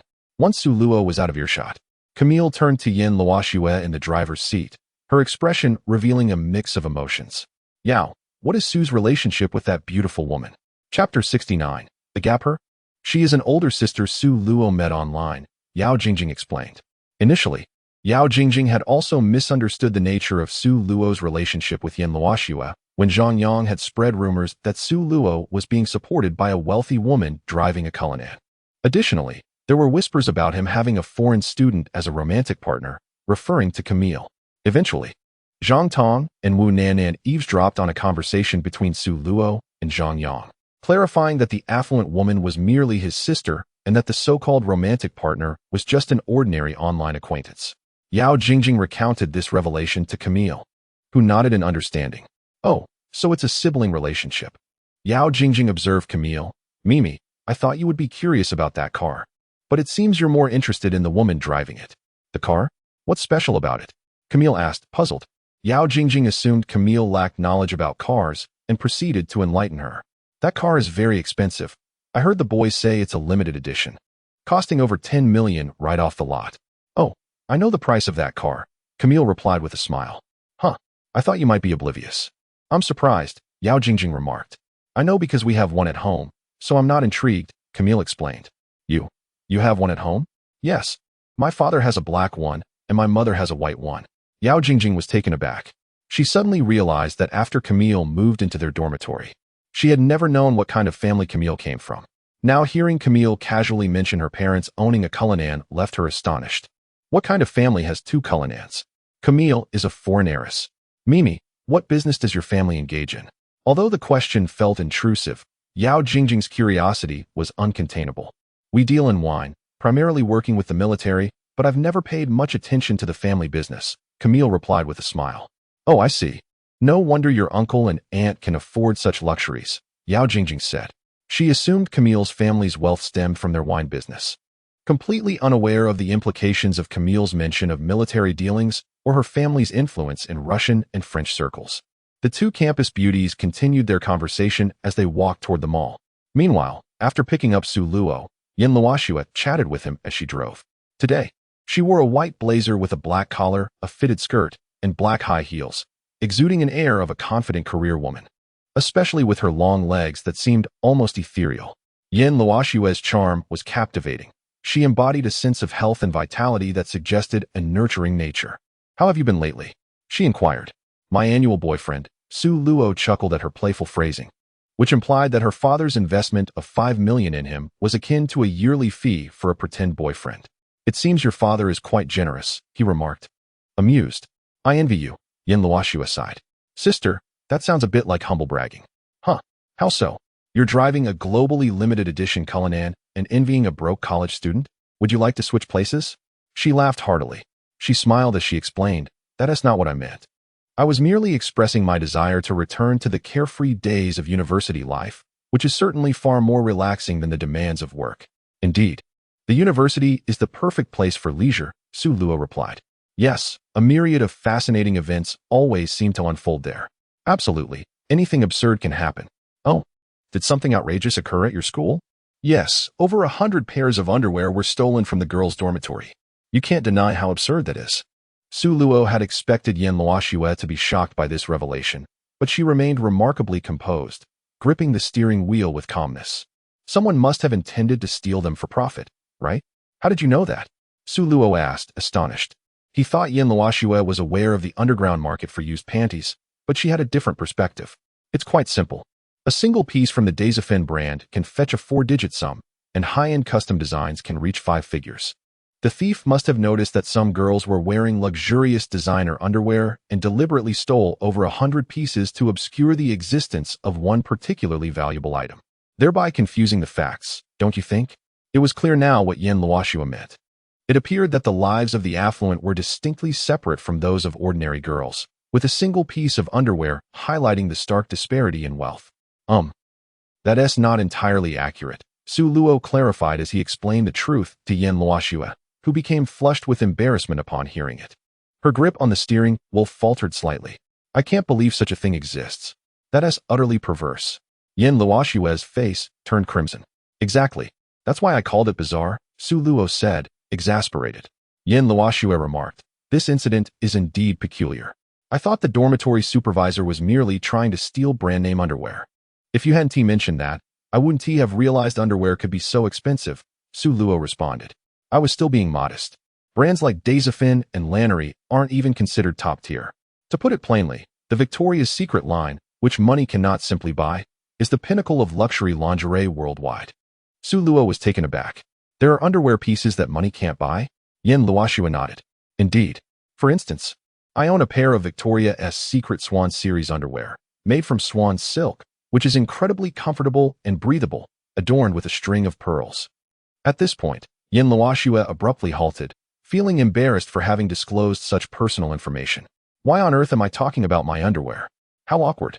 Stealing a glance at Su Luo, she noticed he was focused on the road, seemingly unconcerned by their previous conversation. Taking a deep breath, she prepared for what came next. Su Luo then asked, where exactly are those pearls located? Yin Luoxue's face flushed even deeper. I can't quite remember. Afterward, she hastily changed the topic. By the way, how is the investment my father made for you progressing? We just finalized the contract a few days ago. I expect we'll be selecting a location for the store next week, Su Luo replied. Oh, that is quite fast. Yes, indeed. At this rate, it won't be long before the opening. Exactly. After a brief period of awkward small talk, Yin Luoxue suddenly recalled something. When I picked you up earlier, I saw 2 very beautiful girls. Are they your classmates? Yes, the foreign girl is my desk mate. That explains why you seemed so happy chatting with her. What about the other girl? Are you referring to the one with the ponytail beside my desk mate? Yes, who is she? She's unrelated. Oh, I see. Chapter 70. The king Yin Luoxue remained curious as to why Su Luo only conversed with the foreign girl, realizing that the one beside him was of no significance. Your deskmate is truly stunning, and her figure is remarkable. I wish I had a physique like hers, Yin Luoxue said enviously. Such beauty is merely a result of racial advantages, Su Luo reassured her. Indeed, it's rare for Eastern girls to possess such features. In reality, encountering someone with an E cup is quite uncommon. That is true. Most of the girls at our school are A or B cups. C is scarce, and D is practically non-existent, let alone E. But I see that girl you mentioned, the one unrelated to you, has an E cup. Really? I didn't notice that. Yes, I'm an E cup, and I know exactly how large that is. She is the same as me. While Su Luo had previously acknowledged that Yao Jingjing was indeed well endowed, he had never researched which letter designation corresponded to her size. Such matters were indeed better understood by women. They could judge merely by sight, while men had to rely on measurement. It's understandable that you didn't notice her size, considering she stood next to your deskmate, who is likely a G cup. While E is already exceptional among Eastern women, being next to a G makes it appear less impressive. Thus, G is the reigning champion, and E pales in comparison. Su Luo was taken aback by Yin Luoxue's analysis. Camille is a G cup? That made sense. When he had once given Camille a ride on his electric bike and encountered a speed bump, he had felt an undeniable difference. To put it simply, burying one's face completely was not an issue. Now, having heard Yin Luoxue's data, he had no doubt she was indeed a G cup. Do you like G cups? Yin Luoxue inquired. For me to say I don't is disingenuous. What man wouldn't he appreciate them? Su Luo replied candidly. Then do you want to drive a G? Yin Luoxue pressed. Wait, is the speed a bit fast? Su Luo stammered, feeling awkward at her directness. What are you talking about? The speed is only 60. Yin Luoxue glanced at the speedometer. I'm not referring to the speed. I meant, isn't it a bit sudden to discuss driving a G? Su Luo clarified. Not at all. I invited you out today specifically to see you drive a G. Wait, you mean to say you want to see me drive Camille? Su Luo was bewildered. What peculiar interest does this little heiress have in watching him ride a luxury car? Yin Luoxue continued. Tomorrow evening, my family is hosting a gathering, and all the elders will be present. After my parents met you last time, they were quite pleased. They insisted that I bring you along to the family gathering. So today, I'm going to dress you up and also buy you a car. Since you expressed your liking for GS, I'll buy you one. Once we arrive at the dealership, feel free to choose your preferred color and specifications. I'll cover the expenses. Su Luo was left speechless. Why the perplexed expression? So, when you mentioned G, you were actually referring to a car. Of course. What did you think I meant? Nothing. Yin Luoxue reflected on their earlier conversation and suddenly realized something. Her beautiful face flushed. I meant the G series of Mercedes-Benz SUVs. Oh, now I understand. Su Luo nodded. It was understandable that he had misunderstood earlier. Their prior conversation had revolved around Camille. And now Yin Luoxue had abruptly shifted to discussing the Mercedes G series. Who could connect those dots? However, the G series is quite expensive. Isn't that a bit excessive? Su Luo questioned. Oh, it's just a car. Consider it a celebratory gift for your upcoming opening. Yin Luoxue smiled. Such a lavish gift seems quite excessive. It's merely a G. After much persuasion, Yin Luoxue remained adamant, and Su Luo reluctantly accepted her offer to purchase the G for him. The Yin family was prosperous, and for Yin Luoxue, spending over 2 million on a car was as simple as buying a handbag. She was indifferent to such trivial matters. Soon, the two arrived at a nearby Mercedes-Benz dealership. Upon entering, the manager personally welcomed them, and all the staff provided enthusiastic service. After all, she was the future president of the Yin Group, the heir to a fortune worth billions.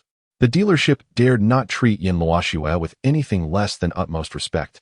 The process of purchasing the car went smoothly, devoid of any absurd or cliché scenarios. Su Luo, unfamiliar with the specifications of the G-Class, casually selected the latest model known as the Black Warrior. After completing the payment, the dealership handled all the necessary paperwork. Once the temporary license plates were affixed, Yin Luoxue promptly dispatched someone to take the car to the vehicle management office for registration. Utilizing the time for registration, Yin Luoxue took Su Luo to a bespoke suit shop, where he was fitted for a custom-made suit. Following the suit purchase, Yin Luoxue also gifted Su Luo a Vacheron Constantin overseas watch valued at 200,000 yuan. The deep blue dial complemented Su Luo's demeanor splendidly. After all was said and done, the license plates were finalized, and Su Luo joyfully acquired the Mercedes-Benz G-Class worth over $2 million. Now, Su Luo had transformed from a mere university student into a gentleman exuding an air of aristocracy and affluence. Observing Su Luo in his suit, polished shoes, and tie, Yin Luoxue was pleasantly surprised. She had not expected him to carry such a style so well. His tall stature enhanced the masculine allure of the suit, although he was not entirely accustomed to wearing it. Su Luo loosened his tie with one hand while stretching his neck, his slightly furrowed brows betraying a hint of impatience and dominance. Yin Luoxue gazed at him, captivated. Noticing her entranced expression, he waved his hand in front of her. "Sister, what are you thinking about?" Yin Luoxue snapped back to reality, awkwardly clearing her throat. "Oh, it's nothing. I was just pondering what we should eat later. Are you hungry, sister?" "Not really, just a bit peckish. How about I treat you to a meal? You've given me such an extravagant gift for the opening. I ought to show my appreciation." "All right then, let's go." Yin Luoxue had her Cullinan returned while she rode in Su Luo's vehicle. He drove the Black Warrior G-Class to a nearby Western restaurant, where they found a quiet corner to chat over dinner. Their conversation revolved solely around the family banquet scheduled for the next day. In order to navigate the family gathering smoothly, Yin Luoxue briefly explained the dynamics of the Yin family to Su Luo, such as who the attending elders were and their respective statuses within the family. As she spoke, her expression grew serious. "By the way, there is something I've wanted to tell you, but never found the right moment. Since you're playing the role of my boyfriend now, I feel it's necessary to share this with you." Seeing Yin Luoxue's solemnity, Su Luo placed his chopsticks down and listened intently. "My second uncle will also be present at the family banquet. If he doesn't approach you, you needn't pay him any mind." "Second uncle? You mean your father's brother?" Su Luo inquired. Yin Luoxue nodded. "Yes, but my father and my second uncle have never gotten along. Every encounter ends in discord. If it weren't for the family banquet, my father wouldn't even meet him. Moreover, my second uncle is quite unpleasant. He is somewhat of an outlier in our family." Hearing this, Su Luo couldn't help but think of the melodramatic plots often depicted in Korean dramas about chaebol. "Forgive my curiosity, but he isn't an illegitimate child, is he?" Su Luo asked, piecing together that Yin Luoxue's second uncle was at odds with the entire family. "Not at all. My second uncle and my father are indeed full brothers," Yin Luoxue replied with a wry smile. Then why is he considered an outsider in your family?" Su Luo asked, puzzled. Yin Luoxue seemed to recall some unpleasant memories. After adjusting her emotions, she continued. "Actually, I have a third uncle as well, but he passed away 5 years ago." Yin Luoxue began recounting the intricacies of the Yin family. Every family has its own burdens. The poor have their struggles, while the rich bear their own worries, and the Yin family was no exception. It turned out that the Yin family consisted of 3 brothers. The eldest, Yin Bingjun, is Yin Luoxue's father. The second son, Yin Xiaodong, has 1 son, and the youngest, Yin Ruifeng, has 1 daughter. Among the 3 brothers, Yin Ruifeng was the most exceptional, possessing outstanding business acumen and instincts. He was also quite young. In contrast, the eldest, Yin Bingjun, was older with mediocre abilities, while the second son, Yin Xiaodong, was impulsive and lacked skill in management. Thus, the family business was primarily managed by Yin Ruifeng, and he was expected to be the future heir of the Yin group. However, 5 years ago, Yin Ruifeng tragically committed suicide by jumping from a building. The family was left with only Yin Bingjun and Yin Xiaodong. Grief-stricken, the elder Yin entrusted all the family business to Yin Bingjun, as he had a daughter later in life and was nearing retirement. The family estate would naturally pass to Yin Luoxue. This was precisely why the Zhao family sought to cultivate a relationship between Zhao Jinyu and Yin Luoxue. They believed a union would elevate the Houda group by associating it with the Yin family's prestige. However, regarding the matter of inheritance, Yin Xiaodong had always been discontent. Since Yin Ruifeng's death, he vehemently opposed Yin Bingjun being named the heir, believing he was more capable and that the position should rightfully belong to him. Moreover, as he was the only one with a son, he argued that Yin Luoxue, being a woman, could not carry on the Yin family name. Yet, no matter how Yin Xiaodong protested, the elder Yin ultimately entrusted the Yin group to Yin Bingjun. Since then, the relationship between the 2 brothers soured completely, akin to the animosity between Su Luo and Yao Jingjing. Despite their familial ties, they remained estranged, avoiding each other entirely. At every family banquet, Yin Xiaodong would create a scene with Yin Bingjun, leading to considerable discomfort. However, there was little choice. They couldn't exclude him from the banquet simply because of his objections to the heir position. After all, he was still the second son of the Yin family. The next day, Su Luo would attend the Yin family banquet as Yin Luoshue's boyfriend. Yin Luoshue could already foresee that her second uncle would undoubtedly challenge Su Luo. This was why she had just advised him not to engage with Yin Xiaodong unless necessary. After hearing the story of the Yin family, Su Luo nodded, understanding her concerns. If your second uncle speaks to me, as a younger generation, I will respond appropriately. If he does not address me, I certainly want to initiate conversation. Su Luo grasped Yin Luoshue's intent clearly.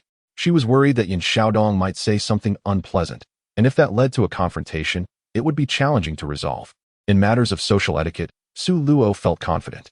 He and Yin Luoshue were merely playing roles. Attending the Yin family banquet was simply a formality to appease her parents. As for how to respond to any potential provocations from Yin Xiaodong, Su Luo trusted he could handle it on the fly. Rest assured, if he dares to embarrass you publicly, I want to let him off lightly, Yin Luoshue declared fiercely. Su Luo chuckled, there's no need for you to intervene. My greatest virtue is that I avoid internal strife. If something awkward occurs, it will be because I've put someone else in a difficult position. My guiding principle in life is to abandon personal integrity, revel in a lack of scruples, reject mental exhaustion, and respond with fervor when provoked. Rather than suffer myself, I would rather make things difficult for others. In short, whoever causes me inner turmoil, I will ensure they face consequences. Yin Luoshue couldn't help but laugh at Su Luo's words. The previously heavy atmosphere instantly lightened. She raised her glass. Let us not dwell on unhappy matters. Here's to your upcoming restaurant opening. Cheers.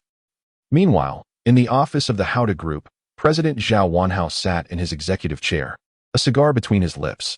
Zhao Jinyu stood opposite his father. Recently, Zhao Jinyu had sent people to retaliate against Su Luo, only to be counterattacked and killed by him.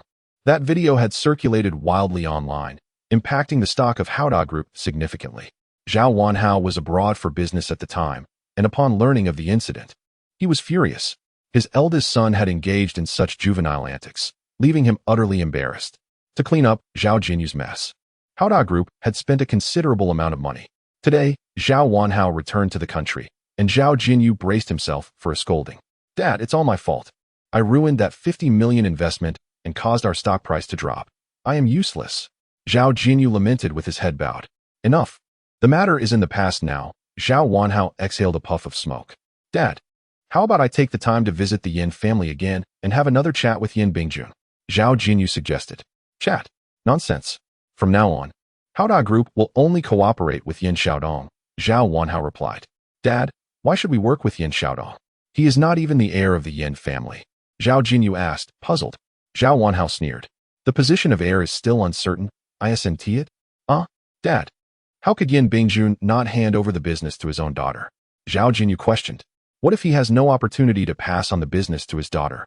Zhao Wanhao countered. Dad, I don't understand. Why wouldn't Yin Bingjun have the chance to leave the business to Yin Luoshue? Zhao Jinyu was bewildered. Zhao Wanhao snorted. With a cigar in his mouth, amusement danced in his eyes. Do you genuinely believe Yin Ruifeng committed suicide? Hearing his father's words, Zhao Jinyu suddenly grasped something. Dad, are you implying that Yin Ruifeng was murdered? I've said nothing definitive. I'm merely hypothesizing, Zhao Wanhao said, his tone measured, still holding the cigar. Zhao Jinyu rolled his eyes. Dad, why play word games? We are family. Don't you understand that walls have ears? Besides, how can such matters be discussed casually? Zhao Wanhao shot a disapproving glance at his son. Zhao Jinyu nodded. I understand, Dad. But if Yin Ruifeng was murdered, why did the police conclude it as a suicide? That was simply due to a lack of evidence, Zhao Wanhao said, gripping his cigar tightly. 5 years ago, Yin Ruifeng leaped to his death, and the Yin family exhausted all connections to uncover the truth. Ultimately, nothing was discovered, and his death was ruled a suicide. A young, promising heir of the Yin family, suddenly jumping off a building without any ailments? Who would believe that? Unfortunately, Yin Ruifeng left behind a suicide note, and the handwriting was verified. It was indeed his own. His suicide ironically benefited Yin Bingjun. Otherwise, with Yin Bingjun's indifferent nature, how could he have become the heir? Zhao Wanhao's face darkened as he continued. Have you ever considered what would happen if Yin Bingjun also ended up like Yin Ruifeng? Who would inherit the Yin family business then? There are only 3 sons. With one down, the eldest son would take over. If the eldest were to fall as well, Dad, I understand. The Yin family would undoubtedly leave the inheritance to the last remaining heir, Yin Xiaodong. Zhao Jinyu exclaimed, excitement bubbling within him. Precisely. Yin Xiaodong is the last hope of the Yin family, and he has a son. It is only logical for him to inherit, ensuring the continuation of the Yin lineage, a win-win situation. Zhao Wanhao declared confidently. That is why I say we only need to cultivate a good relationship with Yin Xiaodong moving forward. I can assure you that Yin Xiaodong becoming the heir is a settled matter. Without a moment's hesitation, Zhao Jinyu interjected, but Dad, the entire Yin family is currently under Yin Bingjun's control. Even if Yin Bingjun were gone, the inheritance would naturally pass to Yin Luoxue. Fool. Yin Bingjun holds the reins only because he is still alive. Don't you understand the principle of when the wall falls, everyone pushes? If Yin Bingjun were to suddenly disappear, do you think Yin Xiaodong would let that little girl, Yin Luoxue, take over? After all, Yin Xiaodong is also the second heir of the Yin family. Do you believe the people beneath him would accept Yin Luoxue? Zhao Wanhao scoffed. When the time comes, the entire Yin family business will be under Yin Xiaodong's control. As for Yin Luoxue, what a pampered princess, what a jewel of the Yin family. It's all nonsense. The day her father is gone, she will lose all her status and become a destitute wanderer. Don't be fooled by Yin Luoxue's indifference towards our Zhao family now. When her father is no longer around, she will be begging us for refuge. Zhao Wanhao's words elicited a lewd smile from Zhao Jinyu. Dad, I can hardly contain my excitement. That wretched girl has never given me a second glance. When she comes to plead with me, I will make her suffer. I want her to bear several children for our Zhao family. I will turn her into our Zhao family's dog. Ha! Zhao Jinyu's face lit up with excitement at the thought of tormenting Yin Luoxue. However, a hint of worry soon clouded his expression. Dad, the police are quite adept at solving cases. They really won't trace anything back to Yin Xiaodong, will they? Zhao Jinyu inquired. Zhao Wanhao dismissed him with a sneer. Trace? Nonsense. If they were going to investigate, they would have done so 5 years ago. Why do you think Yin Xiaodong is still out and about? It's because the police found no evidence. If the police can't crack the case, who in the world could possibly do so? Reassured by his father's words, Zhao Jinyu relaxed. He knew that Yin Xiaodong had undoubtedly given his father some assurance. Otherwise, his father wouldn't be so confident. You're right, Dad. If the police can't sentence Yin Xiaodong to death, who else could possibly imprison him? I'm just waiting for that wretched Yin Luoxue to come crawling back to me. I will repay her disdain tenfold. Meanwhile, Su Luo and Yin Luoxue finished their meal, and it was already evening. What started as afternoon tea had turned into an extended conversation until sunset. Yin Luoxue found immense joy in chatting with Su Luo, which allowed her to temporarily forget all her worries and unhappiness. If it weren't for Su Luo suggesting they return to the dormitory, their afternoon tea would have stretched into the night. Su Luo drove Yin Luoxue home in his luxurious vehicle before returning to the university. There were no temporary parking spots near Binhai University, and parking carelessly would result in towing. Thus, Su Luo had to park his car in the university's parking lot, which was designated for faculty, staff, and students. Outside vehicles couldn't enter. Local commuting students rarely drove, making the parking lot mostly empty on weekends. Su Luo was familiar with the elderly guard at the entrance. After greeting him, the guard allowed him to park inside. Today was Saturday, and the parking lot was nearly vacant. Su Luo parked his vehicle in a corner and made his way toward the dormitory. After dropping Yin Luoxue off, he had changed out of his formal attire, suit, shoes, and watch, leaving them in the back seat for tomorrow's family banquet. He wasn't accustomed to wearing formal clothes. He preferred his comfortable casual outfit of a white t-shirt and jeans. As Su Luo walked back to the dormitory, he passed by the school gate, where he happened to see Yao Jingjing and Camille returning from shopping. Su. Hearing Camille's voice, Su Luo turned to look. Yao Jingjing and Camille approached, laden with shopping bags, indicating they had purchased plenty. You two are out quite late, Su Luo remarked. The marketplace in the Dragon Kingdom is quite enjoyable. Camille smiled with her eyes narrowed. It was Mimi's first visit to our market, and she expressed her fondness for the products here. If I hadn't pulled her back, she would have continued exploring, Yao Jingjing remarked to Su Luo. Su Luo did not respond, instead gazing at the bag in Camille's hand. What delightful items did you purchase? Is there anything for me? He jested. Haha, not for you. These are all mine and Yao's. Yao bought clothes, while I bought numerous pairs of underwear. Camille replied. I refuse to believe there is nothing for me, Su Luo joked back. Really, there isn't. This bag contains only my newly bought underwear. You can take a look, Camille said, opening the bag to show Su Luo her new purchases. Chapter 73. Indeed, you know me well as Camille's deskmate and a competent diplomat. Su Luo felt obliged to examine the quality of Camille's new underwear, considering aspects such as craftsmanship, material, and breathability. He turned on his flashlight to illuminate the bag. Just then, Yao Jingjing leaped between them. Oh dear, Mimi, how heavy is that bag of underwear? Let me help you. She swiftly snatched the bag from Camille and dashed into the girls' dormitory. Damn it. Su Luo began to curse, but swallowed his words. This girl is truly annoying. What were you saying, Su? Nothing. I just thought of tomatoes. Suddenly, I craved some, he replied. The atmosphere turned awkward as the conversation shifted. Camille stood empty-handed before Su Luo, both facing each other at the foot of the girls' dormitory. The surroundings were pitch dark and eerily quiet. In the distance, cicadas chirped incessantly, heralding the mating season of the male and female cicadas in the sultry summer heat. Suddenly, Camille chuckled. What is so funny? Su Luo asked, puzzled. Actually, I still have one more pair, Camille said bashfully. Another one? Where? Su Luo looked at her empty hands. Right here, she pointed to herself. The one I'm wearing now is also new. Do you want to see it? This was a question that could not be ignored. Su Luo knew that any hesitation would be a sign of disrespect to Camille and a lack of trust in a foreign friend. Just as he was about to respond, Camille stepped closer, nearly shocking him. The distance between them was less than a centimeter. Even though they weren't touching, he could feel the warmth radiating from her, along with her unique fragrance. The air was stifling, making her scent all the more pronounced. They could hear each other's breaths.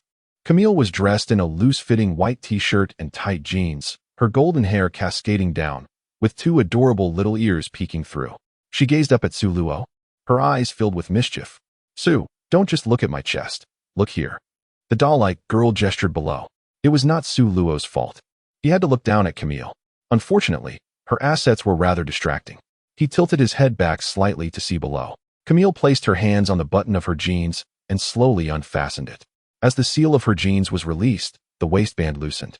Then, with one hand holding up the waist and the other slowly pulling down the zipper, her jeans parted to reveal a glimpse of inner beauty. In the flashlight's glow, Su Luo noticed a hint of purple. At that moment, he recalled a lyric. I lowered my head and caught a whiff of fragrance. With a swift motion, Camille zipped her jeans back up and fastened the button. The entire process, though seemingly elaborate, took less than 3 seconds. Su, I listened to you and bought purple. Apologies. I didn't see clearly just now. Could you show me again? Camille playfully punched Su Luo's chest. Good night, Su. She turned and sprinted into the girls' dormitory. She merely wished to prove that she had obediently followed Su Luo's suggestion to buy purple. At the dormitory entrance, she mischievously beckoned Su Luo with a finger. Had it not been for Camille and Yao Jingjing sharing a dormitory, Su Luo would have rushed inside. He turned off the flashlight and stood still, taking a deep breath. After half a minute, he turned and walked towards the boys' dormitory, unable to walk straight and having to bend over. Such is life. In some places, one must remain upright, while in others, one must bow.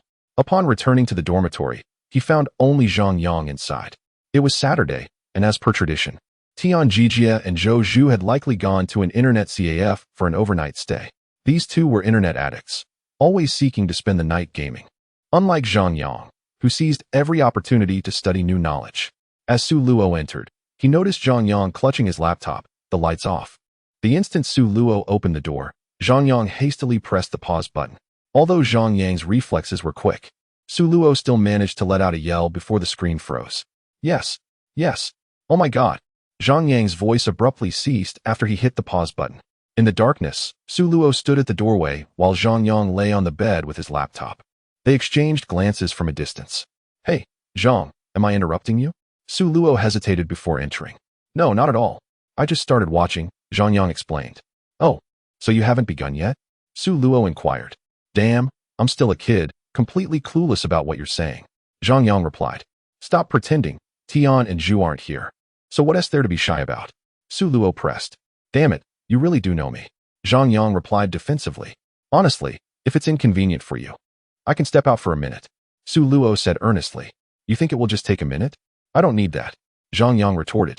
All right then, I'm coming in. With that, Su Luo stepped inside, shutting the door behind him and switching on the light. Zhang Yang pulled out a roll of paper from under the covers and set it aside, then sat up with his laptop. Su Luo glanced at Zhang Yang's screen. What theme are you watching today? It's that Little Cabin series again. Little Cabin series? Su Luo asked. Yeah, the Czech cabins where you enter, pay, and queue up. Zhang Yang summarized accurately. Huh, haven't you seen that series numerous times? Su Luo questioned. It's lively and entertaining, plus I discover something new every time. Zhang Yang replied. Su Luo recalled how Zhang Yang had initially led Tian Jijia and Zhou Zhu into this realm of temptation. He had to admit, the Little Cabin series was quite captivating.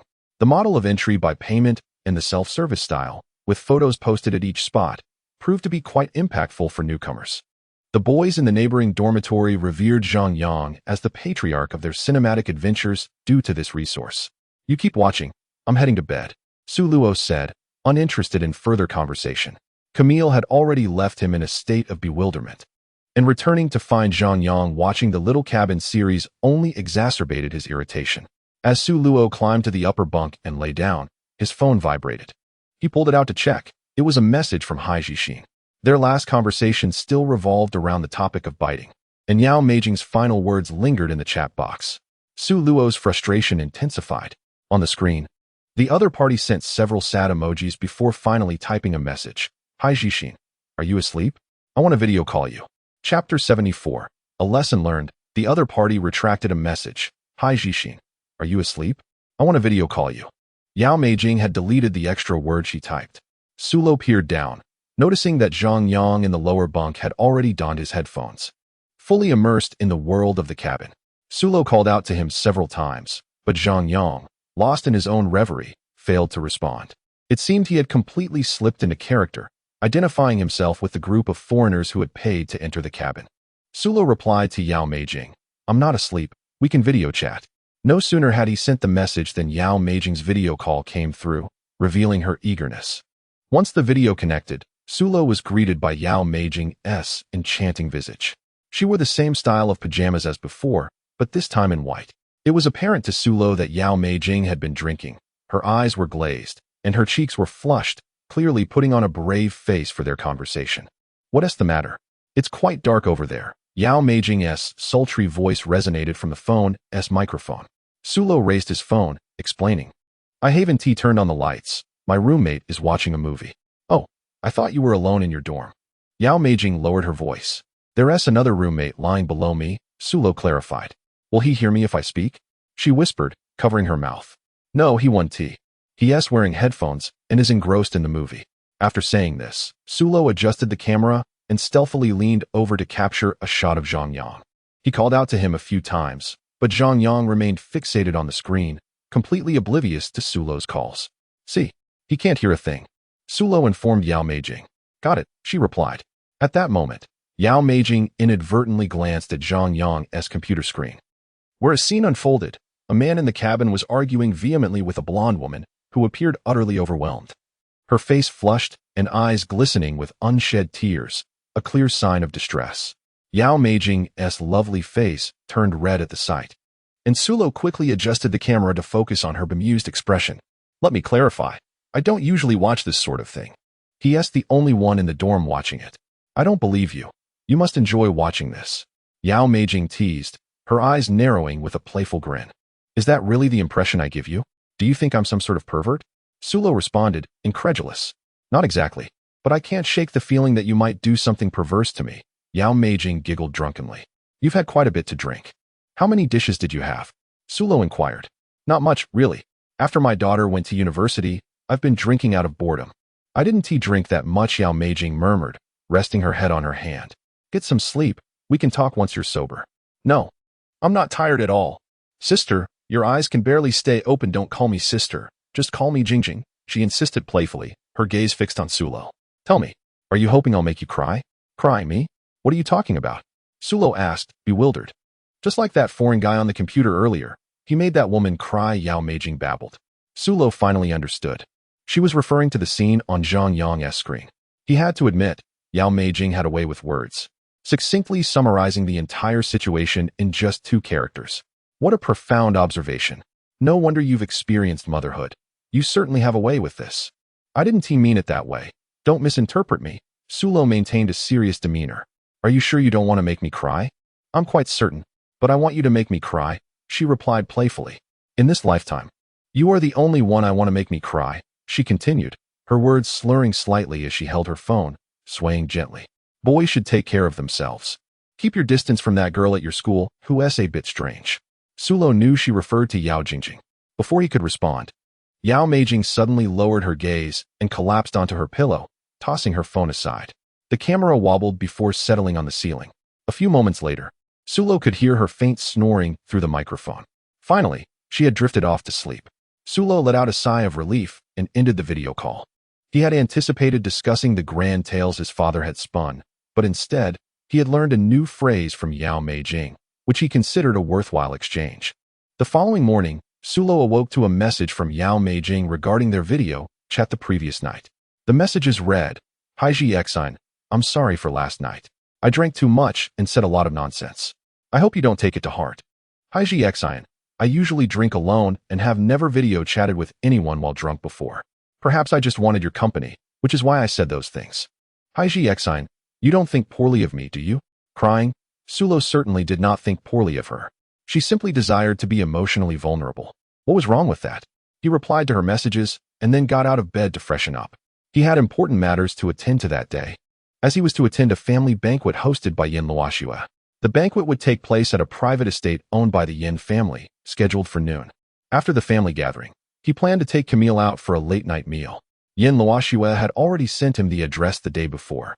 After completing his morning routine, Sulo noticed that Zhang Yang was still asleep, possibly due to excessive late-night gaming.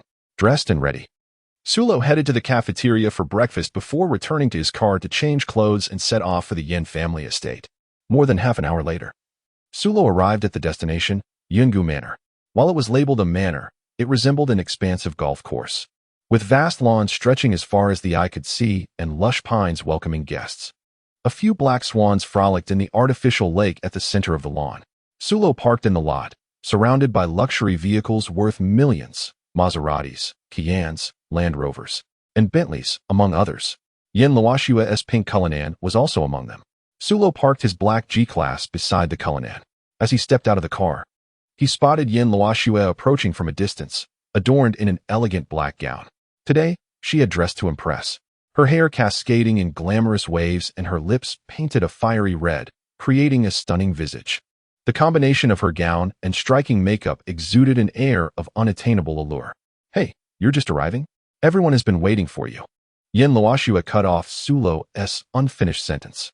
Sulo quickly remembered their agreement to refer to each other as siblings in private, but to show a bit more intimacy when at her family's residence. He promptly adjusted his wording. There was traffic on the way, sweetheart. It's all right, let us go. She replied sweetly, naturally linking her arm through his and leaning against his shoulder as they strolled into the estate. As Sulo embraced Yin Luoxue's slender waist, they made their way toward the banquet hall. This Yungu Manor is primarily where my grandparents reside. The air quality is excellent, and the surroundings are comfortable, making it ideal for elderly living, Yin Luoxue explained while walking, greeting the servants they encountered along the way, who bowed respectfully to them. Sulo paid little attention to the greetings, his focus entirely on Yin Luoxue's waist, which felt remarkably delicate. It seemed he could easily encircle it with a single hand. As she moved gracefully ahead, Sulo could feel her slim waist swaying rhythmically within his grasp. Through the sheer fabric of her gown, he sensed that there was not an ounce of excess flesh. Whenever their strides became misaligned, he instinctively tightened his grip around her waist, the sensation becoming more pronounced. It was hard to believe that such a flat abdomen could feel so soft. The tactile experience was exquisite. Indeed, women are made of water. Yin Luoxue smiled, showing no signs of discomfort, continuing to lean against Sulo as they walked forward. Soon, the two arrived at the banquet hall of Yungu Manor. The spacious hall was filled with people of all ages, as it was a family gathering for the Yin clan, with no outsiders present. Yin Luoxue had briefed Su Luo on the family dynamics the day before. He scanned the hall and could recognize their identities. In the distance, the elderly man in a wheelchair, with his head of white hair, was undoubtedly Yin Luoxue's grandfather, Yin Jixing, the venerable leader of the Yin group. Beside him sat his wife, Lu Jifan, Yin Luoxue's grandmother. He had previously met Yin Luoxue's parents, Yin Bingjun and Zhang Shuhua, who were engaged in lively conversation with the elder. On the sofa in the banquet hall sat an attractive mother-daughter duo, Ling Qiuhong, the wife of Yin Luoxue's late uncle Yin Ruifeng, and her daughter, Yin Shui. It was undeniable that the members of the Yin family possessed striking looks. With parents like Yin Bingjun and Zhang Shuhua, it was no wonder that Yin Luoxue was such a beauty. Although Su Luo had never seen Yin Ruifeng, he could surmise from Yin Shui's appearance that her father must have been quite handsome, with her mother's voluptuous figure and her own slender build.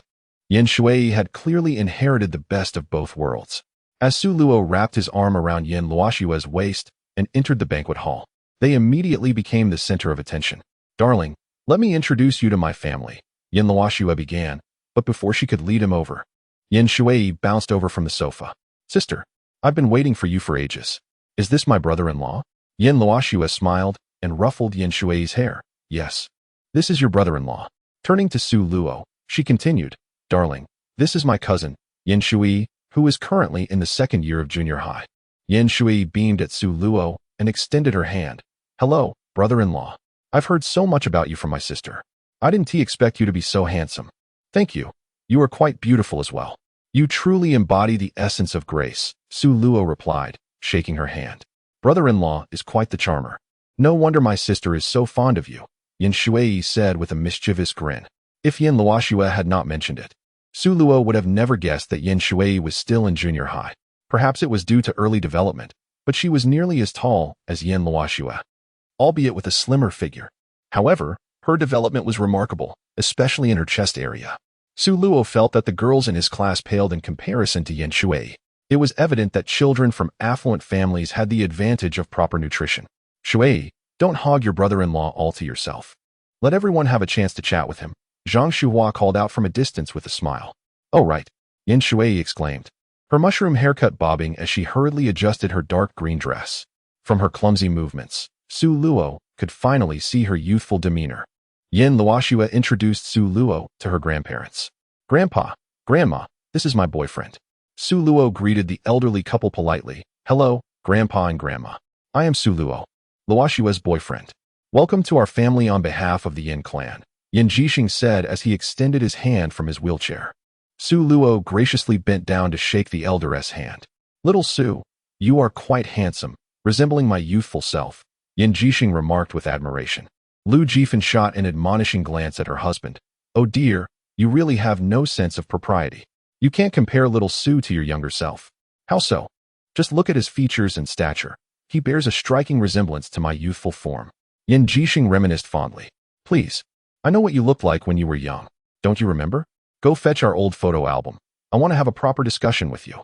Lu Jifan retorted, sending someone to retrieve the album. Su Luo chuckled at the playful banter between the elderly couple. He hadn't expected such a lively interaction from Yin Luoxue's grandparents. They were quite different from his preconceived notions of a wealthy family, particularly Yin Jixing, who had the demeanor of a playful old man, exhibiting a touch of humor. Su Luo had anticipated that upon arrival, his status as a university student might lead to condescension or ridicule from the Yin family. He imagined that Lu Jifan would probe him for details about his background, while the elder might utter some blunt remarks, such as questioning his worthiness to marry his precious granddaughter. Yet, no such inquiries were made. In fact, they seemed unconcerned about Su Luo's family background or financial status. He realized that his perceptions had been tainted by sensational novels and mindless dramas. True affluent individuals did not carry such heavy airs. Having grown up with a silver spoon, they lacked the bitterness often associated with lesser means. The quality of the Yin family was evident through Yin Luoxue's demeanor. If there was any hint of coolness in the atmosphere, it was from Ling Qiuhong, who donned an all-black outfit. Her greeting to Su Luo was accompanied by a forced smile. Sensing Su Luo's potential discomfort, Yin Luoxue quietly explained, "My uncle and aunt had a very close relationship. Since my uncle passed away, my aunt has not smiled since. She hasn't attended any family gatherings, and her presence today is a rare occurrence. I hope you understand." "Don't worry, I completely understand your aunt's feelings," Su Luo replied nonchalantly. He recognized that Ling Qiuhong must have suffered greatly. As the widow of Yin Ruifeng, the heir of the Yin family, she once enjoyed a life of prestige. Now, with her husband gone, attending family gatherings must hold little joy for her. Ling Xiaohong merely greeted Su Luo, shook his hand, and then retreated to a corner, sipping red wine by the large window. The rest of the family noticed her demeanor and exchanged glances of empathy and sorrow. Soon, a servant presented a thick old photo album to Lu Jifan. She beckoned Su Luo to sit in front of her and began flipping through the pages, eventually finding a picture of a young Yan Jixing. "Little Su, look at this. This is your grandpa Yan when he was young. He claims to resemble you. What do you think?" Su Luo glanced at the photo and shook his head. Indeed, he is far more handsome than I." Yan Jixing burst into hearty laughter. "Huh, did you hear that? This child knows how to flatter." Lu Jifan shot him a playful glare before turning back to Su Luo. "Let us not pay attention to this old rascal. Now, let me show you some pictures of Luoxue when she was little." "Sure, Grandma." It seemed that whether from a wealthy family or an ordinary one, the elderly cherished the tradition of reminiscing through old photographs. Lu Jifan produced several pictures of Yan Luoxue from her childhood to share with Su Luo. "This is Luoxue's kindergarten photo, and this one is from her piano competition, and here she is dancing ballet." It was evident that Yan Luoxue had been a beauty from a young age. She has not changed much since childhood. The only distinction is that her childhood photos are merely a miniature version of her current self, exuding a delightful cuteness. Most astonishingly, Su Luo did not anticipate that Yan Luoxue was so multifaceted. As a child, she was proficient in music, chess, calligraphy, and painting, while he, in his youth, was only acquainted with the rudimentary act of relieving himself and playing in the mud. Of course, he was not so grotesque as to use his own urine and mud. He was not that perverse. He resorted to using the urine and mud of his female classmates. Su Luo came across a photo of Yan Luoxue with her hair styled in a bun, dressed in a ballet leotard, captured mid-split in the air. The photo was inscribed, "Xiaoxue's performance at the Youth Palace Arts Festival." Su Luo expressed his astonishment. "I never realized your flexibility was so remarkable back then." "Of course. I was the champion of the city's children's ballet group," Yan Luoxue replied proudly. "It took me quite some time to master that split. Can you still do it now?" "Oh, stop it." Yan Luoxue playfully punched Su Luo's arm, their banter flowing effortlessly. Her parents and grandparents observed the affectionate exchange with knowing smiles. At that moment, Lu Jifan unearthed an old photograph of Yan Luoxue. "Ah, this photo is quite aged. It's from before Xiaoxue started kindergarten." The elder held the photo up for Su Luo to see. Upon glancing at it, he noticed that Yan Luoxue appeared even smaller. A red dot was painted between her brows, and her hair was styled in two high pigtails, resembling a little Neza. Most notably, she was clad in a pair of open-crotch pants, the kind that even newborns would wear. Su Luo recalled having similar photos taken around his first birthday. But the Yan Luoxue in the picture was clearly older than one, as she looked like a toddler capable of running about. From the photograph, Su Luo could see clearly that she was still a petite cherub, chubby and seemingly quite pinchable. As a diligent aquaculture student, he had some knowledge of shellfish, and from the photo alone, it was evident that this shellfish was of exceptional quality. He pondered whether, after all these years, the pearl within would now be more prominent. Yan Luoxue noticed Su Luo's gaze lingering on a particular spot in the photograph, causing her cheeks to flush instantly. "Grandma, why are you showing him my embarrassing photos?" she exclaimed, hastily closing the old album. Su Luo, with a teasing smile, remarked, "Why were you still wearing open-crotch pants in kindergarten?" Xiaoxue had a hard time holding her bladder. She would squat down and let it flow while walking in the yard. She didn't manage to be normal until she was in the last year of kindergarten, Zhang Shuhua chimed in, suppressing a laugh. "Oh my, why do you have to say that? How mortifying." Yan Luoxue's face turned as red as a tomato. All right, let us not discuss it any further," Zhang Shuhua laughed. Lu Jifan, also amused, added, "It's perfectly normal for little girls to be like that. There's nothing to be embarrassed about. You're a young lady now. I can't bear this any longer. I need to step aside for a moment," Yan Luoxue said awkwardly, rising to leave, taking the old album with her, fearful that Lu Jifan might unearth more embarrassing moments. While her grandmother and mother discussing her open-crotch pants photo was one thing, the thought of Su Luo fixating on that particular image was another matter entirely, leaving her feeling quite flustered as she tightly crossed her legs. Yan Shui approached, lifting her skirt to engage with Yan Luoxue, while Su Luo, Yan Bingjun, and Yan Jixing conversed merrily. The atmosphere in the banquet hall was congenial until a resonant male voice abruptly broke the tranquility. What a lively gathering! Everyone turned towards the source of the voice. At the entrance of the banquet hall stood a middle-aged man in a suit with a buzz cut. He bore some resemblance to Yin Jixing, yet his cheekbones jutted out. His nasolabial folds pronounced, and his gaze was piercing, giving him an unapproachable demeanor. Accompanying him was a young woman with vintage curls, dressed in an orange qipao, exuding the essence of a Shanghai lady. Between them was a boy around Su Luo's age, wearing glasses and a white tracksuit, appearing rather fragile with an air of scholarly innocence. With their entrance, the jovial ambience of the banquet hall was shattered, and the expressions on everyone's faces turned sour. Su Luo, discerning the change, recognized that these three were Yin Luoshue's uncle and his family, Yin Xiaodong, Fang Yiran, and their son Yin Hengji. Chapter 77. Anomaly. Yin Xiaodong, along with his wife and child, approached the crowd. He greeted Yin Jixing and Lu Jifan first, followed by Yin Bingjun and Zhang Shuhua, his demeanor devoid of hostility, akin to a typical family reunion. After acknowledging his brother and sister-in-law, he cast a glance at Ling Qiuhong, who was quietly drinking alone. "I didn't anticipate you'd be here today. What a rare sight," Yin Xiaodong remarked with a smile directed at Ling Qiuhong. "It's Xiao Xue's first time bringing her boyfriend home. As an elder, I naturally had to make an appearance. Is that unwelcome?" Ling Qiuhong's tone was frosty. Yin Xiaodong smiled, but remained silent. Fang Yiran interjected warmly, "Sister Qiuhong, my husband didn't mean anything by it. He just has a way with words." Ling Qiuhong chose not to respond further. Zhang Shuhua attempted to lighten the mood. "Yiran, how have you been lately? Is the film crew keeping you busy?" "Sister-in-law, I've been relatively free as I've postponed my schedule to spend more time with Xiao Ji since he's starting his senior year." Fang Yiran replied with a smile. "Xiao Ji is a thoughtful child. With his dedication to studies, he'll surely excel," Zhang Shuhua encouraged. At that moment, Yin Xiaodong's gaze landed on Su Luo. "This young man must be Xiao Xue's boyfriend, correct?" he inquired. As Su Luo was about to respond, Yin Luoxue stepped in front of him. "Yes, this is my boyfriend, Su Luo. You can call him Xiao Su, uncle." Seeing Yin Luoxue's protective stance, Yin Xiaodong squinted and chuckled. "No need to be so tense. I won't harm your boyfriend. You're as serious as your father." With that, Yin Xiaodong extended his left hand towards Su Luo, revealing he was left-handed. "So, Xiao Su, it's a pleasure to meet you." "Thank you, uncle." "It's a pleasure to meet you as well," Su Luo replied as they shook hands. Fang Yiran scrutinized Su Luo, a look of admiration gracing her features. "Xiao Su is quite handsome. It seems a waste not to pursue a career in the film industry. Have you considered acting?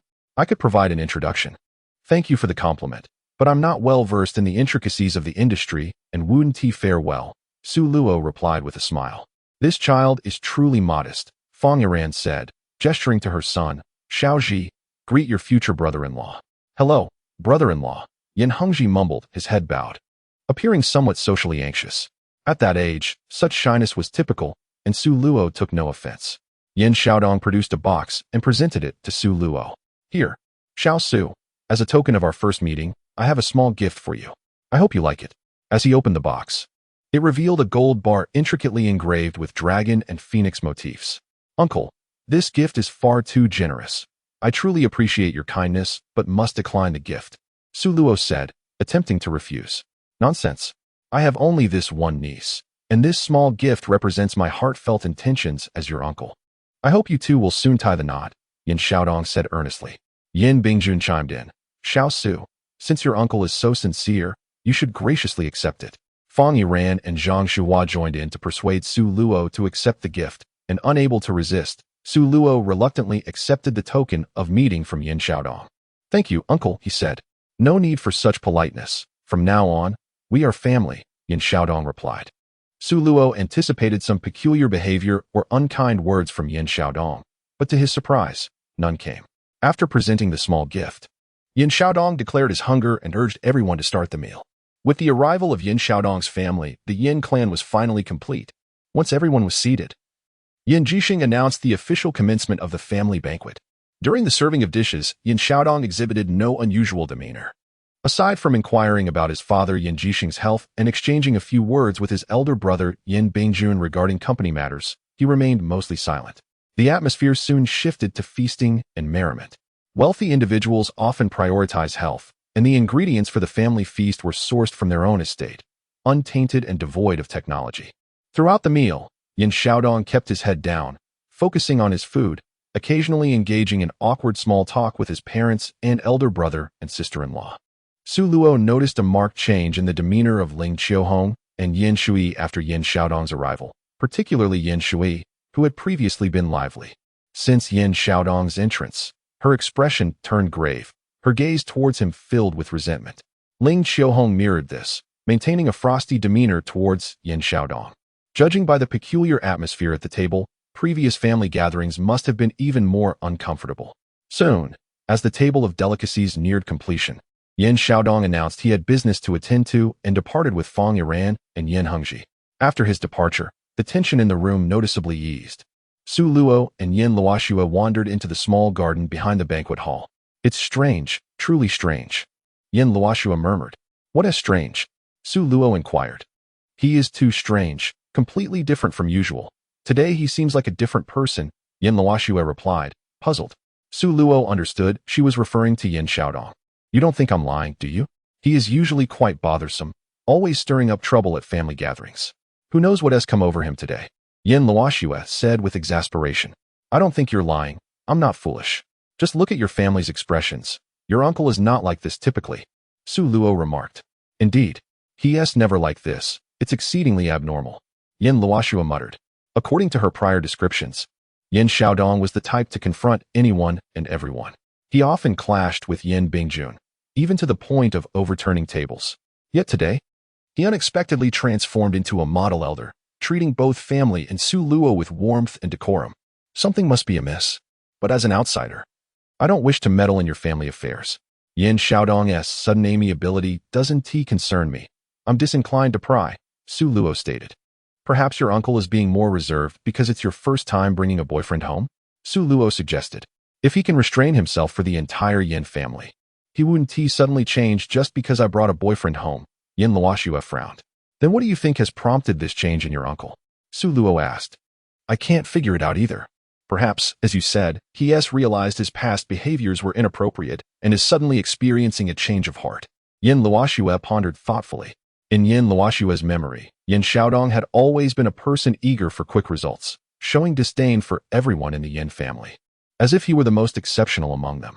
His unusual behavior today, being amiable and even gifting Su Luo, was indeed bizarre. By the way, was there any issue with the gift he just gave you? Yin Luoxue asked. No issue. It's just an ordinary gold bar from Zhou Shifu, Su Luo replied. Open it up, especially the packaging, to ensure there are no hidden listening devices or anything, Yin Luoxue warned, her expression alert. Listening devices? Surely not. Su Luo laughed nervously, opening the box to find it empty save for the gold bar. Yin Luoxue picked up the gold bar and tapped it against the ground, producing a crisp sound. After confirming it was genuine, she returned it to Su Luo. It's solid. Nothing strange embedded within, she assured him. Strange things embedded in a gold bar? You're amusing me with your wild imagination, Su Luo chuckled. You have no idea about my uncle's character. I've heard from my father that he has eliminated many competitors through eavesdropping and spying. He pretends to be submissive while secretly plotting ambushes. Given how unusually he has been trying to connect with you today and even presenting gifts, it's only natural for me to be suspicious, Yin Luoxue explained. Oh, so that is the case. I didn't expect your uncle to be so. Su Luo began but swallowed his words, thinking it inappropriate to speak ill of an elder. What were you about to say about him? Yin Luoxue pressed. Oh, I was saying your uncle is quite the seasoned character. Su Luo gave a thumbs up. What seasoned character? He is just an old schemer. Yin Luoxue scoffed. True. Old schemers are indeed bothersome. They lie in wait, ready to ambush you when you least expect it, Su Luo quipped. Yin Luoxue perked up at this. Exactly. And those who hide in rooms, springing out to scare you when you enter. Huh. Do you play games like Chicken Dinner? Su Luo asked. Yin Luoxue nodded vigorously. I do. Though I'm not very good at it. My KD is 1.5, and I rely heavily on scavenging. What do you mean by relying on scavenging? Su Luo inquired. It's when two teams are fighting, and after they finish, I go loot the leftover gear. If I'm lucky, I might find an emergency rescue signal or something, Yin Luoxue said with a grin. Su Luo was taken aback to learn that the future heiress of the Yin group was a gaming enthusiast. From now on, don't just scavenge. Let me take you into intense matches where we can steal from others for a change. Su Luo declared confidently. Really? Can you take me to play? Of course. Stick with me, and you'll be feasting on victory every day, Su Luo promised. How about we play a match right now? Right now? Isn't that inappropriate? The family banquet hasn't concluded yet. Oh, it's fine, just one match. Come on, let us get started. Yin Luoxua eagerly pulled out her phone. Seeing her enthusiasm, Su Luo took out his phone as well, and they settled on a bench in the estate to play together. Yin Luoxua, adorned in a magnificent gown and looking stunning, was now holding her skirt with one hand while engrossed in the game with the other. In a humorous twist, each time she threw a grenade, she would mimic the game character's motion, nearly tossing her phone a few times. Su Luo found her antics both amusing and bewildering. Sister, you're throwing grenades, not casting fishing lines. Is that so? I thought it would go further if I threw like this. Yin Luoxua responded. Though her KD was on the lower side, Su Luo, while not a professional player, found it easy to guide her in the game. He took charge while she scavenged behind him. Their first sweet duo match culminated in victory. Yay, we won. Yin Luoxua cheered, holding her phone high. Su Luo, feeling no sense of achievement, exited the game. Next time, I'll invite 2 more people. It's more fun with a full squad. Certainly. Here is the refined and improved version of your text. Of course, if you find something valuable, you must share it with me first, without offering it to anyone else. Yin Luoxua declared with a hint of pride. It would be useless to you. Your marksmanship is quite lacking, came the reply. Oh, I will improve. Just wait for the next time, she retorted playfully. After their gaming session, the two chatted amiably as they returned to the estate. Due to Yin Xiaodong's unusual actions, attending the Yin family feast went much smoother than anticipated. There were no awkward moments, and Su Luo did not need to showcase any surprising responses to impress the family. The carefully prepared heroic lines he had rehearsed remained unspoken. However, this was for the best, as it spared him the need to perform. Yin Jixing insisted on having Su Luo stay for dinner, but Su Luo gracefully declined, citing evening studies as his reason. The Yin family saw him off to the car, and just before he departed, Yin Luoxua embraced him sweetly. Su Luo understood this was a performance for the elderly couple nearby. Be careful on the road, drive slowly. Zhang Shuhua kindly advised. Of course, Auntie, I will be careful, he assured her. Yin Bingjun patted Su Luo's shoulder and said, Little Su, don't rush back next time. Make time to share a drink with me. Certainly, Uncle, I promise, Su Luo smiled. Little did he know, there would be no next time. This was his last encounter with Yin Bingjun. Life continued in a steady rhythm for a month. Just 2 days before the grand opening of Su Luo's single-themed restaurant, calamity struck the Yin family. Su Luo was engaged in evening studies when he received a call from Yin Luoxua. Upon answering, he heard the distressed voice of Yin Shui, who was sobbing and incoherent, merely mentioning the emergency room at the Binhai City Hospital. After hanging up, Su Luo hurried to the hospital, where he found the entire Yin family gathered, along with many unfamiliar faces, presumably the family's associates. The corridor echoed with cries of anguish. Yin Luoxua and Zhang Shuhua embraced each other, weeping uncontrollably, while Lu Jifan gasped for breath in her sorrow.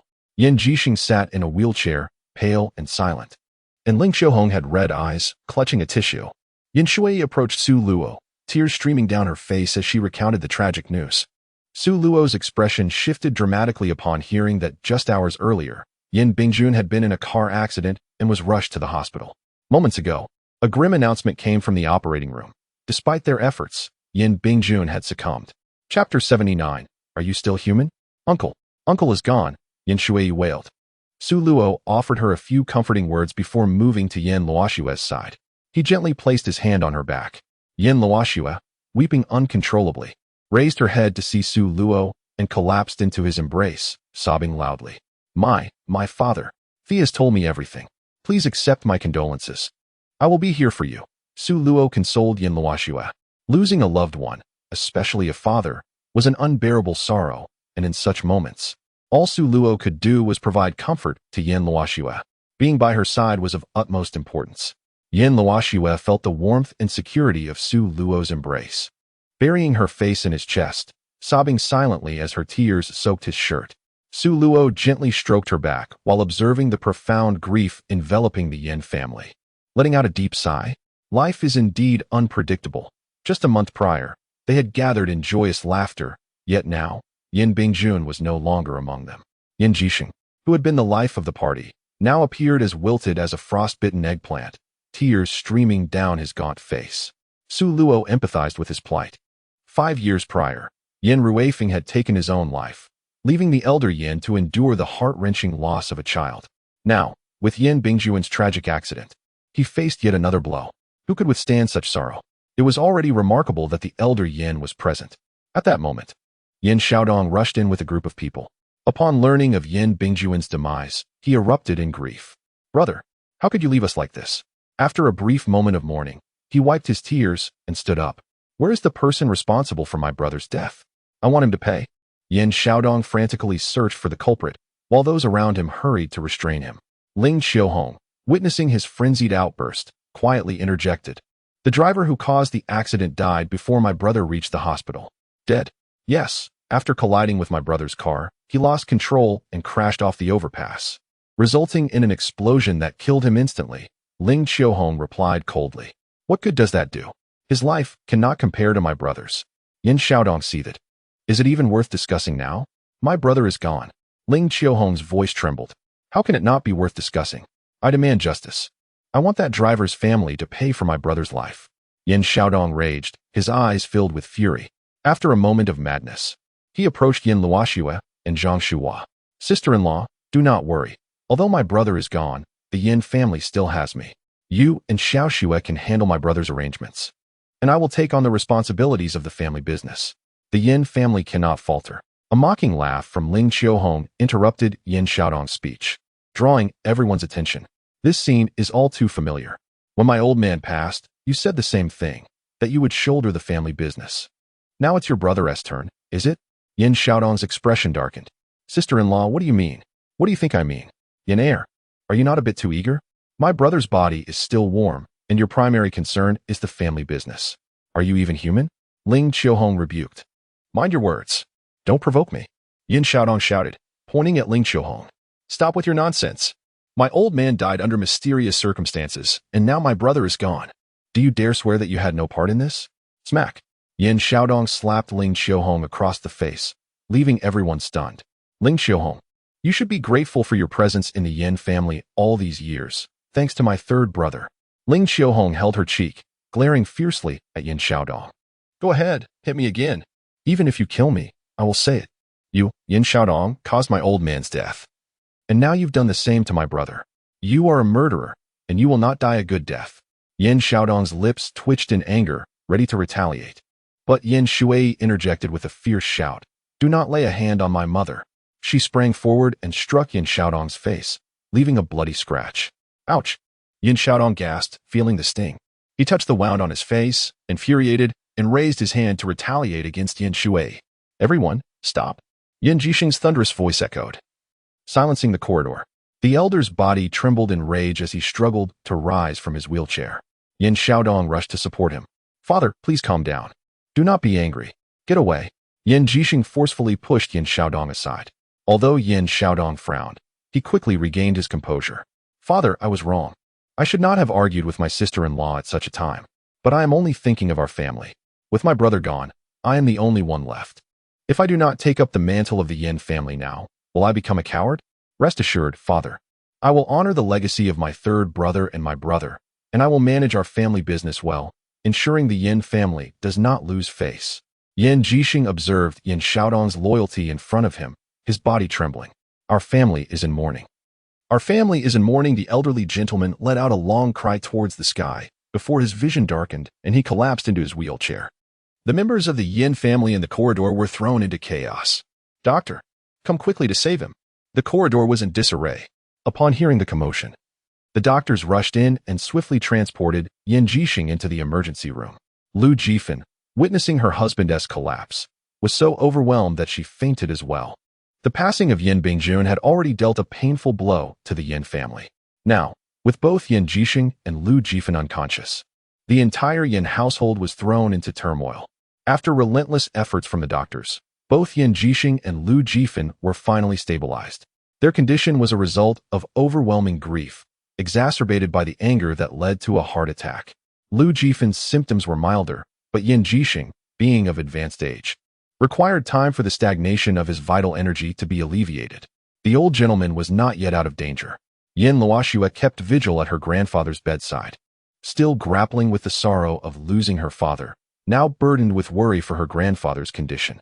Ling Xiaohong instructed Yin Shui to remain with Yin Luoxue, while she and Zhang Shuhua attended to the arrangements for Yin Bingjuan's funeral.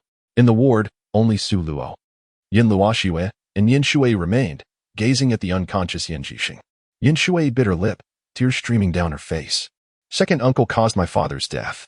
And now he has harmed my eldest uncle. Grandfather has collapsed from the anger. Sob. Do not speak of such things in front of grandfather. Yin Luoxue replied, her eyes red with emotion.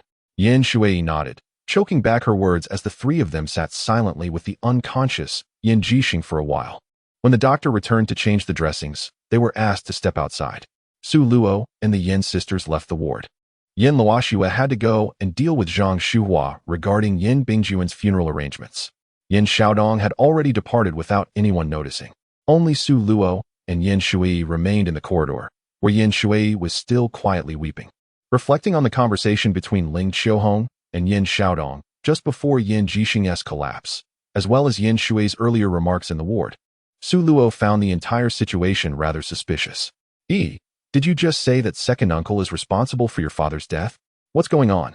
Su Luo inquired. My father did not commit suicide. Second uncle wanted to seize the position of heir and caused my father's death. Yin Shui sobbed. Did you see something? Or do you know something? Su Luo's intent was to ascertain whether Yin Shui possessed any evidence. Yin Shui shook her head. No, but my father was always a bright person. He would never jump from a building for no reason. Furthermore, after my father's passing, second uncle was completely indifferent to how difficult things were for my mother and me, constantly insisting on taking over the Yin family business. Later, when Grandpa entrusted the family business to the eldest uncle, second uncle was furious, having quarreled with him multiple times. Blaming Grandpa for handing the heir's position to the eldest uncle, Su Luo nodded, grasping Yin Shui's implication. Previously, Yin Luoxue had spoken to him about Yin Ruifeng. From Yin Luoxue's description, Su Luo understood that Yin Ruifeng was an exemplary individual, with a harmonious family and a flourishing career, wielding significant influence within the Yin clan. It was inconceivable that Yin Ruifeng could be someone who would take his own life. Now, hearing Yin Shui speak of her father only reinforced Su Luo's suspicion that Yin Ruifeng's death may not have been a suicide. However, these were merely conjectures. The police had closed the case as a suicide 5 years ago, likely due to insufficient evidence to prove foul play or an accident. The specifics of the scene and the coroner's records were in the hands of the police. Su Luo was not omniscient, and he had no way of knowing the circumstances surrounding Yin Ruifeng's fall 5 years prior. Su Luo then focused his attention on the traffic accident involving Yin Bingjun. He spoke with several members of the Yin family to clarify the situation. Yin Bingjun had been traveling out of town for business when a large truck, driving against traffic, collided head-on with his vehicle. After the truck flipped Yin Bingjuan's car, it lost control and plummeted off an overpass, exploding upon impact. The truck driver perished in the fire. When the traffic police arrived, they discovered that the truck driver had been under the influence of alcohol prior to the accident. Yin Bingjuan's misfortune was evident. The fault for the incident lay solely with the truck driver, yet with the driver deceased, there was no way to corroborate anything. No one knew what the truck driver had experienced before the incident, nor whether there had been any intent to harm. On the surface, it appeared to be a traffic accident. However, if the circumstances aligned with Yin Shui's suspicions, suggesting it had been orchestrated by Yin Xiaodong, then the nature of the event would indeed change. Yet, currently, there was no evidence linking Yin Xiaodong to the traffic accident. The truck driver had died, and there was no proof that Yin Xiaodong had been behind it. As for the suicide case of Yin Ruifeng, it was even more challenging to establish any connection to Yin Xiaodong. 3 days later, Yin Bingjun was laid to rest and cremated. The entire Yin family gathered for the occasion. As Yin Luoxue's boyfriend, Su Luo naturally stood by her side. The Yin family tomb was situated atop a hill, where their ancestors were interred. Yin Bingjuan's grave was positioned adjacent to that of Yin Ruifeng, with the space in between reserved for Yin Xiaodong. During the ritual of burning paper offerings, Yin Xiaodong was overcome with grief. Elder brother, third brother, may your spirits in heaven bless our Yin family with harmony. Once I have elevated our family business, I shall join you. Yin Luoxue knelt before Yin Bingjuan's grave, silent and utterly exhausted. Tears had long since dried up for her over these past few days. Zhang Shuhua was similarly affected. The mother and daughter wept daily, feeling as though the sky had fallen upon them. Yin Jixing, seated in his wheelchair, donned an oxygen mask. despite his weakened state. He insisted on attending his eldest son's final farewell. After Yin Bingjuan's ashes were interred, the Yin family, along with friends and relatives who had come to pay their respects, returned to Yunga Manor for the post-funeral meal. The Yin family hosted a banquet to thank those who attended the funeral, a gesture akin to typical mourning ceremonies. Just a month prior, the family had gathered for a banquet here. Who could have foreseen that a month later, the same place would host Yin Bingjuan's funeral feast? At the dining table, a somber atmosphere enveloped the guests. Yin Luoxue, Zhang Shuhua, and Lu Jifan sat silently, wiping their tears. Yin Jixing's face was ashen. Ling Qiuhong and Yin Shuai took it upon themselves to console Yin Luoxue and Zhang Shuhua.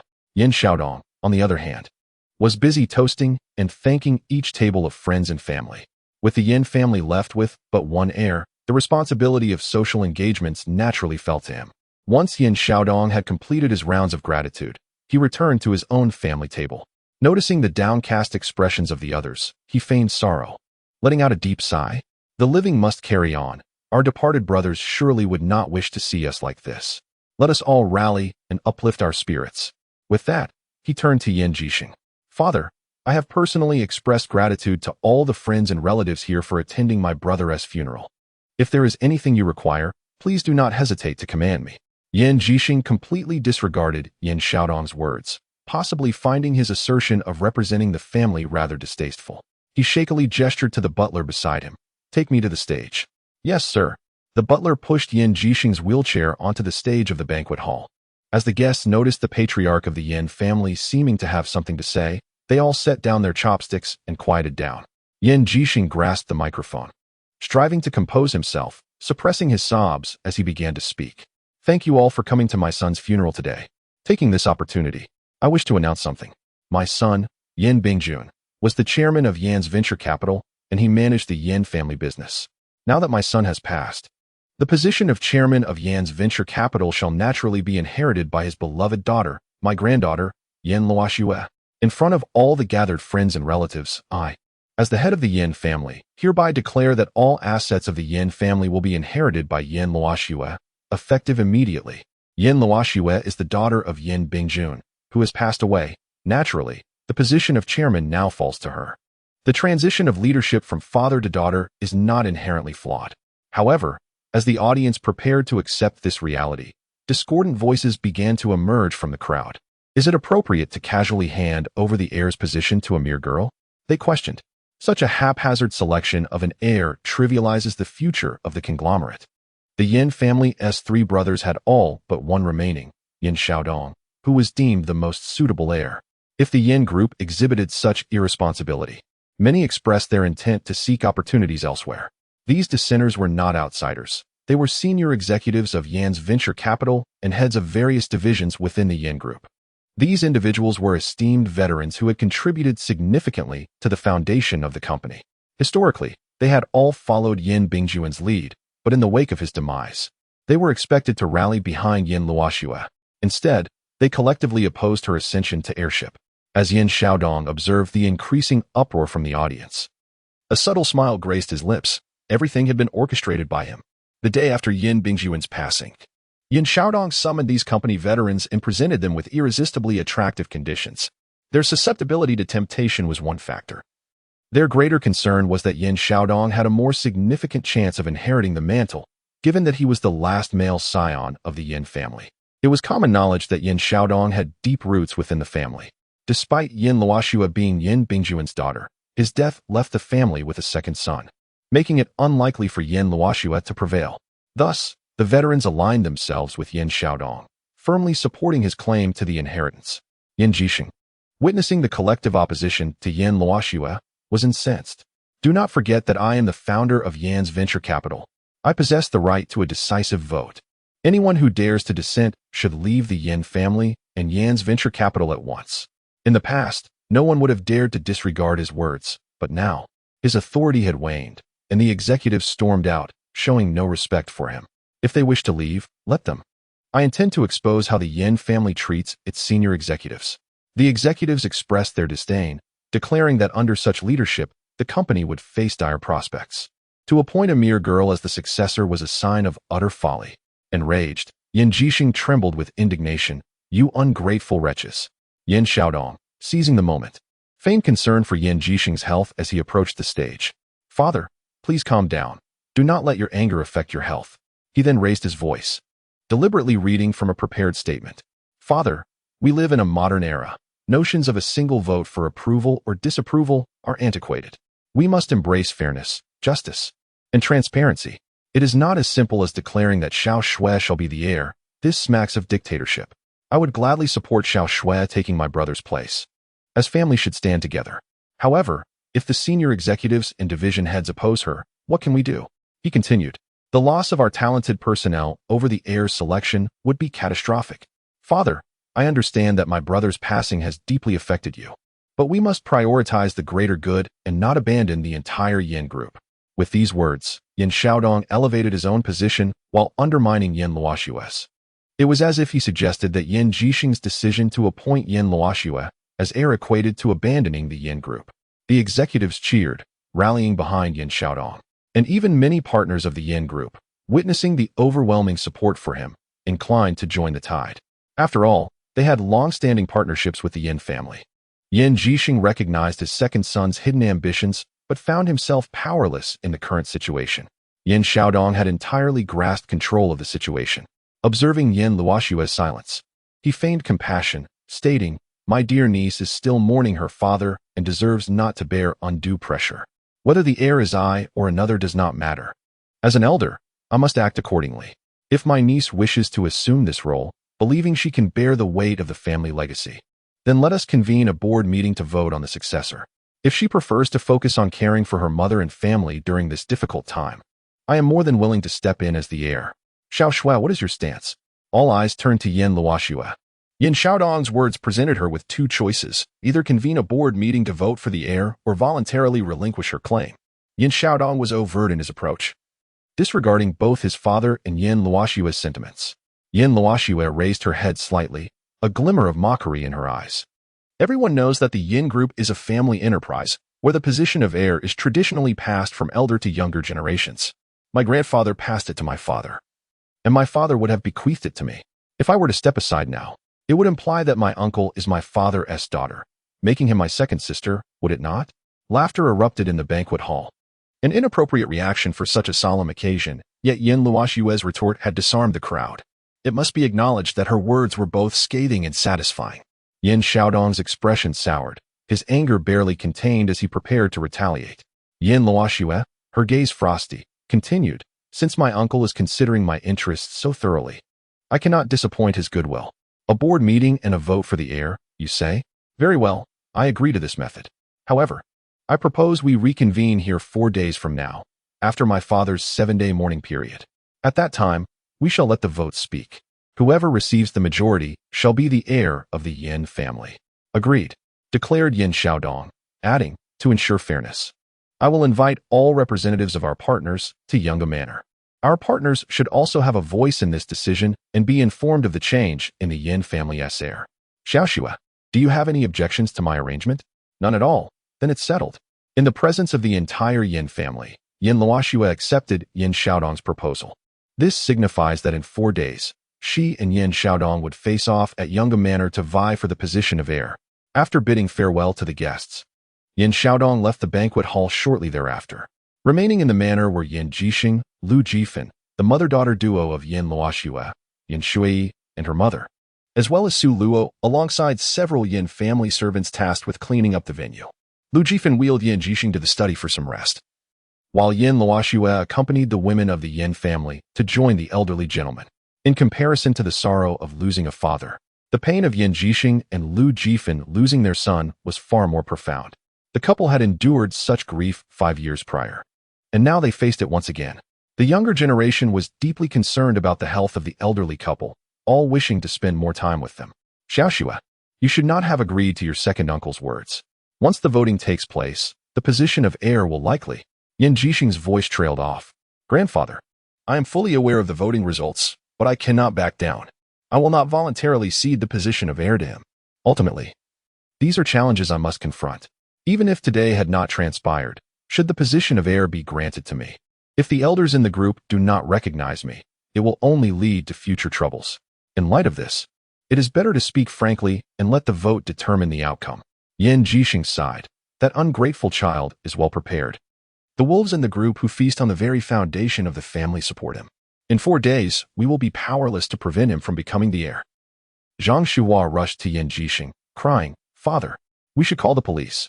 Bingjuan's accident was certainly no accident. It must have been Xiaodong pulling the strings behind the scenes." Ling Qiuhong also stepped forward to support Zhang Shuhua. "Father, my old Yin died under mysterious circumstances. And now my elder brother has passed suddenly. All of this is inextricably linked to that vile Xiaodong. Indeed, the moment my uncle passed, my second uncle began clamoring to seize the position of heir from my cousin, just as it was when my father died." Yin Shui chimed in, tears welling in her eyes. Yin Jixing managed a bitter smile. "The moment Xiao Jun had his accident, I contacted the Binhai police, hoping they would uncover the truth. Yesterday, the police responded, stating that after thorough investigation, they concluded it was merely a traffic accident, ruling out any homicide. This mirrors the situation when Xiaofeng jumped to his death. If the police are powerless, what can I, as a father, do? Do you think I do not wish for that ungrateful child to face legal consequences? If the police had evidence proving his guilt, I would willingly send him to prison and seek justice for Xiaofeng and Xiaojun." Yin Jixing's words plunged the room into silence. The elderly gentleman's ability to utter such harsh sentiments revealed his profound disillusionment with Yin Xiaodong. After Yin Ruifeng's suicide, Yin Xiaodong rushed to claim the position of heir, and at that time, Yin Jixing merely viewed him as incompetent, devoid of fraternal affection, consumed by self-interest. Yet, he had never considered that Yin Xiaodong could have played a role in Yin Ruifeng's demise. 5 years later, with Yin Bingjuan's untimely death, Yin Xiaodong's aggressive maneuvering left little doubt in the elderly man's mind. He could no longer deny the possibility that his second son might be a murderer. "What grandfather says is true. If the police are powerless, what can we do?" Yin Luoxue murmured in despair. Yin Shui bit her lip, wiping away her tears. She saw in Yin Luoxue a reflection of herself from 5 years ago. "Sister, he will get his comeuppance. Heaven will not let him escape. What Yi says is right. The heavens are watching, and all that Yin Xiaodong has done is clear to them." Ling Qiuhong echoed. Yin Luoxue forced a bitter smile. "Yes, now the Yin family can only hope for divine intervention. We can rely on no one else." After a lengthy discussion filled with sorrow in the study, Zhang Shuhua and Ling Qiuhong escorted Yin Jixing and Lu Jifen back to their room for rest. Yin Luoxue and Su Luo stepped into the garden to catch their breath. A month prior, they had shared a meal there. Little did they know that in just a month, everything would have changed, and the Yin family would face its upheaval. "I'm sorry for the trouble I've caused you these days. In caring for me, I've wasted so much of your time. If I hadn't made you pretend to be my boyfriend, you wouldn't have had to exert yourself so much," Yin Luoxue said, her face filled with guilt. "Sister, don't say that. Uncle treated me well in life. Regardless, he was my benefactor. By staying with you, I've also allowed him to leave in peace," Su Luo comforted. "Thank you. At least while my father was still here, he could take comfort in knowing I had such a wonderful boyfriend," Yin Luoxue said, her eyes brimming with gratitude. "You make me feel ashamed. After all, Uncle helped me realize my entrepreneurial dreams." "You really don't need to thank me," Su Luo replied earnestly. "So, could you promise me one thing?" "Sister, what is it?" "Let us break up." "Huh?" Tears glimmered in Yin Luoxue's eyes as a sorrowful smile graced her face. "Well, to be precise, it's a faux breakup. After all, we are merely pretending to be in a relationship. In 4 days, Yin Xiaodong will undoubtedly become the heir of the Yin family, and what fate awaits me then is uncertain. However, what is certain is that anyone associated with me will be implicated. Ever since my third uncle passed, Yin Xiaodong has been seeking an opportunity to oust my third aunt and cousin from the Yin family. He desires to monopolize the family fortune. Thankfully, my father protected them, preventing Yin Xiaodong from succeeding. Now that my father is gone, Yin Xiaodong has no one to fear. My mother, my third aunt, my cousin, including myself, we will surely be driven out of the Yin family. But you are different. As long as you and I are no longer a couple, you will have no ties to the Yin family. Once he controls the family, he will dictate everything, including your store. If you remain my boyfriend, Yin Xiaodong will undoubtedly target you. Unless heaven intervenes, I am destined not to become the heir. Thus, while there is still time, it is best to distance yourself from me and focus on running your business to earn money. Your bright future is just beginning." Chapter 83. It's all right. I have it covered. Yin Luoshue's words indicated that she had already resigned herself to the inevitable loss in 4 days. She had devised an escape plan for Su Luo, while she herself had no way out. Ultimately, this was a personal feud between her and Yin Xiaodong, and all matters concerning Su Luo were irrelevant. To involve Su Luo would not solve any issues. It would only serve to drag him down, rather than burden Su Luo. Yin Luoshue chose to have him side with Yin Xiaodong. No way. If I break up with you only to run to your second uncle, it would seem as if I have an interest in him. I'm not into that, Su Luo said with a light-hearted smile. Yin Luoshue, rarely amused, chuckled at his absurdity. She playfully reached up to ruffle Su Luo's hair as if he were a younger sibling. Be good. Stop joking around. Listen to your sister. This is the best outcome. The best outcome shouldn't be you becoming the heir and your second uncle facing execution, Su Luo countered. What you describe is an ideal conclusion. Reality is cruel, and I lack the ability to achieve that, Yin Luoshue said with a bitter smile. It's all right. I have it covered, Su Luo replied calmly. Can you help me become the heir? Yin Luoshue jested. Su Luo responded. That might be a bit difficult. I truly cannot assist you with that. Yin Luoshue pressed. Then what do you mean by helping? Su Luo replied. Helping you eliminate Yin Xiaodong. Yin Luoshue was taken aback. That seems even more challenging than helping me become the heir. Wait, do you have a gun? Yin Luoshue felt somewhat perplexed. Su Luo, unable to suppress a chuckle, remarked, Sister, what are you thinking? Do you believe I would brandish a gun at your uncle? This isn't a video game.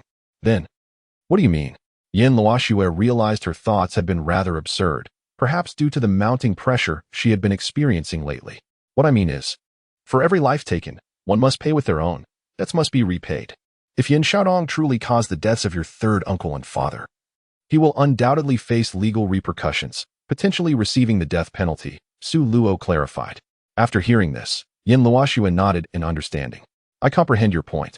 Yet the police have yet to uncover any evidence. They are powerless to bring him to justice. The police's inability does not imply that I lack the means. Su Luo interjected.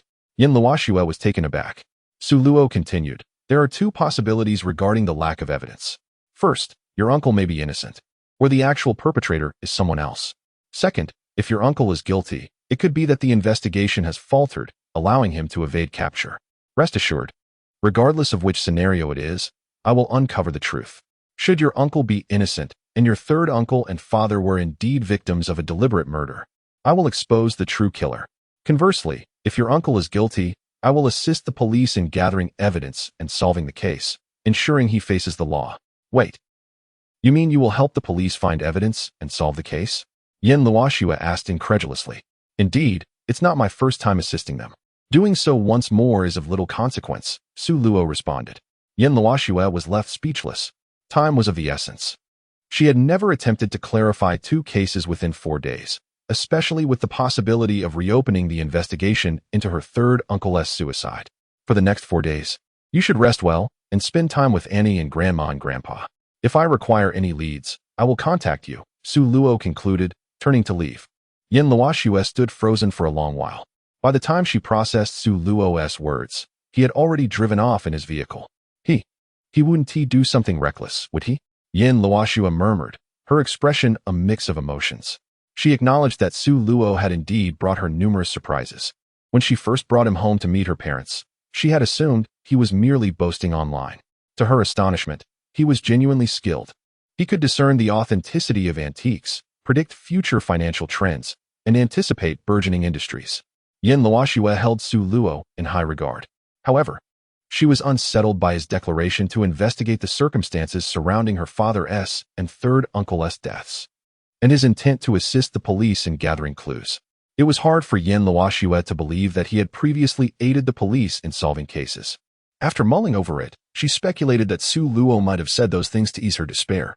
In her eyes, Su Luo had always been a humorous and lively young man. His playful banter could easily evoke laughter from her. She thought perhaps he noticed her current hopelessness and offered her some emotional support. Regardless, Yin Luoshue cherished his goodwill.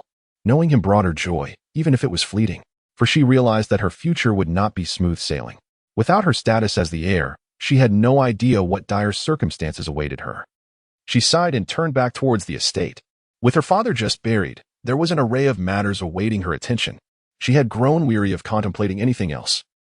After leaving Yungu Manor, Su Luo immediately called LV Manchi, who happened to be having lunch. Upon seeing Su Luo's number, she was taken aback. "Hello. Great detective, what prompts you to call me suddenly?" she inquired with a smile. "I thought I'd deliver some commendations for your excellent work," Su Luo joked. They had previously agreed that whenever LV Manchi came to school to take him out, he would help her solve cases to earn her accolades. Naturally, it was all in jest. Teasing back, LV Manchi responded, "Oh, has happiness come knocking unexpectedly? Should I change into formal attire to meet you? Let us wait until the case is solved for that." Haha, Su Luo laughed. "All right, from your tone, it seems you truly have a case for me?" LV Manchi probed. "Yes, to be precise, there are 2 cases," Su Luo replied. "Do tell. You must be aware of the traffic accident involving Yin Bijun, correct?" Su Luo asked. "I am. This case should have been handled by the traffic department, but the family contested the findings and sought assistance from the bureau. However, the investigation concluded it was merely a traffic accident." "What is going on?" she asked. "And are you familiar with the suicide case of Yin Ruifeng from 5 years ago?"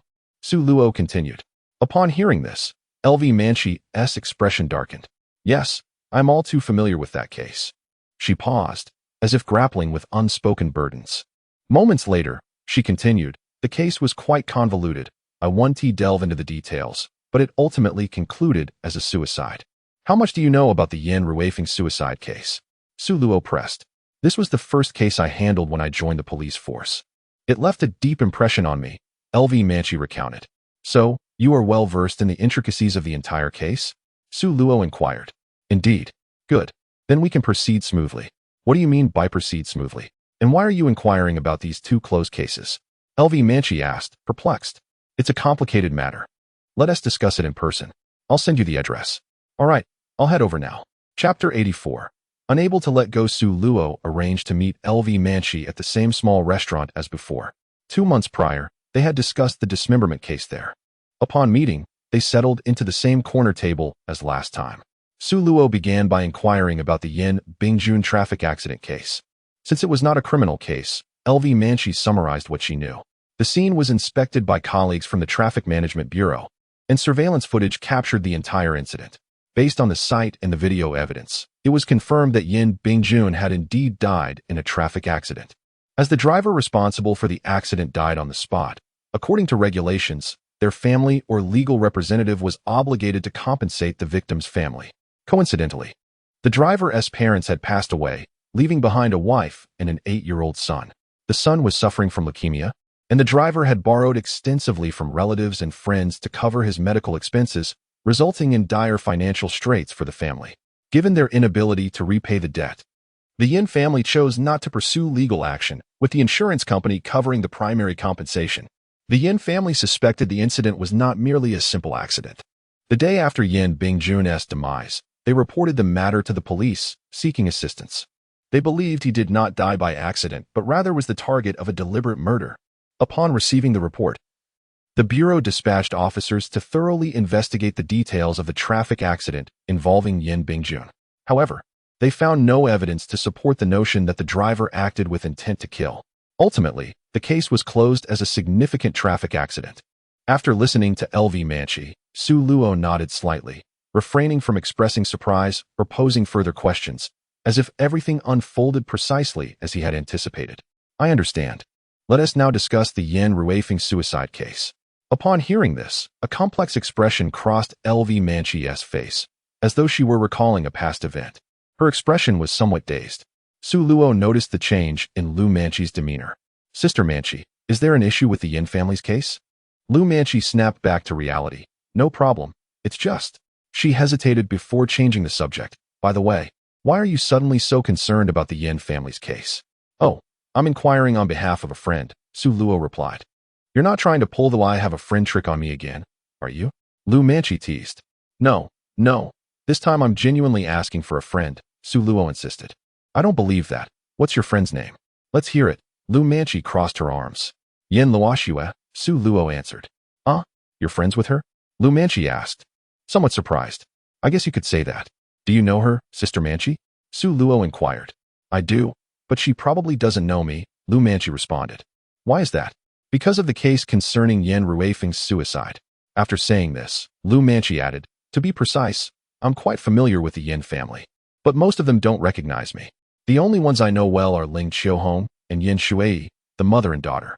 Earlier on the phone, Su Luo had heard Lu Manqi mention that the Yin Ruifeng suicide case was the first case she handled when she joined the police force.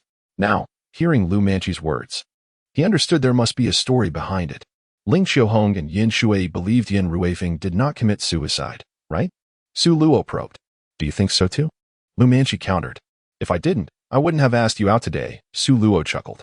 Lu Manqi smiled knowingly. Since we share the same thoughts, let us get straight to the point. I too believe Yin Ruifeng did not take his own life. This was why Su Luo was eager to communicate with Lu Manqi. Conversing with her was refreshing, whether discussing cases or community matters. She never beat around the bush. Lu Manqi took a sip of her tea and began to recall events from 5 years ago. 5 years ago, on August 3rd. That was the 7th day after Yin Ruifeng's suicide, and I still remember it vividly. I had just started my internship with the police and had never handled a homicide before. That morning, a distraught Ling Qiuhong burst into the precinct, claiming her husband had been murdered, not that he had committed suicide. The person she accused was her husband's second brother, Yin Xiaodong, the second son of the Yin family. At that time, Yin Ruifeng's case had already been closed. Based on the investigations and scene examinations by the senior officers, it was concluded that Yin Ruifeng's death was a suicide, and the department had issued a death certificate for him long ago. Ling Qiuhong made quite a scene, adamantly accusing Yin Xiaodong of killing her husband. To avoid disrupting the precinct's normal operations, I was assigned to take Ling Qiuhong to the visitor's room to calm her down. Once her emotions stabilized, she tearfully shared her suspicions about Yin Xiaodong. It turned out that after Yin Ruifeng became the heir of the Yin family, Yin Xiaodong had harbored resentment. He had often clashed with Yin Ruifeng and targeted him during family banquets. According to Ling Qiuhong's account, Yin Ruifeng was a very optimistic and positive person. He loved his family dearly and was passionate about his career. He would never have contemplated suicide. However, the note he left behind, although in his handwriting, contained content that seemed entirely uncharacteristic of him. Ling Qiuhong suspected that Yin Xiaodong had coerced Yin Ruifeng into writing the note and then forced him to jump to his death. From Yin Ruifeng's perspective, he truly had no reason to commit suicide. Coupled with Ling Qiuhong's observations, I too found Yin Ruifeng's suicide to be quite dubious. I reviewed Yin Ruifeng's case file and discovered several inconsistencies. Yet, those discrepancies were insufficient to serve as evidence. Thus, the senior officers at the time ruled it a suicide. Even after so many years, those inconsistencies would still not prove anything and would lead to the same conclusion of suicide. Nevertheless, I have always had an intuition that Yin Ruifeng's suicide case was far from straightforward. Consequently, I frequently utilized my spare time to revisit the case. However, despite my efforts, I found no new revelations. Over the next 2 years, I repeatedly requested a re-examination of the case, but due to a lack of evidence and factual basis, my requests were consistently denied. The senior officers advised me not to be overly obsessed, emphasizing the importance of evidence in solving cases and cautioning against blindly trusting intuition. As a result, I endured many skeptical glances and ridicule from colleagues who claimed I was being overly emotional, insisting that the case was straightforward while I remained stubbornly intent on reopening it. Reflecting now, perhaps my fixation ran too deep. I have urged myself countless times to let go of my obsession and not to remain entangled in Yin Ruifeng's suicide case. Yet, I never anticipated that I would be unable to release it. This case is like a thorn deeply embedded in my heart. Each time I recall Ling Qiuhong's devastated expression, that thorn aches anew. Now, 5 years later, the thorn remains. At this point, Lu Manqi adjusted her emotions, withdrawing her gaze from the window to refocus on Su Luo. So, what did you want to discuss by inviting me out today? Su Luo looked at Lu Manqi earnestly, his gaze resolute. To help you remove that thorn. Chapter 85. Extremely absurd. This statement struck Lu Manqi profoundly. You mean to say you want to reopen the case? Yes, I wish to revisit the case, Su Luo interjected. Of course, on the condition that I can find sufficient evidence. Lu Manqi nodded. I understand, but I still feel that approaching it through Yin Ruifeng's suicide case is unwise. Su Luo grasped Lu Manqi's point. They now suspected that everything was connected to Yin Xiaodong, yet they lacked compelling evidence. A new case had emerged, that of Yin Bingjuan's fatal car accident. If they truly wished to uncover clues, it would be better to start from this case than from the already closed suicide case from 5 years ago. This was a pragmatic concern. Unrelated to Su Luo's profiling skills, Lu Manchi was aware that even if Su Luo returned to the scene, he would likely yield no new findings. After 5 years, whether the scene had been preserved was debatable. Whether the building where the incident occurred still stood was another matter altogether. Starting with Yin Ruifeng's suicide case was indeed the best option. Su Luo's tone was firm. "Why do you say that?" Lu Manchi asked. "Do you think Yin Xiaodong is a fool?" Lu Manchi was momentarily taken aback by this statement, unsure of Su Luo's implication. Su Luo explained at a measured pace. "Based on your earlier description, there's hardly any point in discussing Yin Bingjuan's car accident case. The truck driver did not take the usual route for transporting flammable materials on the day of the incident. Instead, he chose a poorly accessible mountain road. He bypassed the spacious national highway and expressway to take the mountain road.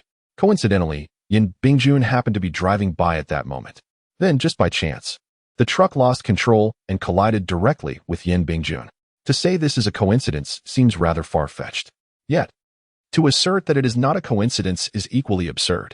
So, let us assume this is not mere chance, and everything was orchestrated by Yin Xiaodong.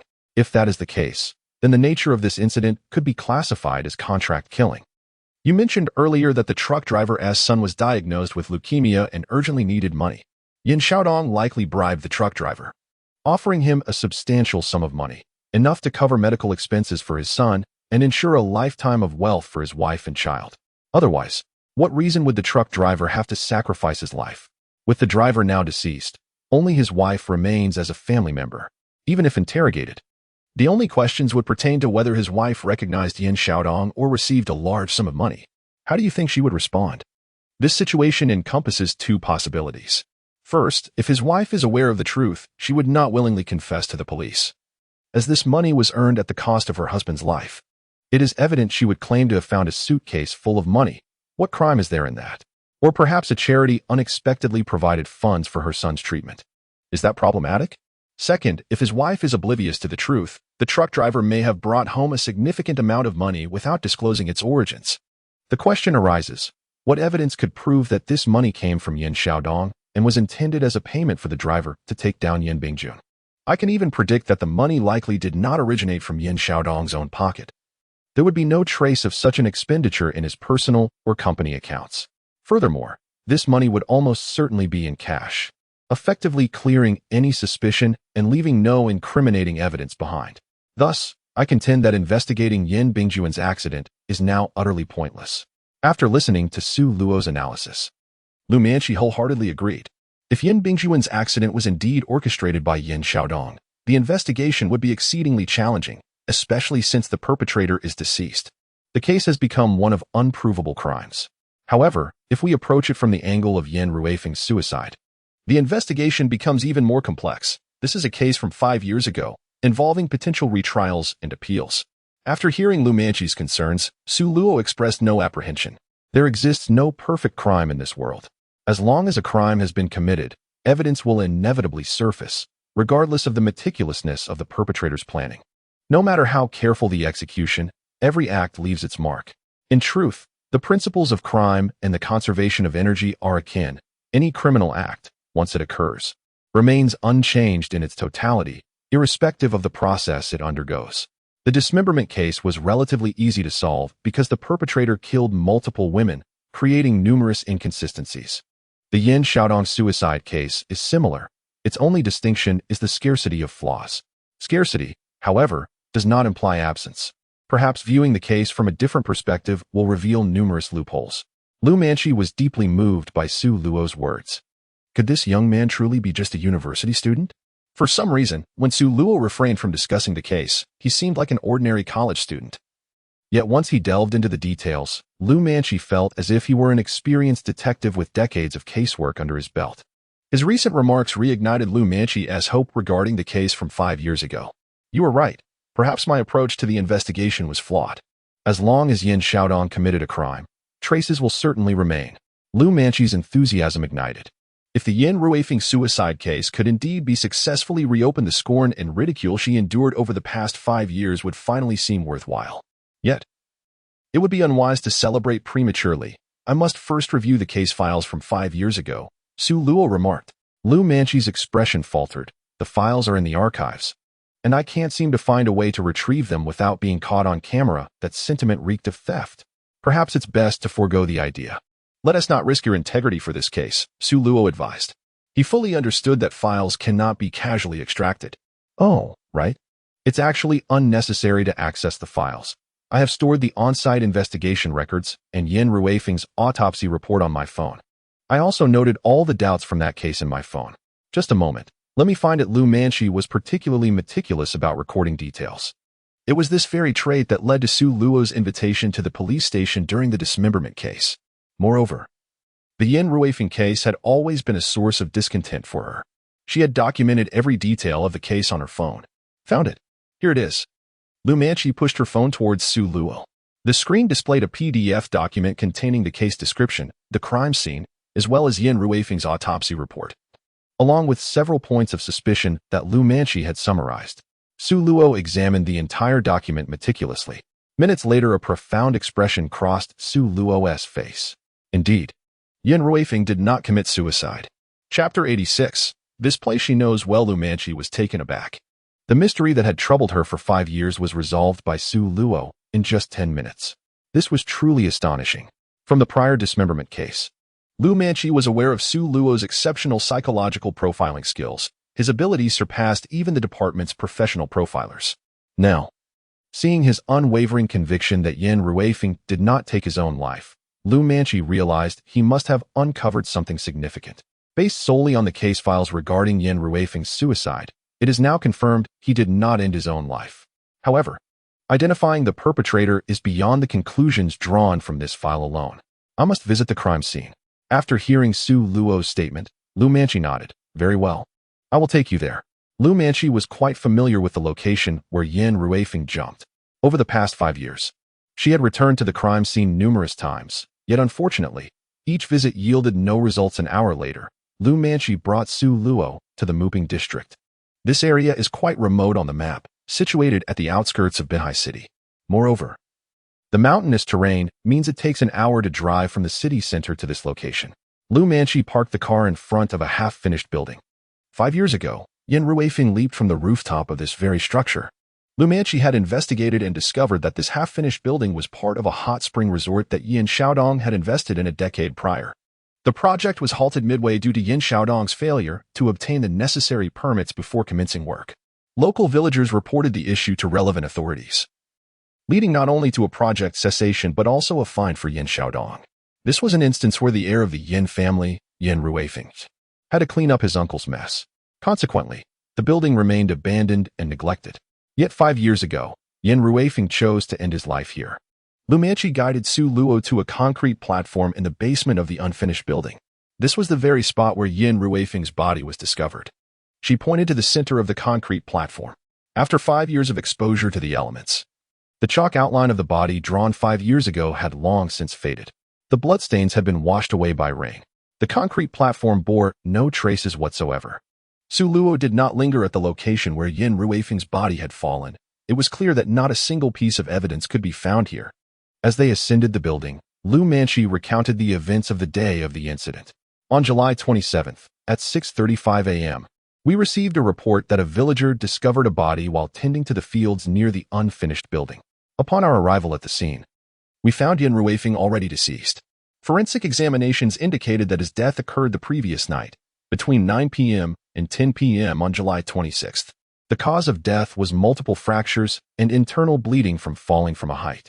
We searched the entire unfinished building and found a suicide note on the rooftop. Su Luo and Lu Manchi arrived at the rooftop. Although the rooftop bore no traces now, it was once the site of the tragic event. However, based on LV Manchi's recent description and the clues from her phone, Su Luo was able to completely reconstruct the events surrounding the incident.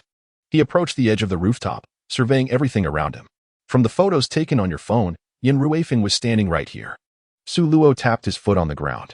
Yes, it was here, and then about half a meter to your left, we discovered that letter. LV Manchi said. All right, I understand. Su Luo turned around, facing away from LV Manchi. He slowly leaned forward to glance below. This abandoned building has a total of 12 floors. The ground below is a solid concrete platform.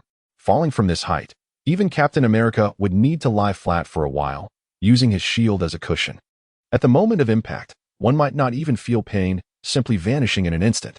You suspect that Yin Ruifeng did not commit suicide because, besides his footprints at the scene, there was another person's footprint, correct? Yes, I suspect that Yin Ruifeng was pushed off the building by that person. LV Manchi had previously mentioned that she had uncovered several points of suspicion. It was these doubts that led her to believe Yin Ruifeng did not die by suicide.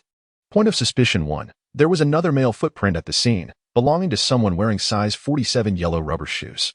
Point of suspicion 2. Prior to arriving at the scene, Yin Ruifeng received a call from an unknown number lasting 17 seconds. Point of suspicion 3. On the night of his supposed suicide, Yin Ruifeng had rushed to the scene after canceling a meeting and had not even eaten dinner. Point of suspicion 4. On the night he died, he had planned to go to the movies with his wife and child. The points of suspicion uncovered by LV Manchi were well known to the department's leadership. She sought to overturn the conclusion of Yin Ruifeng's suicide with these doubts, but her efforts were dismissed by the department's leaders. The reason was simple: the evidence was insufficient. LV Manchi's reasoning was that on the night of the incident, Yin Ruifeng received a call from the murderer, who lured him to the abandoned building and pushed him off the rooftop, afterwards preparing a forged letter to escape the scene. As a result, the department convened a meeting and swiftly dismissed LV Manchi's reasoning. Firstly, it could not be proven that the size 47 yellow rubber shoe footprint at the scene belonged to the murderer. After the abandonment of the hot spring villa, local villagers often came to the rooftop to dry vegetables or bedding. There were no signs of a struggle at the scene, and Yin Ruifeng had no external injuries. It could not be determined that the footprint was directly related to his fall. Villagers working nearby typically wore such yellow rubber shoes, and there were various sizes of footprints scattered across the rooftop. Secondly, Yin Ruifeng had received a brief, 17-second call before arriving. The identification information for this call was stolen, and the owner of the ID card was unaware that he still had that number. It could not be proven that the short call prompted Yin Ruifeng to immediately drive to the abandoned building an hour away. It was possible that it was merely a sales call or junk advertisement. Lastly, Yin Ruifeng's cancellation of the meeting, skipping dinner, and planning to go to the movies with his family that night were simply assumptions made by LV Manchi and could not be considered direct evidence. One cannot conclude that just because Yin Ruifeng abruptly canceled a meeting, skipped dinner, and stood up his wife and child, he was not suicidal. Furthermore, the handwriting on the letter had been verified by experts to indeed be Yin Ruifeng's. All 4 points of suspicion raised by LV Manchi were ultimately overturned, and the case was ruled a suicide. Su Luo paced back and forth at the spot where Yin Ruifeng fell. He repeatedly examined the footprints captured by LV Manchi at that time. A few minutes later, a playful expression emerged on Su Luo's face. "This is intriguing. What's wrong?" LV Manchi inquired. "You were right. It was the person wearing size 47 yellow rubber shoes who pushed Yin Ruifeng off the rooftop," Su Luo replied. "I thought so. But without evidence, there is no way to prove that Yin Xiaodong caused Yin Ruifeng's death," LV Manchi stated. "The lack of evidence is quite reasonable because the murderer is not Yin Xiaodong," Su Luo remarked. Chapter 87. Details Ah? LV Manchi's eyes widened in disbelief. The person who pushed Yin Ruifeng off the rooftop was not Yin Xiaodong? How could that be? Are you suggesting that the murderer is someone else? LV Manchi questioned, puzzled. No, what I mean is that the murderer is not just one person. After saying this, Su Luo asked LV Manchi, if I'm not mistaken, Yin Xiaodong must have had a very solid alibi at the time of the incident, correct? That's right. This alibi is indeed very solid. He was abroad visiting his son, Yin Hengji. According to the clues collected by LV Manchi 2 days before the incident, Yin Xiaodong purchased a plane ticket to the United States alone and did not return until 3 days after Yin Ruifeng's death. Su Luo slowly began. After Yin Hengji finished kindergarten, Yin Xiaodong sent him abroad for schooling. 3 years ago, Yin Hengji returned to China to attend high school, and he is now in his 2nd year. He completed both elementary and middle school abroad. It seems rather coincidental that Yin Xiaodong, having sent his son to study abroad for so many years, chose the moment of Yin Ruifeng's suicide to visit him. Not only that, but Yin Xiaodong also deliberately hosted a banquet with school leaders and teachers, taking photos and posting them on social media. Yin Xiaodong's planning was quite meticulous, arranging witnesses for his alibi. After listening to Su Luo, LV Manchi agreed. Yes, it was precisely because this alibi seemed too deliberate that I began to suspect Yin Xiaodong. Legally speaking, Yin Xiaodong indeed possesses sufficient alibi evidence, clearing him of suspicion. However, His actions clearly indicate an intention to evade suspicion, akin to the saying there's no silver here. Su Luo nodded. Precisely, this is why your thinking was constrained. Yin Xiaodong's maneuvers instinctively led you to regard him as a suspect. Thus, you would attribute all the points of suspicion found at the scene to Yin Xiaodong. The size 47 yellow rubber shoes are a prime example. Yin Xiaodong stands at 189 centimeters tall, and his shoe size corresponds to the height of the footprints found at the scene. It is only natural to suspect that Yin Xiaodong wore yellow rubber shoes, waiting for Yin Ruifeng to arrive, and then pushed him off when he was unsuspecting. Yet, Yin Xiaodong was not in the country at the time. He had flown to the United States to hide. This contradicts the actual circumstances, creating a conflict between the two. Yin Xiaodong was not present at the scene of the incident. No matter how you investigate, you will not find him implicated. LV Manchi felt a wave of disappointment. If that's the case, then the leads are completely severed. No, there are actually more leads. With that, Su Luo took out his phone and retrieved the footprint photos taken by LV Manchi. If those footprints belonged to Yin Xiaodong, the case would indeed lack any leads. Fortunately, Yin Xiaodong has a solid alibi, confirming that the size 47 footprints cannot belong to him. This precisely provides us with a new perspective. Had he not constructed such a rigid alibi 5 years ago, and had he the opportunity to commit the crime, this case would have been much more difficult to solve. One could say that Yin Xiaodong's misdeeds have led him to his own demise. LV Manchi was left bewildered. She could not comprehend how Su Luo could derive more clues from a pair of unfamiliar footprints. Let us go buy a pair of yellow rubber shoes first. Why buy yellow rubber shoes? To recreate the process of the crime committed by the murderer years ago. All right. LV Manchi drove Su Luo to the village's supply and marketing cooperative. Most of the items sold here were related to agriculture, pesticides, fertilizers, various farming tools, and so forth. Based on the photos taken by LV Manchi, Su Luo quickly found the same type of yellow rubber shoes. These yellow rubber shoes are quite common. Just like the ones Lu Haizhu wore, military green, with a soft sole and waterproof. Su Lu purchased a pair of size 47 shoes, along with another pair that fit him perfectly at size 43. After acquiring the yellow rubber shoes, Su Lu and El Manchi returned to the rooftop of the abandoned building. The rooftop surface was a mixture of mud and sand, and in the dry weather, each step left a distinct footprint. Su Lu first donned the size 43 shoes and strolled around the rooftop, leaving clear impressions of his yellow rubber shoes. Subsequently, he switched to the size 47 shoes and took another walk. Can you discern any differences between these two rows of footprints? Su Lu inquired of El Manchi. The sizes differ. There's quite a significant gap between 43 and 47, El Manchi replied. Aside from the size, is there anything else that stands out? Su Lu continued to question. El Manchi crouched down, scrutinizing the two rows of footprints. There's nothing else that seems different, right? She concluded, unable to identify any further discrepancies. Take a closer look, Su Lu urged, picking up a branch to use as a ruler, standing it vertically between the two rows of footprints. El Manchi's eyes widened in realization. I see it. The depths are different. Su Lu nodded. Precisely. The yellow rubber shoes are soft and conform closely to the foot's dimensions. When I wear the size 43, the depth of the footprint is quite uniform. However, when I wear the size 47, my foot does not completely fill the shoe, resulting in a deeper impression in the center and a shallower one around the edges. Now, compare this with the photos taken at the crime scene. El Manchi pulled out her phone for a comparison. Indeed, the size 47 footprints captured during the incident displayed a similar pattern, deep in the center and shallow around the edges. The perpetrator deliberately wore ill-fitting size 47 yellow shoes, perhaps to mislead me into suspecting Yin Xiaodong, who has a solid alibi, creating a predicament.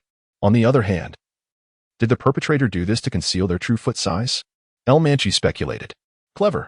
See, this clue has emerged, Su Lu remarked with a smile. El Manchi, looking somewhat sheepish, admitted, it's all thanks to you. Otherwise, I wouldn't have noticed such details. It's never too late to notice. Now, take off your shoes, Su Lu insisted, staring at El Manchi's feet. Huh, take off my shoes. Yes, the deep part of the footprint in the photo is evidently smaller than mine, indicating that the perpetrator's foot is smaller than mine.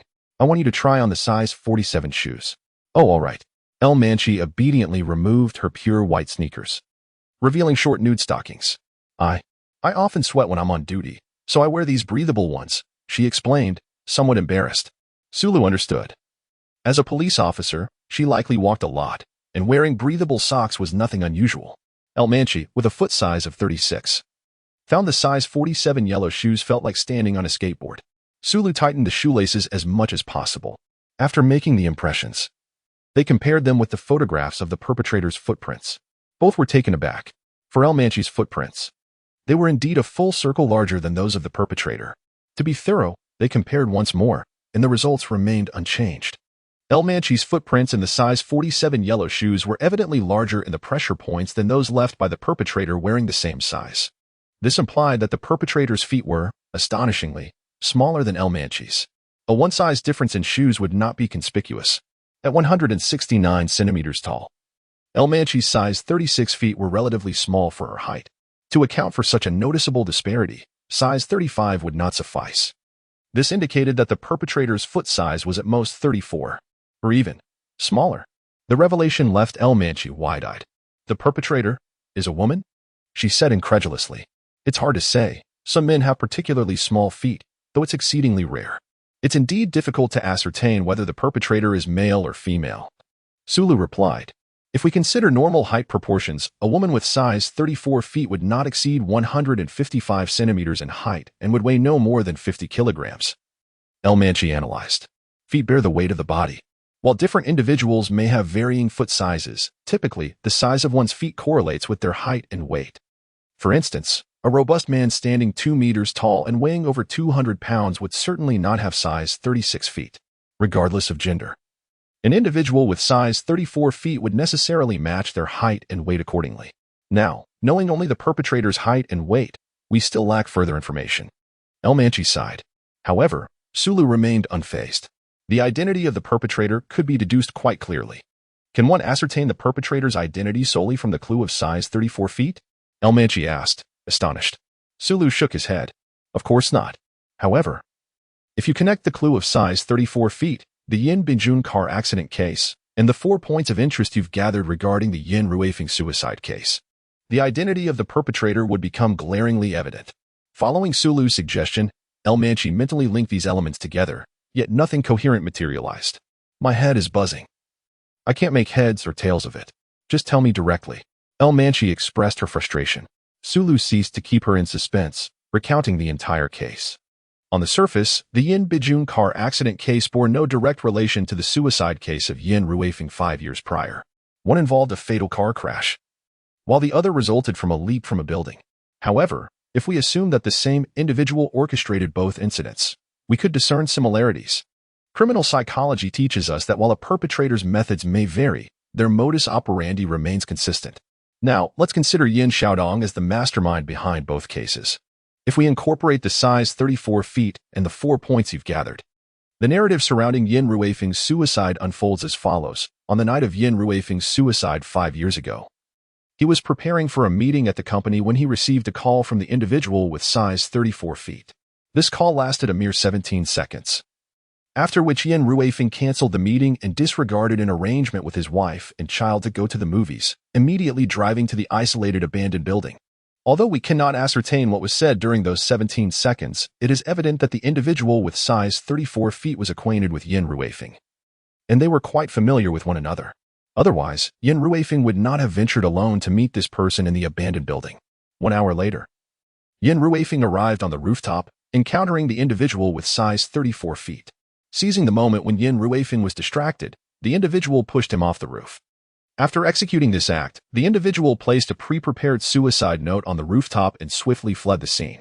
Now, the question arises, how do you think Yin Xiaodong would deal with this individual with size 34 feet? He would undoubtedly eliminate them to silence them, ensuring the truth remains forever obscured. El Manchi replied instantly. So, who would he hire to eliminate this individual with size 34 feet? Sulu queried.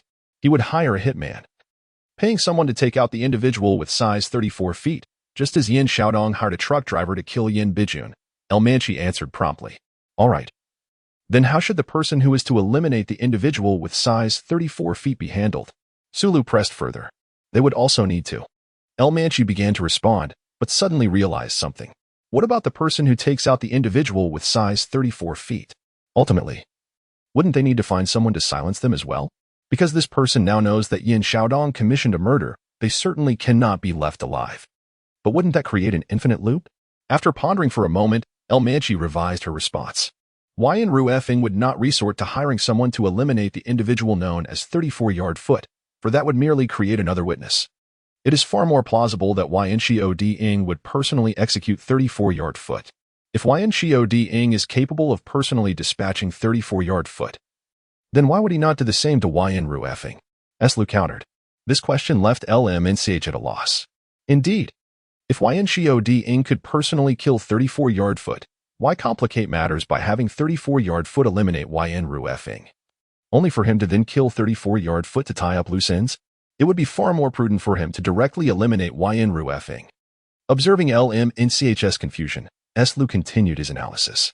I previously mentioned that Yn Shio Ing's methods may evolve, yet his modus operandi remains unchanged. Take the case of Ing's car accident as an example. Yn Shio Ing would never allow his hands to become stained with blood. What is Yn Shio Ing standing? He is the second heir of the Yn family, a representative of the business community in BNHI City. A prominent entrepreneur. How could he possibly engage and murder himself? Thus, he employed a truck driver to carry out the assassination, ensuring that this secret would vanish with the driver's immediate death, leaving no witnesses.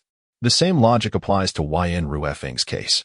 If Yn Shio Ing could orchestrate 34-yard foot's demise, it implies he would refrain from eliminating 34-yard foot to silence him. Why? Because he possesses sufficient trust in 34-yard foot, enough to allow the latter to remain alive, confident that he would not betray him. Furthermore, 34-yard foot is quite familiar with Yn Ru Effing. So familiar, in fact, that even if approached with an unfamiliar number, upon hearing the voice, Yn Ru Effing could make a decision to meet within 17 seconds, even if the rendezvous point was in a desolate, unfinished building. Now, the identity of the murderer is becoming increasingly clear.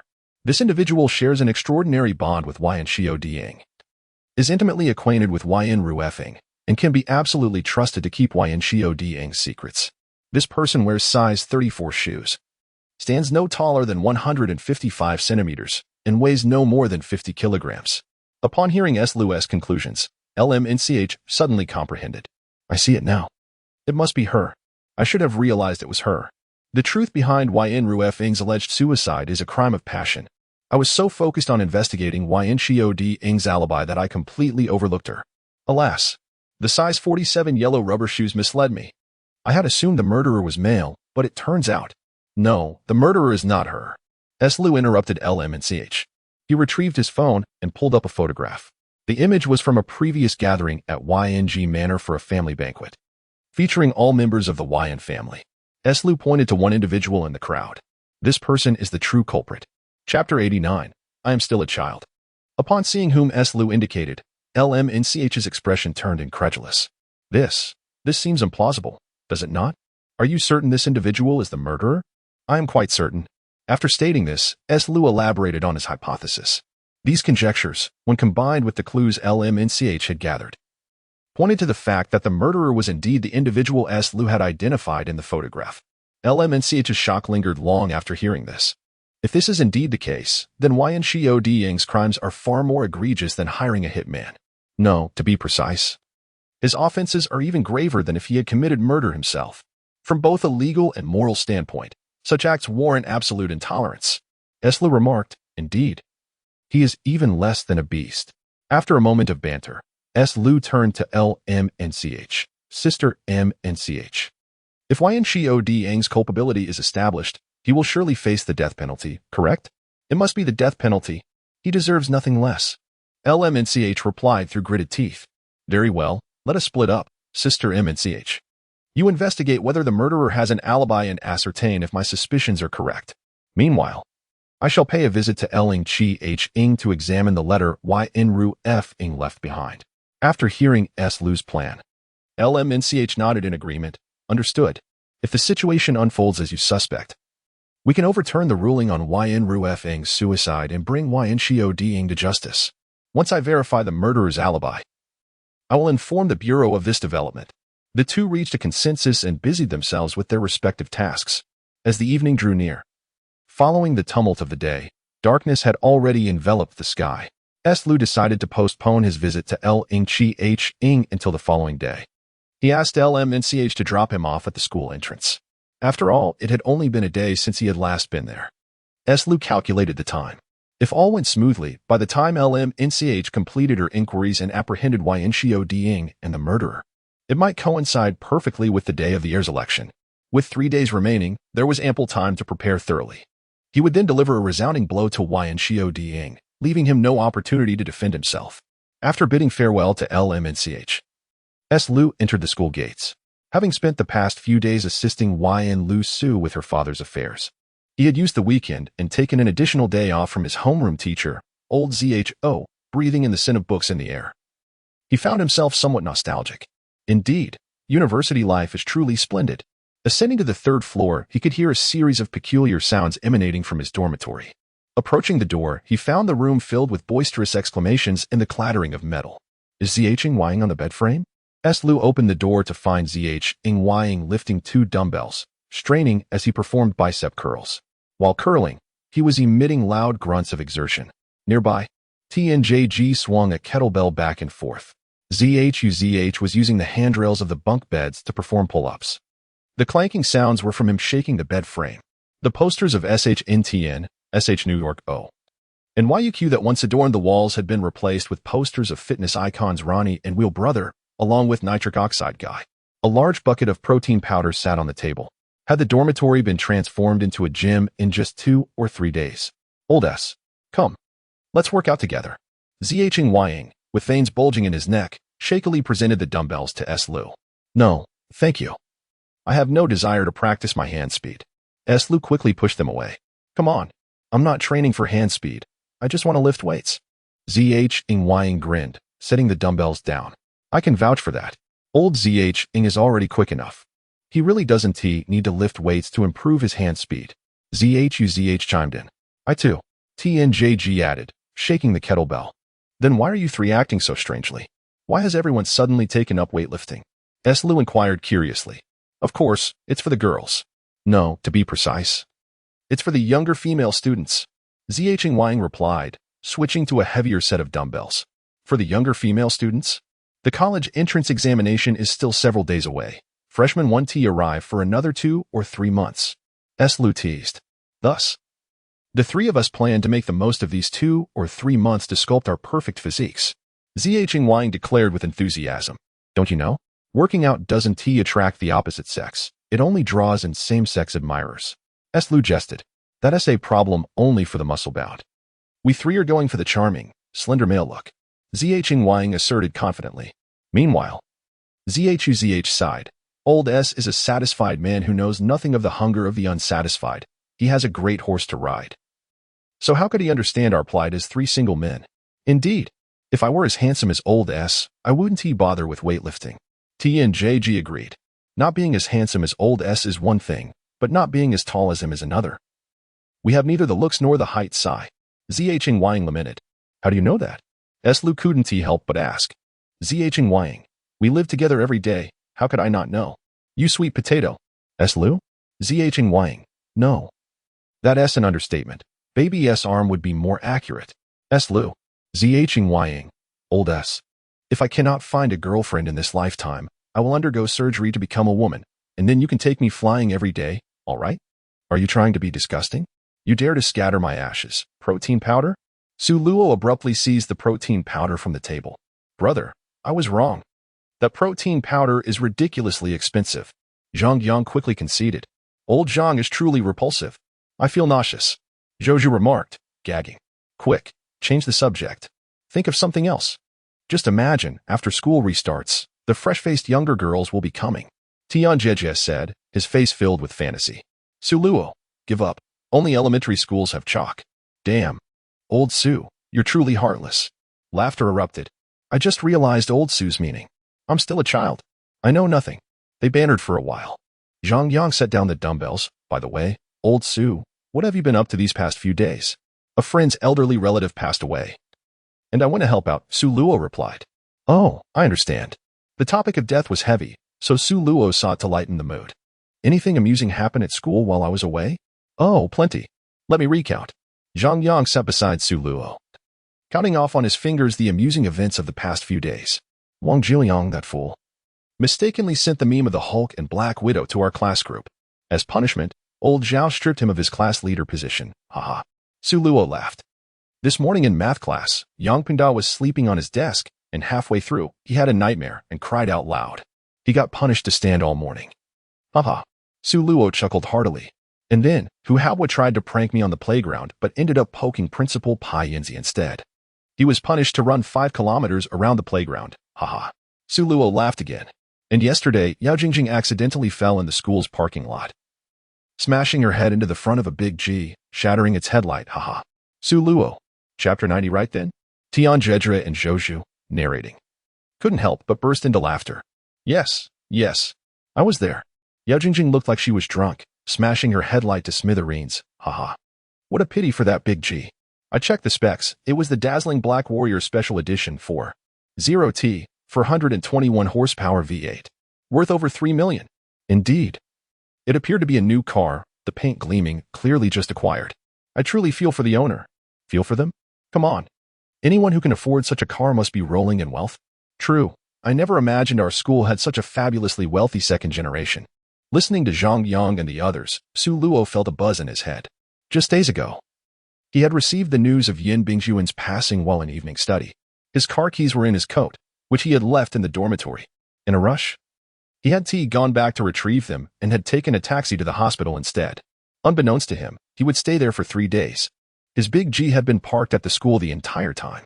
Hearing Zhang Yang's account, it was evident that Yao Jingjing had shattered the headlight of his big G. What kind of mishap was this?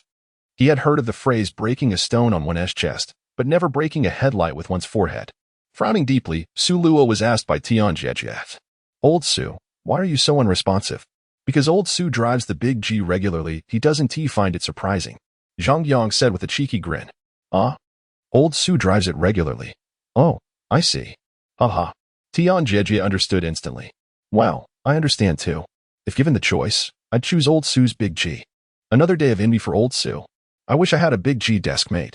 However, Zhang Yang and the others were not referring to the car. Su Luo was not in the mood for jokes. He stood up and hurried to grab the keys to his big G, making his way downstairs. Upon seeing Su Luo retrieve the car keys, Zhang Yang and the others were left dumbfounded. What did old Su just grab? It looks like a lighter? But doesn't it seem like a car key? Su Luo arrived at the school parking lot, and indeed, the right headlight of the big G was shattered. The damage wasn't severe, just a hole the size of a coin. However, it was irreparable. The entire right headlight would need to be replaced. The cost of a big G headlight was significantly higher than that of a standard car. Moreover, since Su Luo's model was a special edition released this year, the replacement would be even pricier. Just the bulb for the right headlight alone would cost 5 figures. Su Luo was unconcerned about the money, after all. The dealership had insured the car, and he wouldn't have to worry about the replacement. What troubled him was that Yao Jingjing had broken the headlight. If it had been another student who accidentally damaged it, Su Luo wouldn't have been so upset. An apology would suffice, considering the insurance would cover the costs. He could even hire a lawyer to sue for damages. But now, the person who had broken his big GS headlight was none other than Yao Jingjing. How could he let her off? Noticing a piece of paper wedged under the windshield wiper, Su Luo opened it to find a note from Yao Jingjing. I'm sorry. I accidentally broke your headlight. Here are 2 lollipops as a peace offering. I hope you can forgive me. Su Luo? The headlight of the big G is worth only 2 lollipops? He leaned closer to inspect. The 2 lollipops were now reduced to puddles of goo after being exposed to the sun. All that remained were the sticks. Su Luo prodded the gooey remnants. Due to the temperature fluctuations, the glue had already solidified. What truly irked Su Luo was that the melted lollipops had glued the wiper in place. It was stuck tight. Su Luo tried to pry it loose, but to no avail. Great. The wiper is broken too. He took a deep breath, striving to calm his frayed nerves. He pulled out his phone to send a voice message to Yao Jingjing, only to realize he had already blocked her. No choice but to call. He found Yao Jingjing's number in his contacts and dialed. In the girls' dormitory, room 203, it was shrouded in darkness. The girls had finished their nightly routines and lay in bed scrolling through their phones. On the upper bunk, Yao Jingjing was happily applying her nighttime face mask. Buzz. Buzz. Buzz. Her phone vibrated incessantly, displaying a number she hadn't seen in a long time. Yao Jingjing's eyes widened in shock. Su Luo. She shot upright in bed, the face mask flying off. Su Luo was actually calling her. Yao Jingjing was so excited she didn't know what to do. The moment she answered the call, she hit the speaker button and cleared her throat, deliberately raising her voice. Su Luo, why are you calling me so late? Her loud voice instantly roused the other three girls in the dorm. Zhang Tong and Wunan exchanged curious glances at Yao Jingjing's upper bunk. The girl in the lower bunk, Camille, also perked up to listen. The next moment, Su Luo's impatient voice came through the phone. "Come downstairs. I'm waiting for you in the parking lot." Yao Jingjing instinctively covered her mouth. "Downstairs? Now?" Su Luo, "Yes, now." Yao Jingjing, "But it's too late. Can't we talk about it tomorrow?" Su Luo, "No, hurry up. Stop dawdling." Beep, beep, beep. Su Luo hung up the phone. Zhang Tong and Wunan interrupted with excitement. "Oh my god. Is Su Luo asking Jingjing out on a date? Where are they going at this hour? In the dead of night, a man and a woman alone together. Oh, how thrilling." Yao Jingjing pouted playfully. "Ugh, so annoying. What are you two babbling about? We are certainly not speaking nonsense. Otherwise, why would he urgently call you out in the middle of the night? He must have something significant to discuss face to face, something that cannot be conveyed over the phone, undoubtedly something rather scandalous. I can tell from his anxious tone that he has probably been drinking and now wishes to confess his feelings to Jingjing while under the influence. Indeed, those boys always behave like this, intentionally getting drunk to share their heartfelt truths, or making drunken declarations beneath the dormitory. Although this approach may be somewhat cliché, it is undeniably romantic. The excitement was palpable, and Jingjing's expression grew increasingly self-satisfied.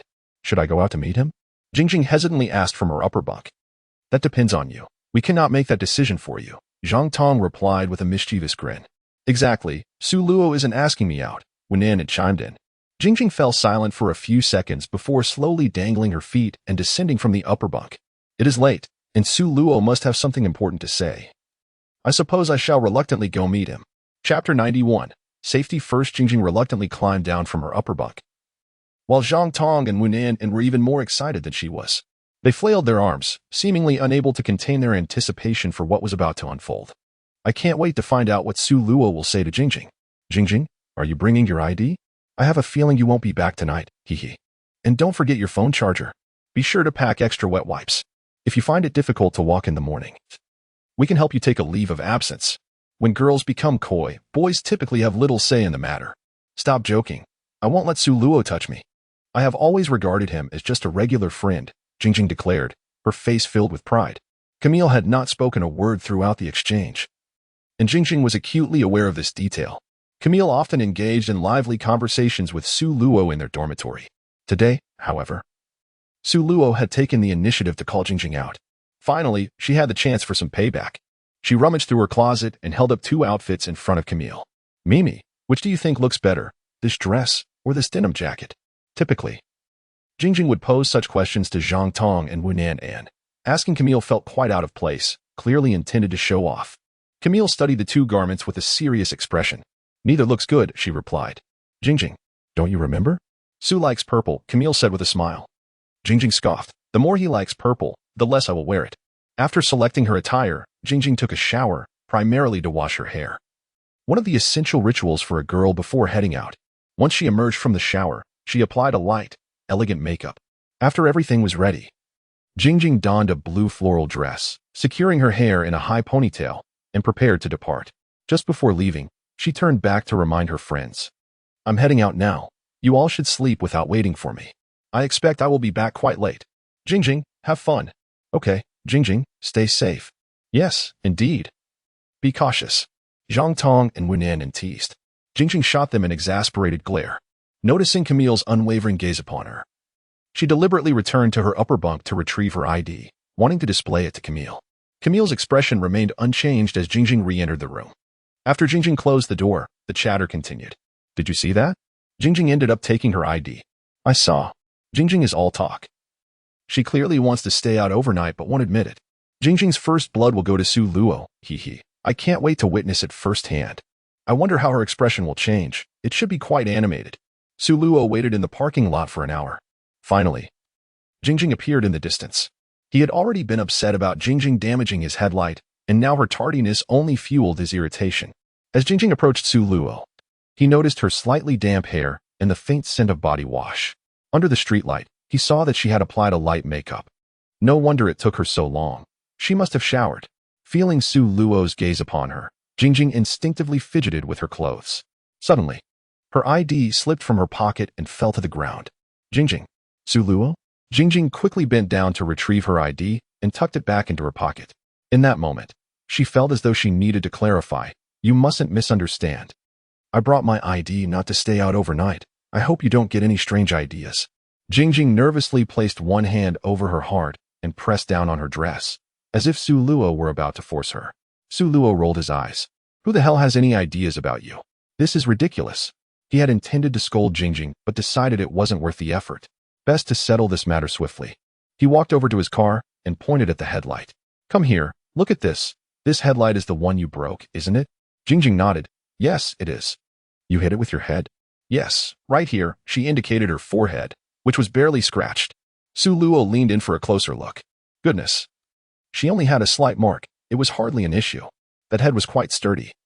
It was a pity to use it for a ponytail when it could be better utilized for cracking nuts. All right, since it was you who broke it, let's skip the pleasantries. You. Jingjing interrupted. Don't worry. I'm fine. You saw that my head is perfectly fine. Su Luo. Jingjing continued. I didn't realize you were so concerned about whether I was hurt. I appreciate your care. Su Luo. No need for thanks. Just pay for the damages. Jingjing. Su Luo took out his car keys and pressed a button. The headlights of the car lit up, and Jingjing stood there, stunned. Su Luo crossed his arms and leaned against the front of the car. Jingjing, wake up.